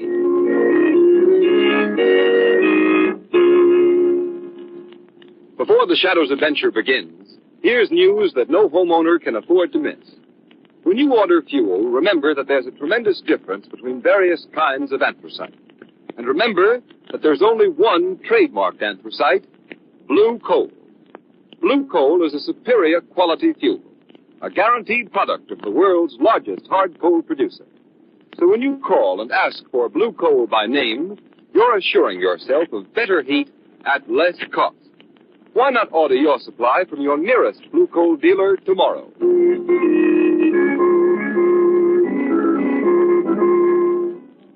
The Shadow, mysterious character who aids those in distress and helps the forces of law and order, is in reality Lamont Cranston, wealthy young man about town.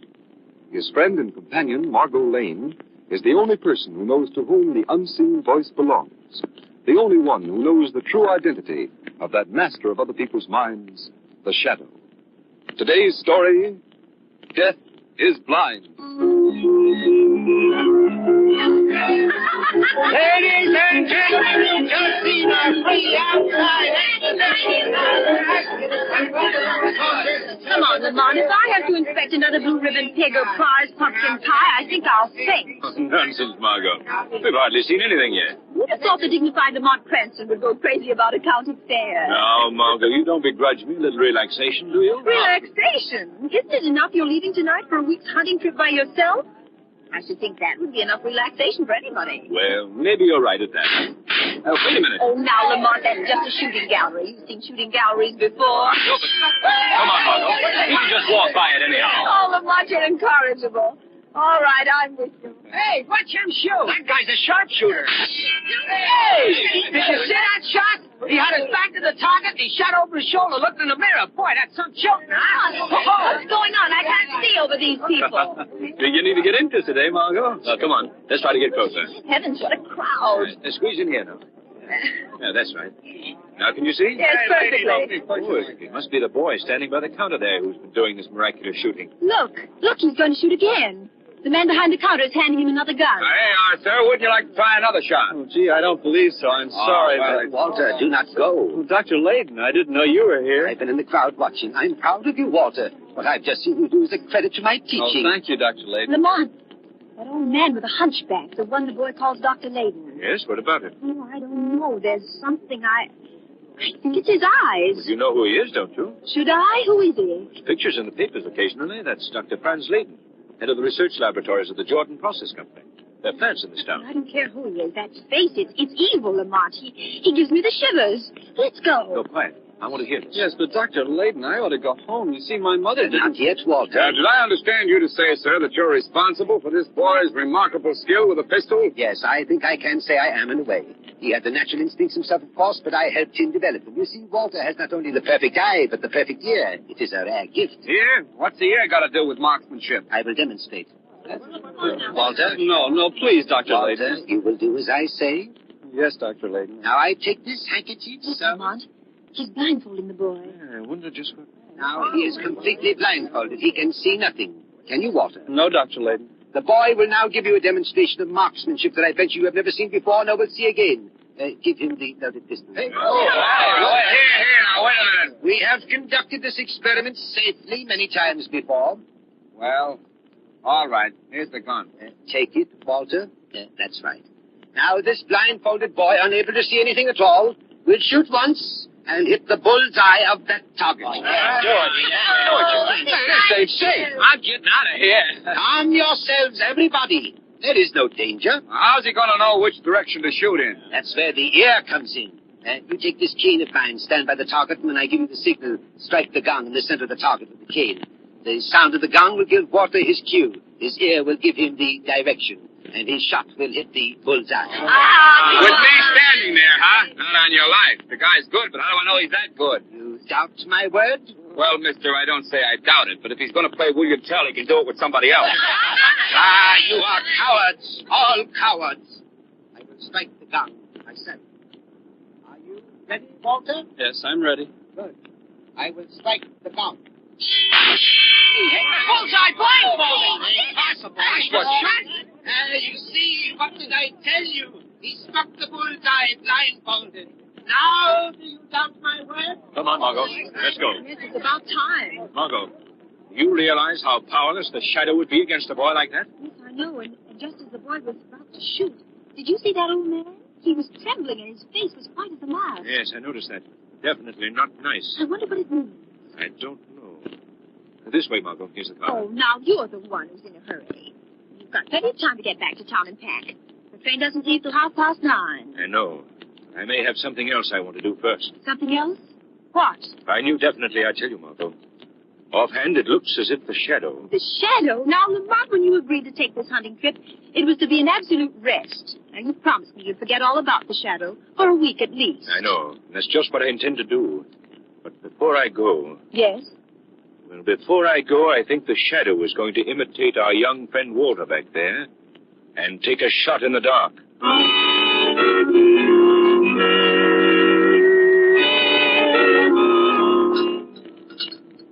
Oh, Dr. Layton. Hey? I just wanted to ask whether you need me here in the laboratory anymore tonight. Walter, don't you know enough not to talk to me when I'm engaged in an experiment? I'm sorry, sir. I just thought that... Don't pay any attention to me, my boy. When I'm absorbed in my work, I'm afraid I may be a little irritable. Well, I do my best, sir. Yes, I know, my boy. You are a great help to me, Walter.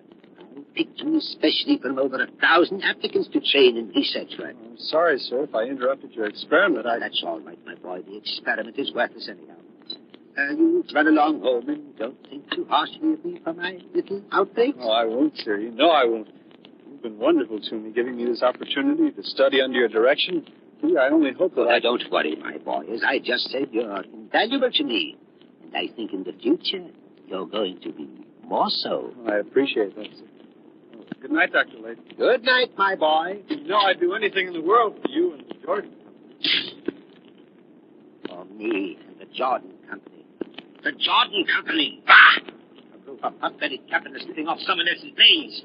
If it hadn't been for me, there would have been no Jordan process. I made the Jordan Company, and they take it away from me because they have money and I have none. They have the fine homes and the expensive cars, while I'm left to rot in this laboratory where nobody ever comes. Nobody even knows I'm here. But soon my revenge will come, and no one will suspect. And what is it? Who laughs? Don't you know me, Dr. Layton? Know you? How should I know you? Who are you? Many people would like to know, Doctor. But for want of a better name, they call me the Shadow. Shadow? What is this childish hocus-pocus? Others have called it childish hocus-pocus in the past, Doctor. They have lived to regret it. Are you trying to threaten me? No, Doctor. Not threaten. Warn is the better word. You're trying to warn me? Warn me against what? I believe you know as well as I do. Oh, you know nothing. You can't. Don't try to bluff me. I don't know what you're talking about. Perhaps not, Doctor. But don't forget, I shall be watching you. Oh, man! I shall be watching you. They're after me. Everybody's after me. They're spying on me. Oh, I must hurry, or it will be too late. Who's there? It's me, Dr. Layton. I was just passing the door on my way out, and I thought I heard you say something. Were you calling me? Oh, yes, Walter. Oh, I'm glad you're still here. I'm afraid you won't be able to go home right away after all. Yes, there's a particular experiment I want to make. I was going to put it off for a few days, but I think I'd better do it tonight before I forget. Wouldn't you to forget? Would it, Walter? No, sir.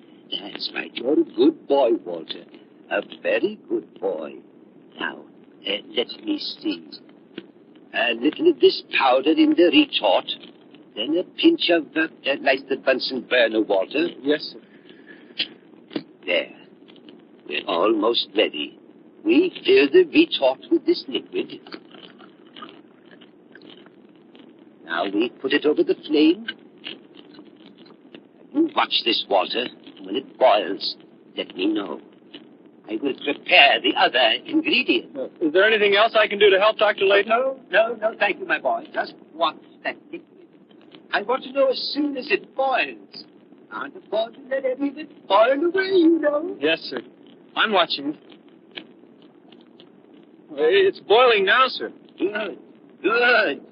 Now, the success of this experiment depends on you. What do you want me to do? I have here a certain powder.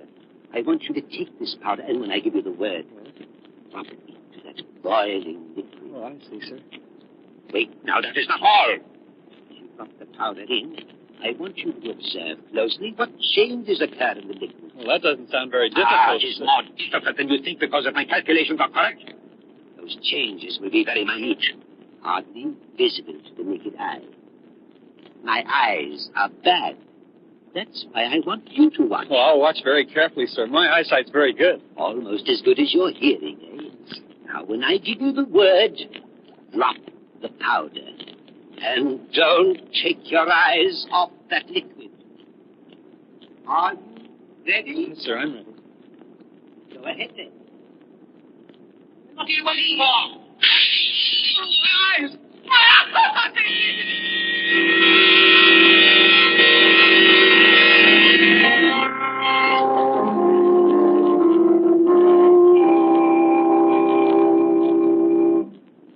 We continue with the second part of the Shadow's thrilling adventure in just a moment. Meantime, a question. Men, wouldn't you like to end those tiresome trips to the furnace for your wife or other members of the family? Wouldn't you like to know that when you fix the furnace and leave the house in the morning, the fire would burn steadily throughout the day and give more even, more dependable, and more useful heat? If you want that kind of time and trouble-saving performance from your fuel, then insist on blue coal when you order anthracite. Blue coal is different from any other anthracite. It's a medium, free-burning hard coal. That means it will burn steadily and more evenly, right down to a fine, powdery ash. With blue coal, there's far greater all-around economy. There's less heat lost up the chimney, far less wasted unburned coal in your ash bin. And, too, you'll find that blue coal requires less furnace attention. It's carefully sized, so that it banks better, burns better, and can be handled far more easily. Furnaces in this part of the country were especially designed to burn anthracite. So if you want America's finest anthracite, order blue coal. Then you'll be sure to get better heat at less cost. Call your blue coal dealer tomorrow. You'll find his name listed in the Where to Buy It section of your classified telephone directory under the words blue coal. Play safe. Don't take chances with ordinary anthracites. Save money with blue coal, the only trademarked anthracite. It's the solid fuel for solid comfort. Order your supply tomorrow.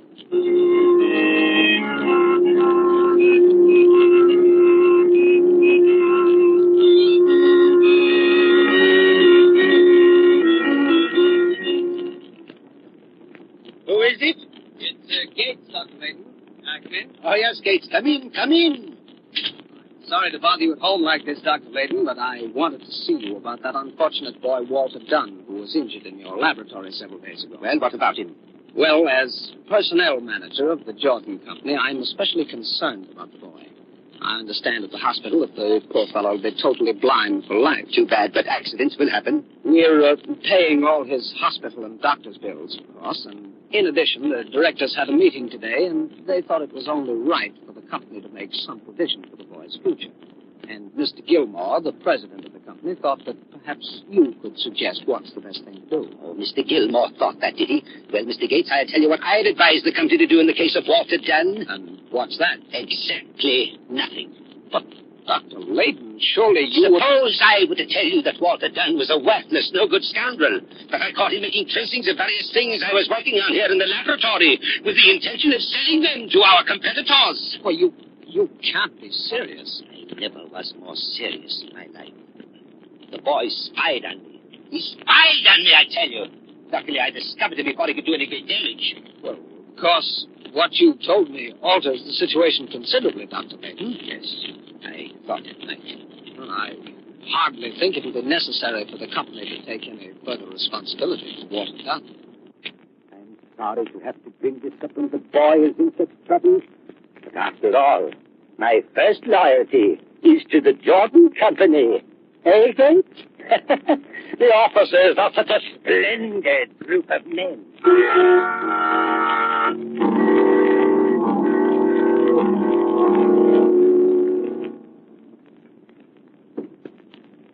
Walter? Thank you, Dr. Lake. Now that you're blind for life, Walter, you must try to readjust yourself. Blind? I'm blind. Yes, and I'm afraid it's going to be very difficult to get along with your mother to support. I know it. Of course, the company should have made some provision for your future. After all, if they hadn't supplied the laboratory with inferior chemicals, that explosion never would have happened. You told me all that before.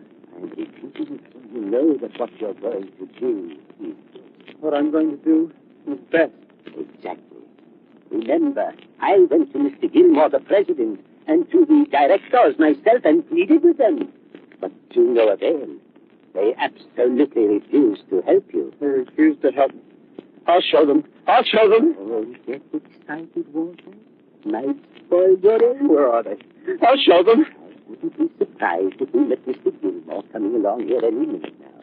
He generally walks home from his club this way about this time. And I'll show them. Ah, here comes someone now. Ah, it is Mr. Gilmore, Walter. The man who wouldn't help you. Now, I'll just signal the street. And don't forget to put the gun in his hand. Afterward. I won't forget.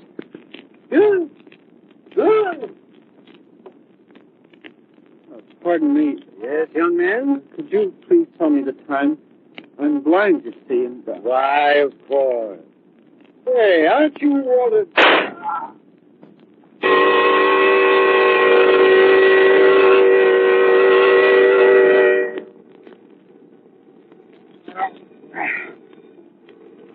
I wonder where it is. Hello. What's the idea of waking me up at this? What's that? Gilmore's committed suicide. Good Lord. Special directors meeting tonight at the Jordan Company? Yes, I'll get dressed and come right down. Gilmore shot himself. Can't believe it. That. Well, I heard a tap on the window. Imagination, I guess. Oh, Gilmore. Where did I put my shoes? Hold on. Did there's something at the window. Can't see anything, though. Hello? Oh.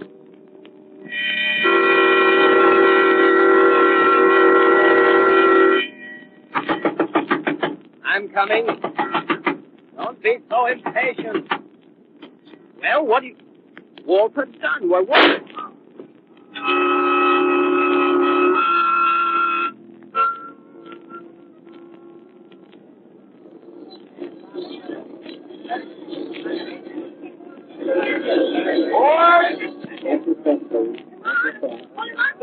Margot! Well, am I glad to see you. Here, Porter, take these. Oh, Yeah. dear, I feel as if you've been away a year instead of just a week. Well, I feel that way myself. Well, anything out of the ordinary been happening? Well, nothing much except a rather strange epidemic of suicide. Seems as if the directors of the company all got tired of life at the same time. Epidemic of suicide. It's not by any chance the Jordan process. Why, yes. How did you know it was the Jordan company? Wait a minute. Jordan, what do I associate that name with? A county fair, an old hunchback with a face you didn't like, the boy sharpshooter. Of course. Why am I so stupid? But tell me, what do you know about these suicides, Margot? Was there any significant fact connected with all of them? I don't think so. Oh, wait a minute. I did notice something that was true. Each suicide shot himself through the mouth. Margot, a week ago, the shadow warned a certain man on the telephone. I see now that one warning was not enough. Your suicides were not suicides. What do you mean, Lamont? I mean this, Margot.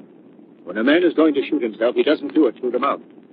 There's something about looking into the black muzzle of a gun that seems to deter even an unbalanced mind. One of these men might have done it that way, certainly not all. No, Margot, they didn't commit suicide. They were murdered.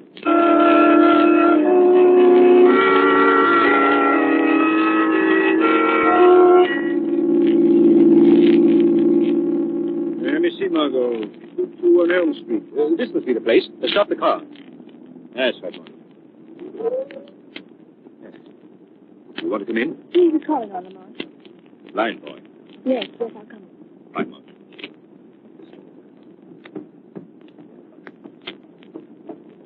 I guess this thing's the bell. What do you want? Does Walter Dunn live here? I'm his mother, but he ain't in. You don't know where I could find him. No, I don't. He's probably off somewhere with that lady man. Do you mean Dr. Layton? That's the one. Ever since he got hurt, well, Walter's always with him. It seems like he... Who are you, from the company? No, I'm a newspaper man from the city. Well, I can't tell you anything. Come on, Margot. It's all here. Oh, poor thing. She's been crying, Lamont. Her eyes are all red and swollen. Yes. He's probably suffering as much as Walter. Margot, do you remember that afternoon at the fair, what you said about Dr. Layton? I said he had an evil face.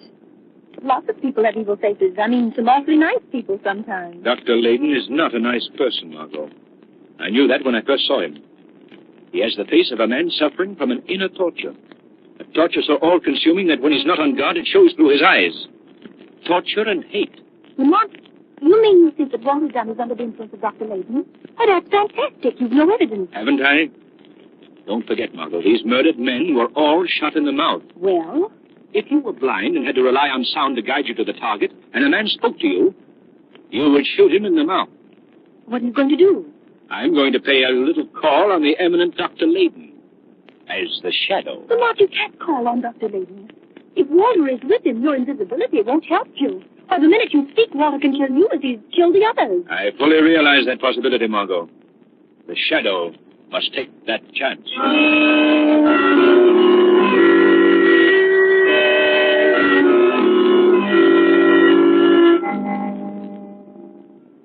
Well, Walter, things are coming along splendidly. Yes, Dr. Layton. With all the executives committing suicide. Our own special brand of suicide, eh, Walter? The company's stock is dropped to nothing. Soon I will have control. I, Dr. Franz Layton, the despised old crank puttering around in his laboratory. Yes, Dr. Layton. Oh, the country police are stupid. They suspect nothing. It's a wonderful scheme, Walter. A brilliant scheme. Nobody could see through it. Nobody, Dr. Layton. Who speaks? Walter, the door is open. I closed it. I'm sure I closed it. Don't get up, Doctor. I'll close it again. There. Who is it, Dr. Layton? I don't know. I can't see him. Can't see him. Are you blind too, Doctor? No, I'm a blind But you can't see me, is that it, Doctor? I don't know. Walter, tell me. There is someone in this room, is there not? Yes, Doctor. He's standing right near you. His voice comes from there. Well, who are you? A disembodied spirit? Speak. We have talked before, Dr. Layton. I am the shadow. Shadow? Though you cannot see me, I am here. Doctor, I'm afraid your little game is up. You're done. Yes, Dr. Layton. Walter, this man, this Dr. Layton... Shot him, Walter. Yes, but only in the arm. Listen, Walter. Shoot him again, Walter. Shoot him again. Walter, stop. Listen to me. Dr. Layton's made a catch part of you. Shoot again, Walter. Shoot again, you fool. Walter, listen to me. Layton lied when he told you the company wouldn't take care of you. They planned to provide for you and your mother for life. No, I don't believe it. Wait, don't shoot. I'm telling you the truth. Dr. Layton has tricked you from the beginning. Has deliberately plotted that you commit the crimes he hadn't the nerve to carry out himself. He's lying. Shoot, Walter. Shoot. Walter, listen. Would a chemist as brilliant as Dr. Layton have an accidental laboratory explosion? Shoot, Walter, you fool. Walter, you've got to believe me. He deliberately blinded you. You deliberately blinded me. No, Walter. My word of honor. Walter. No. I've been so foolish. I believed him and trusted him. I shot you. I'm not badly hurt, Walter. You better put that gun down now. What are you going to do? I'm afraid I'll have to send for the police. Oh, the police? No, I know the best way.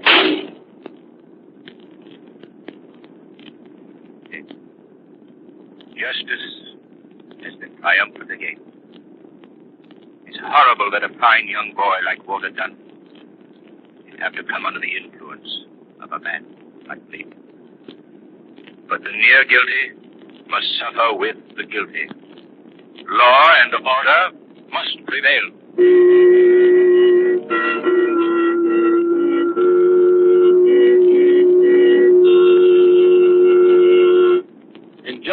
you will hear a preview of next week's exciting shadow adventure.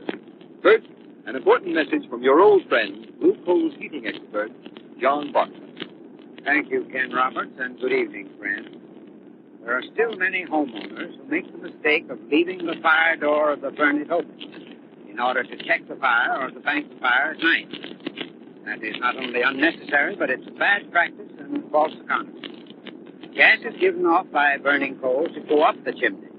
When the fire door is left open, these gases escape and are wasted. That's why I urge you always to rely entirely on your furnace dampers, not only to regulate the speed of your fire, but when you're banking it as well. Never open the fire door except when refueling. When you want to recharge your fire, simply close the ash pit damper and open the check damper in the flue pipe. This is the correct way to check your fire quickly and safely.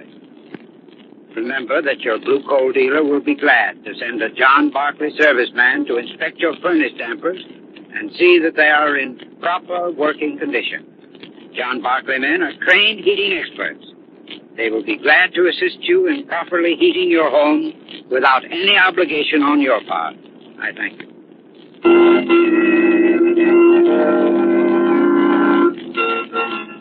Next week's Shadow Story is one of the most unusual Blue Coal has ever presented. We now give you a scene from this startling dramatization. Dr. Mahler, Lamont, look, Mrs. Gorman's not dead. Not dead. Margot's right, miss. She's nothing. Listen to her. Look at her. Her skin was yellow, and now look. The color's coming back into it. Her eyes, they're opening. She seems to be growing younger. Younger? Dr. Mahler. Better. Dr. Mahler. Dr. Mahler. Dr. Mahler, look at her. She's sitting up in bed. She's alive, healthy. Lamont, it is a miracle. Dr. Mahler. I'm still as a timer. I am. I'm younger. Look at my arms. They're warm and alive. My cheeks are round and full, like they were years ago. Oh, you've made me young, Dr. Mahler. Young.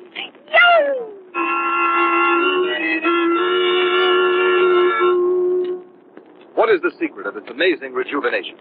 Be sure to find out next week in the Shadow's newest adventure, Fountain of Death.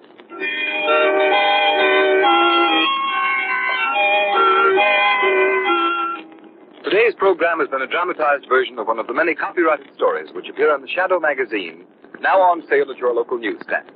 All the characters and all the places named are fictitious. Any similarity to persons living or dead is purely coincidental.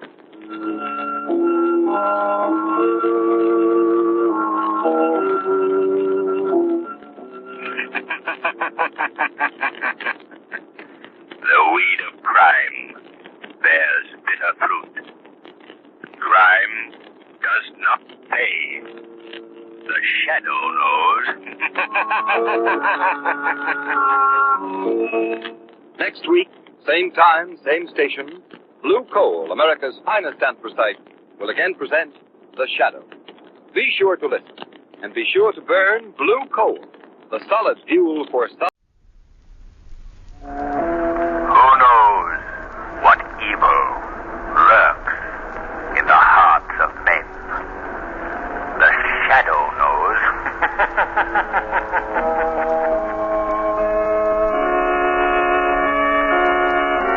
The Shadow, mysterious character who aids those in distress and helps the forces of law and order, is in reality Lamont Cranston, wealthy young man about town. Cranston's friend and companion, the lovely Margot Lane, is the only person who knows to whom the unseen voice belongs. The only one who knows the true identity of that master of other people's minds, the Shadow. Today's story, Appointment with Death.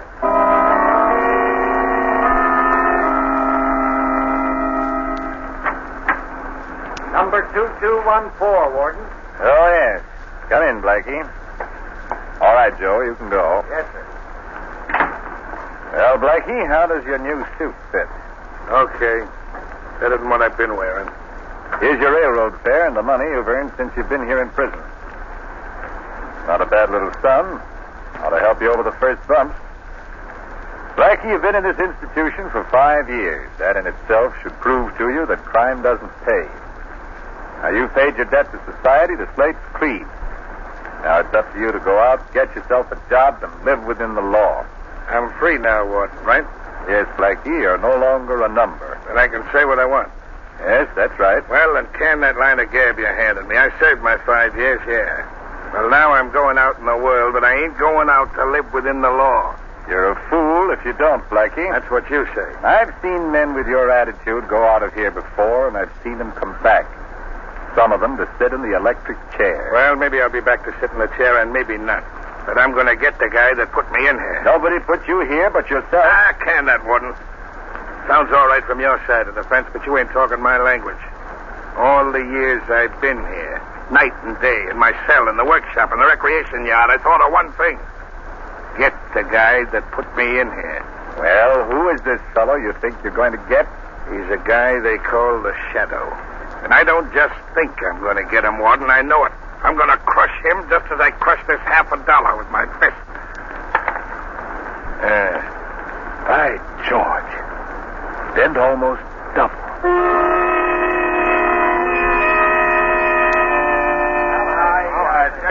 All right. There's no two ways about it. You guys have got to go along with me. You're the big shots of every racket in this town. This Shadow is as much an enemy of yours as he is of mine. If you don't get him, sooner or later he'll get you. Well, what do you say? Well, how do you figure you're going to get this Shadow, Blackie? I'll tell you that later. First, I want to know if you're going along with me. Sure, we'd do anything to get this guy, but how do we know you can do it? I spent 5 years figuring that one out. I got it all set up perfect. Well, can't you give us some idea how you're going to do it? All right. First, I'm going to get the guy on my trail. Yeah, how? I'm going to lay a trail of robbery and murder across the city that'll shake the whole country. I'm going to lead him right to my door. But this time, I'm going to be all set for him. But you can't see this guy, Blackie. Yeah, I know. He hypnotizes you, but he's no further away than his voice. He can be gotten. And I figured out just the way to do it. Well, okay, Blackie. I don't know how you're going to work this out, but we're your friends for life if you do. What do you want us to do? Nothing more than lay out some dough. I want you to buy me an island. An island? What are you talking about? There's a little patch of land no bigger than half a city block. It sits right in the middle of White Lake, right outside of town. There's a shack on it. That's going to be my hideout. That's where I'm going to lead the Shadow. And that's where I'm going to knock him off. Well, if you're sure you can do this, I want to be in on the kill. All right, Frank, I'll need company. You're in. Okay, Blackie, the island's yours. Thanks. You're getting a swell bargain. The Shadow for a piece of dirt.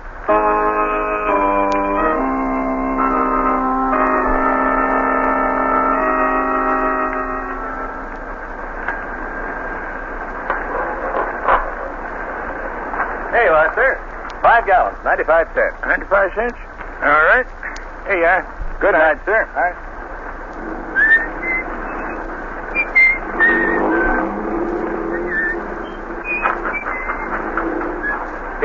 Here, little man.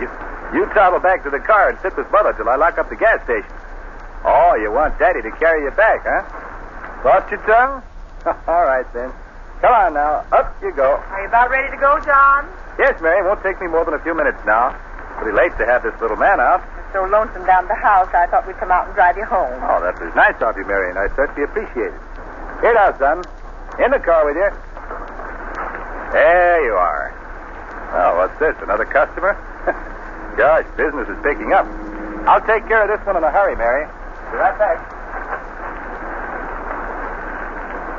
Yes, sir. What can I do for you? Fill her up. Make it snappy. Yes, sir. Would you cut your motor, please? Cut my motor? What for? Well, it's pretty dangerous putting gasoline in a car with a motor running. All right, never mind the gas. Let's take a walk into that shanty of yours. Hey, what is this? A stick-up? Your dope's right, brother. Get going. This gun talks loud. John! Pipe down, lady, if you know what's good for you. Wait a minute, buddy. You've come to the wrong place. I've got exactly $9 in my till. That's my receipts for the whole day, and it's bread and butter for that woman and child in the car over there. And I'm not giving it away. Never mind the long-winded story. I'm here for business. Now step on it. Yeah? I'll step on it, all right. Oh. Tough guy, huh? Now your wife and kid can use that $9 to buy you a funeral wreath.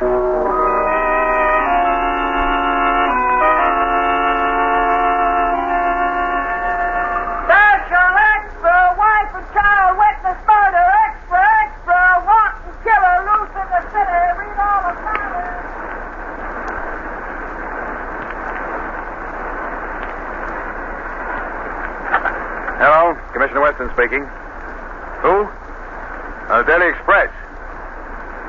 No, there's no new developments in that killing yet. Well, give us a chance. We've just gotten started. I know it was a horrible crime, and I'm more anxious than you are to clear it up. Okay, I'll let you know as soon as there's a break. This phone will drive me crazy. It hasn't stopped ringing since that gas station man was murdered. Go ahead, Cardona. Finish your report. What did you find? Well, I found a man who was driving along just as the killer pulled out of the gas station. He trailed the murder car for a while, but he lost it near White Lake. Did he get a license number? No, he couldn't get close enough. We're certainly up against a tough one this time. The town's up in arms. We gotta crack this case somehow. There goes that phone again. Just a minute, Cardona. Hello? Who's this? Shadow. Oh, you? Well, what do you want? I suppose you're calling up about that gas station murder. Quite right, Commissioner. Are you making any progress? Very little. The case is worse than a jigsaw puzzle with nearly all the parts missing. It was a particularly vicious crime, Commissioner, and I want to assist in any way possible to bring about the capture of the murderer. Yeah, the case has got me. I'm willing to accept help from anybody. Got any dope at all, Shadow? First, let me ask you if you have any theory. Simple enough. Robbery was the motive. Are you sure about that, Commissioner? Positive. The man resisted and was shot. That's simple enough. I'm afraid it's not as simple as that, Commissioner. Isn't it strange that the killer passed many a prosperous, large gas station? Yet he picked out this obviously poverty-stricken one? I haven't got any answer for that, except most crooks are dumb. No, Commissioner. I feel certain the killer deliberately planned his crime so that it would shock and outrage the community. That's why he picked on that poor gas station man. That sounds a little bit involved to me. Maybe you're right, but just a minute, Shadow. There's a teletype message coming in. May have some bearing on this case.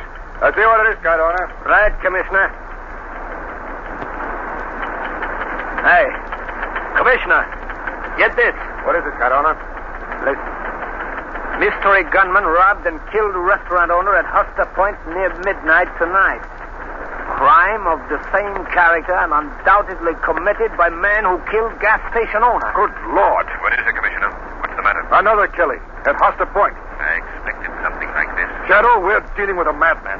We've got to get him at once. You'll excuse me now, Commissioner. There's work to be done, and quickly. Wait. Tell me what you're going to do. I don't know exactly.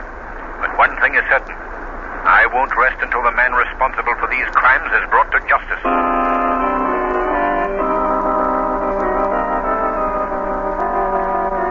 Extra, extra! Couple robbed on Lonely Road. Mystery gunman terrorizing city. Read all about it. Extra, extra! Home of Judge Bomb. Special extra. Judge's home completely destroyed. Extra special. Read all about it. Mystery gunman robbed post office. Get your special extra. Mystery gunman robbed post office.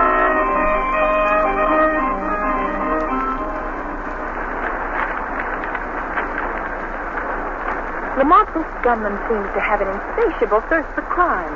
He's held up over 10 places in the last 24 hours. He's a shrewd and dangerous man, Margot. It'll not be easy to capture him. It seems so utterly hopeless. The chance of even finding out who he is. Margot, criminals all make mistakes. And this killer has already made one. The one that may trip him. Have you an idea who he is? Do you remember the description of the killer that young woman gave us? You mean the wife of the murdered gas station man? Yes. Yes, I remember, but the description made no particular impression on me. I think I know the man she described. You do? Who is he? Do you remember Blackie Carmichael? Oh, I'll never forget him. He's the one who swore in court that he would get the shadow when he got out of prison. That's right. Well, Blackie Carmichael is out of prison. You think he's the man responsible for all these killings? I'm not certain, Margot. But there's one significant fact. The murders have all been committed since Blackie got out. This is a very dangerous case, Lamont. Dangerous for you, I mean. Don't forget that Carmichael swore to get the shadow. Forget? Hardly. I'm well aware of his threat. And I know he's not likely to forget it either. This case will mean the end of Blackie Carmichael, or the end of the shadow.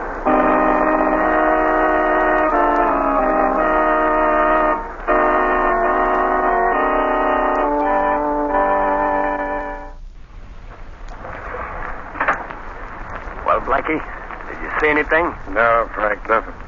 I don't expect to see the guy I'm after. You sure got me stumped.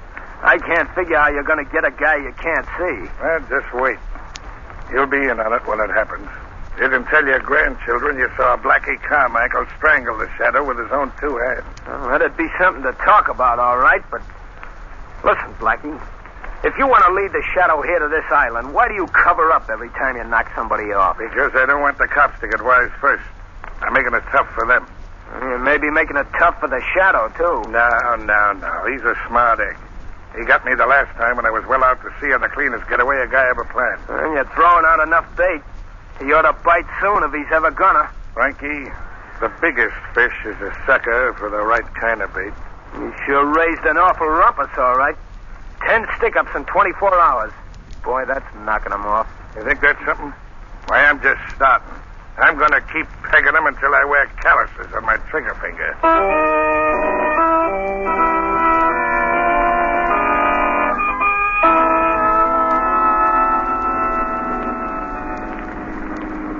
Drive a little further down the lakeshore, Mongo. We'll be able to see the island just around this next bend. What do you expect to find there, Lamont? I don't know. But I've noticed that in nearly every one of these robberies, the hold-up car was seen in this vicinity. Here we are, Mongo. Pull up right here. All right. Yeah. Look. There's the island I've been telling you about. Out there in the middle of the lake. But I understand that island's deserted. Nobody's lived there for years. I'm not so sure about that, Margot. That's one of the points I must be satisfied about. You mean you're going out there to investigate? Yes, Margot. At least, the Shadow is. How are you going to do it? I'm going to swim out. Swim? Way out there? Why not see if we can just find a boat or something? Why, no. That wouldn't do, Margot. The Shadow can make himself invisible, but if there's anybody out there, they'd certainly be suspicious if they saw a boat approach, rowed by unseen hands. Oh, yes, of course. But I must be going. Don't forget my instructions, Margot. Yes, I've got them well in mind. I'm to wait here for an hour. If you're not back in that time, it'll be a signal you found somebody or something on the island. In that case, I'm to phone Commissioner Weston and have him surround the island. Correct, Margot. And what time is it? Exactly 11:50. Good. I'll be on my way. But don't forget, Margot, at 12:50, you have a date with the Shadow.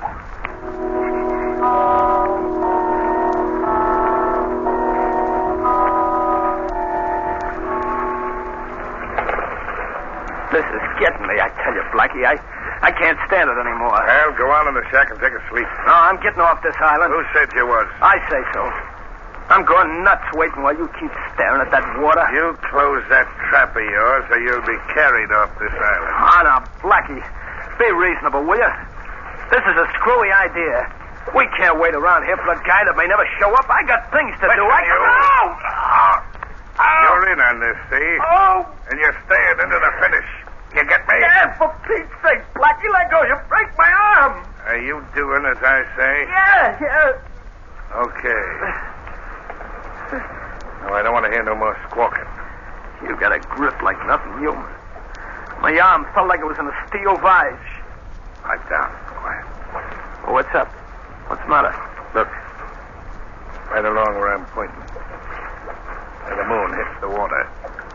Yeah? You see anything? Just a ripple in the water, that's all I see. Some ripple. It's the one I've been looking for every night since I'm here. What do you think it is? It's a man swimming. You're nuts. I don't see no man. Maybe it's just a fish. Fish is good. The fish I've been putting my bait out for. What? Say, Blackie, you don't figure that's the Shadow, do you? That's my dope. I'm willing to lay a bet on it. I get it now. This is the way you've been planning it all the time. That guy can hide himself, but he can't hide the ripple in the water. That's what I've been figuring for 5 years. I know this Shadow can hypnotize you so you can't see him, but he's a body just the same. So I doped out this idea. If I could get him into water, I still wouldn't be able to see him. But I could see where he rippled the water. Then I could grab. Blackie, that's a smart idea. And simple. So simple I was scared some other guy'd beat me to it. That ripple is moving this way. What are you going to do now, Blackie? I'm going out to meet him just as soon as he gets far enough in for me to fetch underwater.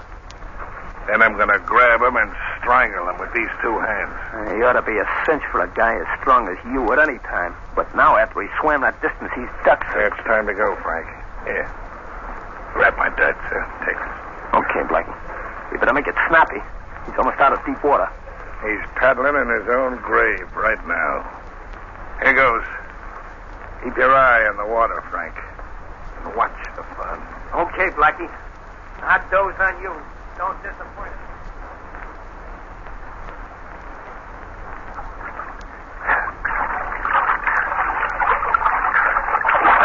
I got you, Shadow. I can't see you, but I can feel my hands on your throat. Let go. Let go of me. Oh, no, I won't. I waited too many years to get my hands on you. Who are you? I can't see you, but I know you can see me. So take a good look. Do you recognize me?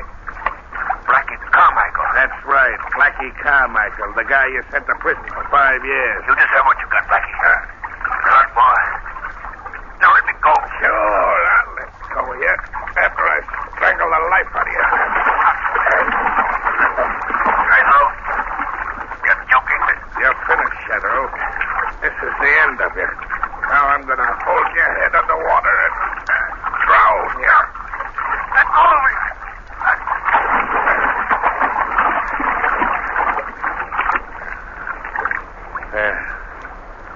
That's done. Frank! Frank! I done it! I killed him! I killed the Shadow!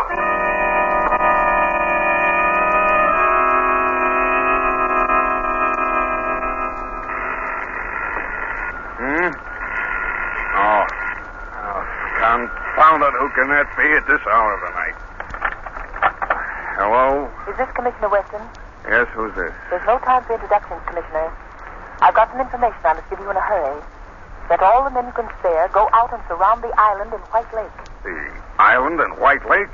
Well, that place has been deserted for years. What's out there? I can't give you details, Commissioner, but I urge you to act at once and use extreme care. There may be great danger. I can't be going out in the middle of the night on crazy calls like this. You got to give me some definite information. All right, Commissioner. You want to stop this epidemic of murders and robberies, don't you? Of course, but what has that island got to do with it? That you'll find out when you get there. Oh? Hello? Hello?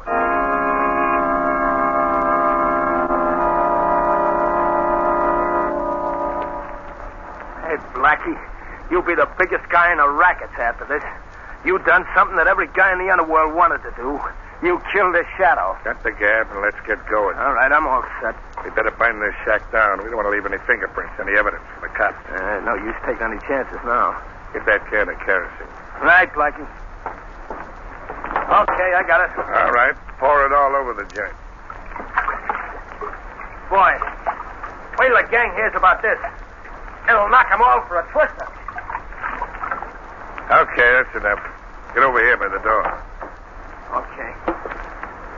Now chuck some matches on it and let it go. Right, Blackie. This'll cover us completely. Well, there she goes. Come on, scram out of here. This shack will go up like paper. Boy, look at it burn, huh? Never mind that. Load the 2 machine guns in the boat. They're in already. All right, then come on. I thought we'd never get off this island. These boys been doing a stretch in jail. What are you going to do when you get back to town, Blackie? I've been getting chicken feed so far. But now I'm going out after the real big dough. I ain't going to be too particular about how I get it. Okay, here we are. All right, now get a hold of the other end of the boat and we'll slide her into the water. Okay. There we go. Hey, Blackie, wait. What's the matter? Look. There's a boat out there. What? Hey, there's another one. 2 more over there. We're surrounded, Blackie. Must be the cops. What are we going to do? Give me a hand with this machine gun. And you going to make a break for it? Yeah, after I knock off enough cops and open up a big enough space for us to get through. Set that gun up here. Leave the other one in the boat. We'll need it going across.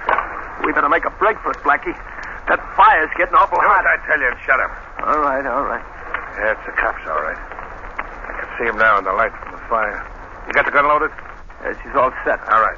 I'll get a bead on one of them 2 boats right in front. Take the one to your right first. Let's go when I tell you. Then we'll knock off the other one. All right. They're a perfect target now. Let him get closer. Let's go, Blackie. They'll be on top of us in another minute. You let go when I tell you, not before. All right. Get ready. There, you sap, you knocked the gun over. I didn't knock it over. What are you trying to hand me? Honest, Blackie, I didn't. I tell you. Who else could have done it? I don't know. I could, Blackie. And I did. What? Hey, Blackie, who's that? Who's talking? The Shadow. Blackie, you hear that? It's the Shadow. I thought you killed that guy. I did. I'm sure I did. Oh, no, you didn't, Blackie. I'm very much alive. You can't be. I held you under. I pumped you down. I simply played good water polo, Blackie. Taking punishment underwater and holding the breath for sustained periods is a requirement of the game. I let you believe you had an easy victim. You know better now. Come on, run for it, Blackie. Into the water where you still got a chance. Right, come back here, you yellow rat. Come on and fight it out.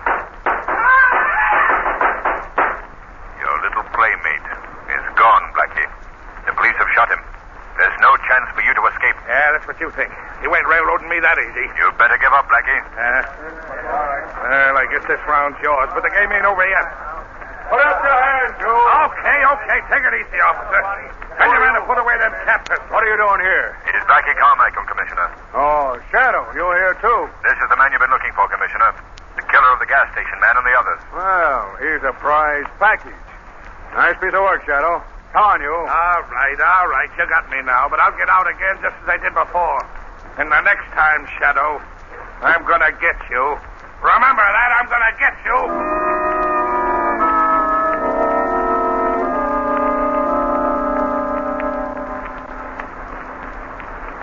Say, Joe. Yes, Mr. Warden. Get Blackie Carmichael's record card out of the big file. Yes, sir. Pedro, Carlin. Yes, here we are, Carmichael. Albert Carmichael, alias Blackie. Here you are, Mr. Warden. All right, stamp it and put it in the small file. Yes, sir. There you are, sir. Just a minute, let me look at it. That's right, Joe. Albert Blackie Carmichael. Discharged by execution.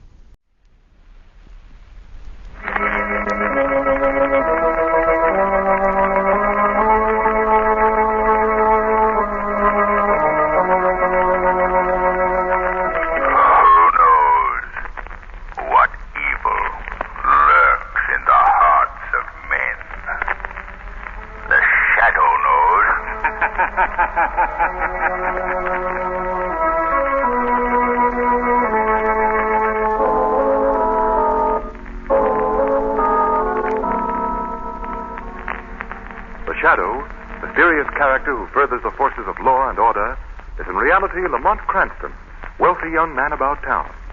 The Shadow uses his hypnotic power to cloud men's minds so that they cannot see him. Cranston's friend and companion, the lovely Margot Lane, is the only person who knows to whom the unseen voice of the Shadow belongs. Today's story, Prelude to Terror.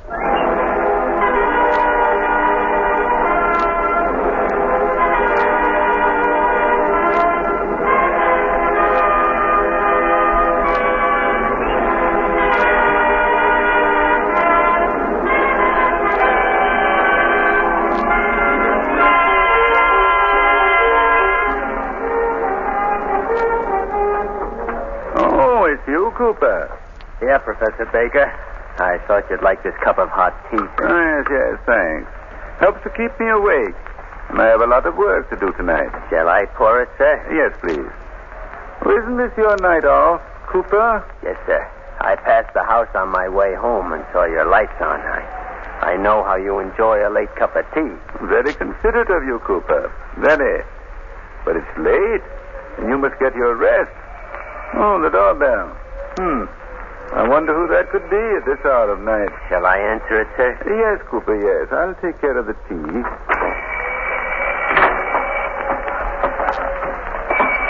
All right. Amy, what are you doing here? Cut the gab. Close the door. I know. Braden sent you. Where's old man Baker? Upstairs in his study. Okay. Hey, wait. I won't let you do this. I won't let you hide him. You keep your mouth shut unless you want to go back and finish out that prison term you ran out on. Hey, leave Professor Bacon alone, please. I'm not going to be in on this. I'm getting out. Well, who was the late call? Oh, I thought it was Cooper. What do you...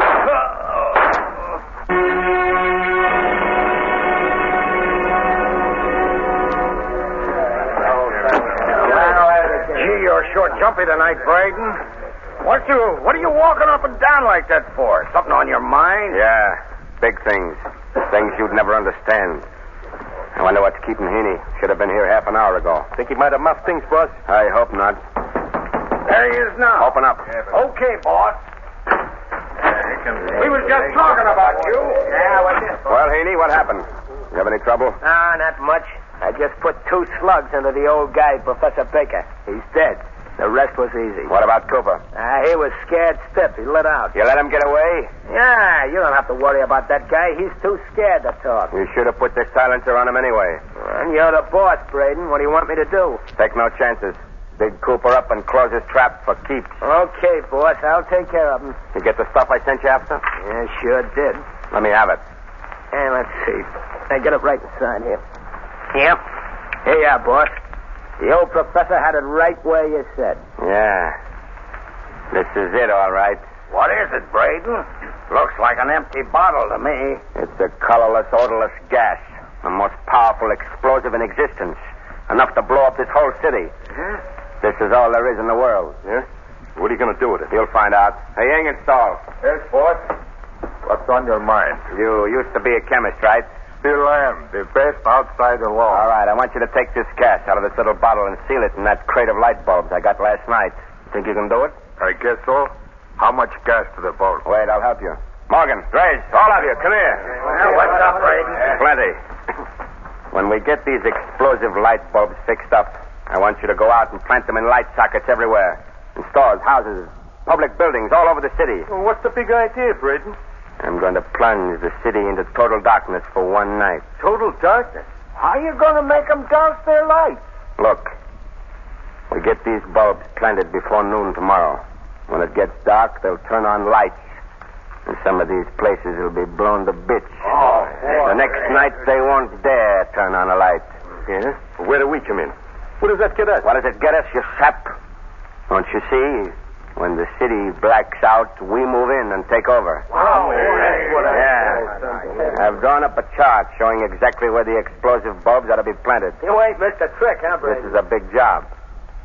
Now we'll need plenty of help for the cleanup. Round up every dip, rod man, gangster, any crook you know. Have them here in the mill tomorrow night. Okay, don't worry, boss. As soon as everything's set, we'll move in under cover of darkness. They poor cops. They will be helpless. Yeah. We'll rob, steal, pillage to our heart's content. We'll take everything that's not nailed down. Boy, what a stunt. Well, that's a crook's paradise. Greatest idea I've ever heard. It's the greatest idea in the history of crime. I'm going to create a reign of terror like this country's never known.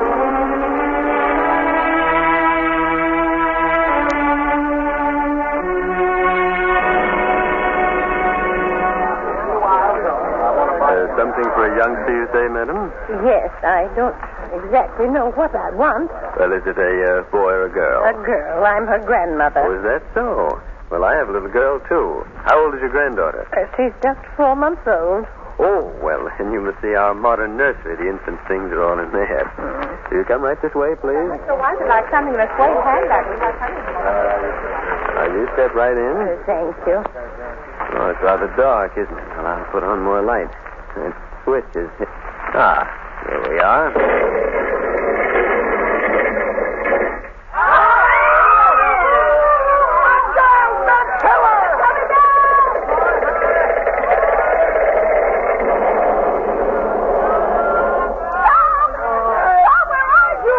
Get out! The walls are crumbling!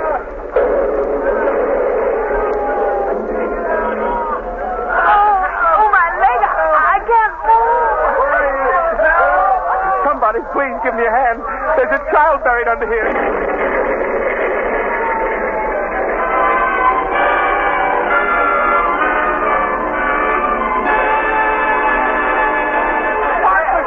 The whole front's blown out. Oh, it's terrible. Awful. Get back there. Keep away now. All right, lend a hand here, Ben. We can't handle the wounded. Come on. Look, there's a girl in that window up there. She's going to jump. Don't jump. Wait.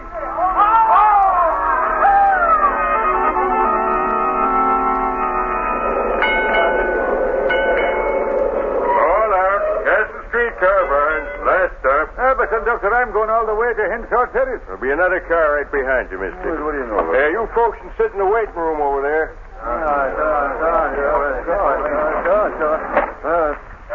Pretty dark in this waiting room. How about some light? Yeah, there's a switch right behind you. Oh, yes. I'll turn it on.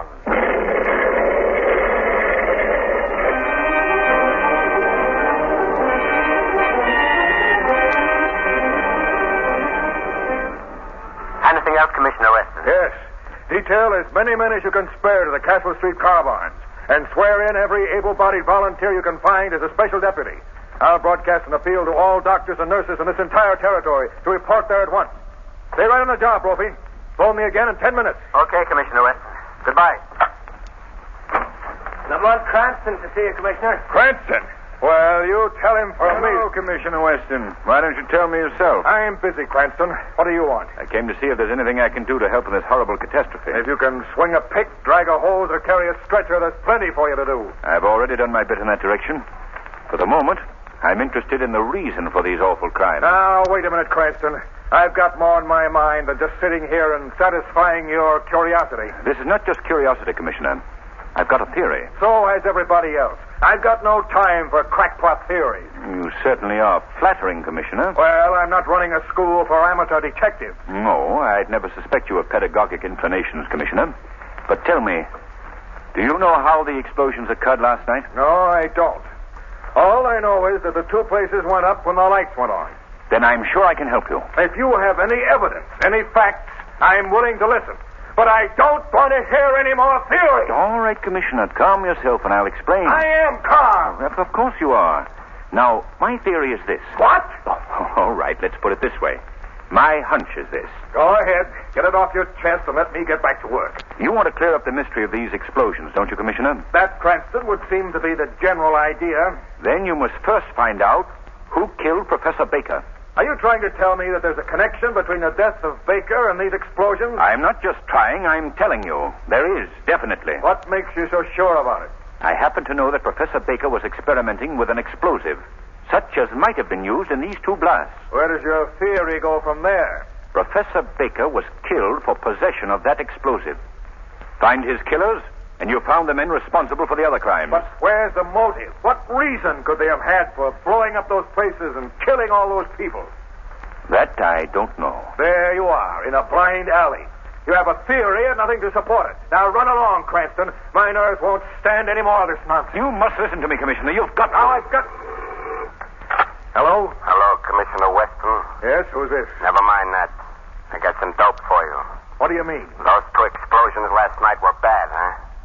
Well, that's only a little sample of what's coming tonight. What? What did you say? You heard me. You're going to have a worse mess on your hands if you don't carry out my orders. Orders? I want this city in total darkness tonight. Total darkness? If there's an electric light, auto headlamp, or even a flashlight turned on, you're going to get a bouquet of explosions worse than yesterday. You must be stark mad. You'll never get away with this. Try me and see. Either the lights go out or the city goes up. Hello. Hello, hello. Cranston, did you hear that? Yes, I did, Commissioner. What are we going to do? It'll be dark in a few hours. Commissioner, that man must be stopped. If he's not, this city will be the scene of indescribable horror tonight. We've got to stop him.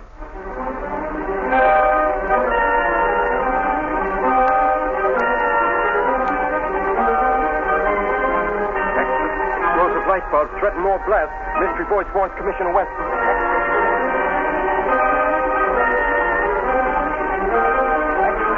Explosive electric lamps spread through city. Read all about it.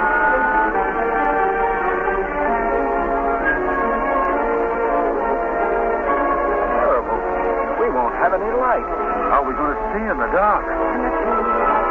Place tonight? Me neither. I don't want my family to know.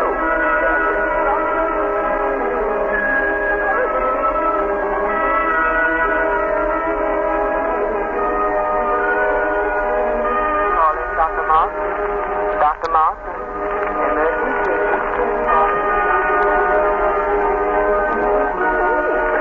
Dr. Martin, do something. Please save my little bambina. Well, I'll do all I can, Mrs. Vanetti. Your child is very sick. Oh, my bambina, my baby. What are you going to do, Doctor? That child won't last an hour if we don't operate at once. We can't do that. You'll dare turn on the light. Well, we've got to do something. Couldn't we operate by candlelight? Oh, that's impossible. The operation's too delicate. Oh, please, Doctor, help my baby. Nurse. Yes, Doctor. I'm going to operate. But the lights, Doctor. I can't stand here and see this child die. We've got to take the chance. Turn on the lights. But very well, Doctor. I'll turn them on.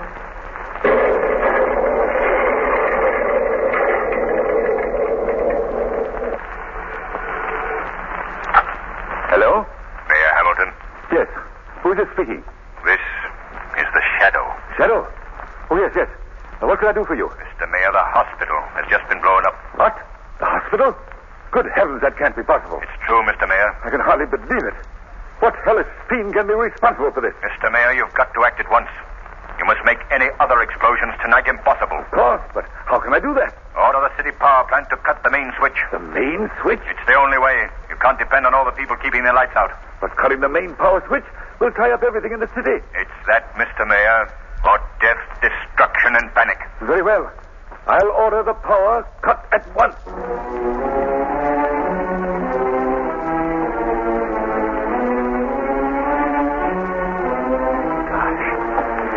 Sure is dark. I can't see where I'm walking. Wonder what street we're on now. Oh, does it matter? I'm lost. We're all lost.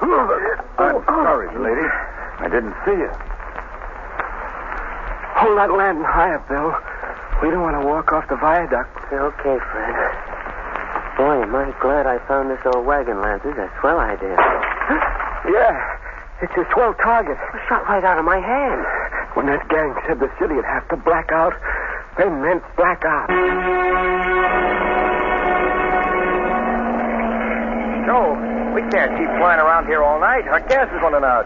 You've got to set her down someplace. Can't understand it. I couldn't possibly have missed the city. We've cruised around for 20 minutes now, and I haven't seen a single light. We just have to keep going while the gas holds out. Then what? Then we start praying, brother.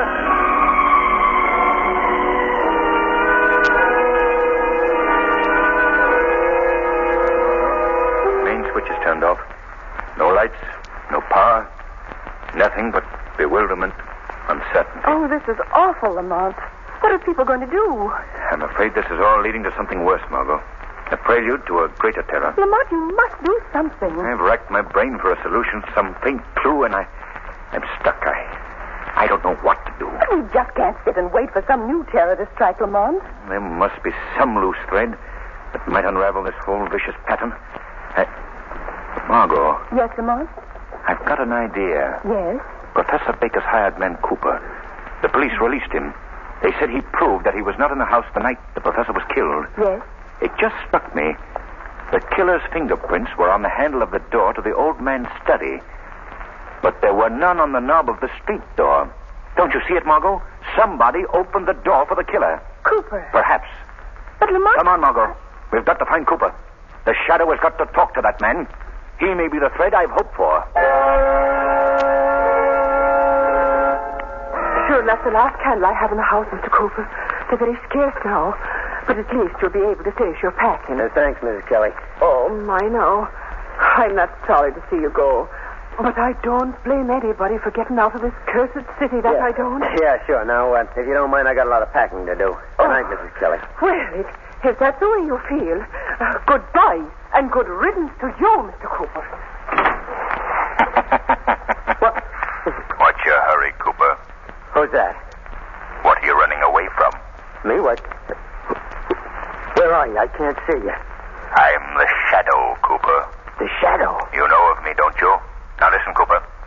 I've got to talk fast, and so do you. I got nothing to talk about. Cooper, you share responsibility for the death and destruction in this city. No, that's a lie. I had nothing to do with it. You know the man who killed Professor Baker. You've got to tell me who he is. I can't. You must. You alone can release the city from the grip of terror that man has placed it in. I don't know anything about it, I tell you. You're lying, Cooper. I know. You opened the door for the killer. I wouldn't hurt the old man. You were with him just before he died. But I had nothing to do with his death. Honest, I didn't. If you want to save yourself and clear your conscience, you've got to talk. But All right. I want to get it off my mind. I'll talk. Haney, what do you want? Just delivering a little message from the boss, Cooper. Here it is. Cooper. Speak to me, Cooper. Oh, your throat. Try to talk, Cooper. The fate of the city rests with you. I can't understand you. For heaven's sake, man, you've got to tell me. Look, Cooper, I'll put my ear close to your lips. Try to whisper. Try. Yes, I understood that. His name, Cooper. His name, please. Yes, sir. What? Yes, sir. Try again. Where? Quick, Cooper, quick. What happened? I thought I heard a shot out here. Look, it's Mr. Cooper. Oh, He's no. shot. Somebody get a doctor, quick. Oh, no. It's no use for a doctor now. Cooper's dead.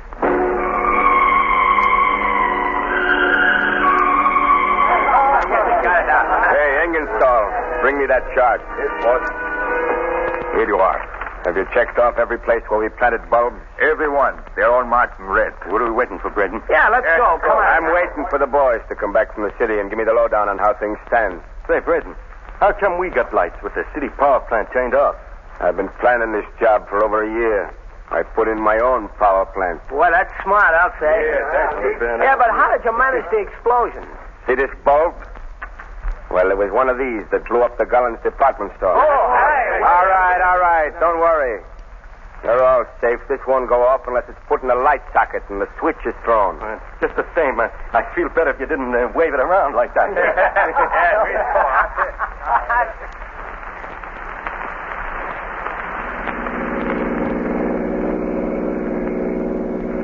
Margot, pull right over here, off the road. There we are, Lamont. Good. Now, you stay here in the car. Take this gun. You'll be perfectly safe. Just keep out of sight. But where are you going, Lamont? There's an old mill someplace along here. If I understood Cooper correctly, I'll find the man I'm looking for there. You're not going in alone. I've got to, Margot. I phoned Commissioner Weston as the Shadow and asked him to send some men. Then why not wait for them? I'm not sure they'll get here. I've got the hands full in the city. There isn't a moment to lose. The Shadow's got to work, and work fast.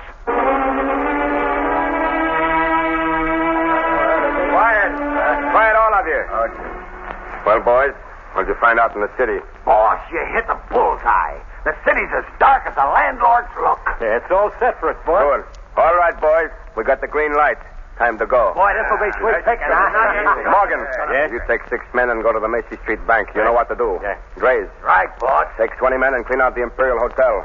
Go through the rooms. Don't leave anything you can carry. Right. You, Engenstall, the post office. 5 men can handle that. I am all set. The rest of you got your spots. Work fast.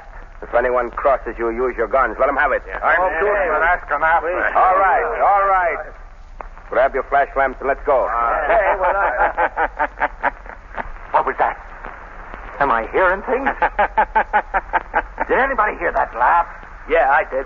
So did I. Quite a nice little thing you've cooked up, Braden. But here's where there's another ingredient added to your unholy brew. Hey, what is this? It's the Shadow. Right you are, Braden. Well, you're not scaring me. You're not stopping me either. I wouldn't be too sure about that, Braden. Hey, I don't see nobody. Men, this guy's right here in the room with us. He's got some trick so we can't see him. But that don't mean we can't get him. Grace, Yeah. stand by that door. Okay. Keep your back against it and don't let anybody or anything open it. Now, Morgan, pick up that machine gun and spray the other end of the room. But he's doused the light. Hey, I'm getting out of here. All right, quiet. Don't be afraid. Take it easy. Somebody switch on that light. You don't dare turn on those lights. What do you mean? If you do, every man here will be blown to bits. What are you talking about? I took that explosive bulb you had on the table in front of you. What? When I turned out the light, I put it into one of the light sockets. Now, Mr. Braden, do you want to turn on the light? You're bluffing, Shadow. All you have to do to prove that point is to throw on the light switch. Hey, what's that? It's a lot of cars driving up outside. It's the police, gentlemen. They'll never take me alive. Alive or dead, Braden, you've got to be taken. Hey, what are we going to do? What can we do? In there. Come out in 10 seconds. I will come in after you. You might as well do as Commissioner Weston commands. Walk out the door with your hands in the air. There's nobody walking out of this place. I know I'm chair bait. I'll die anyway. But there's one thing I'm going to do first. I'm going to take you along with me, Mr. Shadow. Hey, keep your hands off that switch. Get out of my way.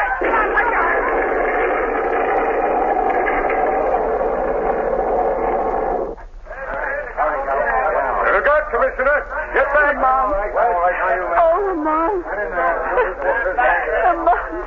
Anyone alive in there, Captain? Not a single one, Commissioner.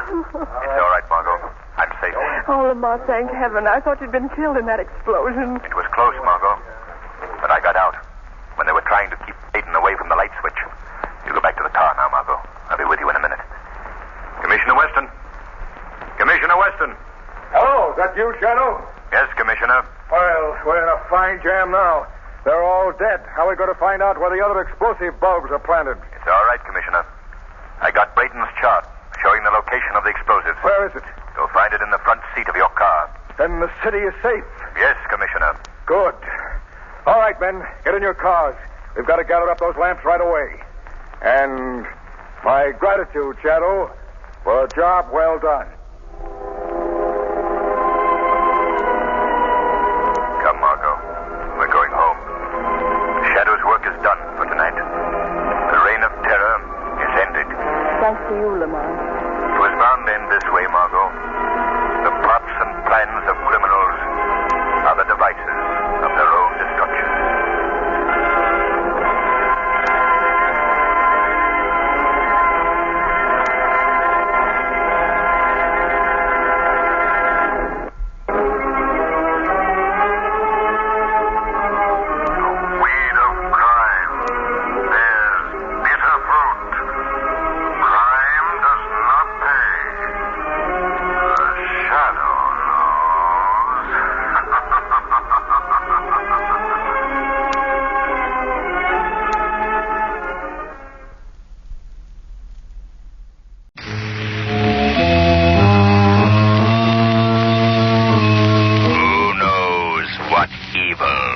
Lurks in the hearts of men.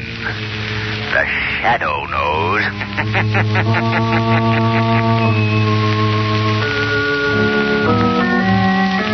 Your local blue coal dealer presents The Shadow.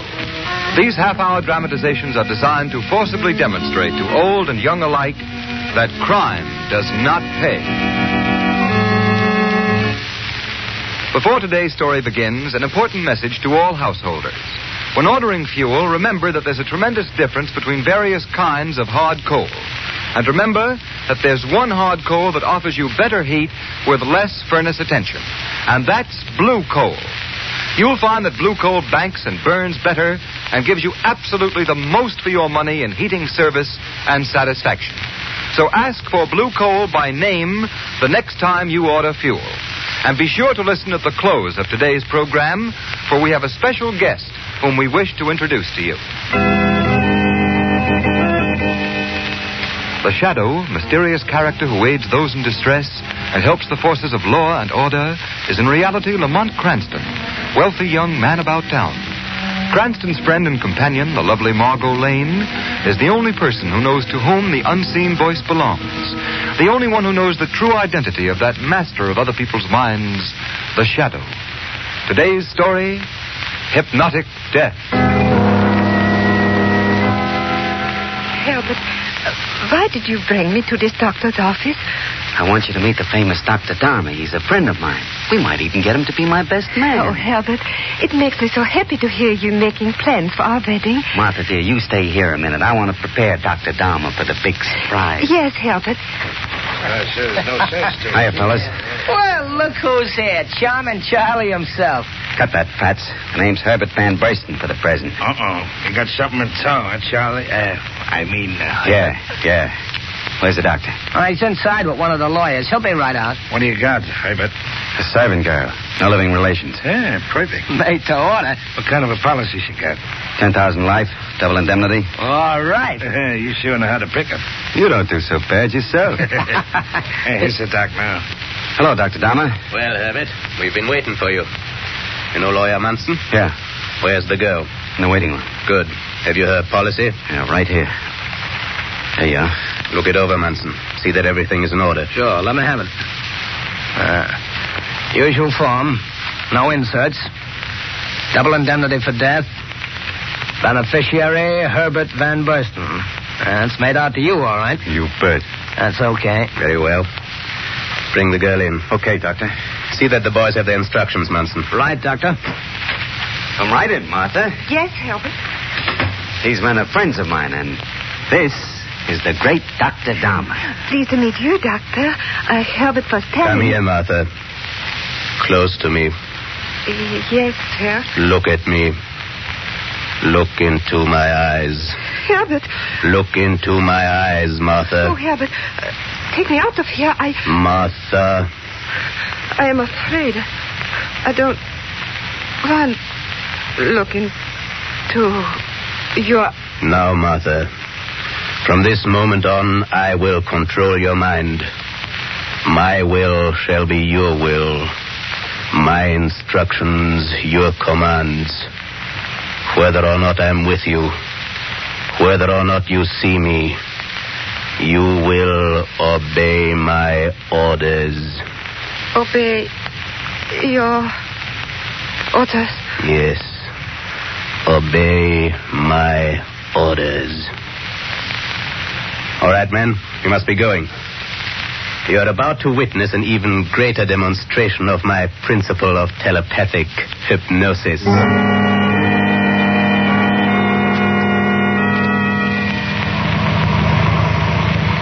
The car with Herbert and the girls just pulling over to the curb, Dr. Dharma. Where are the boys? See, they're standing on the corner.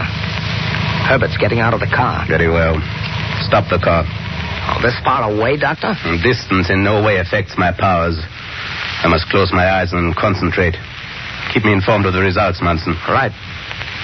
Say, the girl stepped out of the car. Yes. Now to test my theory of telepathic hypnosis. Martha, move close to the curb. She's doing it, Doctor. She's there. Stop, Martha. Wait for my orders. She's standing at the curb. Is there a car coming, Munson? Yes, there's one coming down the street at a fast clip. How far from the girl? About 200 feet. Yes. 150 now. Yes. 100. 50. And now, Martha. 25. Walk, Martha. Walk. 10. She's...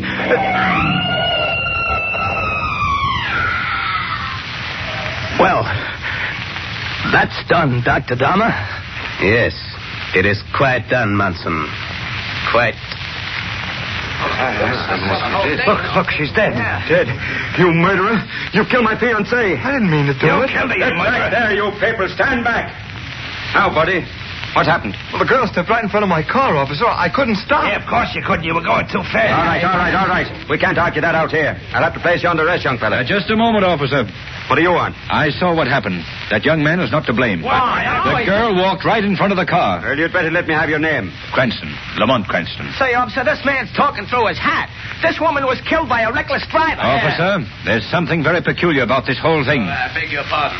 Excuse me, officer. I'm Dr. Dharma. Well, what is it? You witness to this? No, I'm not. I didn't see it. But as a citizen, I feel that reckless driving must come to an end. You say you didn't see what happened? That is correct. Then you'll pardon me, but I hardly think you're in a position to voice an opinion in this matter, Dr. Dharma. I see. You, of course, are a witness for the driver. Exactly. Very noble of you. Very. I assure you, sir, that you and I will meet again.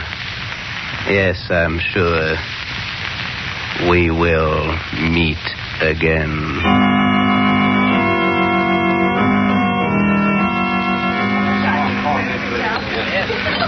Lamont, you've hardly touched your dinner. Are you ill? Strangest feeling's been creeping upon me since that automobile accident. Lamont, your voice sounds awfully strange. Yes, I must shake this off. I must. Perhaps some more coffee would help, Lamont. Lamont, why are you staring so? You and I will meet again. What are you saying? Yes. I'm sure we will meet. You dropped the cup. What is the matter? We shall. Wait, there's somebody help. What happened? What is I don't know. He just simply toppled over. Some terrible thing has come over him.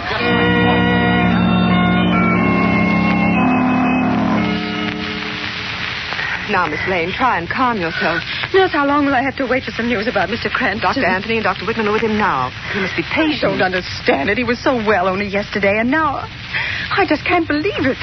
Oh, here's Dr. Anthony now. Dr. Anthony, how is he? Just a moment, Miss Lane. Nurse, will you stay with Mr. Cranston? Yes, of course, Doctor. Sit down, Miss Lane. I want to talk to you. But, Doctor, how is he? No better. What? If anything, he's worse. That may be brutal, Miss Lane, but you should know the facts. Oh, Doctor, it sounds frightful. I've called in every specialist I thought might help. We're completely stumped, Miss Lane. Never in our experience have we encountered such a strange case. Well, what can it be? We don't know. All the vital organs are in excellent condition. Yet his energy is rapidly ebbing. Oh. I hate to have to tell you this, Miss Lane, but we're afraid Mr. Cranston won't last the night. Oh, no. Oh, no, that can't be possible. The most discouraging thing is Mr. Cranston's complete lack of cooperation. He seems to have lost the desire to live. Oh, I must go to him. He must fight this thing off, whatever it is. Come along, Miss Lane. We put him in this room right across the hall. There we are. Now, Miss Lane, try to arouse his interest in something. Yes, Doctor, I will. Step right in. Lamont. Oh, Lamont. Margot. How are you, Lamont? Are you any better? Something pressing. Where? Here. My head. Oh. Hands squeezing. Lamont, listen to me, please. Your life is in your own hands. You must fight, Lamont. Fight. Yes. Fight. Obey. Orders. My will. Your will. What do you mean? What are you trying to tell us, Lamont? Can't tell you. He won't let me. What's that? Who won't let you? Can't tell you. You must tell us. Must obey orders. Lamont, you've got to tell us. We want to help you. Tired. Sleepy. Doctor, would you step over here a moment? Well, of course, Miss Lane. Doctor, don't think I'm mad, but the man in that bed is not Lamont Cranston. Not Miss Lane. The body is Lamont Cranston, all right, but the spirit is not his. Well, that doesn't make sense. Let me explain. Isn't it true that when a person suffers from a psychosis, they mutter of things and experiences of the past? Yes, that's quite correct. Well, these things Mr. Cranston's been saying, I've never heard him say before. No, but... Doctor, I'm convinced Mr. Cranston is uttering the words of someone else. Someone else? Yes, a will stronger than his own dominates him, dictates his every word and action. You mean a form of hypnosis? Have you ever heard of telepathic hypnosis? Why, of course. A book has been published on the subject just recently. In fact, I have a copy in my office. I feel only an authority on that subject can help Mr. Cranston. We must send for the author of that book. But, Miss Lane, the theories of hypnosis described in this particular book have not been endorsed by the medical profession. It makes interesting reading. Dr. Anthony, we don't know what's wrong with Mr. Cranston. Perhaps I'm clutching at a straw, but his life is in danger. I insist that you call in that author. Very well. Nurse. Yes, Doctor? Go into my office. Phone this man to come here at once. Here, I'll write the name for you. Dr. Agastya Dharma.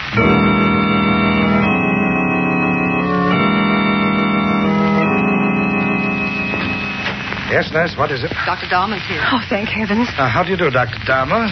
I'm Dr. Anthony. Pleasure. This is Miss Lane, a friend of the patient. I'm honored, Miss Lane. Oh, it's good of you to come, Doctor.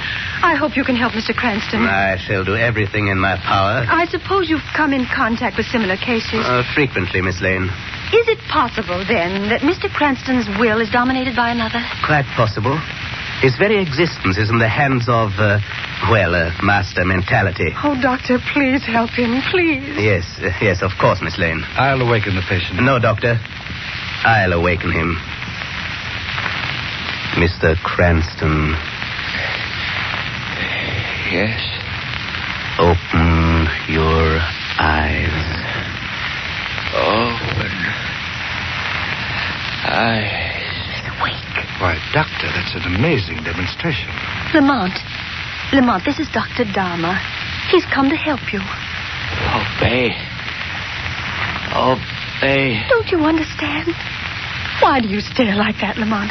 Dr. Anthony, Dr. Dahmer, that's the same expression he had on his face just before he collapsed in the restaurant. He seems frightened. Dr. Dahmer, do you... Miss Lane, Dr. Anthony, I think it best that you leave me alone with the patient. Of course, Doctor. It's a little cool in this room. Would you mind closing that window behind you, Doctor? The window? Window? Of course, I'll take care of it. Now, if you please. Certainly, Doctor. We'll leave at once. Come, Miss Lane. Dr. Dahmer, I place my last hope in you. Mr. Cranston will be well taken care of. Thank you, Doctor. Well, Cranston, we meet again, eh? We meet again. Oh, yes, of course. Your vocal cords. I'd quite forgotten. You can think clearly enough, but can't express yourself. Well, I shall lessen the pressure a bit for the moment so that you and I can have a little tete-a-tete, eh? You may talk, Cranston. You may talk. You murderer? You fiend? Rather a spectacular beginning for a tete-a-tete. There may be a spectacular end to it, too, Dr. Dahmer. There's a limit to your control. The facts dispute you, Mr. Cranston. You are helpless. You can speak no louder or no longer than I choose to permit. You've grown rich by murder and fraud. But in some way, I'm going to put an end to you. Come now, Cranston. Your slight respite is over. I return you to the condition that baffles science and destroys you. My will is your will. My orders, your command. Obey. Obey. My will. Your will. Obey. Precisely. Now, Cranston, I leave you to your doom. You shall be dead by morning.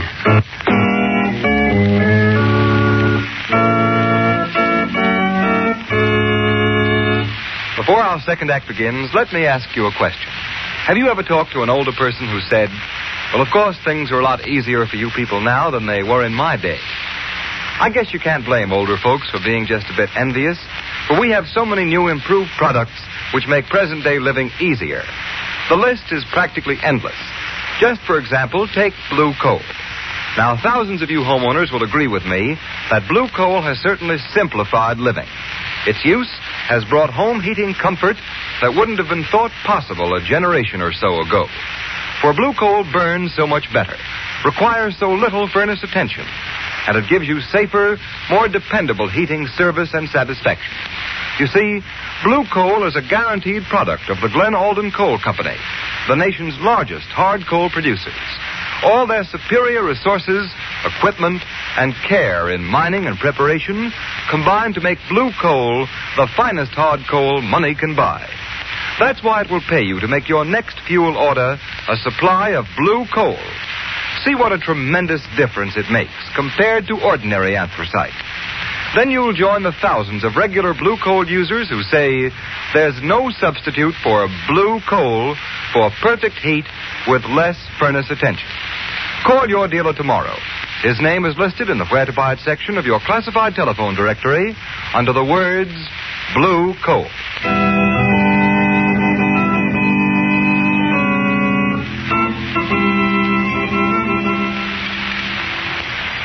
Mr. Cranston any better, Dr. Anthony? Sorry, Miss Lane. No improvement. Oh, this is terrible. It's horrible. Even Dr. Dahmer couldn't help. No, he said the patient refused to cooperate. Under the circumstances, help was impossible. I'm afraid Mr. Cranston lacked faith in Dr. Dahmer. If there was some way I could... Dr. Anthony, you have a copy of Dr. Dahmer's book. Yes? That might do it. If we show Mr. Cranston the book, he might realize how important Dr. Dahmer is. Well, we can try it.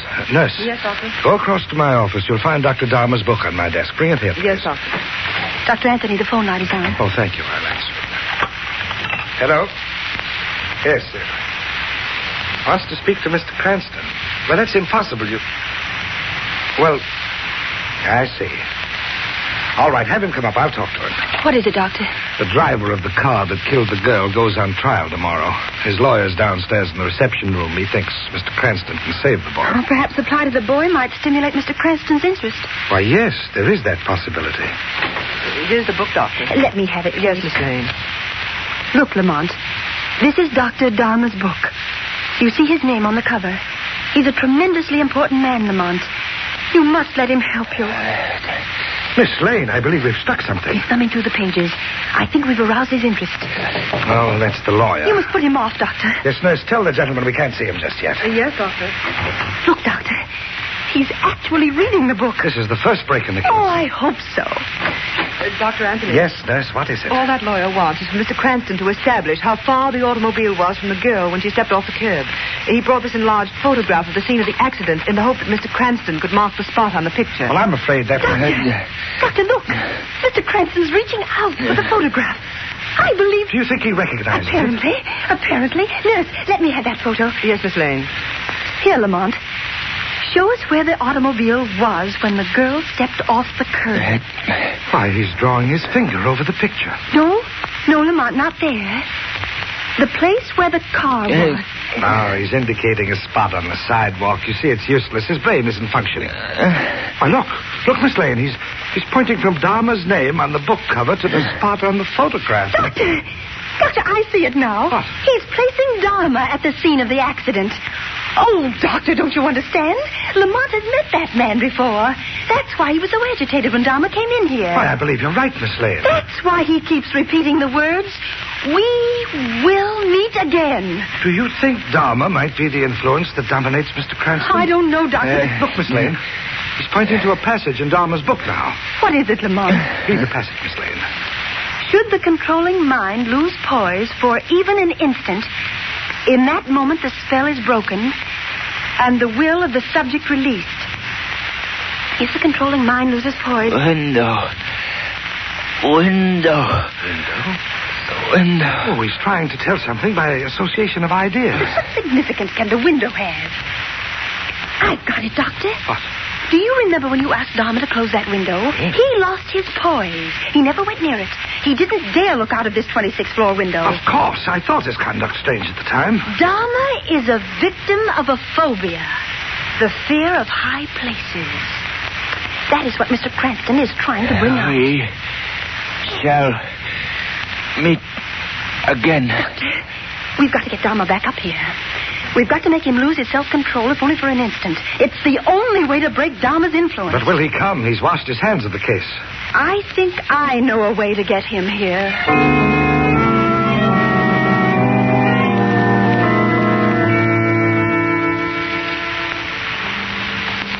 Get the chairs out there on the terrace, nurse. Yes, Miss Lane. Dr. Anthony, I think we'd better move Mr. Cranston's bed a little closer to the edge.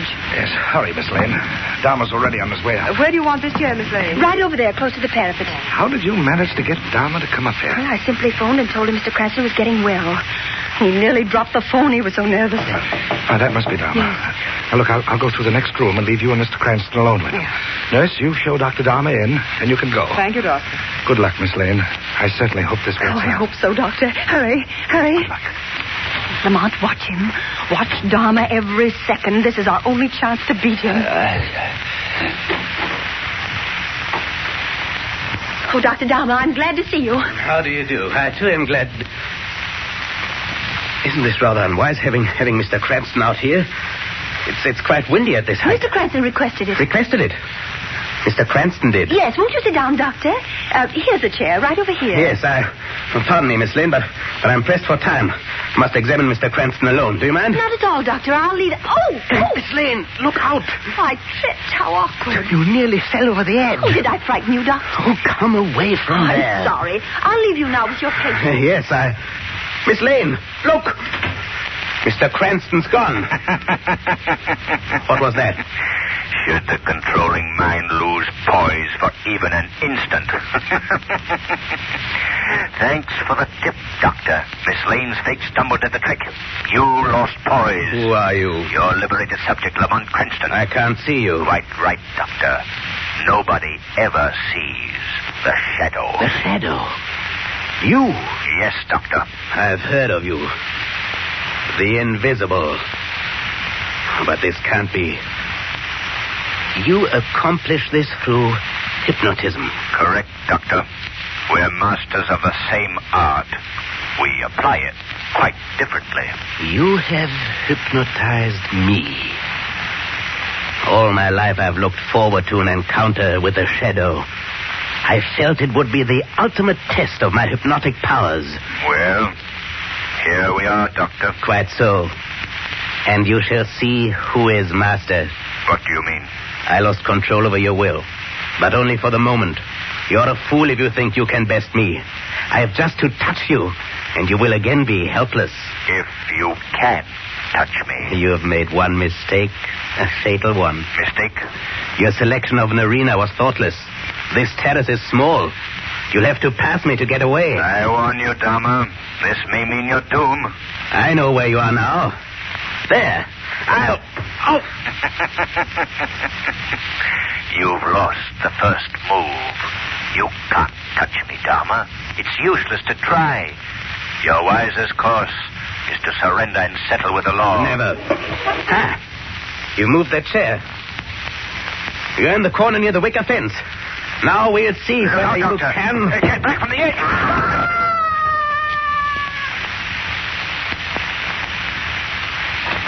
Lamont, are you all right? Yes, Margot. I heard a scream. It was Dharma. Lost his balance. Oh. Fell 26 stories. Oh, Lamont. Well, thank God you're safe. Oh, it was so ghastly, you lying there aware of everything, not able to express your thoughts. You expressed them very well for me, Margot. If it were not for you, this would be my hour of doom instead of Dharma's. He had an amazing mind, Margot. But like so many brilliant minds, it was bent in the wrong direction.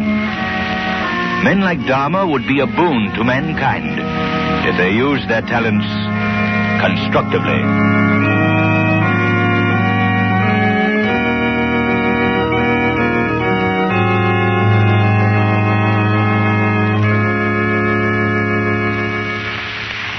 We'll introduce our special guest in just a moment. But first, let's hear from Blue Coal's heating expert, John Barclay. Thank you, Ken Roberts, and good afternoon, friends. Many homeowners are under the impression that all they need do to put coal on the furnace fire is throw on a few shovels full. I can assure you that that's neither the most practical nor the most economical way to get satisfactory heating results. First, the grate should be shaken gently until you see the first red glow in the ash pit. Be sure not to shake red-hot or unburned coals through into the ash pit, for then you'll simply be wasting coal. Next, pull a mound of live coals to the front of the firebox, just inside the fire door, with a shovel or a hoe. Now you have a fire bed sloping down toward the back of the furnace. Put fresh coal into the hollow formed by this slope, being sure to leave a few burning coals near the door. These live coals will act as a pilot light, which will burn off the gases which rise from the fresh coal contact with the burning coal. Try this method of putting coal on the fire and see if it doesn't give you far more satisfactory heating results. And remember, if at any time you have difficulty with your heating plant, get in touch with your nearest blue coal dealer. He'll gladly send a John Barclay serviceman to show you how to fix up the trouble. John Barclay service is absolutely free, so call your blue coal dealer. I thank you.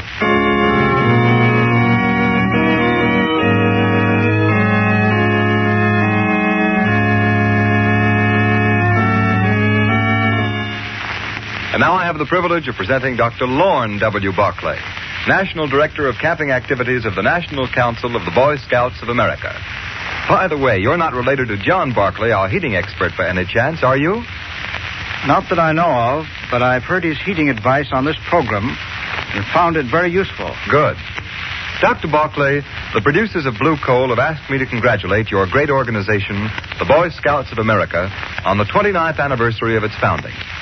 Through the years, the Boy Scouts have made many important contributions to the finest American ideals. And for that, we salute you. Thank you, Mr. Roberts. And may I say that we are grateful to the sponsors of the Shadow program. They, too, are making a valuable contribution to Americans, young and old, by showing them that crime in any form does not pay. We appreciate having had you with us this afternoon, Dr. Barclay, and we sincerely hope you will visit us again.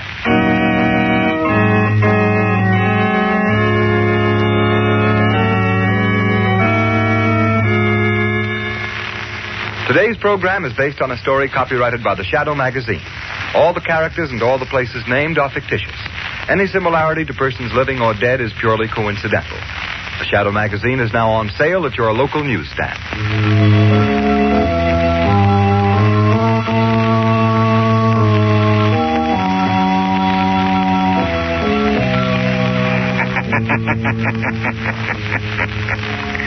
The weed of crime bears bitter fruit.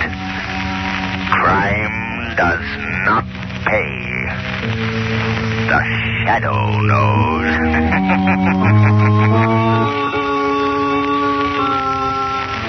Next week, same time, same station, Blue Coal, America's finest anthracite, will again present another thrilling adventure of the Shadow. Be sure to listen. And be sure to burn Blue Coal, the solid fuel for solid comfort.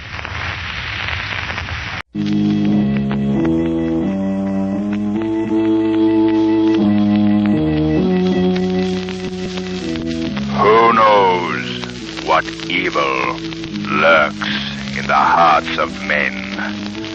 The Shadow knows.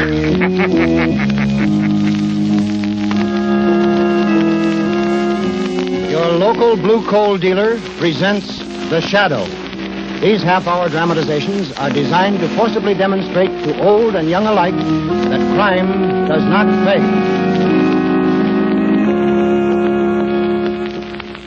Before this afternoon's adventure with the Shadow begins, here's advice every homeowner will profit by following. When you order your next supply of fuel, ask for Blue Coal. Then you'll enjoy steady, dependable heating comfort and satisfaction such as you've never known before. Countless thousands of American families have found from experience what a tremendous difference Blue Coal makes. It burns down to a fine ash, leaving no wasted, unburned coal. And it gives steadier, healthier heat with less furnace attention. So if you want the solid fuel for solid comfort, insist on Blue Coal by name. Call your dealer for your supply tomorrow.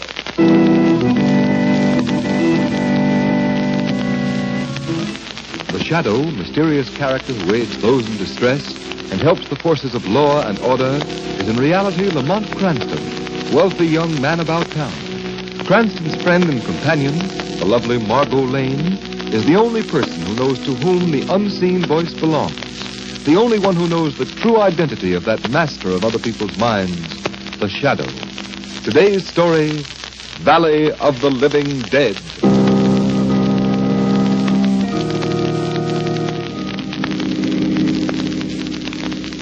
This desert scenery is simply magnificent, Lamont. Why, this alone was worth the trip. Yes. And I think that's the mountain range over there that I've been looking for.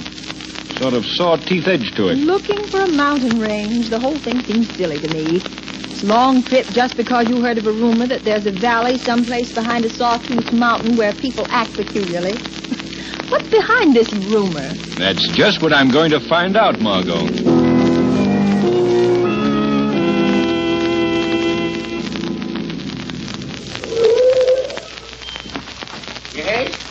Yes, sir. What can I do for you? I want some gas. And I also want to know the best road up that mountain over there. Oh, there ain't no road over that mountain you can drive on, mister. No road? Well, what's the matter with that one right ahead there? That's no good. Dangerous. You see, ain't many folks besides me has been in that valley. And, brother, I'm going to live there someday. Well, if you go, you can go alone, Timothy Hicks.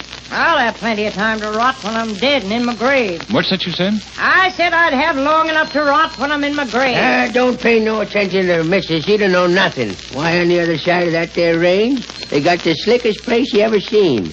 Pretty little round valley. There's only one thing, though. You got to be busted to live there. You can't have any money? Yep, busted. Why, the folks in there get the houses given to them and food, everything. You mean a sort of a state poor farm? Nope, nothing like that. It's private. Owned by Mr. Maxim. Kindest man that ever was.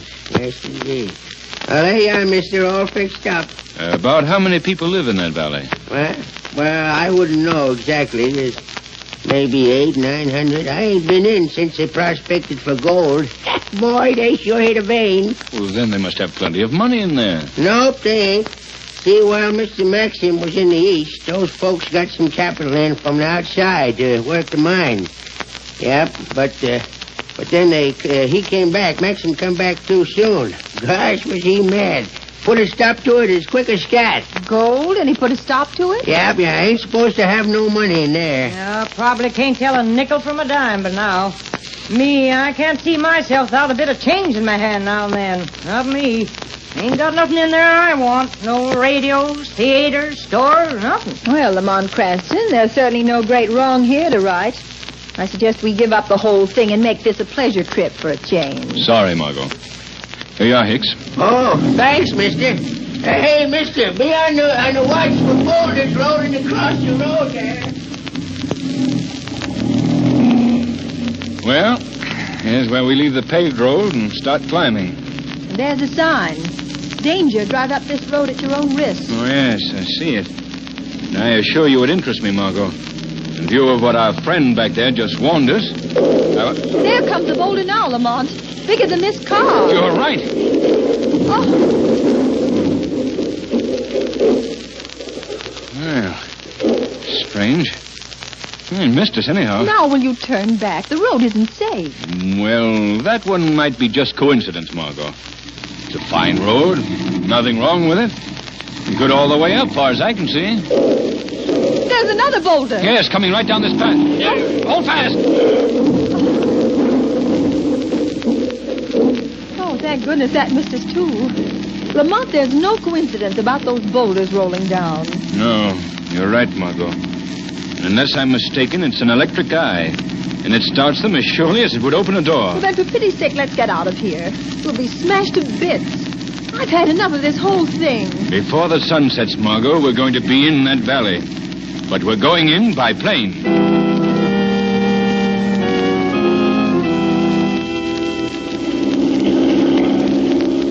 But it all seems so unnecessary, Lamont.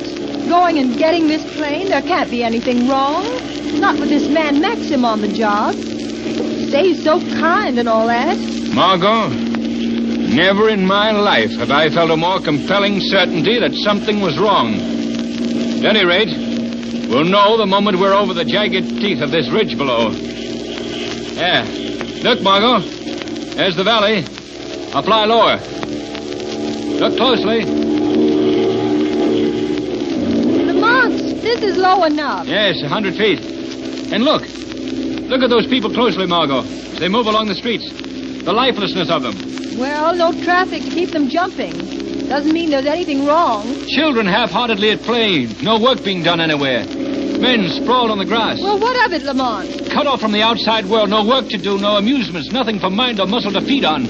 Why, Margot, that place is like a stagnant pool covered with green slime. Beautiful to look at, but filled with decay. Well, maybe you're right, Lamont. Even the women don't stop to talk to one another. They don't even look up at the sound of the plane. And over there, just beyond the dam, are the gold mines. Latest equipment lying idle. And a chance for everybody to make a lot of money. Look, what's that back against the hill? Oh, it's a sort of castle. Now, wait a minute, Margot. That standard flying from the turret there. It has a name on it. I'll try to get closer and make it out. See, Ingram A. Maxim. Ingram Maxim. Why, I know who this fellow is now. You do? In college. I was just a freshman. He was taking postgraduate. A bald, thin little man, always helping some of the fellows. Why, he was rich as Croesus even then. Hang on, Margot. I'm going to set it down on the other side of the dam. Find out what this is all about.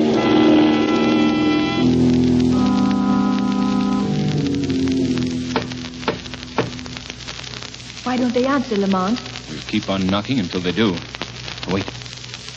I saw the curtain move in the window up there. Please, Lamont, let's go back to the plane. I feel weak. What was that? I don't know. It's horrible. But, Margot. Good heavens, Margot. Here, you're not fainting. Oh. The lady has fainted. Mr. Maxim, please. I prefer to carry her. I will carry her. No one here dictates to Maxim. There. Now, precede me into the house, if you will, sir.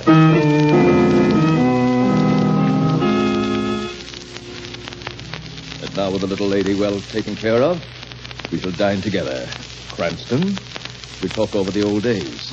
You see, I remember you. Indeed, I have the faculty of remembering everybody I ever see. I couldn't forget you, naturally. Always doing such kind things to help the less fortunate chaps at college. Nothing at all. Now, here, of course, I have much larger opportunities. Yes, undoubtedly.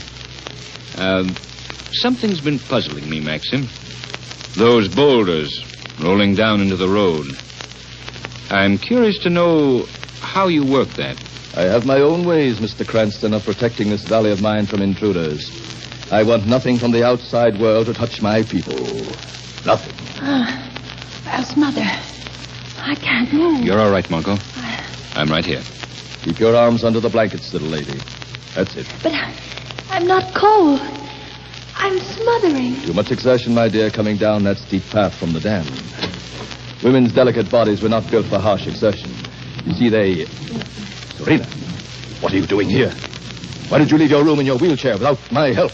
Is the lady sick, Maxim? Are you sick too, my dear? No, nothing wrong with me. Just a little chill. Miss Lane, my wife. How do you do? Mr. Cranston. How do you do? Did you suffer an injury of some sort, Mrs. Maxim? That you should have to be in a wheelchair? No. Oh, no, I've always been strong. But after the birth of my son, I think that was when My dear, you are exerting yourself too much. You must go to your room. But Maxim's always taken such good care of me. I never have to lift a hand. He carries me, puts me in my bed. He feeds me. He's always so kind. It is the privilege of all strong people, my dear, to take care of the weaker. Come, my dear Serena. Off to bed with you. Maxim, the lady heard it too. It's not my It is imagination. the wind, my dear, in a faulty flue. I shall have it fixed tomorrow. But I tell you, it has the sound of my son's voice. Now, that imagination of yours again, my dear. You know that Paul is off at school. Now, say good night to Miss Lane and Mr. Cranston. Good night, Miss Lane. Mr. Cranston. Good night.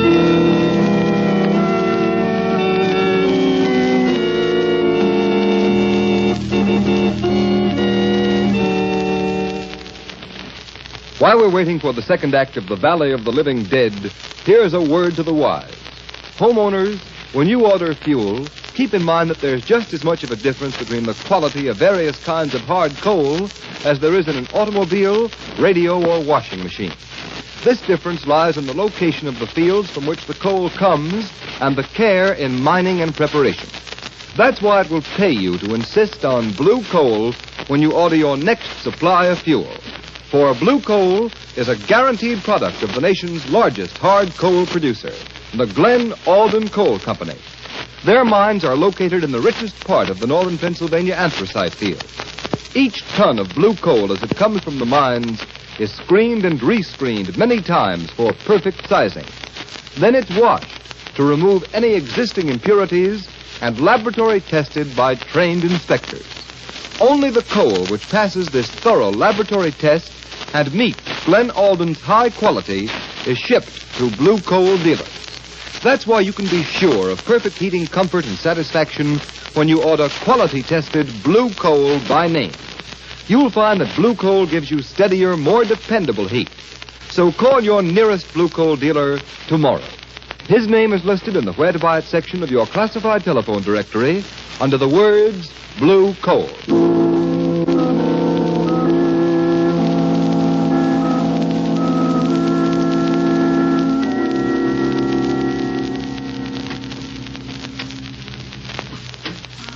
Father? Oh, I thought you'd never come. But, Paul, my son, don't I always come? Oh, this steel cast. Can't we take it off? Not yet, my boy. To remove it too soon would mean that you'd never walk again. I don't care. I don't care. It's now. It's the pain now that I can't stand. I know what is best for you, Paul. But it's getting worse. I can't rest. I can't sleep. Come now. You must. Oh, if I only could and never wake up. There. That is better. Patience. Patience. I'll turn the light low. There. Good night, my son. Sleep. Sleep.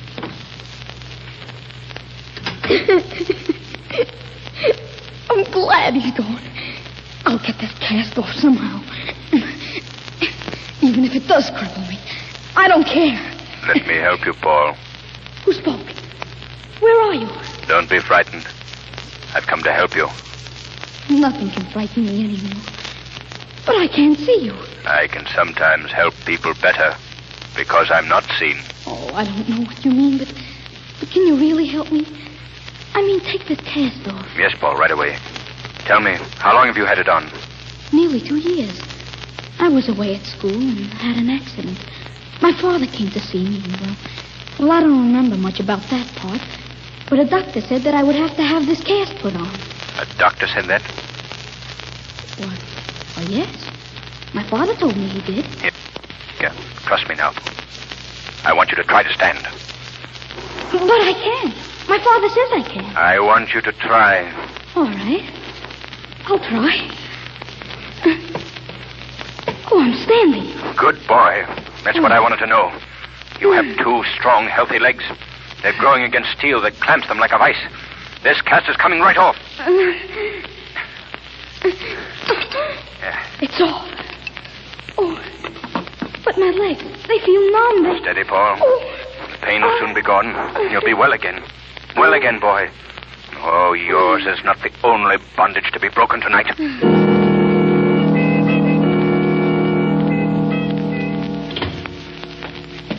Ah, Margot, it's good to get out in the air.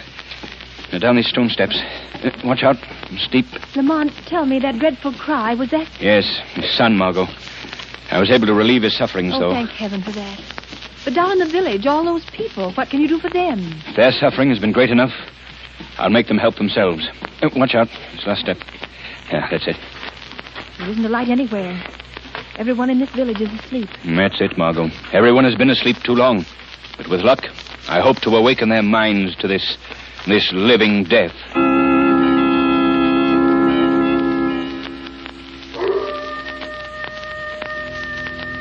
Not a sound anywhere, Lamont, except that coyote off in the hills. The villagers sleep, Margot, but they do not rest.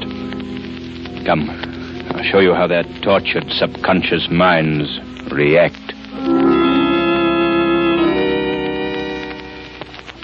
This place of living dead, this silence beats on my ears like the drums of eternity. And in the next house and the next, Margot, I must go to them as they sleep in the shadows. Try to free them from this bondage of submission. The mills. I hear them. The good, honest roar of machinery. The white heat of the furnaces. There's a fine strength in me. And I'm to have a raise of $1 at the end of the week. No, that's past and gone. I've become as soft as something that lies rotting in the sun. There is no hope. I am dead. Dead. No, No, my friend, you're alive. And you can be strong again. What? Who spoke? Who said that? God put muscles in a man's body for use, for work. Work. Yes, work. But we are dead. Not while there is work to be done, and you can do it. No, I've dreamed that dream until I'm nearly mad. Then go to the mines. They wait only for your courage to start them working. No, we can't do that. Mr. Maxim has forbidden it. Wake up, man. He has given you what only money can buy. He has taken from you what only God can give. Your freedom. Start working the mines tonight. Start working the mines tonight.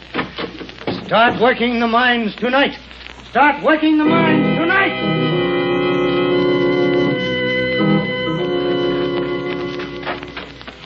Lamont, there are lights now in every house. Yes. And over there, lanterns swinging to the quick step of men hurrying to the mines. Give me your hand, Margot. We've no time to lose.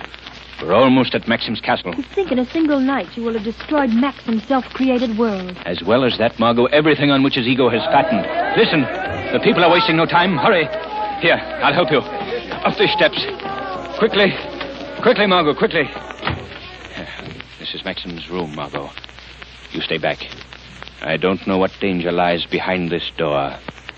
But as the shadow, I'll soon find out. After all I've done for them, they betray my generosity. Men and women alike.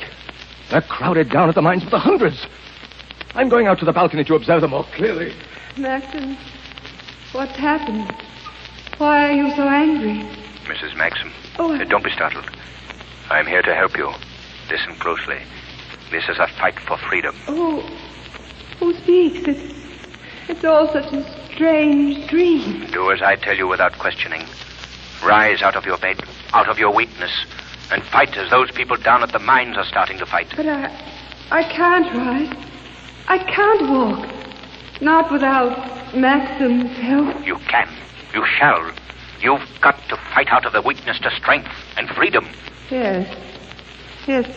Fight out of weakness to strength and freedom. I can. I will stand. I see their game. They want a freedom apart from me, but they shan't have it.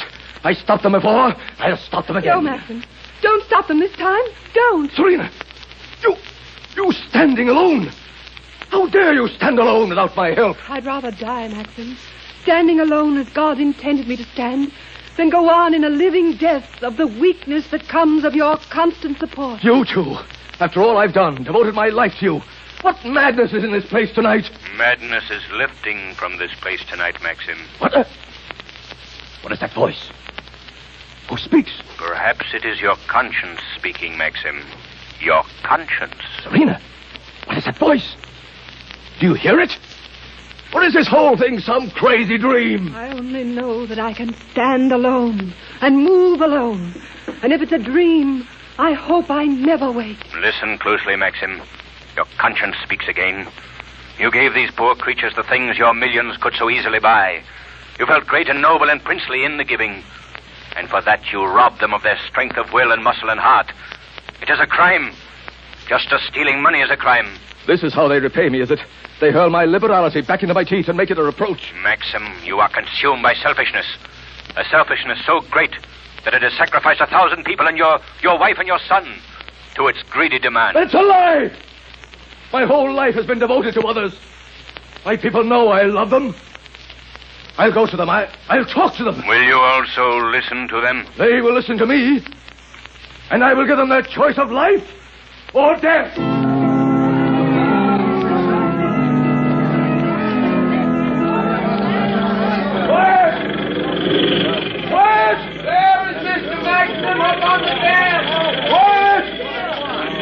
Stop those drills, I command you! Stop those drills! No! We want to work! Yes, we want to work! There is no need for you to work! I shall always provide for you! I have promised that! I have proved it! We want to earn money again! To buy food that we earn to care for our family! And I say you shall not! This valley is mine! And all who live here shall live as I order! Let us work the mine!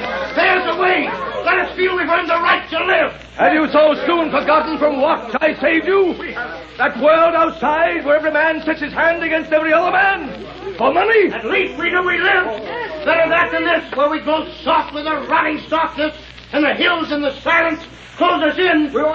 This valley is a fulfillment of a dream. For you. It's a dream and nothing more. There is no life in it. I tell you, I know what is best for you. If you will not accept life as I have given it to you, then you shall have death as I give it to you. I shall save them from themselves. A quick, merciful death. Yes, one turn of this lever, and in a few minutes the valley will be a deep and silent lake. Yes, one turn of the lever. For the second time, Maxim, your conscience speaks. Let it speak. I know what is best for my people. You care nothing about those people. How wrong you are, voice. I care enough about them to exterminate them all, rather than submit them to the corruption of an outside world. Just one turn of this handle. Just one turn of that handle, and you would be a murderer. The ungrateful have no right to live. Close those gates before it is too late. You have no right to pronounce death. For if there's a guilty man in this valley today, you are that man. I guilty? Of what am I guilty? You attempted to buy the freedom of 1,000 people, Maxim. To force them to the knees before you, and to keep them there for the rest of their lives. No, I didn't mean it that way. This lever. Oh, I must turn it back. The rush of water against the gate is too strong. I can't turn it. Maxim, I'm here. Cranston. Lamont Cranston. Here beside you. Oh, Cranston, I'll help you. Before it's too late. Yes, together. Our combined strength.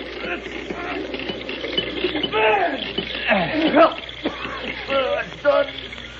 They shall live. Maxim, what's wrong? There's blood on your lip. Something in me is broken. The weight of closing the gate. Here, lean on me. Wait. Look, Cranston, look. Coming there. Walking toward me. Look. Walking. My wife and my son. Yes, walking. Here, Maxim, take my arm. No, Cranston, I am dying. I gave my life closing those gates, saving my people. Tell them that. Tell my wife and son. Please lean on me. Let me help you to your feet. No, look. The weaker I grow, the more strongly they walk. My wife and son, they are getting back what I took away. You're a great man at this moment, Maxim. And listen, down by the mines as the water recedes, they're cheering you, Maxim. Yes, I hear them cheering me. And they are the cheers of a living and a free people.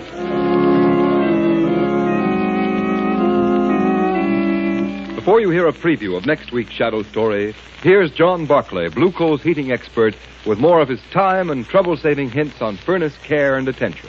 Mr. Barclay. Thank you, Ken Roberts, and good afternoon, friends.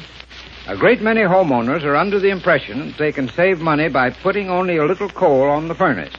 On the contrary, that's one of the surest ways I know to actually waste money. A flimsy, shallow fire is apt to go out. It won't give you enough heat, and it causes constant trips to the cellar to refuel the fire. The economical way to fire your furnace is to keep a deep fire bed at all times. Build the fire up to the level of the bottom of the fire door. Of course, in milder weather, you can leave a little heavier layer of ash on the grates. This keeps the fire burning slowly, yet it keeps enough coal burning to give plenty of heat if the temperature should suddenly drop. And remember, if you feel your furnace isn't giving you 100% heating results, here's what you do. Phone your nearest Blue Coal dealer. Ask him to send a John Barclay serviceman to look over your furnace. These men are trained heating experts. They're fully qualified to locate the source of any possible furnace trouble and show you how it can be corrected. This John Barclay service is yours without any charge or obligation of any sort on your part. So always feel free to call your Blue Coal dealer. I thank you. And now for a preview of next week's exciting shadow adventure entitled Prelude to Terror. The eminent scientist, Professor Baker, is sitting in his study late one night when there is a knock on the door. Thinking it is his butler, Cooper, he says, "Come in, Cooper." Oh, I thought it was Cooper. Shut up, Professor Baker. I got a present for you. Here's what the boss wants. And before he's through, the people of this city will wish they were dead like you, Professor Baker. Why did this man kill Professor Baker? For what reason does he say an entire city will welcome death? Be sure to find out next week when you hear the Shadow's newest adventure, Prelude to Terror.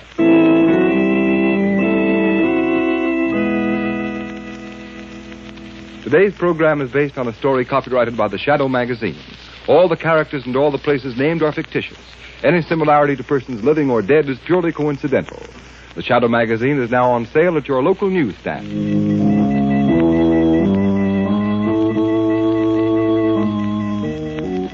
The weed of crime bears bitter fruit. Crime does not pay. The Shadow knows.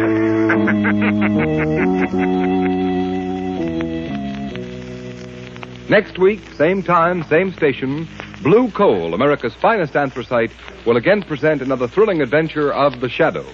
Be sure to listen, and be sure to burn Blue Coal, the solid fuel for solid comfort. Who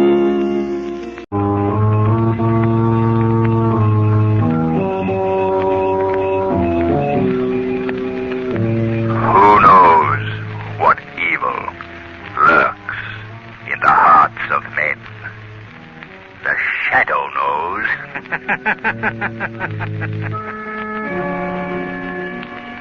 Your local Blue Coal dealer presents The Shadow. These half-hour dramatizations are designed to forcibly demonstrate to old and young alike that crime does not pay. Before we present the first act of today's Shadow story, a brief reminder to you homeowners. You all know what an unpredictable month March is. The weather's blustery, bitter cold one day and mild the next. And I don't have to remind you how very dangerous those extremes of temperature are to the health of everyone in your family.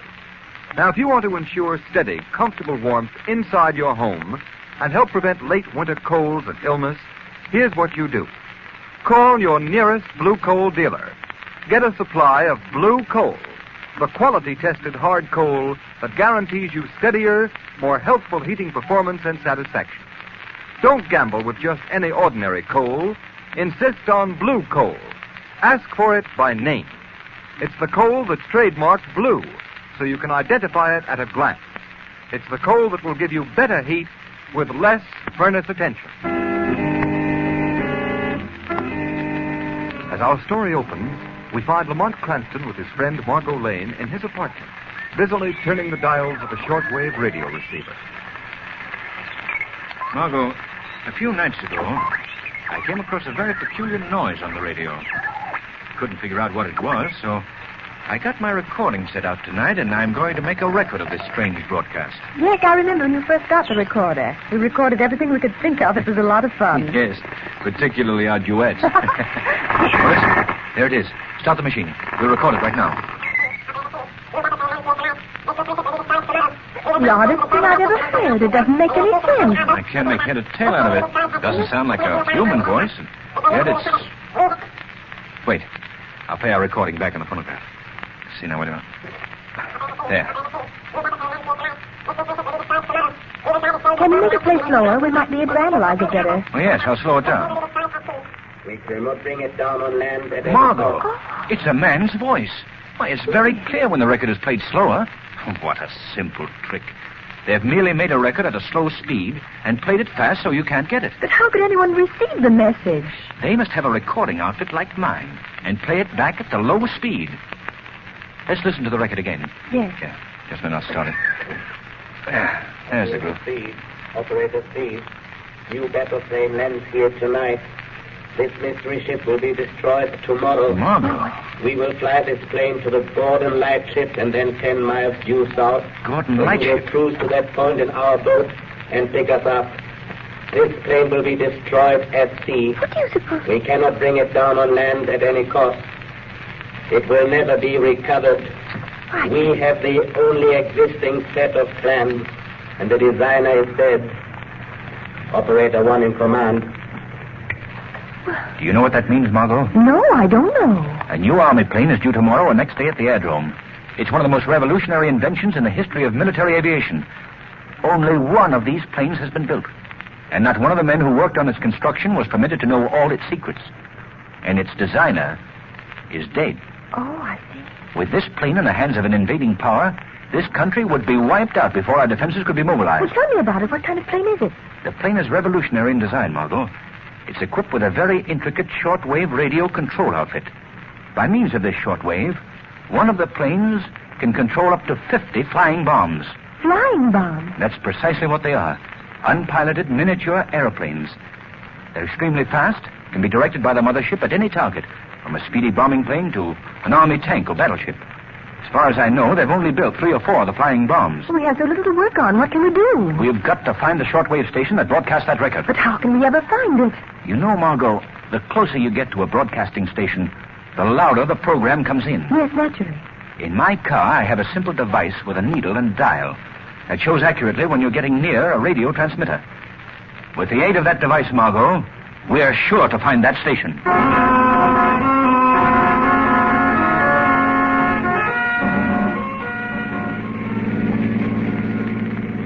I don't think it's any use to go any further west, Lamont. And what does the dial read now, Margot? It's down to 9. Well, we'll go southeast now.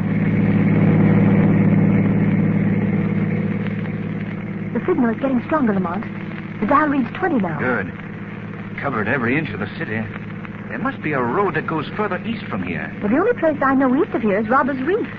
Do you think it could... Oh, it couldn't be out there. Why, there's only an old tumble-down house on the reef. I think you've hit it, Margot. How do you get there? There's an alley between a couple of these buildings here that leads out onto a sort of short, narrow sandbar connecting the mainland with the end of the reef. Is that it there, between those old buildings? It's so hard to see in this fog. There. Yes, that must be it. We'll try anyway.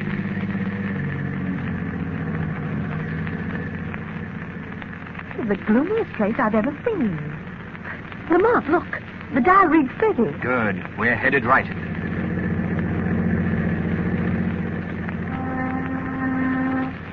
Margot, I'm going to stop here.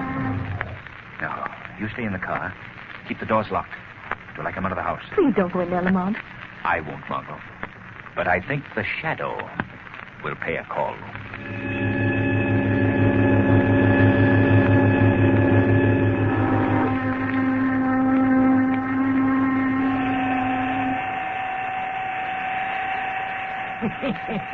That's awful funny. What was that? Who's there? Only the shadow. The shadow? Well, who are you?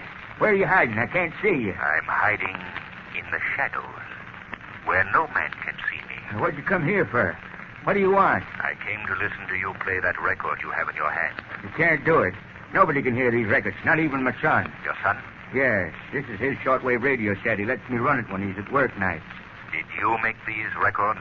You think I'm crazy? Of course not. I don't even make sense. Some darn fool pays me $5 to play him on the air. He says it's just a joke, and they do sound pretty funny. Who is he?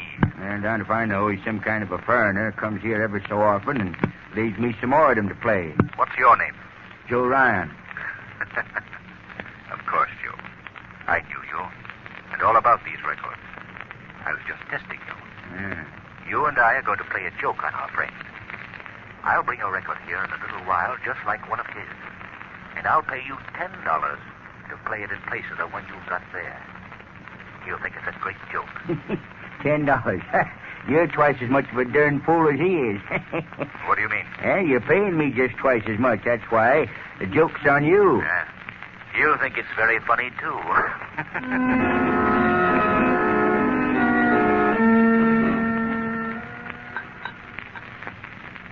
Well, here's to you, Gorman.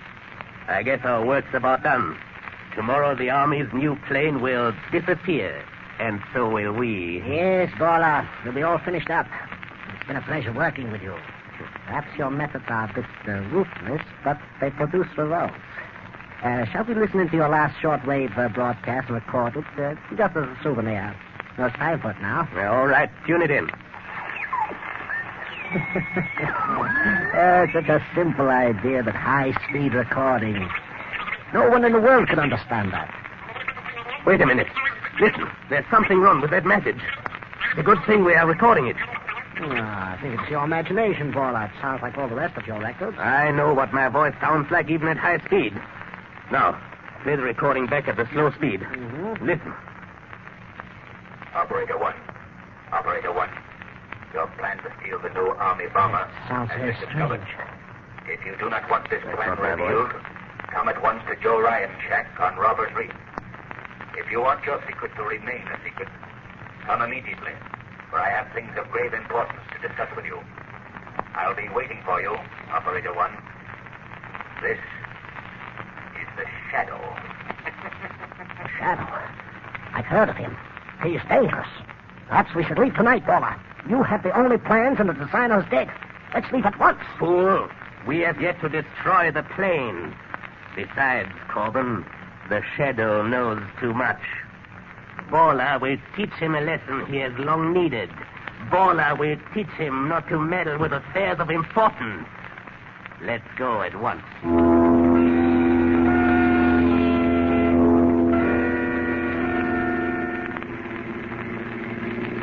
Don't drive so fast, Corbin. This fog is pretty thick. But you told me to hurry. Yes, but it would be a pity to disappoint the Shadow.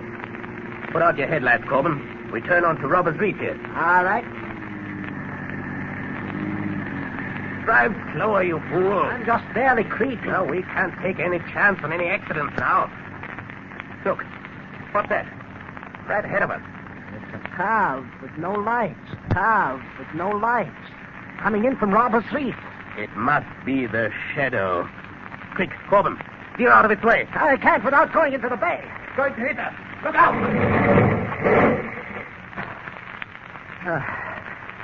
Are you all right? Yes. Fortunately, we're both going very slowly. Somebody getting out of that car. Stop where you are before I shoot. Corbin, flash a light on his face. It's a woman. I thought it was our friend, the Shadow. What are you doing out here, young lady? I lost my way. And why are you driving without lights? Well, I thought I could see better that way in the fog. I don't believe you. Corbin, look in the car and see if there's anyone else. Yeah. Perhaps you brought someone out to Robbers Reef. Young I lady, don't know what you're talking about. I tell you, I lost my way. Well, we'll soon find out. You are coming with me. No one else in the car, Gorman. Good, Corbin. I'm sure there's nothing the matter with the cars. Drive hers into the water. Then bring ours to Joe Ryan's shack.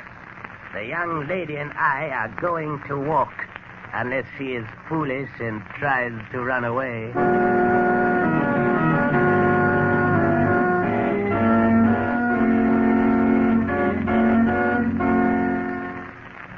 The Shadow's adventure continues in just a moment.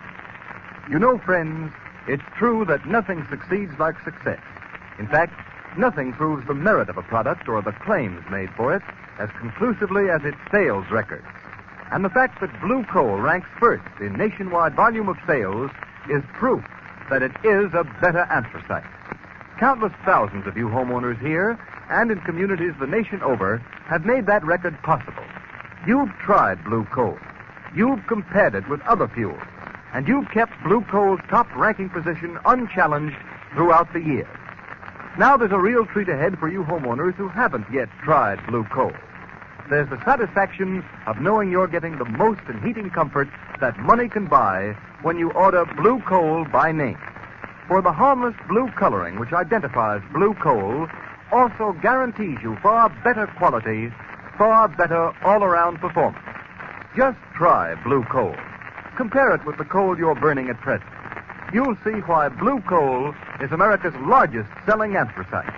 You'll join those thousands of satisfied homeowners everywhere who know there's no substitute for Blue Coal for better heat with less furnace attention. So call your nearest Blue Coal dealer. His name is listed in the Where to Buy It section of your classified phone directory under the words Blue Coal.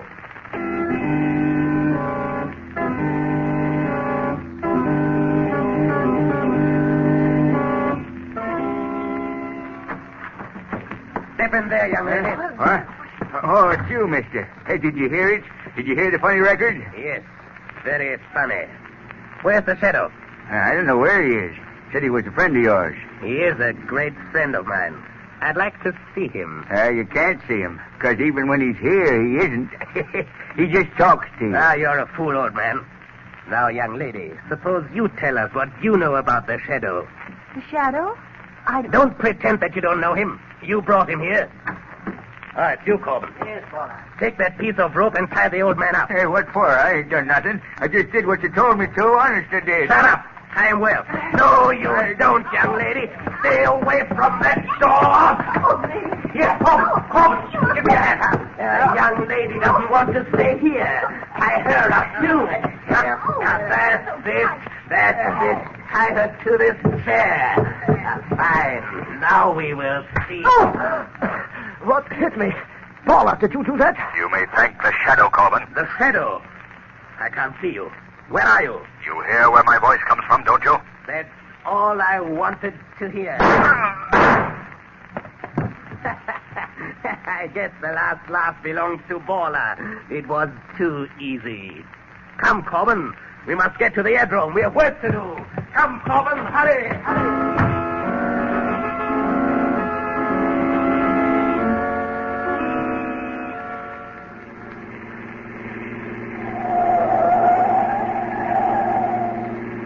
Hurry, Corbin. The X-1 should land just at dawn. It will be light in a few moments. I'm doing the best I can. I'm still worried about that girl and the old man back on Robert's Reef. You should have gotten rid of them. As soon as I leave you at the airport, I will go back and close their mouths forever. Leave me at the airport? Certainly, Corbin. You're a pilot. It's up to you to fly the army ship out to sea alone and bury it. Yes, but suppose something happens when I get out over the ocean. Suppose they don't pick me up. This is dangerous, Paula. Your strong suit is not courage, Corbin. But don't worry. You will be picked up, as will I. The rest of our operatives are waiting even now on the boat, 10 miles south of the Gorman lightship. Do you still have the plans for the plane with you? Those plans have not been out of my sight since the day I got them. There's the entrance to the airport directly ahead. What do you plan to do, Paula? Simply this. The flight of this new plane has been veiled in greatest secrecy. There will be but one guard at the airport to meet us. Huh? You and I represent ourselves as inspectors from the War Department. Once we get aboard the plane, it is simple. We'll overcome the pilot and anyone else on board, and the rest will be up to you. Here. We can stop right here now. Look, Paula. Look, there she is now. She's just landed. And look right behind her. There are the 3 flying bombs coming in perfect formation. Come. Let's get over to the plane. Sorry, sir. No one's permitted on this field. Oh, I'm Harry Johnson from the War Department, and this is Mr. Andrews, my assistant. We have been sent out to check the landing of the new plane. Do you have any identification? Identification? Why, the best in the world. Look, here are the plans for that ship. Is that good enough identification? It sure is. Who is piloting her? I believe Lieutenant Flynn, sir. Well, I'd like to get his report as to how she handled on her trip east. Well, there he is, just coming out of the cabin. Oh, Lieutenant Flynn. Yes? Mr. Johnson and Mr. Andrews from the War Department, sir. We came up to get your report on the flight firsthand. Did you fly in alone? Yes, sir. She handled beautifully in the air, and the flying bombs responded perfectly. I've gone over these plans here, of course, but I would like to step into the cabin and see what it looks like. Oh, certainly. Right this way, sir. The pilot sits up ahead here in this heavily armored cockpit. Now, by closing this metal door, he can be shut off completely from the rest of the ship. What is the purpose of that, Lieutenant? It's just an added armor protection for the pilot and the shortwave mechanism that controls the flying bombs. But, Lieutenant, can the pilot communicate with anyone in the other part of the ship when the door is closed? Yes. Step into the cockpit here. Now, you see this microphone? Yes. That's connected with a loudspeaker installed in the rear of the ship so that the pilot constantly can be in contact with the rest of the crew, even if the armored door is shut. Where's the equipment for the control of the flying bombs? That's right here, sir. See this dial with numbers up to 50? You just set the indicator at any one of the numbers, and that throws the flying bomb of that particular number in line with the corresponding controls so that it can be manipulated separately. And these 3 dials here control speed, direction, and altitude. It's perfectly simple. Is there anything more I can show you, sir? No. You have been a great help, Lieutenant. What is that switch in back of us? Oh, this? Why, that's the... All right, Corbin, take off immediately. As soon as you get in motion, I'll push the pilot out and jump out myself and tell the guard that you are running away with the ship. There. There you go. Now, hurry, Corbin. Take her off. Good luck, Gorman. I'm going to jump now. Help! Stop! Help! Stop!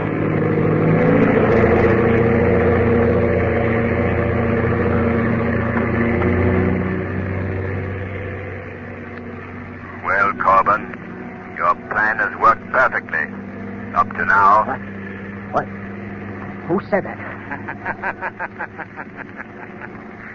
The Shadow. But how did you get here? I came with you in the car from Ryan's shack on Robbers Reef. You cannot escape from the Shadow. But Paula killed you. No. He only shot at my voice. Where are you now? I am in the shadows of a cabin in back of you, but I can see you well enough to shoot you if you don't bring this plane down immediately. No, don't shoot. I'll bring it down. Only don't shoot. Open that door. Open that door, I tell you. Well, Mr. Shadow, you can shoot your heart's content. Perhaps you heard Lieutenant Flynn say that the pilot's cockpit is well armored. Corbett, bring this plane down. I'll bring it down all right. The 3 flying bombs in the ocean 10 miles south of the Gorman lightship. But when the plane lands, you will land in it alone. For I will leave it by parachute before it goes into its last power dive. What do you think of that, Mr. Shadow? Why don't you speak? Shadow, can't you hear me? I hear you all right, Corbin. And thanks for the suggestion about a parachute. It was nice of you. I'm going to leave you, Corbin, but not for long. I'll chase you to the ends of the earth. You'll never get away. Goodbye, Corbin.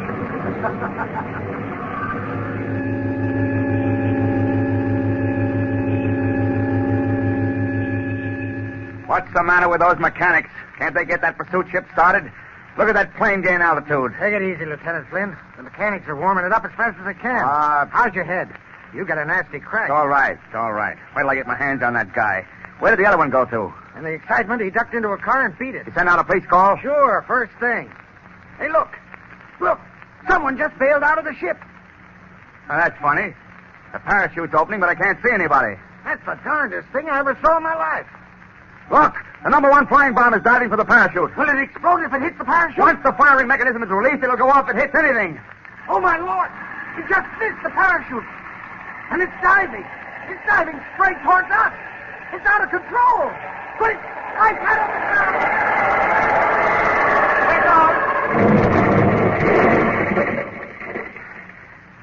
You all right?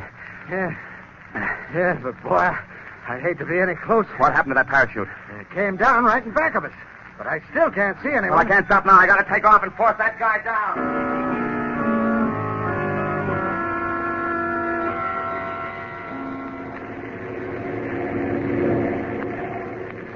Lieutenant Flynn. Huh? I'm hearing things. Boy, must have gotten a worse smack on the head than I thought. No, it's not your imagination, Lieutenant. You're hearing the voice of the Shadow. The Shadow? Well, who are you? Where are you? How did you get here? I'm in the cockpit right behind you. And we have no time for explanations. Lieutenant, you and I have caught up with a gang of international spies. Oh, so that's their game. Well, how do you know this? I've been with them all night, followed their every move. Perhaps you saw me bail out of the stolen plane. Yeah, and you nearly got blown to Kingdom Come by that flying bomb. Too close for comfort. What is your first move, Lieutenant? Well, I'm going to fly close to the stolen plane and call by radio. And if that crook won't listen to reason, I'll force him down. Good.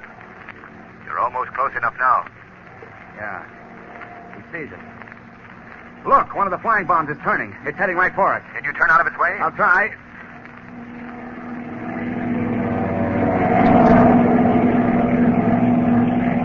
Those things are too fast. They can turn on a dime. Look at that thing fly. Your only chance is to shoot it down. Can you hit it? I've got to. Good shooting, Lieutenant. My lord. Look, that madman has released the one remaining bomb. Yes. He's right behind us. Our only chance is to put this plane into a power dive. Here goes.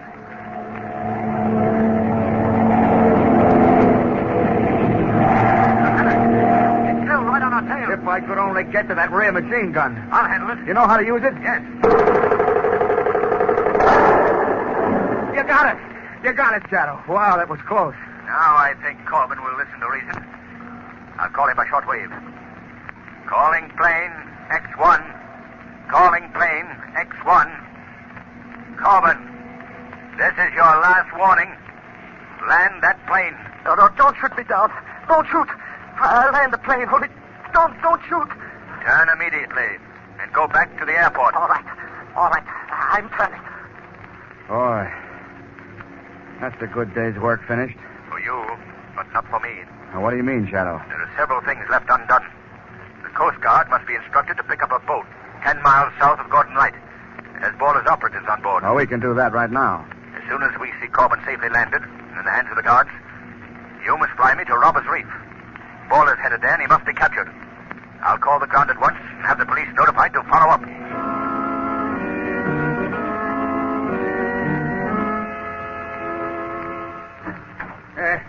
Who's there? Baller, what do you want? What are you doing here? Well, I'm glad to see my little birds have not flown. And now, young lady, there are a few questions I would like to ask you. Can't you loosen these ropes a little? They're cutting my arms. In a few minutes, they won't hurt your arms anymore. Nothing will hurt you anymore. Was that a boat or did a plane land here? A plane? You couldn't land a plane on Robbers Reef. Say, mister, when are you going to untie me? I'm not going to untie you. I'm going to kill you. Me? I ain't done nothing. What you want to kill me for? I only did what you told me. Oh, you fiend. You are the only one left, young lady. The Shadow is dead, and you... Who's there? Who closed that door? The Shadow. But the Shadow is dead. No, Baller, the Shadow is not dead. Put that gun away. I showed you once that you could not shoot a voice. No, but I can shoot a very lovely young lady, Shadow. And I don't think you'd care for that. I'm going out this door, and I'm going to shut it after me. If it opens, I shoot. And if I don't hit you, Shadow, I'm going to kill this girl. You can't stop Baller. No one can stop Baller. Not the police. I'll shoot them like dogs. I'll kill every one of them. I'll kill... They got it. You all right, Margot? Yes, Lamont. Here, I'll cut these ropes. We have to get out of here. Thank you, Lamont. Well, Margot, they've killed Borland. I hate to see any man die by violence. But if that man dedicates his life to the evil task of plotting and espionage against a friendly country, he faces but one fate. And that fate is justly death by violence.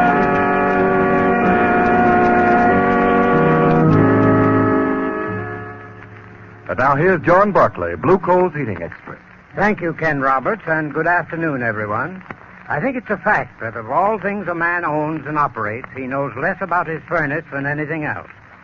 Now, the weather this time of year, as Ken Roberts said earlier in the program, is particularly treacherous.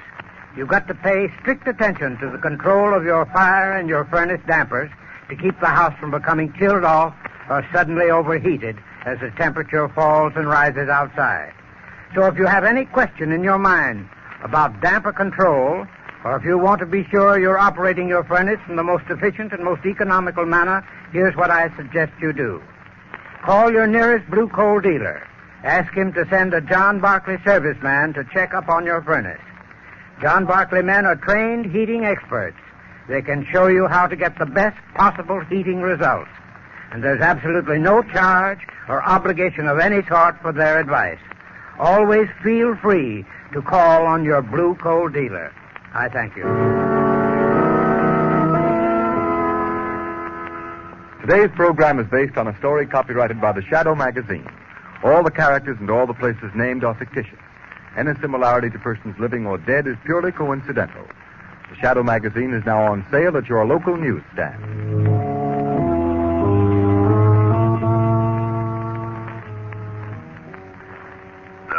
Crime bears bitter fruit. Crime does not pay. The Shadow knows.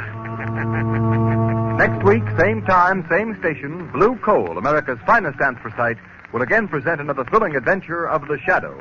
Be sure to listen, and be sure to burn Blue Coal, the solid fuel for solid comfort.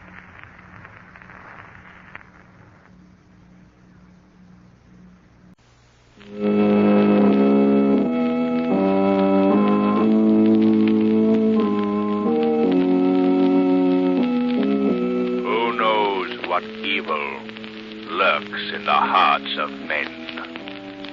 The shadow knows.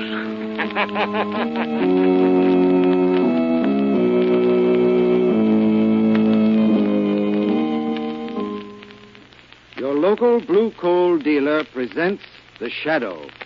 These half-hour dramatizations are designed to forcibly demonstrate to old and young alike that crime does not pay. Now, before today's shadow story begins, attention homeowners. Wouldn't you welcome steady, healthful heat throughout your home this fall and winter? Wouldn't you like to end colds in your family caused by quick chilling off of rooms and on and off variations of heat? Then order Blue Coal, America's finest anthracite. Your family will enjoy Blue Coal's dependable, even warmth. You will appreciate its greater health protection and all-around economy. Insist on Blue Coal, the solid fuel for solid comfort. Call your Blue Coal dealer tomorrow.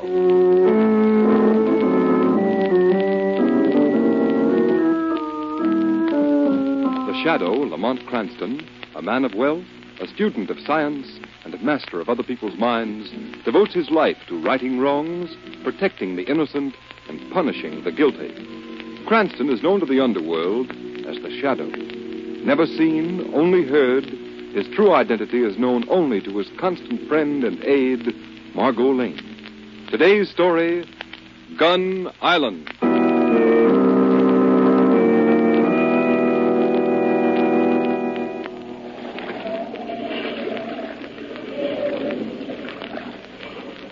Well, Rico, the men are ready? Si, Captain Joe.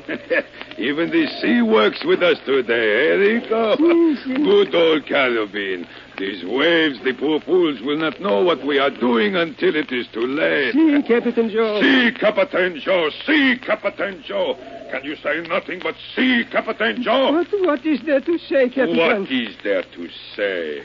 I make you rich. A little suret like you, and you have not even the brains and the head to know what I do for you. I do good always what you tell me, Captain. Now, you know what to do. Si, Captain. Well, say it.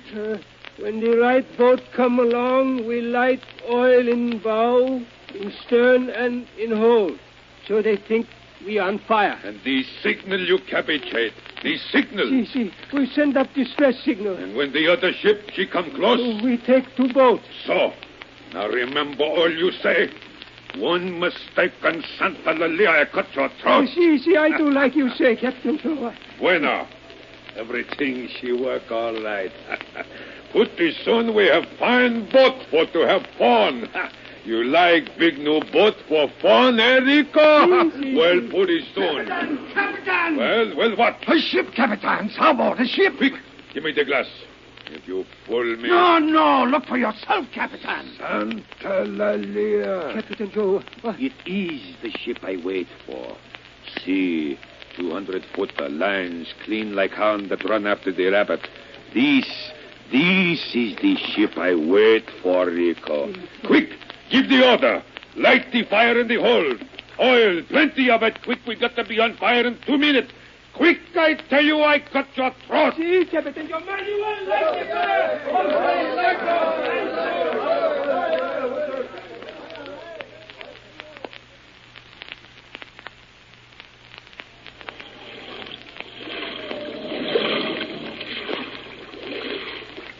As I was saying, Lamont, these long sea voyages are boring. Definitely, positively boring. I'm afraid I can't agree with you, Sir John. My dear boy, are you pulling my leg again? First you tell me you possess powers of hypnosis, and now the subject is ocean voyages. And you tell me they're not boring. Well, I can't seem to agree with you about anything. Well, I don't mean to be stubborn, sir, but I can't help feeling that there's a certain excitement about the water. My dear boy, facts are facts. I've owned this yacht for 3 years, sailed round the world on her. And outside of a few beastly storms, I might as well be riding on top of a London bus in Piccadilly Circus. Well, Sir John, I repeat, I don't agree with you. Take this part of the Caribbean Sea we're vacationing in now. Yes? Years ago, these waters were the happy hunting ground of Captain Kidd and Morgan and many other pirates who... Pirates? What's this about about pirates. Oh, hello, Margot. Good morning, Miss Lane. Good morning, Sir John. If you and Lamont were talking about pirates, I want to hear every bit of it. Perhaps you don't know it, but pirates are my favorite people. Well, look over there to starboard. Lamont, what is it? See? Smoke. Smoke? Well, yes, I see it. Fire. A ship on fire. Great Scott. That smoke, she must be ablaze from stem to stern. Now, Captain Cena.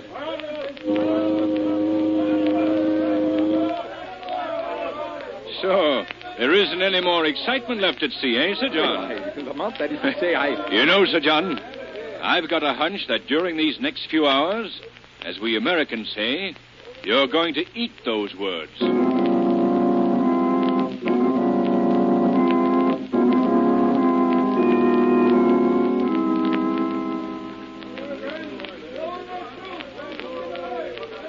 Lamont, shall we go down and watch them take that other crew aboard?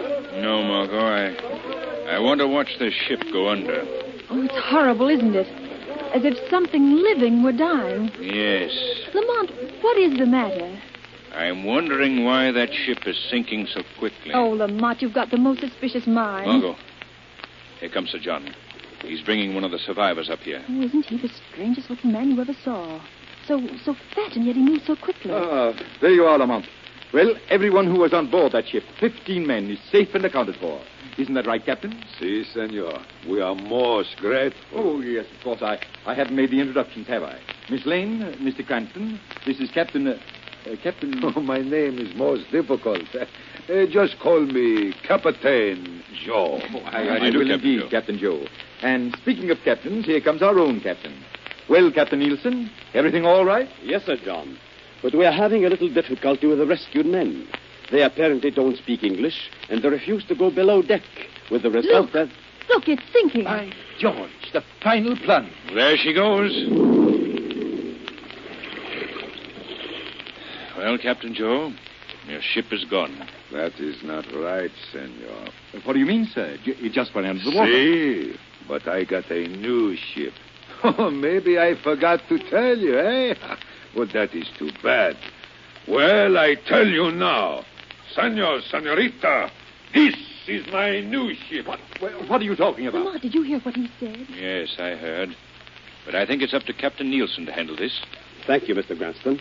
But I'm sure this gentleman is having a joke. After all, as a man of the sea, he knows there cannot be two captains on a ship. You make one mistake, senor. And what is that? There is only one captain on Captain this Nielsen, look out! Oh, he shot Captain Nielsen. Stand where you are, the three of you. That shooting, what does it mean? Stand where you are, I tell you. That shooting, it is my man. Arranging matters so that we do not have too big a crew on my new boat. You murdering devil! Oh, Sir John. Yes, so now he is dead. So maybe nobody talks so much, eh? And now, adios. I go up on bridge and take my new boat where I want to take her. I got important business. Adios, my friend. Oh, Lamont. Steady, dear. Sir John and Captain Nielsen dead. All this shooting, it's unbelievable. We're all at the mercy of this devil, Margot, for the present. But when I find out a few things... Oh, what is there to find out? This beast is nothing but a pirate. I think this is more than piracy. This Captain Joe looks cunning. He knows a pirate on the high seas these days wouldn't have a chance. No, Margot. He wanted this ship for something else. To carry perhaps a strange cargo. And when I find out what it is, Captain Joe and his fellow murdering devils will meet the Shadow.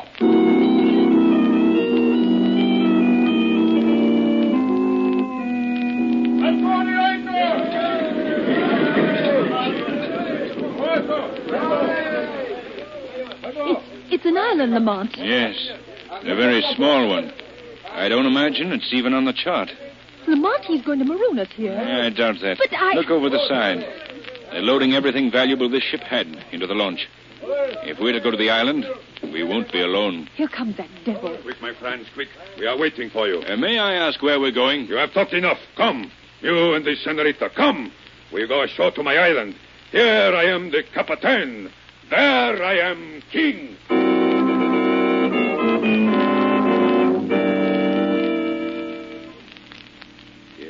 guard my island. Come on, get out of the boat. You two, girl, out. All right. You don't have to wave that gun. I can see it. Come on, Margot. I'll help you ashore. Thank you, Lamont. You stand still and peer. You try run one step, Rico, he shoot you down. See, Captain Joe. All right, hombres, unload everything. Margot, I'll have to talk fast. I'm going to leave you now. Lamont, what are you going to do? I'm going into the shadows and find out what that fat, sadistic devil is up to. Be careful, Lamont. Hey, where'd he go? Where is he?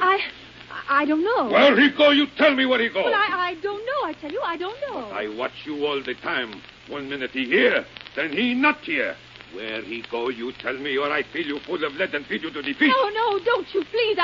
I don't know where he is. Captain Joe. Hey, who called my name? I'm over this way. This way. Oh, Cranston. So you run away when I turn my head, eh? You hide behind rocks. You think I chase you, eh? This way. This way. Oh, no. Me, I don't chase you, Cranston.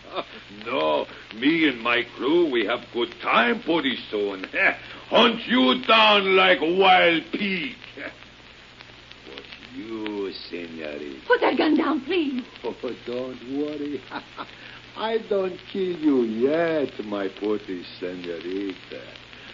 I don't kill you yet.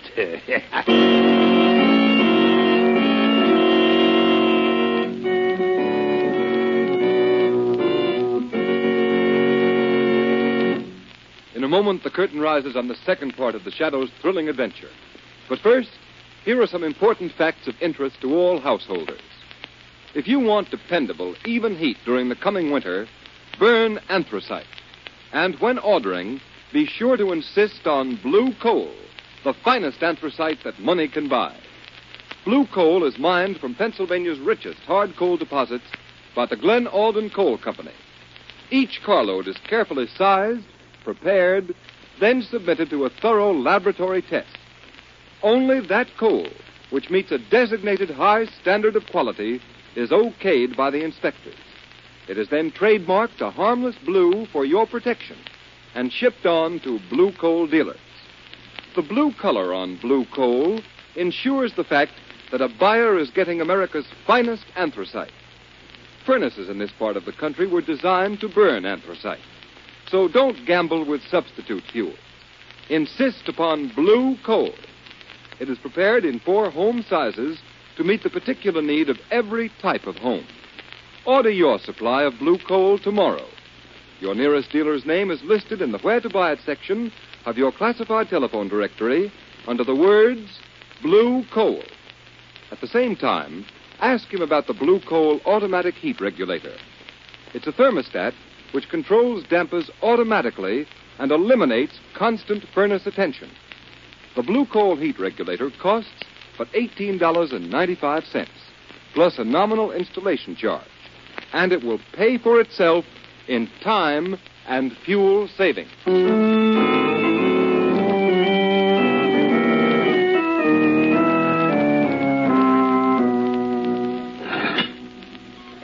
Senorita Lane. What? Captain Joe say for you to come out. All right. Here she is, Captain Joe. Good morning, Senorita Lane. Oh, the lantern lights you at your eyes, eh? Oh, she is very dark in your new little house underground, eh, my friend? What a pity. What do you want? All through the night we looked for that Mr. Cranston. All over the island we looked. And you didn't find him? No, we didn't find him. What do you want with me? Well, I just think, maybe if I start kill you, maybe Mr. Cranston come back. That's smart, no? So as soon as they done, I be back for you. All right, Rico. Put their back. See, Captain Joe. In, senorita. Margot. Lamont. It's been pretty bad, hasn't it? Oh, Lamont, how long have you been here? Only since the captain told you that you were going to be a decoy to catch me. Now listen, Margot. My hunch was right. What do you mean? What if I told you that Captain Joe and his cutthroats live like kings? I don't understand. Like kings, I tell you. Their living quarters, every conceivable luxury, electricity, plumbing, furniture, rugs, everything the finest. And they are pirates. Oh, no, Margot. Not at all. Someone built and furnished this place for them. Cutthroats living in luxury on an island in the middle of the Caribbean Sea. What possible significance has this place that someone should outfit and house these men here? But haven't you been able to find what's back of all this? No, I haven't. And yet my hunch is stronger than ever that it's something big. Margot, you've got to help me. Anything you say, Lamont. When the captain comes for you at dawn, get him to talk about this place, why he's here, what it's all about. If you can get him boasting, I might get a clue to work on. These men live in luxury here. Who put them here and why? Margot, the Shadow has got to find out.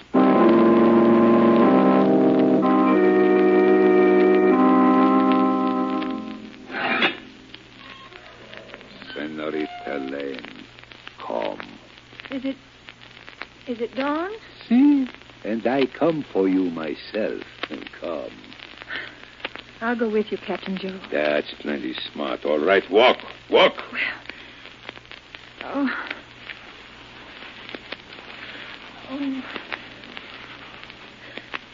Oh, this sand. She's hard to walk through. Eh, Senorita? Don't you worry. You don't walk far. What was that? Keep walking, keep walking. You've got to tell me. Who is it? Oh, scared you, eh? That's Rico shooting. Captain, it isn't Mr. Cranston. Your boyfriend? No, too bad for you, it ain't, eh? Just some of these sailors report breaking the port. Rico, he have fun. Is killing women part of your business, too? Oh, no. I like beautiful women, but I got much better business. You haven't got brains enough to be in business. No. You're just a cheap pirate. That's so. It's perfectly obvious. Oh, I suppose you'll tell me that you've got big plans and schemes and all the rest of it. But I repeat again, I don't think you've got a brain in your head to think up any plans. I ain't got no plans, eh? You come over this way. I show you. I show you.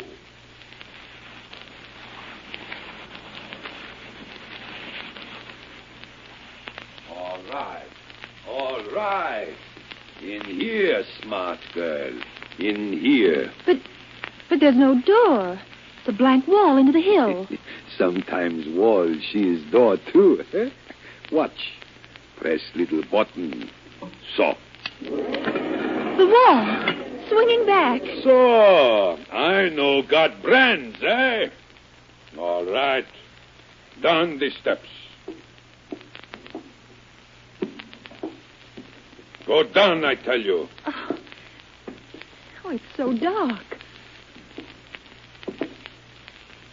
After what you see down there, it's going to be more dark for you. Keep walking. So, we are here. Now I show you who's got the brands. Now, I make light. So. Oh. Now, smart girl, look. Oh. Look good. Because when you finish look, you die. The walls piled high with bombs. And so I bring them here, every one. They're aerial bombs. That's right. Row on row on row. And those over there, those are torpedoes? Yes, smart girl, eh?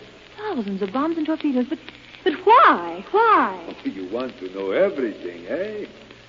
Look at the names stamped on the bottom of the bombs. Look, I tell you. Oh.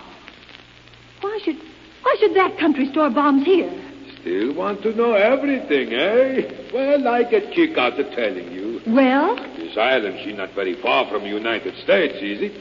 I mean, she is just a little jump compared to how far it is from your country to other countries. Oh. Maybe United States should get real tough someday and somebody want to drop bomb on New York. If empty planes fly to this island, then load on bombs. It is very easy to fly to New York, eh, Senorita? Oh, no. So maybe I got friends, eh, Senorita? Maybe you haven't, Captain. Who said that? Who's here? Who said that? They call me the Shadow. Shadow? Shadow? What Shadow? Who's talking? Where are you hiding? I'm standing right next to you. Nobody next to me? Senorita, you hear somebody speak? You hear? Yes. No, you lie. Can see nobody? Nobody can talk. I will you not to see me, and yet you hear me. Who are you? Who? To some I come as the voice of conscience. To some, like you, the voice of justice. Senorita, you must tell me you hear what he say, too. Yes, of course I do. Someone in this room? I don't see him. So, this is a bomb and torpedo depot for a foreign power to use in case of a war with America. Where are you? If I could see you, I kill you. Empty planes can fly further. How convenient to have these bombs and torpedoes waiting here across the ocean. And you're in charge of it all, eh, Captain? Sure I am in charge. The big bosses, they give the orders from other country. What they do no good without me. I know everything. I got good brain. Figure out anything. Figure out how to kill you, Shadow. If this is your business, custodian of death, why did you go out and capture Sir John's ship? Because I get tired waiting here for something to happen. I got to have fun. My old boat's too old. So I go out and get new boat. When a man, he's got friends, he can always make money and have fun. And I have my fun now. So. The door. Shut. The door. I touch secret button. It's shut. And nobody can open it. Oh, let go of me. See, Shadow? She don't like I got my arm around her. But you see what is in my hand, eh, Shadow? A hand grenade. What are you going to do? Maybe you don't like see girls blow apart, eh, Shadow? That show you more than voice. Maybe you got soft heart, eh, my friend? The bomb, don't. Don't pull the release ring? Well, that all depends. If you set that hand grenade off, you'll die too. You think maybe I am afraid to die, eh, Shadow? I know that if this bomb go off, everybody on island die when the rest of ammunition explode. And if you touch me, if you don't let me back up slow to the door and get out chantilly, I swear it, I set the bomb off and we all blow to bits. Put that hand grenade down. Oh, you worry now, eh, Shadow? Put the grenade down on the floor. I am starting to back up out of here, Shadow. If your voice come close to me, if I feel you near me, I pull the ring and blow us all up, I swear it. Look ahead of you, Captain. You're getting sleepy. What you say, Shadow? You're getting sleepy, Captain. Sleepy. Sleepy? Yes, sleepy, Captain. What? So sleepy. What you talk? Sleepy. Sleepy. You're tired. Sleepy. Very sleepy. He's hypnotized. Sleepy. The grenade in your hand is heavy. So very heavy. You put it down on the floor, carefully, very carefully, on the floor. On the floor. Now you will listen and do exactly as I tell you. Exactly as I tell you. Exactly as you tell me. That secret button that opens the door. Press that button. Press that button. Come on, quickly. Let's get out of here. No. The captain is taking us out of here. Now listen to me closely, Captain. You will take Miss Lane by the arm. Miss Lane by the arm. Take her out of here, up the stairs, and down to the pier. Out of here and down to the pier. Put her on board the launch, and you will order one of Sir John's sailors to take her out to the yacht. You will do exactly as I say. Take her out to the yacht. Do exactly as you say. Go with him, Margot. But you... The Shadow still has work to do.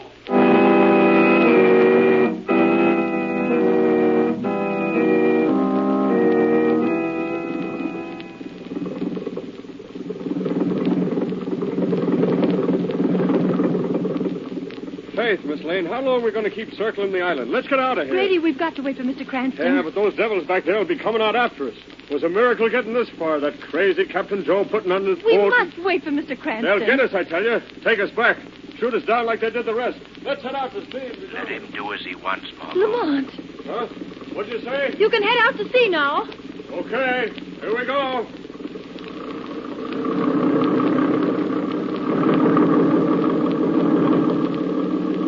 Lamont, you're letting Captain Joe, all of them, get away? I've given them a chance to get away. I doubt if they'll take it. What do you mean? What time is it, Margot? My watch has stopped. Wet from swimming here. It's almost 5. What's going to happen, Lamont? I left the captain under hypnosis. The last thing I told him was to warn his men to leave the island within 5 minutes. Apparently, they think he's drunk or crazy. They're all down on the pier. They haven't left. But why? Why should they go? 12 seconds to go. Lamont, what is it? Why should they go? 10 more seconds. Margot, tell Grady to hold tight to the wheel and open the engine up full. But what? Don't ask questions. Tell him. Grady, hold tight to the wheel and open the engine up full. Anything you say, ma'am.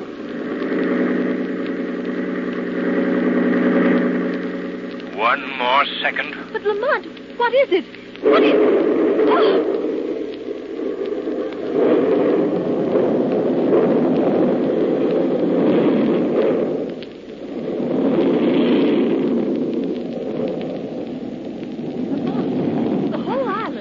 Protected, blown up in the air.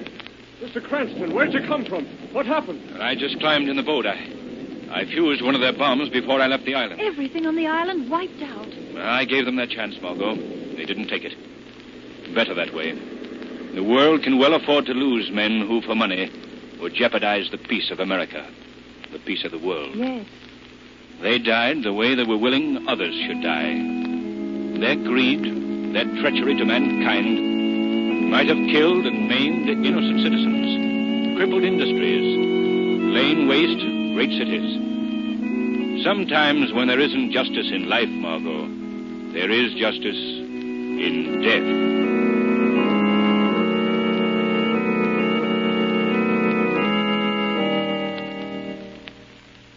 And here's Blue Coal's heating expert, John Barclay, with some helpful hints for every homeowner. Thank you, Ken Roberts, and good evening, friends. There have been many unseasonably warm days during the last 2 weeks. Many householders allowed the fire in their heating plant to go out during this period and will now find it necessary to start a new fire. This is a simple task if you will follow these few suggestions. First, leave a thin layer of ash about 2 inches deep spread evenly over the grates. Close the check damper and open the ash pit damper. Remember that the turn damper in the smoke pipe should be open wide. Next, spread a 2-inch layer of coal over the layer of ash. On top of this, place the kindling. This kindling may consist of lightly wadded newspapers, light dry wood, or charcoal. Light the kindling. When it is burning briskly, add another thin layer of coal a little at a time. The kindling will not only ignite this coal, but the layer underneath it as well. By adding more coal gradually, you can build up a good, deep fire bed in a short time. If smoke from the kindling escapes into the cellar, ignite a loosely wadded piece of paper, lift the check damper, and insert it into the smoke pipe. This will heat the chimney and aid in carrying away the smoke from the kindling. Do not forget to place the dampers back to their correct position when the fire is built to its proper depth. I thank you.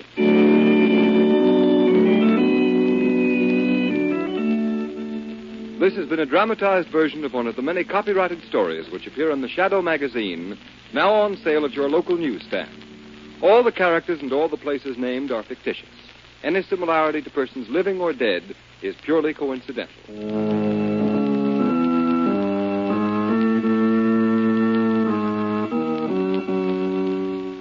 The weed of crime bears bitter fruit.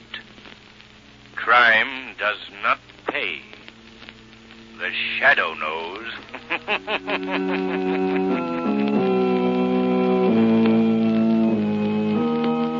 Next week, same time, same station, Blue Coal, America's finest anthracite, will again present another thrilling adventure of the shadow.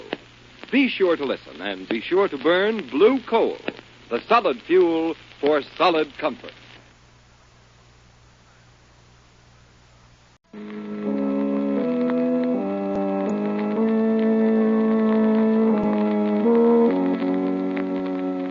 Who knows what evil lurks in the hearts of men? The shadow knows.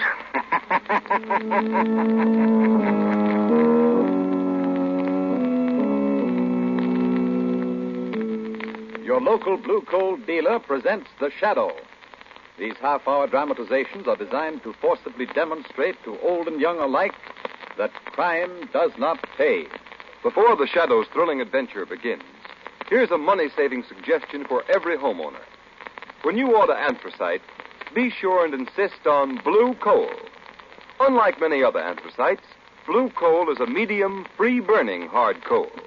Its square fracture permits more draft, causes it to burn steadily down to a fine, powdery ash, and give you more useful heat with less chimney and ash pit loss. You'll find that blue coal banks better, gives you longer firing periods, and requires less attention. So order your supply tomorrow. Insist on blue coal for better heating results at less cost this winter. And be sure to listen at the close of today's program. We're fortunate in having a very distinguished guest in our audience this afternoon, whom we wish to introduce to you.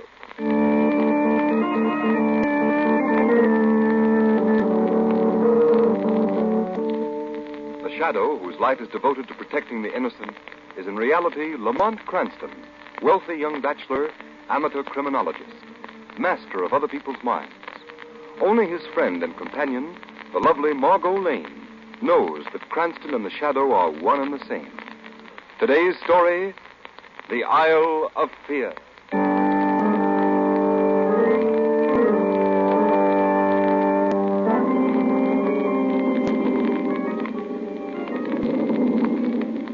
Monsieur Dupre, I am certainly glad you persuaded Miss Lane and me to leave the cruise ship at Port-au-Prince and spend a few days here on your plantation. I don't know when I've had such a wonderful dinner. It's been grand, Monsieur Dupre, and I had no idea Haiti was so beautiful. And I am delighted you could break your Caribbean cruise and allow me to return the hospitality you both extended me when I visited New York. I must apologize for the storm, Mademoiselle Lane. May I offer you more wine, Monsieur Cranston? Thank you. By the way, Monsieur Dupre. Yes? While we were driving up from Port-au-Prince, I thought I heard drums in the hills. Drums strangely like the old drums of African voodoo.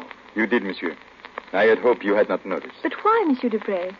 Mademoiselle, Haiti is beautiful. But its people, in spite of centuries of French, English, and American influence, in spite of the untiring efforts of educators and ceaseless devotion of ministers and priests, remain at heart African. Their bodies are free, but their minds remain the slaves of voodoo. But I thought voodooism had been stamped out of the West Indies. Voodoo does not die, Monsieur Cranston. Its followers may think they have forgotten the old gods.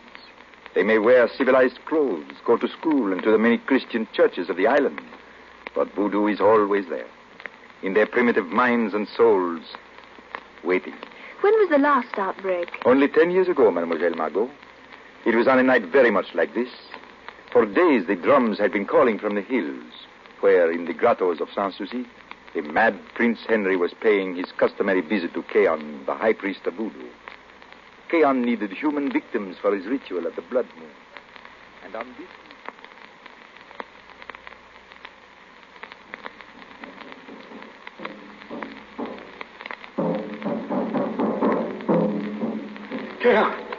Keon, the Prince Henry Pretender has come to the grotto of Sanssouci. What does he want? This fool, who thinks the blood of the Emperor Henry Christophe courses his shriveled veins. He comes to offer us victims for the festival of the blood moon, children of these political enemies. Let him enter. Enter, Prince Henry. Keon, great priest of voodoo, will hear you. Keon, in 3 days the festival of the blood moon begins. Where are your victims, Keon? Where are the blood sacrifices you must offer the snake gods of voodoo? They will be found, Prince Henry. You are sure, Keon? Yes. I know you have come, as always, to offer me the families of your enemies. And your enemies are many. I, like the trees of the jungle and the stalks of cane in the valley of Sanssouci. You will find the sacrifices for me, Prince Henry. You will find them.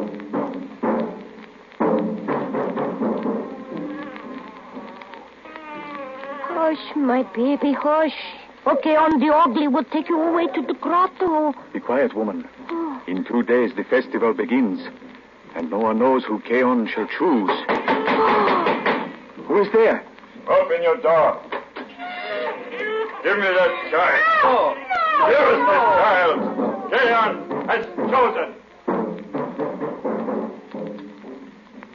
Francois, you read me last month's report of shipment from the plantation warehouse. Yes, monsieur. 200 casks of rum, 40,000 pounds of ore sugar, 20,000... Master, the mistress. Karen has taken her to the hills at Sanssouci.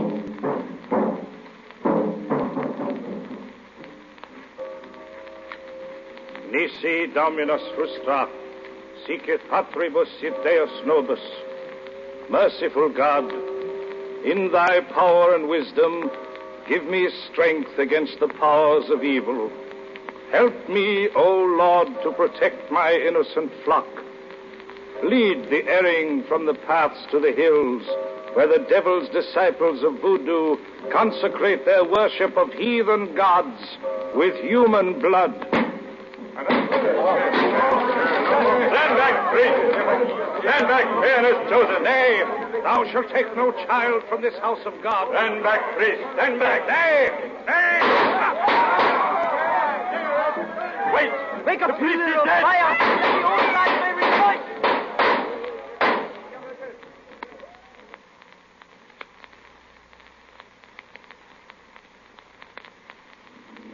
That, Mademoiselle Lane and Monsieur Cranston, happened only 10 years ago. It was very sad. Oh, how horrible, Monsieur Dupre. Did the voodoo priest actually murder those children and that planter's wife? They and many more were sacrificed to the snake gods of voodoo, Mademoiselle Lane. Oh, how horrible. Can't the authorities do anything? They are helpless, Monsieur Cranston. Do you hear that drum? It is sundown. They are starting again. It may mean nothing. The drums often beat in the hills, but we live in constant dread of another orgy of blood, such as we had 10 years ago. There is something sinister about it. Unearthly. Quite, Mademoiselle Margot. To follow the sound of that drum would be to turn back the hands of time and civilization 1,000 years. Mon père, Ah. I've come to say good night. Well, good night, my son. Oh, but wait. Mademoiselle Lane, Monsieur Cranston, this is my son. Juan. How do you do? Hello, Juan. How do you do, Mademoiselle Lane? I'm glad to know you, Monsieur Cranston. My father has spoken of you. You are staying a few days? Yes, only a few days. You must hurry back to New York. Oh, but you will be here tomorrow. The storm will clear and we can ride. I have a fine horse for you, Miss Lane. Oh, thank you, Juan. I'd love to ride with you. And good night, Mademoiselle, Monsieur. Until tomorrow. Good night, Juan. Good night, mon père. Good night, my son. You tell Francois to make sure the garden gates are locked and the doors barred. Oui, mon père. Some more wine, Monsieur Cranston? No, thank you. Monsieur Dupre. Yes? You spoke of those drums as if there was some particular significance. There is, monsieur. Tonight of all nights.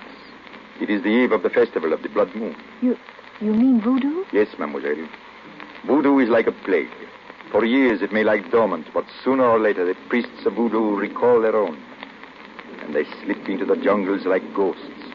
And the drums begin. But surely there'll be no human sacrifices, not now. Voodoo does not change, Mademoiselle Margot. That is why my gates are locked, the doors barred. But come, my friends. You have not interrupted your short holiday in the Caribbean to listen to tales of horror and death. On the contrary, I'd like to get your first-hand opinion on the actual powers of these fanatic priests. Forgive me, Monsieur Cranston. I cannot speak of voodoo as an academic thing. It is too close. Has this man, Keon, ever chosen anyone from your plantation? Mademoiselle Margot, I think you will understand when I tell you that the planter's wife, who was taken into the hills of Sanssouci 10 years ago tonight, was the mother of the boy you met a few moments ago. My son, Juan. Oh, forgive me. You could not know. Oh, forgive us, Monsieur Dupre. If we'd only stopped to think... Please. It was I who first spoke of voodoo. It is I who cannot forget Keon. Cannot rest until one day I find that murderous devil and kill him as he killed my beloved wife. The drums. Listen to them. Carrying a message into the hills. Another victim. Another human sacrifice to the snake gods of voodoo. Monsieur Dupre! Francois, qu'est-ce que c'est? You are bleeding? They sprang upon me at the gates. Juan has been chosen. Oh, my son. Where is he? Keon's men have taken him to the grottos of Sanssouci.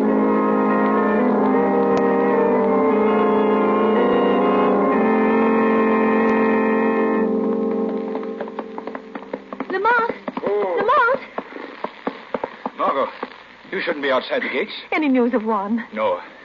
We've ridden all through the valleys the whole day, even into the hills. Where is Monsieur Dupre? In the hills. He wouldn't come back. Oh. He hopes to follow the signal fires after sundown, but I'm afraid it's madness.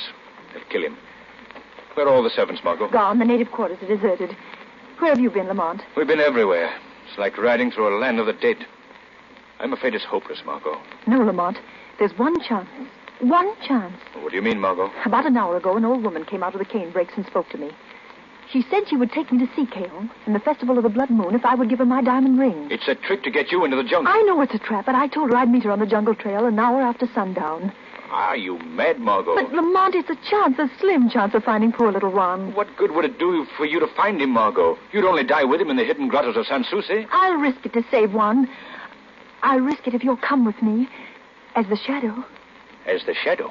If the shadow could humble their priest, they'd listen to you. Let me meet the old woman in the jungle. Let the shadow follow us to the grottos. If you don't, poor Juan will be murdered just as they murdered his mother. Oh, please. Please, Lamont. It's madness, Margot. Sheer madness. But we'll try it.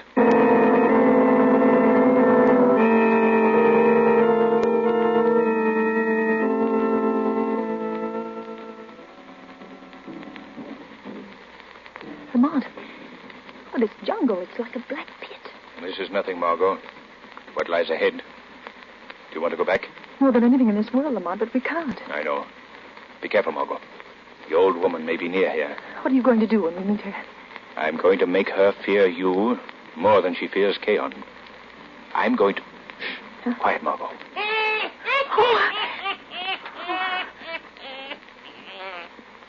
Don't be afraid, mademoiselle.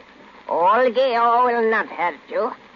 Give me the flashing white stone, and I will show you things which no white woman has ever looked upon before and live. Well, here's the ring. Even in the dark, it flashes like the fires of the blood moon, which comes soon to the hills. Hurry, follow. You must not be late. Wait, Gaio. Wait. Who laughs? Who speaks? Talk of a woman, you have not come alone. I am alone, Gaio. You lie. I heard the voice of a man. No, Gaio. I'm alone. Alone, Gaio. But in the darkness beside her walks a shadow. A shadow? Yes. A shadow stronger than the voodoo of Gaon, your master. Tis a trick, a lie. For that you die. Don't move, Gaio. What? Don't raise that knife.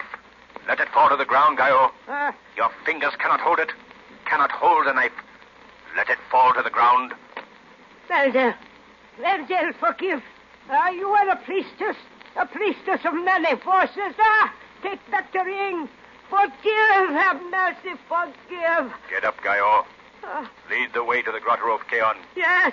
Go. Yes. Or you will stand forever like a stone image in the jungle, and the snake gods will burn your soul in the fires of the mountains.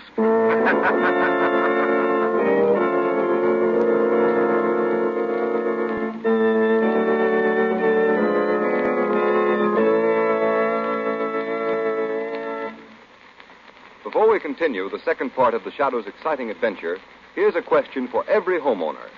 When you buy a vacuum cleaner or any other household product, you always make sure it's trademarked, and therefore guaranteed by a responsible company. Then why not take the same precaution when you're ordering your supply of anthracite? Don't order just any coal. Insist on blue coal, the only trademarked anthracite. Then you'll be sure of getting better, more economical heat from a coal which actually is better in quality. For blue coal is a guaranteed product of America's largest anthracite producer, the Glen Alden Coal Company. Their mines are located in the heart of northern Pennsylvania's richest anthracite deposits, and their coal is screened and rescreened many times for proper sizing. Then carefully tested for any possible impurities by inspectors. Only upon passing that thorough laboratory test is blue coal accepted for shipment to the blue coal dealers. Remember, furnaces in this part of the country were especially designed to burn anthracite. And the finest anthracite money can buy is blue coal. Call your dealer tomorrow. His name is listed in the Where to Buy It section of your classified telephone directory under the name Blue Coal, and ask him about Blue Coal's automatic heat regulator. This thermostat controls your furnace dampers and enables you to keep your home at a steadier, more even heat with a minimum of effort and furnace attention. A Blue Coal heat regulator costs but $18.95 plus a nominal installation charge, and it will pay for itself in time and fuel savings for you.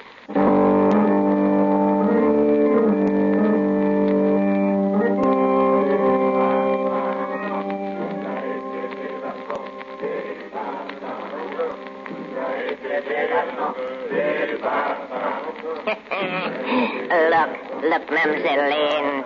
See, I have not disobeyed you. You hear the natives chant? I have brought you to the grotto. Where is Kale? Where are the victims who are to be sacrificed to the snake god? Come along the great ledge beyond the altar of sacrifice. Keong is there with the victims bound in chains. Oh, but wait, Mademoiselle, wait. Be careful, Guile. You've been warned. Oh, Mademoiselle, you go alone. Do not make me take you to Keong. If your powers are not greater than his, he will slay you. He will slay me. Oh, mercy, Mademoiselle, mercy. No. Shadow. No. Shadow, what shall I do? Mademoiselle, why don't the voice answer you, huh?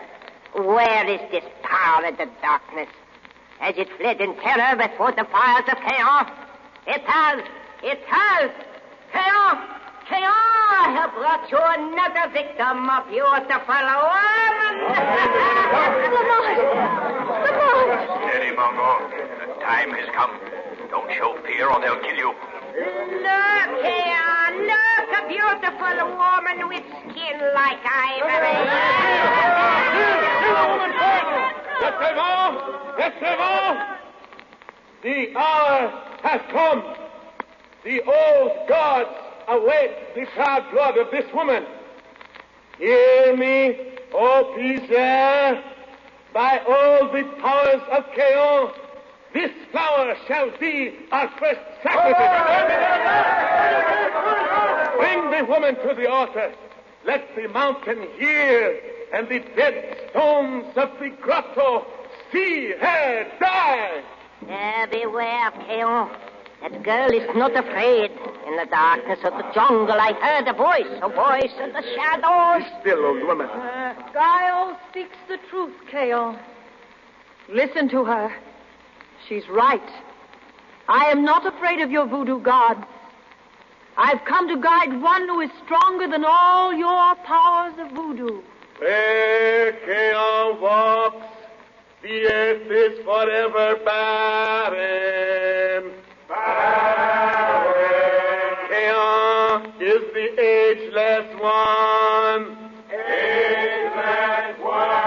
Keon, he is nothing of the earth, the sea, or sky. Where is this voice, woman? Let Keon hear it speak. Call it from the shadows. Let it try its strength against Keon. Against the gods of voodoo who cry for blood. I am here, Keon. The voice, Keon. What white devil's magic have you brought to this hidden place, Gaio? Take care, Keon.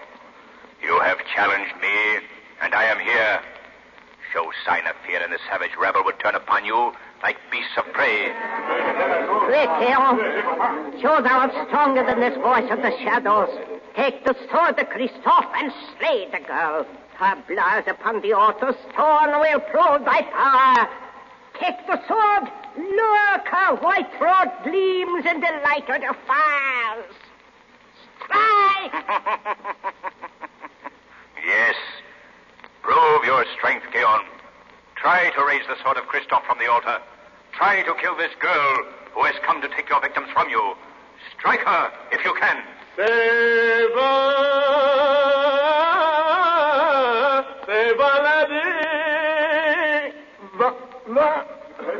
Maya!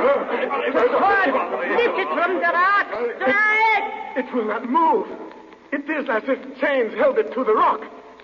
What power is this that drains all strength from the body of Keon, like water from a broken gourd? A power as old as voodoo, Keon. The power of the mind. The power white men call hypnosis. The power you call the evil eye. The evil eye. Voice of the shadows. What angry god of voodoo sends you? I am more than a voice, Keon. I am here in the shadows, though you cannot see me, because I will it. Watch, Keon. I will prove to your murderous slaves the white man's magic is stronger than all your voodoo sorcery. Watch the sword of Christoph. I will raise the sword you could not move. Watch! There, look. The sword rises from the rock, but no hand lifts it. Ah, the people have seen. They no longer fear you. Kill the girl, or they will murder you. Murder me? Oh, voice of the shadows. Who are you? I will answer your question, Keon. I am the shadow. And here is the answer to your challenge, Keon. The broken sword of Christoph.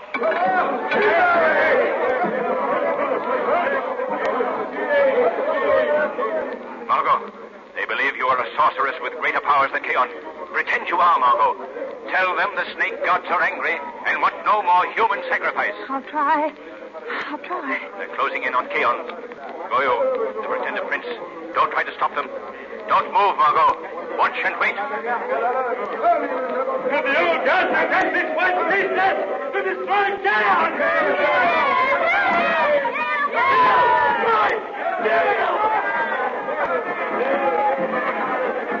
Lamont, I can't stand it. I can't. You must. They've slain Keon and his murderers. Now they'll turn to you. Command them to go back to the valleys, to their Christian churches. Tell them no harm must come to Juan Dupre or any of the prisoners, or this grotto will become a furnace of fire. They'll believe you now. Keon is dead! Great white priestess, let the sacrifice begin. The blood moon grows pale in the sky beyond the mouth of the grotto. No. There must be no more human sacrifice. The old gods are sick of blood. They command you to go back to your homes, back to the churches of the one God. Hear me! If harm comes to one of Keon's victims, or to the boy Juan Dupre, this grotto will be filled with fire. The rocks will melt. The earth will tremble. They're wavering, Margot. Quick, take the broken sword.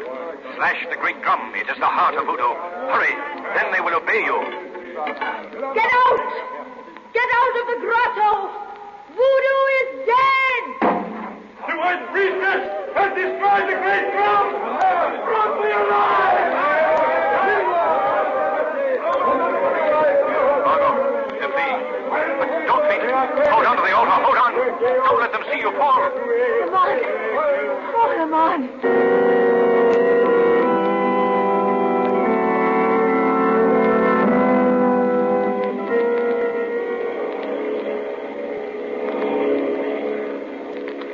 Well, Margot, it's goodbye to Haiti. In 12 hours, this plane will be in New York. How do you feel, priestess? I don't think I'll ever be the same, Lamont. But I don't regret it. Taking those children back to their parents and Juan back to his father. It was worth it even if I have nightmares for the rest of my life. And look, Margot. Carpathian and the ruins of King Christoph's citadel. From here, it looks like a tropical paradise. Maybe it will be, Lamont. Now that the shadow has broken the spell of voodoo. No, Margot. No one man can dispel the power of voodoo. Education, the Christian churches are doing all in their power. But Dupre was right. Voodoo doesn't die. It merely slumbers. We have found once more that one of the greatest causes of human misery is ignorance.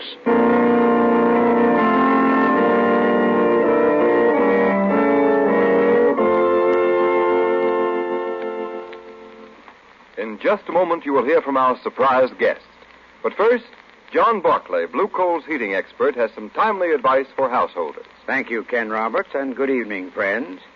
Many householders, when firing their furnaces, shovel in what they think is the right amount of coal, then close the door and leave the fire. This is by no means the most economical way to fire a furnace. To get the most satisfactory results, follow these simple rules. First, shake the grates gently when it's necessary to make room for fresh coal. Stop shaking as soon as you see the first red glow in the ash pit. Next, with a shovel or hoe, pull the live coals forward so that the fire bed is level with the fire door in front and slopes downward toward the back of the furnace. Be careful not to stir up the layer of ash underneath the coal. Put the first charge of coal into the hollow thus formed, filling it up to the level of the fire door. Always leave a spot of live coals directly in front of the fire door. This hot spot will ignite the gases rising from the fresh coal and prevent them from escaping into the chimney unconsumed. I thank you.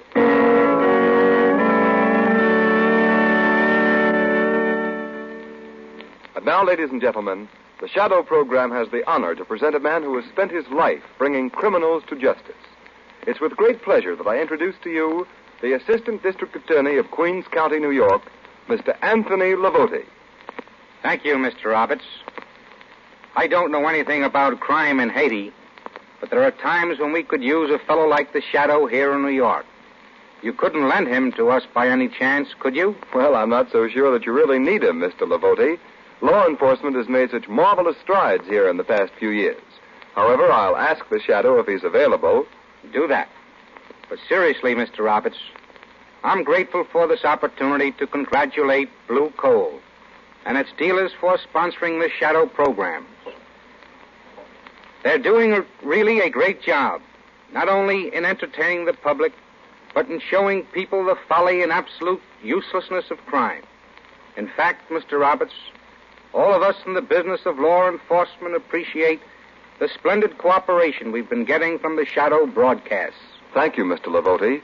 It's very gratifying to know that our efforts to show that crime does not pay meet with the approval of you and your associates.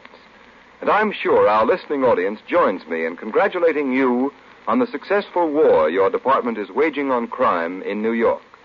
It's been a real privilege to have you in our audience this afternoon, and I hope you'll stop in again. Thank you. I shall.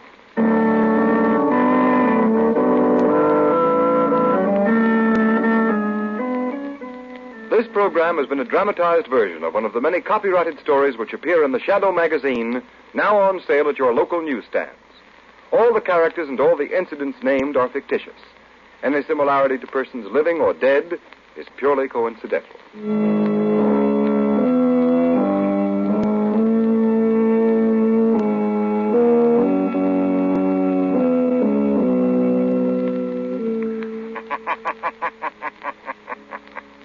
The weed of crime bears bitter fruit.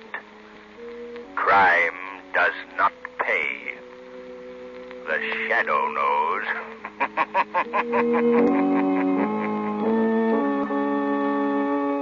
Next week, same time, same station, Blue Coal, America's finest anthracite, will again present another thrilling adventure of the Shadow. Be sure to listen, and be sure to burn Blue Coal, the solid fuel for...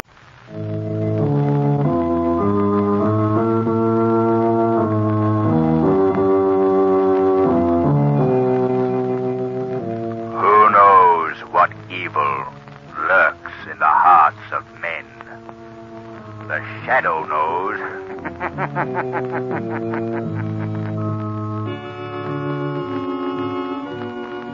Your local Blue Coal dealer presents The Shadow. These half-hour dramatizations are designed to forcibly demonstrate to old and young alike that crime does not pay. Before the Shadow's adventure begins, a reminder to all homeowners. There's one sure way to get extra quality, extra value, and complete heating comfort. And that's by ordering Blue Coal by name. Blue Coal's harmless blue coloring is the trademark of the world's largest hard coal producer. But even more, it assures you that each ton of blue coal has been laboratory tested for quality and sized and prepared to give you better heat with less furnace attention. So don't gamble with ordinary fuel. Ensure your family perfect heating comfort and satisfaction by ordering Blue Coal by name. Call your nearest Blue Coal dealer tomorrow. At the close of this afternoon's program, we have a most distinguished guest, one of the special assistants to the Attorney General of the United States, the Honorable Francis H. Horan. I'm sure you will all be anxious to hear what he has to say, so be sure to listen.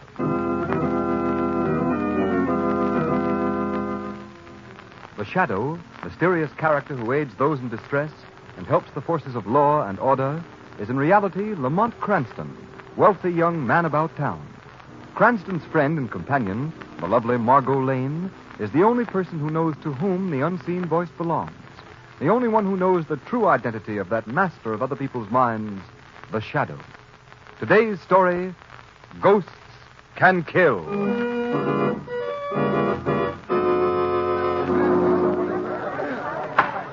Court will come to order.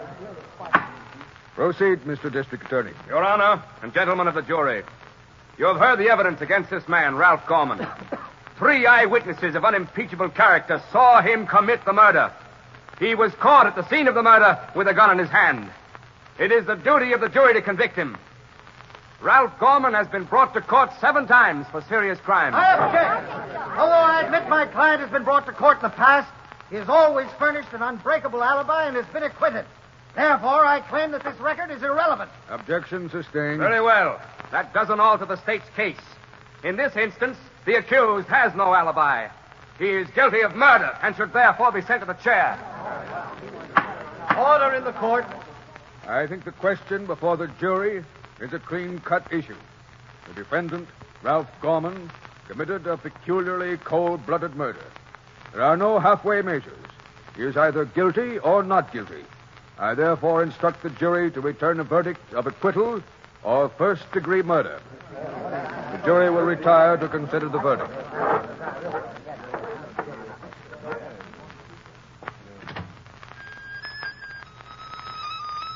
The prisoner will cease this disturbance at once. What's the matter? Don't you like my music? This is a court of law, Gorman. While you are awaiting the verdict of the jury, you will please conduct yourself in a more seemly manner. Well, Margot, I've seen many murder trials in my time, but I've never seen one where the accused man played on a mouth organ while waiting for the jury to send him to the chair. Lamont, isn't Gorman one of the toughest gangsters alive? Yes. In my estimation, Ralph Gorman is public enemy number 1, Margot. Yet he's never been caught and sent to prison, Lamont. You heard that in the testimony. Oh, he's been caught often enough. They've never been able to convict him, because he's always been able to furnish an absolutely airtight alibi. This time, for some unexplainable reason, he has no alibi. So if there's any justice, he should be put away for good. Here comes the jury back in again. It certainly didn't take long to come to a decision. After the evidence they heard, they shouldn't. Court will come to order. Gentlemen of the jury, have you reached a verdict? We have, Your Honor. We find the accused, Ralph Gorman, guilty of murder in the first degree. The court will come to order. The prisoner will stand. Ralph Gorman, you have been proved a menace to society, and society has passed judgment upon you. You have been found guilty of willful, deliberate murder in the first degree. Have you anything to say before a sentence is pronounced upon you? Yeah, I got something to say. Very well. Be brief. Society passed judgment on me, huh? Okay, then if you're going to kill me, I'm going to come back from the grave and get even with society. Empty threats will avail you nothing, Gorman. You don't believe I can do it, huh? All right, I'll even tell you who I'm going to get. That will do. I am not going to... First, I'm going to get that big financier, Oscar Borden, that's always giving away money. I guess Borden's what you'd call a pillar of society, ain't he? Stop, Gorman. Then, just for fun, I'll kill that young guy, Frank Collins, that just got engaged to that social register dame. I'll come back after death and get both of them. Collins and Borden. Yeah, you don't think I can do it, huh? But I can. Yes, I can. Quiet in court. Ralph Gorman, I hereby sentence you to be taken to the state's prison and to there be executed in the manner provided by law. And may God have mercy on your soul.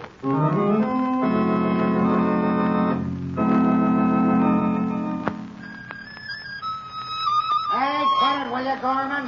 Bad enough being in prison without having to listen to that. Lay off the music, will you? Come on, shut up. Hey, what's going on here? Hey, listen, guys, make that guy Gorman stop playing that mouth organ. He's driving us all nuts in here. What's he think this is, Carnegie Hall? No, I don't think this is Carnegie Hall. It's the death house. And you guys are in it just like me. Stop it! Stop it, you guys! Or you'll all get solitary. Gorman, you've only been allowed to keep your mouth organ as a special favor. If you're going to make trouble, I'll have to take it away from you. Have a heart, will you?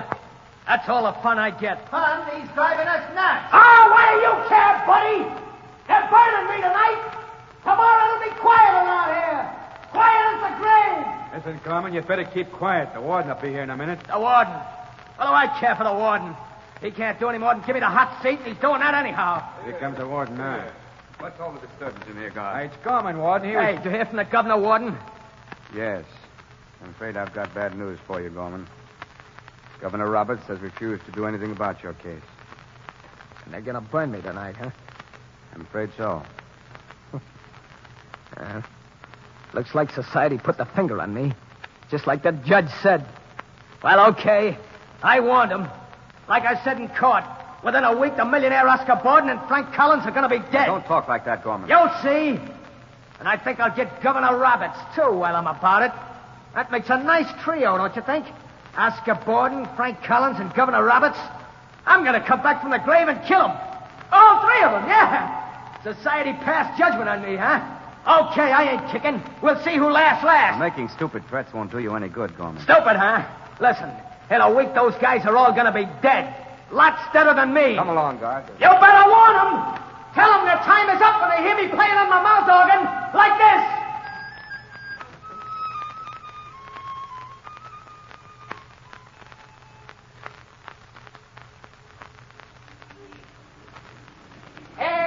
Extra, hey, read all about it. Ralph Gorman electrocuted.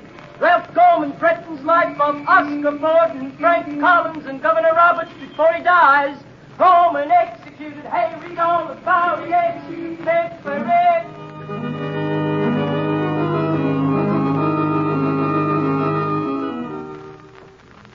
Is there anything else you want me to do tonight, Mr. Borden? Before you go, draw the curtains and turn off the overhead lights, Taylor. Yes. I'm going to stay here in my study for a while where it's quiet. There's some things I want to look over. Yes, Mr. Borden. You won't be disturbed, sir. I think everyone else has gone to bed. There's a newspaper here. I haven't had a chance to look at one all day. Right on your desk, sir. Oh, yes. Well, good night, Taylor. Good night, Mr. Borden. Well, I'll glance at the headlines before getting down to work. Let's see. Rebels push into province. Merging relief agencies. Gangster executed amid great intrigue. Dramatic scene in the death house last night. Ralph Gorman threatens to come back after death and murder. The philanthropist, Oscar Borden, Frank Collins, millionaire sportsman, and Governor Roberts. Now, let's see. On the way to the chair, Gorman warned his intended victims that they would know of his presence by hearing him play a mouth organ. These were his last words, after which he was electrocuted. From this picture here, I'd say he was of rather low mentality.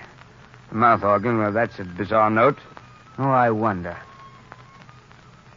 Wait a moment. I can hear a mouth organ now. No, it must be my imagination. That's odd. I could swear I hear it again. It seems to come from the other room. Who opened that door? Why, you're Ralph Gorman. You see me, Mr. Borden? This is impossible. I've come back from the dead to keep my promise to society. You're mad. Ghosts ain't never mad, Mr. Borden. Ghosts? Preposterous. We'll see about Don't this. touch that bell, because it ain't going to do you no good. Oh. Well, that's one of them. 2 more to go.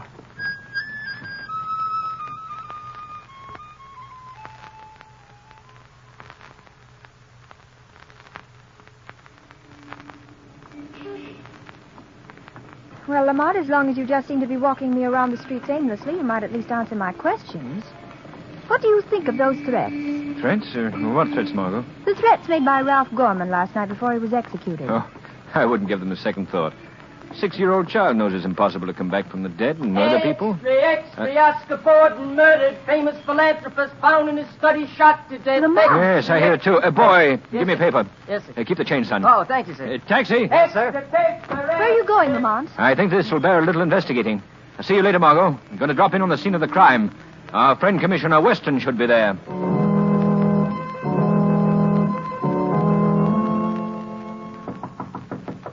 Cardona, see who that is. Whoever it is, don't let him in this study of Mr. Borden's until I get through questioning these people. Okay, Commissioner Weston. The body was found here, but... Mr. Lamont Cranston, sir. He says you know him. Oh, yes, I know him. Tell him... Oh, wait a minute. He tries to be an amateur criminologist. Let him come in. I'll show him how the police department really works. Yes. All right, you can come in, Mr. Cranston. Thank you. Ah, Commissioner Weston. How do you do? I just happened to be passing by the Borden house, and I thought you might be here. Well, Cranston, you want to test some of your amateur theories on crime, I suppose. Always willing to try, Commissioner? Well, you're liable to beat your brains out over this one. About 3 hours ago, Oscar Borden was found at his desk here with a nice round bullet hole in his head, and not a clue. How distressing. Not a single clue, Commissioner? Well, we have 2 clues, but they don't make sense. Well, perhaps they don't make sense to the professional detective, but No. an amateur on the intellectual side of crime might be able to help you out, Commissioner. What were the clues? Well, first I asked the cop on the beat if he'd seen any known crooks hanging around the building tonight. And? And the dumb guy told me he hadn't seen any, except at one time during the afternoon he thought he got a glimpse of Ralph Gorman. And Ralph Gorman is known to have threatened Oscar Borden. I see. And the other clue, Commissioner? The other clue was even slimmer. One of the maids says she heard a mouth organ being played in Mr. Borden's study about the time the murder must have been committed. Why, it all hinges together perfectly, Commissioner, don't you see? Ralph Gorman has threatened Oscar Borden. He plays the mouth organ, and he's been seen hanging around the house. Why, he's your murderer. Very pretty theory, Cranston. The only hitch is that Ralph Gorman was put to death last night at 11 o'clock in the electric chair at State Prison. Oh, he was? Yeah, you should read the papers. You see, as an amateur criminologist, you're not so hot after all, Cranston. Well, have you solved Oscar Borden's murder? No, not yet. Well, you're no better than I am, then. Commissioner Weston, if I were you, I'd put a guard of large, solid policemen around anyone Ralph Gorman might have had a motive to kill. Oh, yeah? And then what?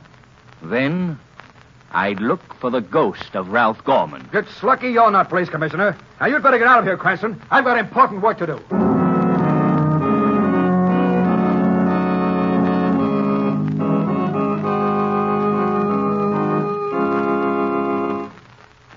We continue with the second act of Ghosts Can Kill in just a moment. Homeowners, would you like to stop those tiresome trips to the cellar and keep furnace attention down to a minimum? Well, then, here's what you do. Get in touch with your nearest Blue Coal dealer and ask him about Blue Coal's automatic heat regulator. It's a thermostat which is attached to the wall of your living or dining room that controls your furnace dampers automatically. Just set the thermostat control at the exact temperature you wish, and your Blue Coal heat regulator will maintain that temperature day or night. You know yourselves how costly and dangerous to health overheating the house can be. But a heat regulator will ensure you steady, even warmth, which is most beneficial to the health of all. What's more, by stopping this overheating of the house, a heat regulator will save you fuel. And saving fuel means saving money. You can own one of these Blue Coal heat regulators for only $18.95 plus a small installation charge. And believe me, it will pay for itself in the time and trouble of constant draft adjustment it saves you. So, call your nearest Blue Coal dealer tomorrow. His name is listed in the Where to Buy It section of your classified telephone directory under the words Blue Coal.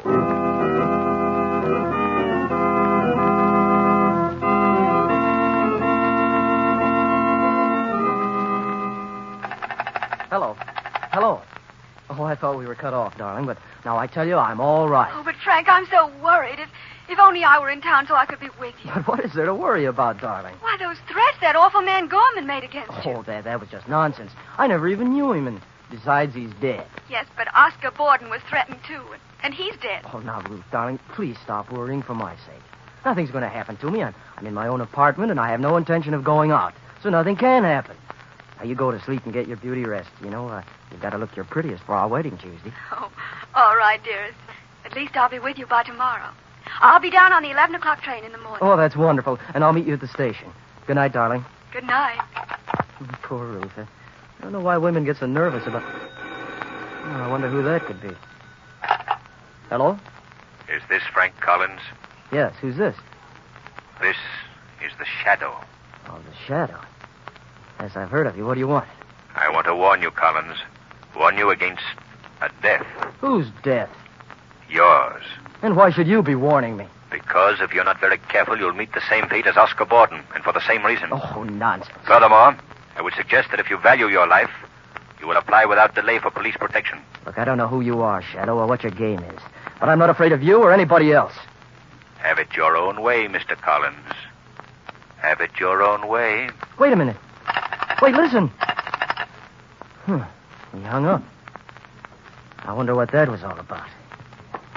Certainly wasn't a very cheerful person to talk to. Maybe I'd better get... See, now, what's Commissioner Weston's home number? See, I think I've got it in here someplace. Oh, yeah, here it is. Main 999.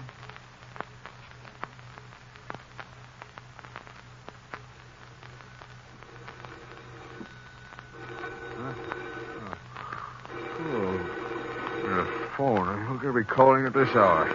Now, where's that phone? Hello, Commissioner Weston speaking. Commissioner, this is Frank Collins. I just received a threat. Frank? Oh, you did? Yes, I was informed I'm about to meet Oscar Borden's fate. How are you warned? Over the telephone just about 5 minutes ago. By a man who calls himself the Shadow. The Shadow? Is he mixed up in this? How should I know? Wait a minute. What's the matter? I thought for a minute I heard a mouth organ play. Mouth organ? Oh, that's just your nerves, Collins. Is your door locked? No. Go lock it quick. All right, just a minute. Good Lord. I can hear the mouth organ myself over the phone. Collins! You're too late, Collins. Collins! You should have locked that door before you made the call. It's Ralph Gorman's voice. Collins! Who are you? Maybe you heard of me, Collins. I'm Ralph Gorman. Gorman! Oh, don't shoot! Don't! Oh! Now only one more to go. Operator! This is Police Commissioner Weston. Get me headquarters. Hurry, operator. Hurry!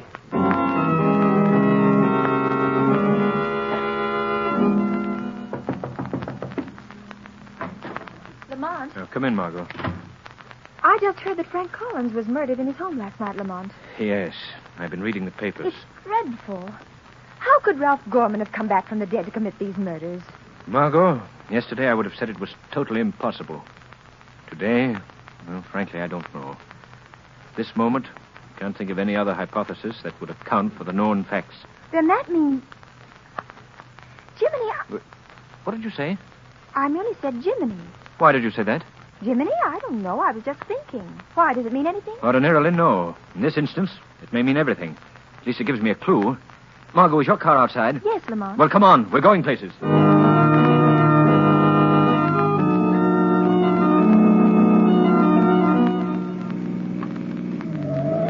Be careful, Margot. Watch how you're driving. You told me to step on it. I thought you wanted to get to the Regal Hotel in a hurry. I do, but I'd like to get there all in one piece. Well, this is a fine time to tell me that. Incidentally, why the Regal Hotel? Governor Roberts is staying there. He's addressing the manufacturers' dinner at the Colossus Club tonight. I'd like to be sure he lives to make it. Oh, Lamont, now you're being mysterious again. Why shouldn't Governor Roberts live to make his speech? Because I have reason to believe he's next on the list, marked for murder. I have an idea that if any attempt is made on the governor's life tonight, it'll probably be tonight. Here's the hotel. You'll just pull up the curb. All right. I said up to the curb, dear, not over it. Oh, I think you're horrid. If I'm not mistaken, so will somebody else before the night's over. Well, goodbye, Margot, and thanks for the ride.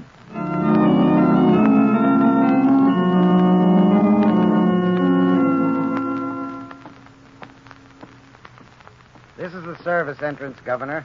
Go right through that door there. You'll be on Marine Street. Good, thank you. That's what I told my car to wait. Governor Roberts, do you think this is wise? Wise, Latham? Of course it's wise. What danger can there be?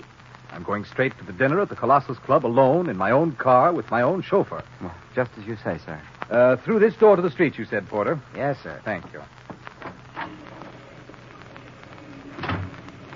Now, where's my car? I told Henry to wait. Oh, there he is. To the Colossus Club, Henry.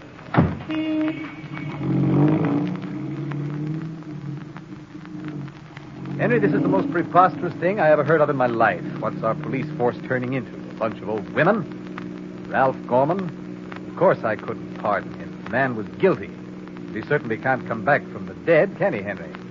All this cock and bull story about playing a mouth organ, you don't believe... Henry, what's making that noise? Henry, did you hear me? Henry, what's the matter with you? This isn't the way to the Colossus Club. You're heading for the river. Stop the car. Henry, Why, you're not Henry. That's right, I ain't Henry, Governor. Don't you remember me, Ralph Gorman? Ralph Gorman? No. No, it's not possible. Well, you see me, don't you? And you remember how I used to play the mouth organ in the death house? Like this.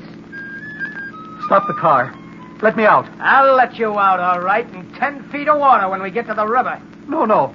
Let me out. You didn't let me out of the chair, did you, Governor? I burned, remember? Well, you'll drown. Stop the car. Stop it, I say. You'll kill us both. You can't kill a dead man, can you, Governor? The old fool went and croaked by himself. Scared to death. Well, it saves me the trouble. I wouldn't be too sure of that, Gorman. Hey, what's that? Governor Roberts is unharmed. He's only fainted. He has a weak heart. Who's that? Where are you? You didn't know you had the Shadow as a passenger. Oh, the Shadow, huh? Well, you can't hurt me.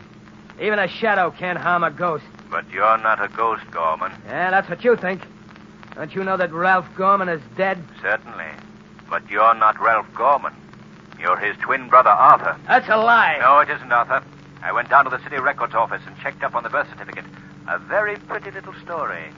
Your mother had twin boys and concealed the fact from everyone. She brought you two up deliberately for a life of crime. Very convenient, wasn't it, Arthur? No matter what crime one of you committed, the other was always seen somewhere else at the same time to furnish a complete alibi. Yeah, I'm Arthur Gorman, Ralph Gorman's twin brother. But if we hadn't got the hour mixed up, they'd never have convicted Ralph that last time. Too bad, wasn't it? After all the trouble your mother had taken for years to conceal the fact you were twins. How did you get onto it? Why, a friend of mine used the expression Gemini. And I naturally connected that with Gemini. I don't get it. You wouldn't. Gemini is the sign of the zodiac, which means the twins. Well, Arthur, this is a very interesting discussion. But I think now you'd better stop the car. Oh, yeah? What do you think I am, crazy? They're never gonna burn me. That's a matter of opinion. All right, you got me, but I got you, Shadow. Got you where I want you. There's the river right ahead of us. I'm gonna drive over the embankment. I'll drown, but so will you. I'll drive right over the edge. None of this emergency brake works, you won't?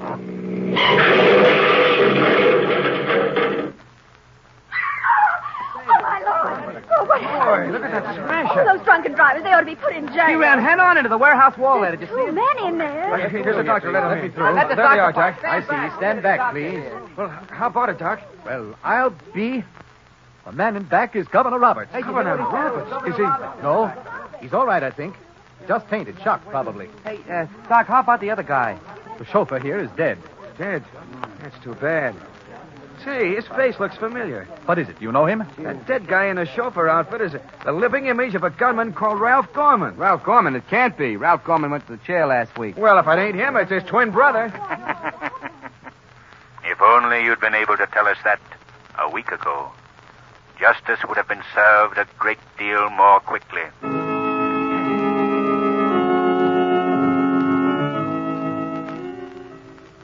In a moment, we shall introduce our distinguished guest, one of the special assistants to the Attorney General of the United States, the Honorable Francis H. Horan. But first, here's John Barclay, Blue Coal's heating expert, with some money-saving hints on furnace care and attention. Thank you, Ken Roberts, and good afternoon, friends. Last week I discussed the three factors which cause heat to be lost up the chimney and how they can be corrected. This afternoon I want to tell you about another common cause of wasted coal and heating inefficiency, namely ash pit loss. Ash pit loss means the unburned or partially burned coal which falls through the grates into the ash pit. This loss is due simply to shaking the grates too often and too vigorously. Don't shake the fire every time you throw on fresh coal. Let that depend on the weather outside. And when you shake the grates, stop immediately when you see the first red glow in the ash pit. If you think you're not getting full value for your heating dollars, here's what you do. Call your neighborhood blue coal dealer. he'll be glad to have a trained John Barkley heating expert inspect your furnace. Remember, there's no charge or obligation on your part. So feel free to call on your blue coal dealer. I thank you.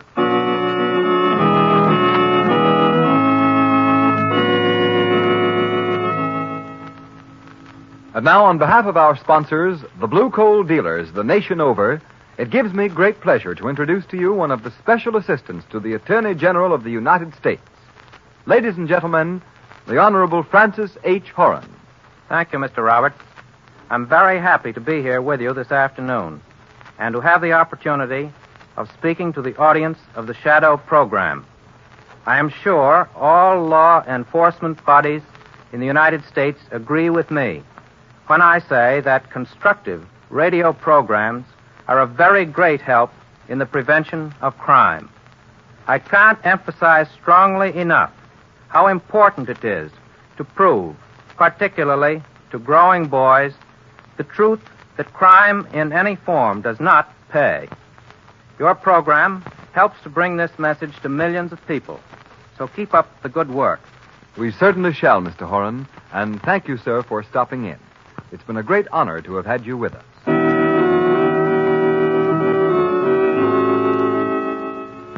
Today's program is based on a story copyrighted by the Shadow magazine. All the characters and all the places named are fictitious. Any similarity to persons living or dead is purely coincidental. The Shadow magazine is now on sale at your local newsstand.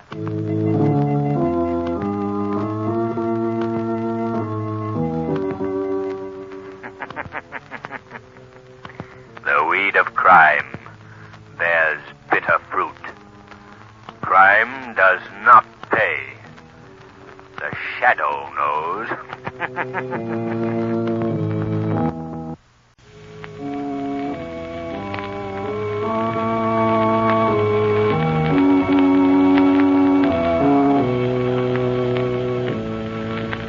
Who knows what evil lurks in the hearts of men? The Shadow knows.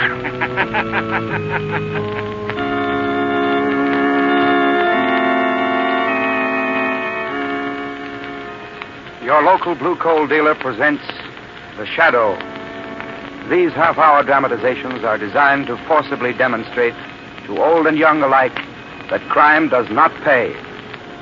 Today, at the close of our Shadow adventure, we have a distinguished guest whom we are very anxious to present to our audience. Our guest is a very charming young lady who spends her time preventing crime. I know you will all be interested to hear what she has to say, so be sure to listen. Before today's exciting adventure with the Shadow, a word with you homeowners. Wouldn't you welcome steadier, more healthful heat throughout your home this winter? Wouldn't you like to put a stop to colds in your family brought on by on and off variations of heat? Then be sure to order Blue Coal next time you need a supply of fuel. It's America's finest anthracite. Your family will enjoy Blue Coal's dependable, even warmth. You'll welcome its greater health protection and all-around economy. Ask for Blue Coal by name. It's the solid fuel for solid comfort.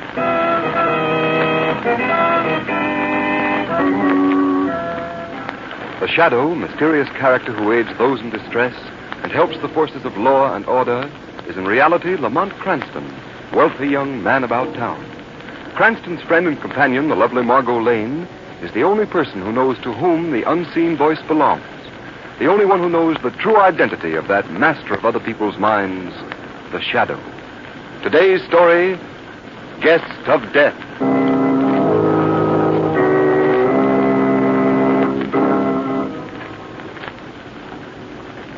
Guard, this is certainly a tremendous prison, isn't it? I had no idea it was so big. And this is your first visit here? Yes, Mr. Kesey. I'm in town on a convention. Here, one of the boys gave me the pass to the prison. I was afraid he might be playing a joke on me that might be a fake. Oh, the pass is quite good, quite good. Entitled you to a complete tour of the prison. Boy, will this be something to tell the folks back home. Oh, excuse me, guard. Do you mind if I ask you a question? Not at all. What is it? That little gray building down there across the courtyard. What is that? That's the death house. Oh. Well, I don't suppose you take visitors in there, too, do you? Oh, yes, certainly. You want to see it, of course. Well, Mr. Kesey, well, I guess it would be a thrill. Thrill? Yes, it would be the greatest thrill you've ever experienced.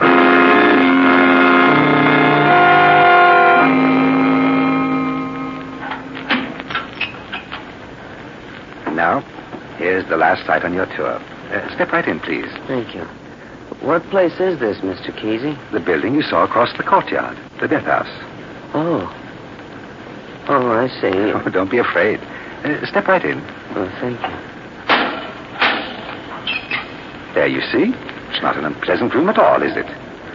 Well, not in appearance, no. But, Mr. Kesey, when you start to think of the men that have died here, what... Oh, nonsense. Death is nothing to fear.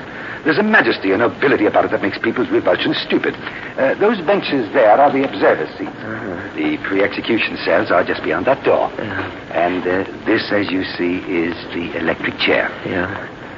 Say, it's quite warm in here, isn't it? I suppose, a bit. This panel here is where the executioner stands. He holds his hand on the switch, and at a signal from the warden, he throws it in, like this. Oh, now, don't be alarmed. Shouldn't we leave now?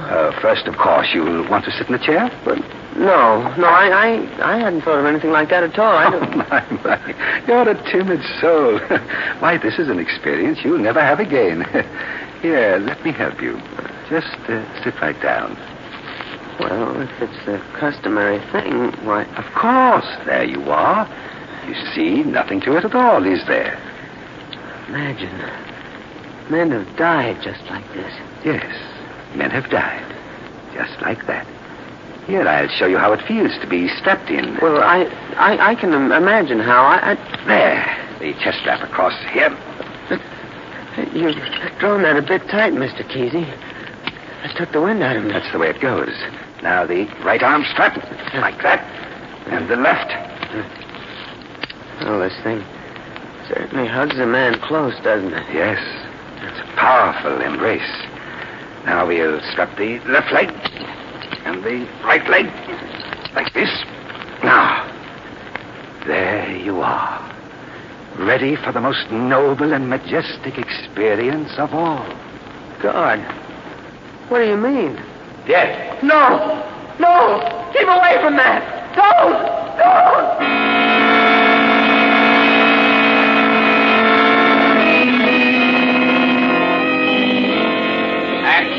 X-ray, visitor dies in death house. Read all about it. Visitor dies in death house. X-ray, visitor dies in death house. Read all about it.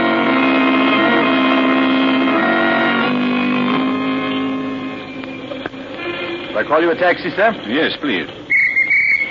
Well, Margot, how did you like the opera? Oh, it was simply grand, Lamont, but I'm tired. I'll be glad to get home. Read all about it. X-ray, visitor dies in death house. X-ray, What's that?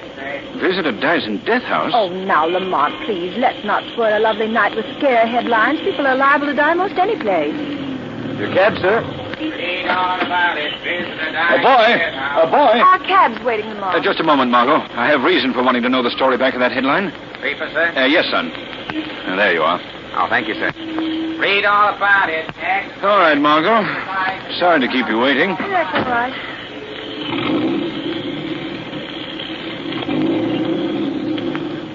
Oh, I know you're just dying to get to your story, so go right ahead, Lamont. Go ahead, read it. Here, I'll switch on the light. Well, thank you, Margot. Well, isn't much to it. Newspaper's strangely brief. Merely the headlines and a 7-line box on the first page. What does it say? Well, simply that a visitor died in the death house on a tour of inspection. There doesn't seem much in that to excite the imagination of the shadow. I'm not so sure about that, Margot. Surely you don't see anything sinister in such a bare announcement, Lamont? That's just the point, Margot. The account is too bare. What do you mean? Well, the newspapers don't seem to know anything. And it says here that the prison officials are saying nothing. Oh, perhaps there's nothing more to say. There's an old proverb, Margot, to the effect that virtue rarely lies behind a tight lip. Well, I noticed that ferret gleam in your eye, so I might as well accustom myself to the idea that you're off on another adventure in crime. Yes, Margot. Off on an adventure that promises to be one of the most exciting I've ever had.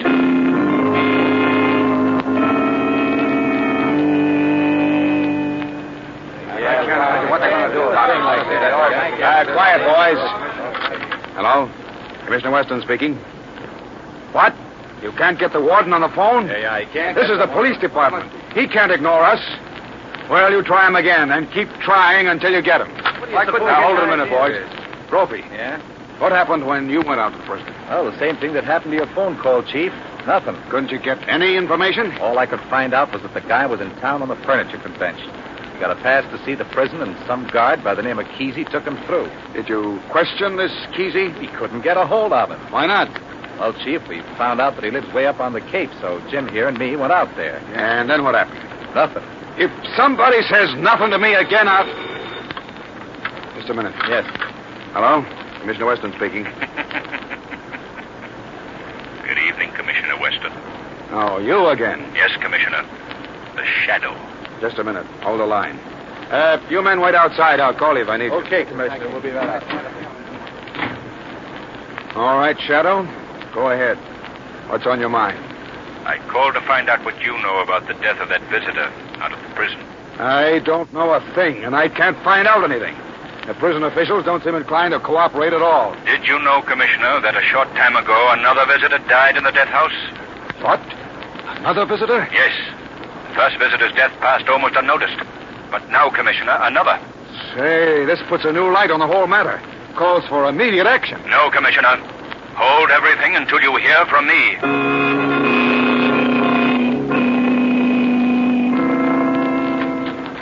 Oh, hello, Margot. Come in.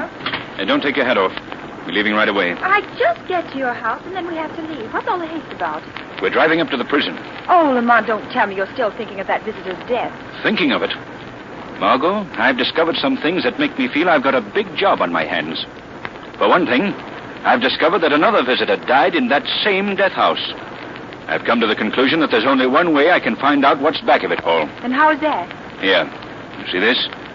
It's a visitor's pass. Yes. I'm going up there and go through that prison, just as those other men went through, as a visitor. Oh, no. No, Lamont, you mustn't. I've got to, Margot. It's the only way. Well, I'm not usually given to superstition, Lamont, but there's something supernatural, something unearthly about those deaths. I don't want you to expose yourself to the same fate that overtook those poor men. I won't let you do it. Come now, Margot. Don't let this get the best of you. Oh, Lamont, I'm afraid. I'm afraid.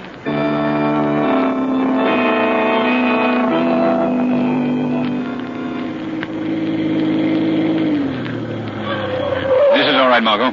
Park the car right here. Now, that's the entrance to the prison down there at the bottom of the hill.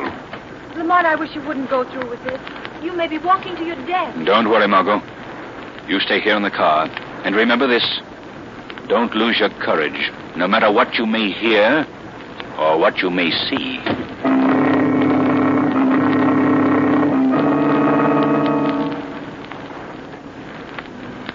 Hello, Kesey. You here again? Yes, Mr. Harper. I'm taking this gentleman, Mr. Cranston, on a tour of our institution.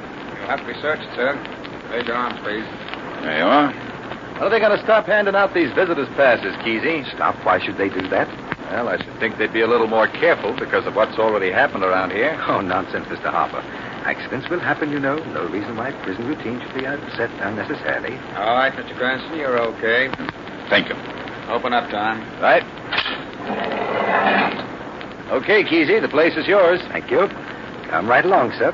Don't forget, Kesey. Bring him back alive.